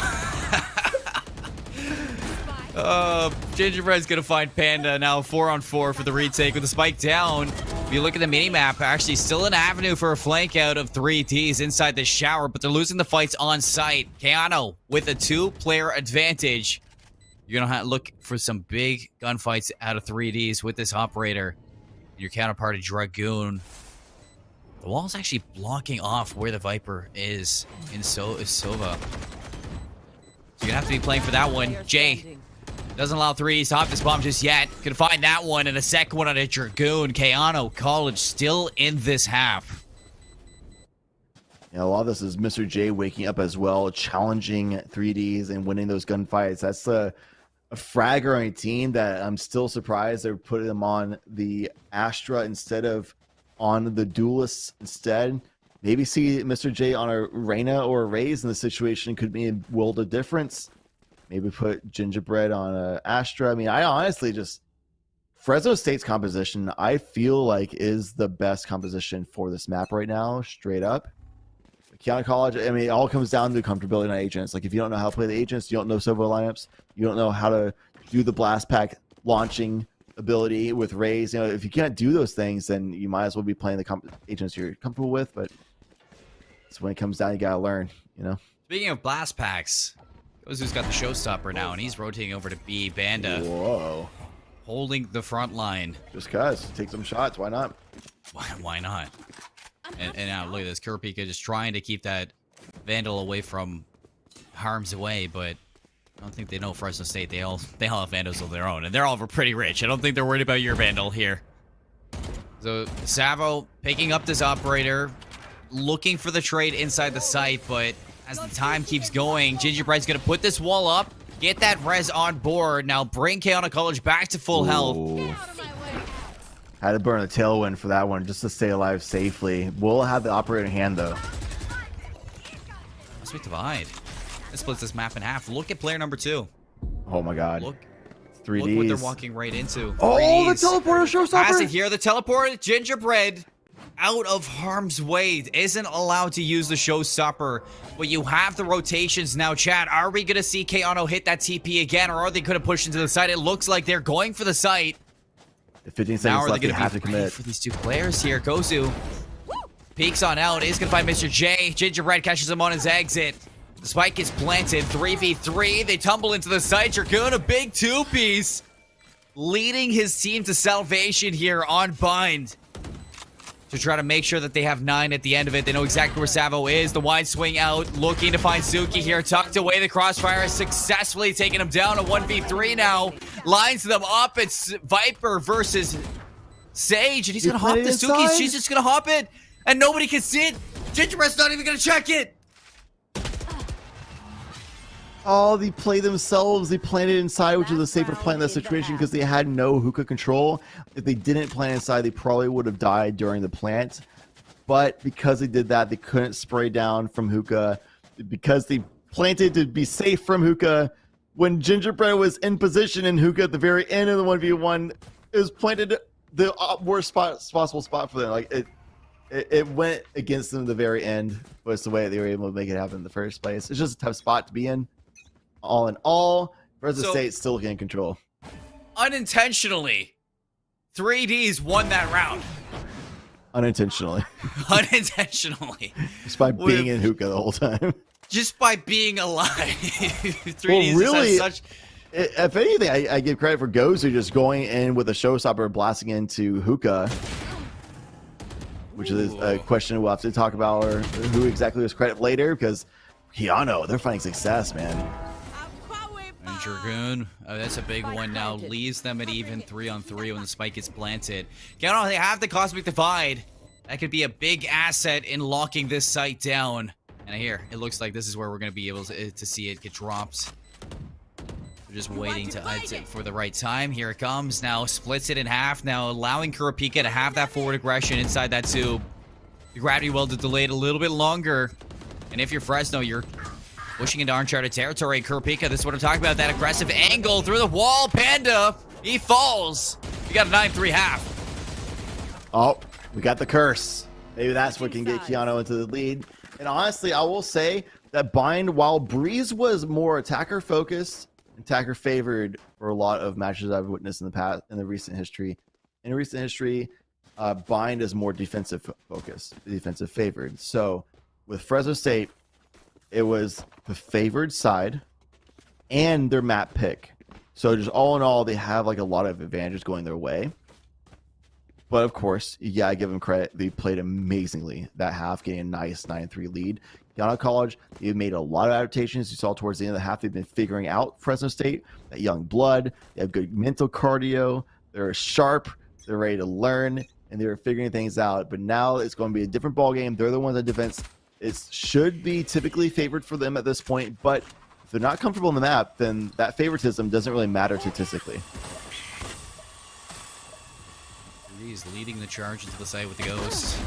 Bankhand should do some damage to the backline. Savo forced into the enemy hands. That's a big start from Fresno. Early 2 picks are going to put that spike down with a big advantage to the pistols. Lies are everything.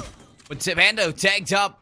Still finding that kill. Doesn't matter what health you have. Money Marv tapping away, but nobody to fall. And this is looking like double digits for Fresno, and it's Gingerbread. Unless 32 HP. Gozu on the right. Suki on the left. You're walking right into the trap, Chad. This is just not where you want to be. As soon as you jump out, Suki's going to take the fight, and Gozu's going to take the kill. Yeah, just playing off Suki's contact that she can see whenever somebody's jumping out of the window, and the moment they jump out of the window, Gozu can then swing off and get some free shots, even if Suki doesn't win the 1v1 situation on somebody jumping out of the window. So it's just unwinnable for Gingerbread.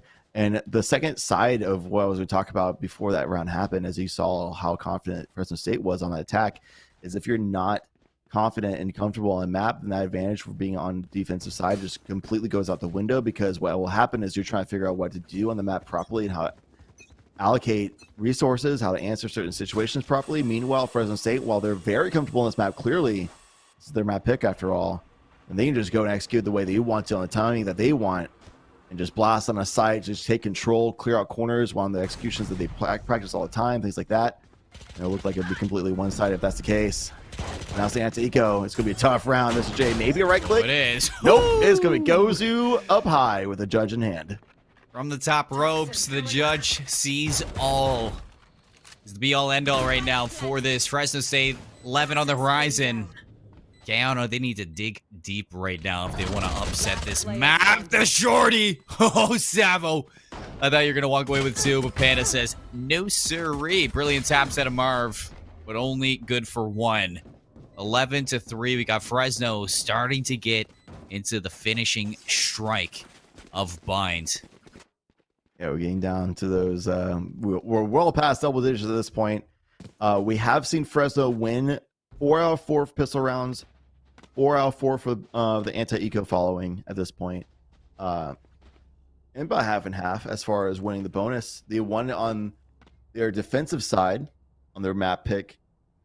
We'll see if they can do that on attacking side too. That would really tell us at this point, this is that big round where do they just close out the game strongly, make it like a 13-3 perhaps, or will Keanu be able to start making a comeback now that they have rifles in hand?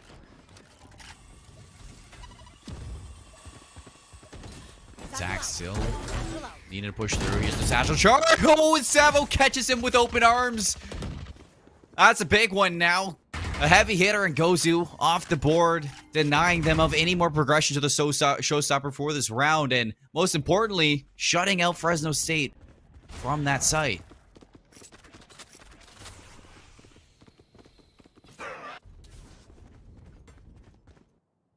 They Haven't given it up yet, though, Chad. Not yet. I mean, with that opening pick, it's going to be a little bit tougher than Blast on Sight because a lot of this composition relies on an intro duelist getting control over on a U-Haul, especially with that toxic screen setup. A lot of that's playing for this control U-Haul, cut off the rest of the site, get the plant over towards default truck, and then fall back and get like a nice post-plant situation. Now, a lot of it comes down to 3Ds finding a kill, again, success, but Money Mark shuts that right down. Savo still on the U-Haul, finally falls, but the rest of the team is now in a rotation. The spray isn't quite getting to shut down the plant. Mr. J is left on the U-Haul situation, trying to keep control, but no, it goes the way of Dragoon. Mr. J still finding a Kurapika on the exit. Suki didn't know what hit him. And now Dragoon all alone here. Has made quite some noise here, but can't find Kurapika. The run and gun from the Spectre was 4 on the board for Keanu Collins. And you know what, Chad? That's not so bad right now. You might be at a heavy deficit on binds, but every round counts to the mental fortitude going into split over into that map 3. If this does go to the distance, Keanu College right now, they just want to take as much out of Fresno as they can. Just make sure that they bleed before they go into split. Yeah, and round differentials could come into a factor if you go to tiebreaker situations or seedings and stuff like that too. So for sure, every round does indeed count. You want to try and make that as best as possible for your seeding going into playoffs, give you a best chance possible. Easier teams means more reliable path to success towards the end of the bracket, you know. Fresno State, they still haven't won this game map yet, though. 11-4. I've seen some bigger comebacks in the past from all sides of the sport. You have a Cosmic Divide and Blazer work with. Blazer now popped by 3Ds. Legion popped up before. There it goes. Inside. First kill. All the way up top now. Tucks into Hookah. And Dragoon ready for it. This is falling apart so fast for Keanu. What looked so good just doesn't last for long. Now, Savo, can you be the hero this team needs right now? A judge, a dream, and some utility. The Poison Orb to get into Hookah. 360 with the judge, but not able to find the kill. 3Ds with the Blade Storm. Going to put this one down. Map point for Fresno State. They are looking for split, and they are looking with very heavy eyes. Yeah, that's a disheartening moment there if you're a Savo. You have a judge on the other side of the map for a retake 1v5. Sure, I got this. No worries, team. And now having to buy just a Spectre and light armor going into match point situation. It's going to be 8 match points in a row. Seymour, that is so tough on the mental. I mean, they're all young players, mostly freshmen, a couple sophomores. You have that youth, you have the mental cardio, the endurance, but it might, like, too much is too much sometimes. Sometimes when the going gets tough, you just got to get going now and look towards that third map here. It's Fresno State. I mean, there's a reason they wanted to go to bind, and they just looked like the better team inside it. And that might be the case here, but Kurapika still doesn't want to give up. Shots on a Gozu drops him down to 1 HP, but can't find the kill on the exit at Savo. Wanted to upgrade to the Phantom, but didn't know that Panda was going to be right there. Showstopper. So a little bit of shaky shots with that, but Gingerbread's finally landing a few. Yeah, could this be it, baby? Winnable. Has a resurrection. No charges left. And the heal. Back to full health and come back, Marv. Come to me. Shuri not letting Marv get here. The tailwind to safety. Time's ticking. Dragoon aggressively inside this Nebula. Head to head with that. Gingerbread walks right into the rifle, and Marv stuck between a rock and a hard place. We're going to split. Fresno State, a very convincing map 2. Going off to map number 3, which is going to be Ascent. We're going to have quite the showing. If we're in those tighter corridor kind of maps where you just have to get control of a site, execute, set, post plant, one of the more standard situations like bind, then it's going to look kind of favored towards Fresno, because a lot of the times that we saw success coming from Keanu is when they had freedom of moving around the map, finding some open angles, going to just straight up aim situations, not so much executions, more of like situations where they go into like swinging out wide angles, things like that, and try to find some headshots, stuff like that, where They had freedom to do that on Breeze, but on Bind, it came down to actual site executions where they need to just blast on a site with like blast packs, things like that. And Frezzo just seemed to be a little bit ahead of the curve on that situation. They're a little bit ahead of the game, definitely on Bind. Looks super comfortable, but Split coming up next. The decider for this last map of the day. We go the distance, chat, and we're going to cut to a break while we get this ready. Let the team settle down after that map 2 and get ready for the decider.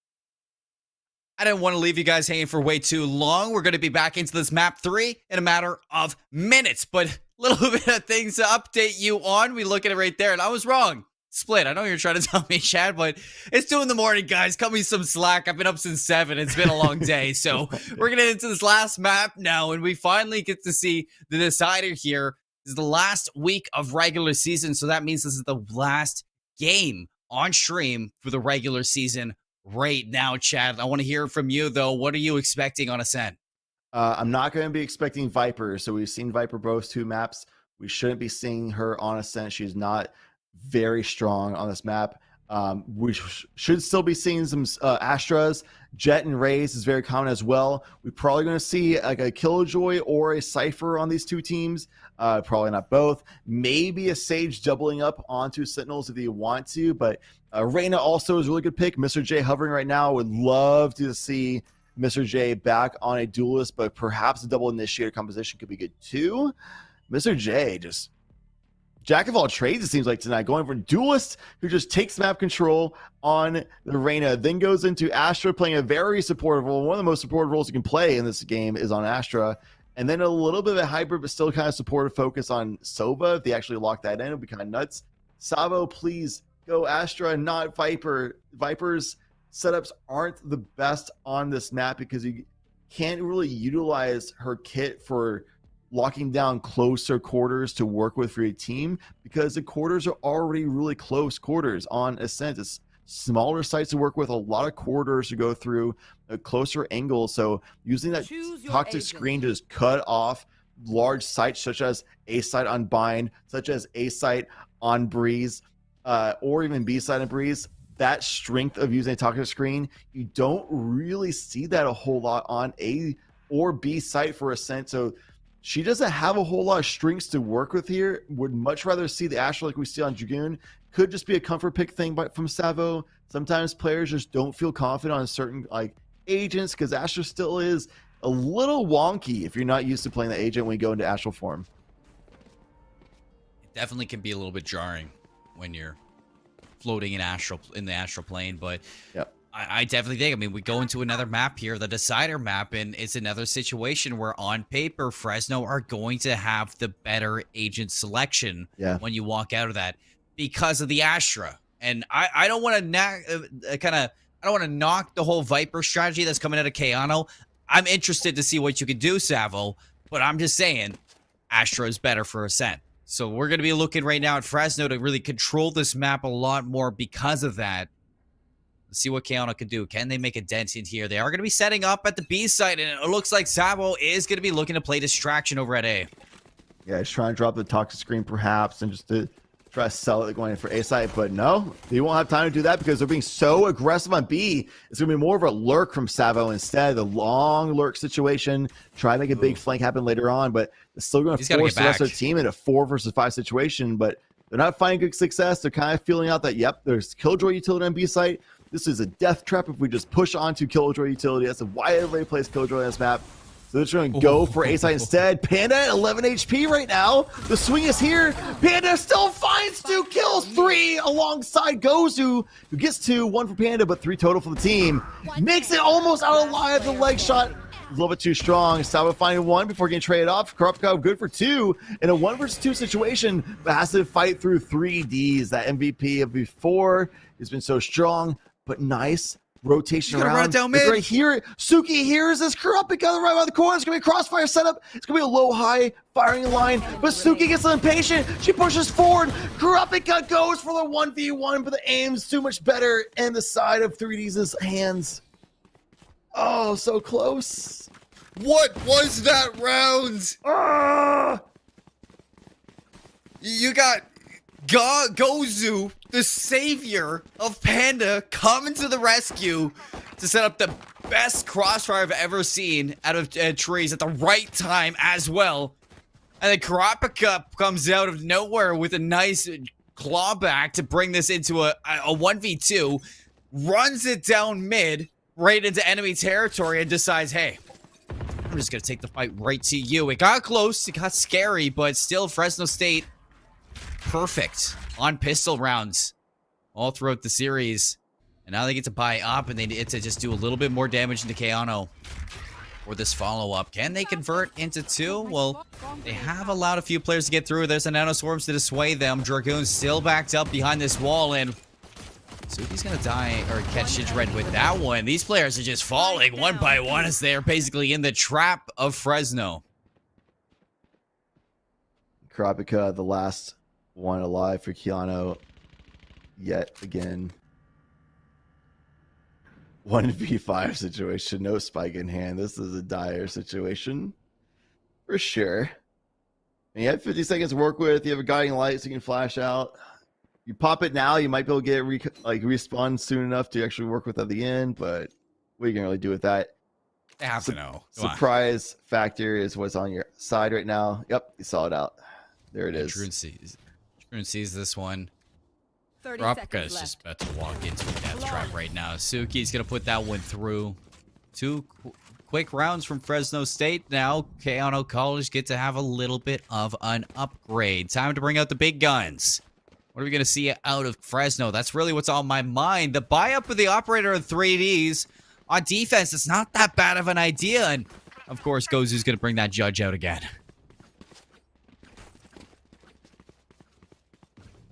So Keanu has all the rifles now to work with, but operator in hand of 3Ds, who's definitely showed proficiency in all aspects of the game. Sheriff, Vandal, and operators more so than the rest for sure. Still not gonna pick up anything. Main can from Gozu into the back line. What timing? Oh, Gozu's gonna catch this one. Can he find 2 though? Oh, he's gonna do enough that Panda can find it. And the front line just being held so well right now, Chad, by Fresno. And just getting stalled out, that Astra utility, the Soviet utility, and if they even make it through all of that, Gozu with the judge in hand yet again. I mean, judge for a raise on Ascent feels almost as good as on Vine, so we already know what Gozu can do on that map. So we can look forward to more of those shenanigans coming forward in the rest of the rounds here. Savo going to fire range out in the back one. Mr. J and Savo both trapped right now, trying to find their way in. The toxic orb is going to be that avenue. Isolates the fight onto Panda, but the gravity was going to hold them through. 1 left at Savo on 2 HP. The Ion Phantom is spike in the sights. At least able to find Gozu, but a near flawless round out of Fresno State in a bonus round too. Keanu not having good success so far. They only have 5 kills total across 3 rounds, a little bit rough, and 4 of those was in first round. So we've gotten 1 kill in the last 2 rounds. A little tough start to things. 4 marshals? No way. No way you're all actually going 4 marshals. Please don't do that. I know it's late, but it's not that late yet. It's demon hours right now. Why not? Why not? Let's go headhunting, Keanu. Let's see if these Huskies can hunt. Ooh. You can't catch 3Ds off guard right now. That's the bigger Marshall, if they didn't know. Yep. Whew. That's high class. That's some Gucci snipers. That's not some knockoff sniper right there. Oh, but Marv making it look like it's a good one. You know, sometimes the knockoff can be the real deal.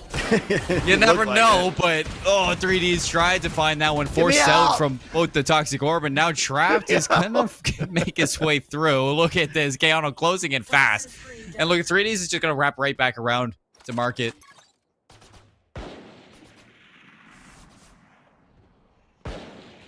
Deja vu. Somehow 3D still having some control and hold on mid after all that, just wrapped all the way around and finds a kill in a Savo is just shy of a miracle with the blazer popping off right now. Just narrowly misses the hits. Gingerbread down at 9 HP, but it's a 2v3 situation.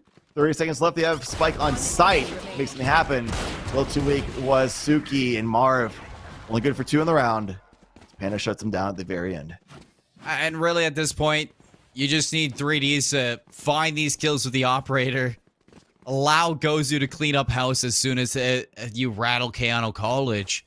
And you got your supporting cast of Dragoon, Suki, and Panda doing exactly what they need to do on their respective roles. I think this is just a, this is a perfect setup that you see out of Panda, Suki, and Dragoon being able to utilize their agents to the full their full aspects, because you have Gozu and 3Ds just popping off in the duelist role, finding those kills and really delaying Keanu College enough that they can set up this utility.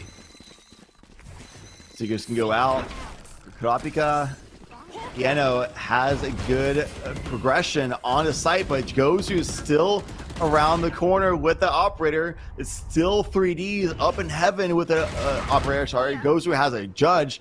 Man, it hits so hard, it can feel like an operator close quarters. And there it is. Big hit onto Gingerbread. Might as well have been an operator close quarters, that situation. Not much they can do on site as Dragoon and 3Ds find success as well. Stuck in the corners, Kurapika. And all alone is Mr. J trying to just wander onto site saying, hey guys, we still got a shot here, right? Please? No, everybody's dead. Okay, well, it's going to be a 5-0 for Fresno State at the very end of things. I think I really need to watch that back. Wish we had an instant replay on that whole thing, because you got site control for Keanu, but they didn't put the spike down. You saw each one of them are just trying to take these individual fights. They're trying to win their one-on-ones, and they're not trying to play the objective that they're looking to have. I mean, you see Money Marv clears out hell and instantly updrafts into heaven, where you have 2 players of Fresno State. You know 2 players of Fresno State are there. So I'd like to see them start playing as a team a lot more. Suki being pressured out, still though flooding into the zone, and it's going to be lethal. There's no 100 Spirit to counteract that one either. You see 2 members of Fresno still on A side, because a lot of times people use this lockdown as a fake and bait and try to attack on A side. That's why you see Mr. J try to make a presence on A side, but it doesn't even matter because Dragoon gets a freaking triple kill, Seymour, amongst all of this time happening, and not like this. No, he missed the shots. No, it's another blast. Run away. No, Gozu, you can't do him like that, man. 6-0 for Fresno State, and they're just going on there with sport to finish off these rounds.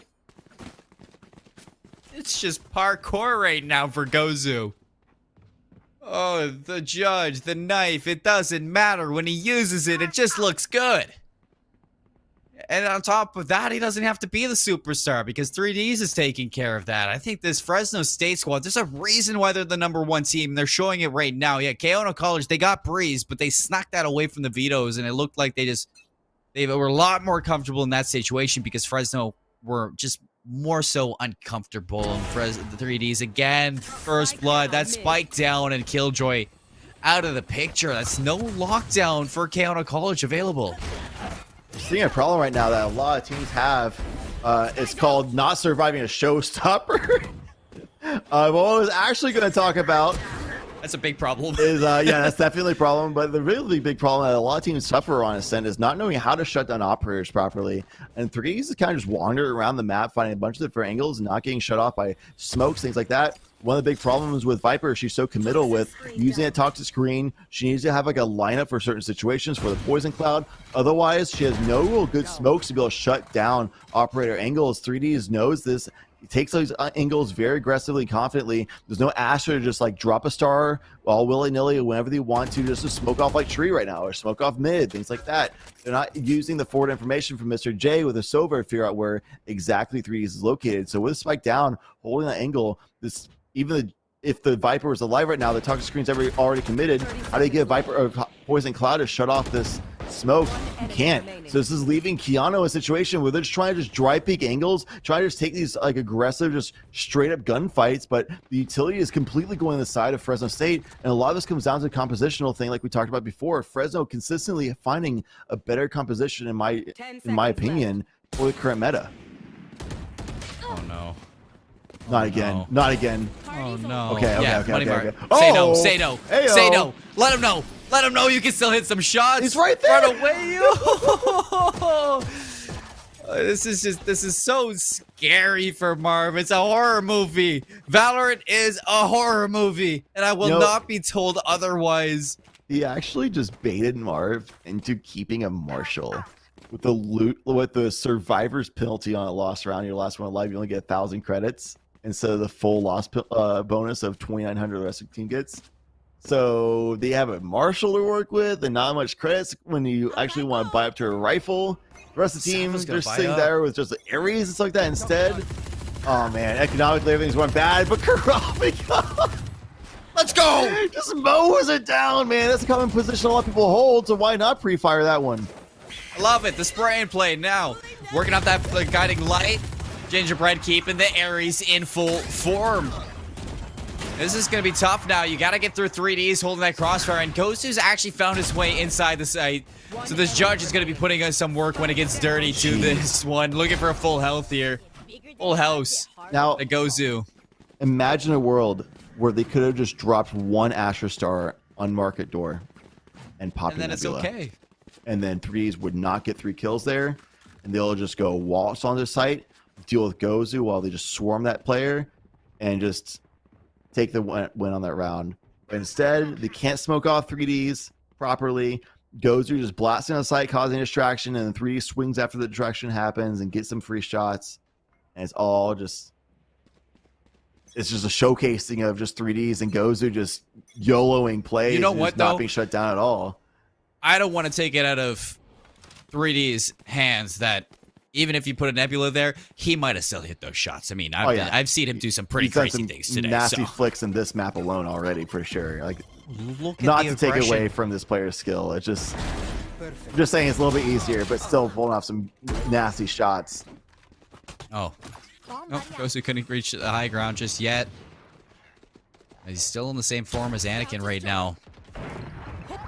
No aggression here. In unison, Dragoon and 3Ds working alongside their teammates to put Keanu College on a big disadvantage now.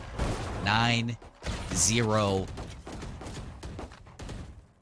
This is a nightmare for Keanu College. I mean, this position that they're in right now. 0 rounds heading into this. On attack for Ascent, you know, I know it's a lot harder, but it's definitely not the most one-sided side right now. You look at defense and attack, and you do see a lot of teams finding success on both. So I really think that Fresno State, moving back to attack, they're going to have every single ounce of confidence.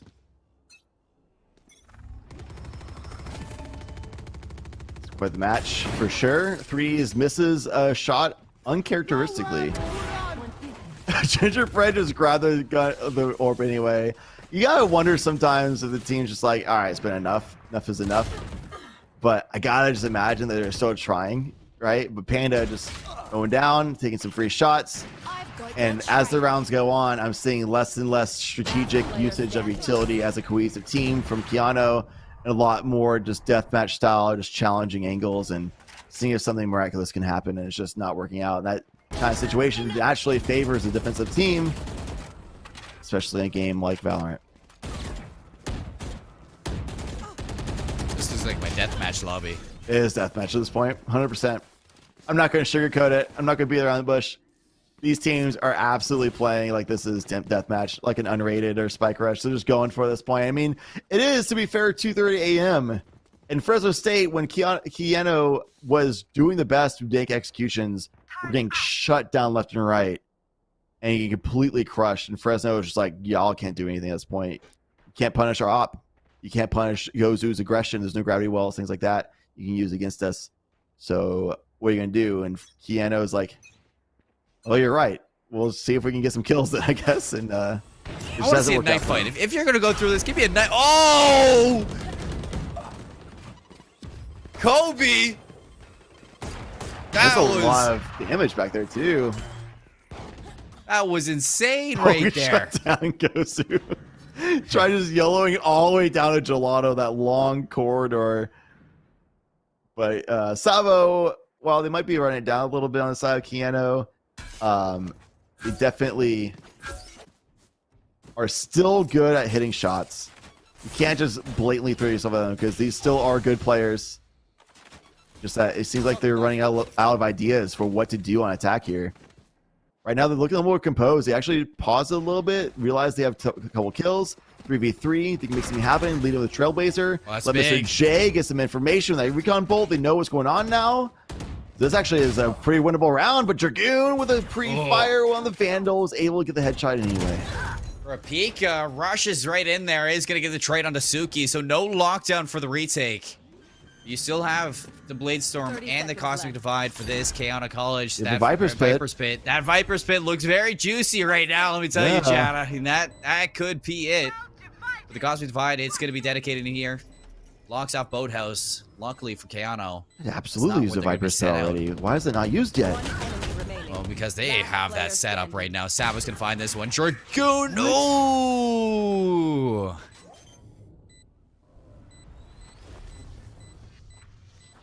I bet they wish they used that Viper Spit right now. Yeah.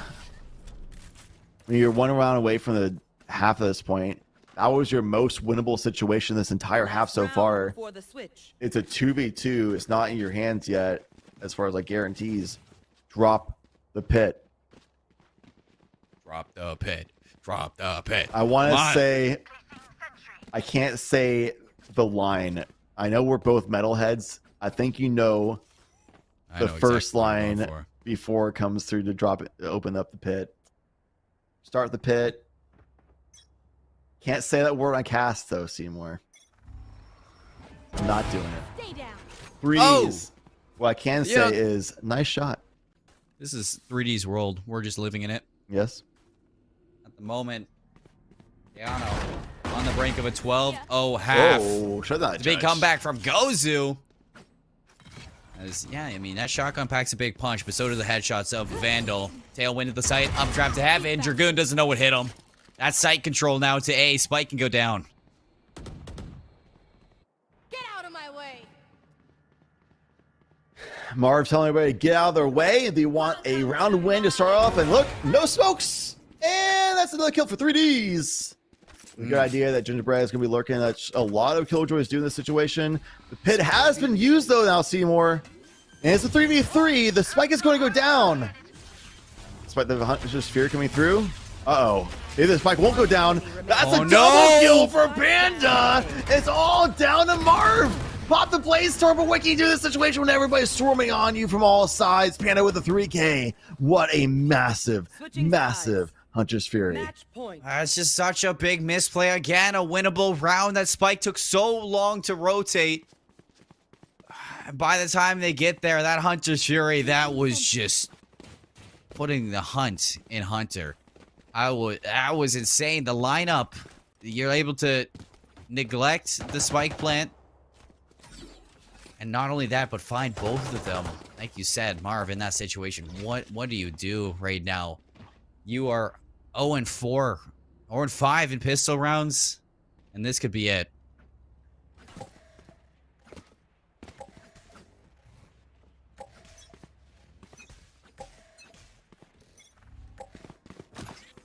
This could be it, Seymour.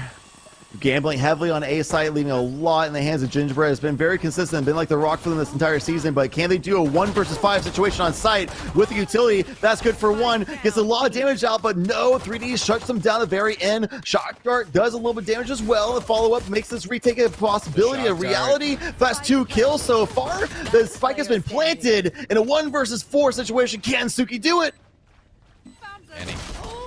Right click, it's been nerfed. She can't. It's not going to be a flawless today. So Keanu, they wanted to save the best for last, the best pistol round that they had for the last possible round of the game. They put themselves on the board. 12-1 now. This would be something else. Not a flawless game. So Keanu can at least take that to bed later on. Technically, this game is not over. I have seen a 12-0 comeback once before. It has happened when I've casted. If it happened once, it can happen again, Seymour. That's the thing. I mean, we've seen it before. I've seen bigger comebacks in esports. I haven't seen a bigger comeback than a 12-0 because it's impossible to get open over. Just like it might be soon as Fresno just comes in, guns a-blazing. For a 3-for-1 overall mid. across the map. Yeah, just run it down mid, just take the gunfights, be aggressive and catch them off guard. Don't let them regroup on defense. And the upgrade to a Phantom for 3Ds, challenging the Spectre in hand for Mr. J. And it's all down to Karapika, who needs to go into Godspeed if they have any chance of coming out big on this round. Fresno State, 1 kill away from maintaining number 1 in their division going into the playoffs. Karapika, Sheriff, Guiding Light, and the dream is over. That's going to be it. Fresno State 13-1 on Ascent, a master class for them to go out in style for the regular season. Now moving on, they're going to be the number 1 spot for the Challenger Cyan division. And this playoff, it just seems like it's Fresno territory. Yeah, Fresno looks unstoppable right now. Marion University also won their game today, so they went up to a nice 6-1 score line as well, but Fresno has a round difference over them and definitely won today, so they'll maintain that first seed. Keanu is going to have a little bit of a tough situation where they probably are going to end up in 4th seed still, by the way things are looking at. So they probably going to be dodging Fresno until the very end of the playoffs if things shake out the way I think they will in this situation. And they have been improving a lot. They've been doing a lot better and better. Like I said, a very young team. So keep making those adaptations happen and hopefully have some earlier matches and they'll be able to make a lot better plays. Of course, it's getting a little late, tough to maintain the composure even if you are a younger gun, of course. But Fresno, it's like muscle memory for them at this point. They are so seasoned and so skilled and just dominant that even if it's late, they're just going through the motions. It's like a habit. It is. It is. It's definitely late now. And hey, Keanu, I want to see them come out with a lot more composure into the playoffs than they did. But as Chad said, it's late for us. It's late for you. I hope you all have enjoyed the last match for the NECC. I can't wait to see you all next week. Have a good night.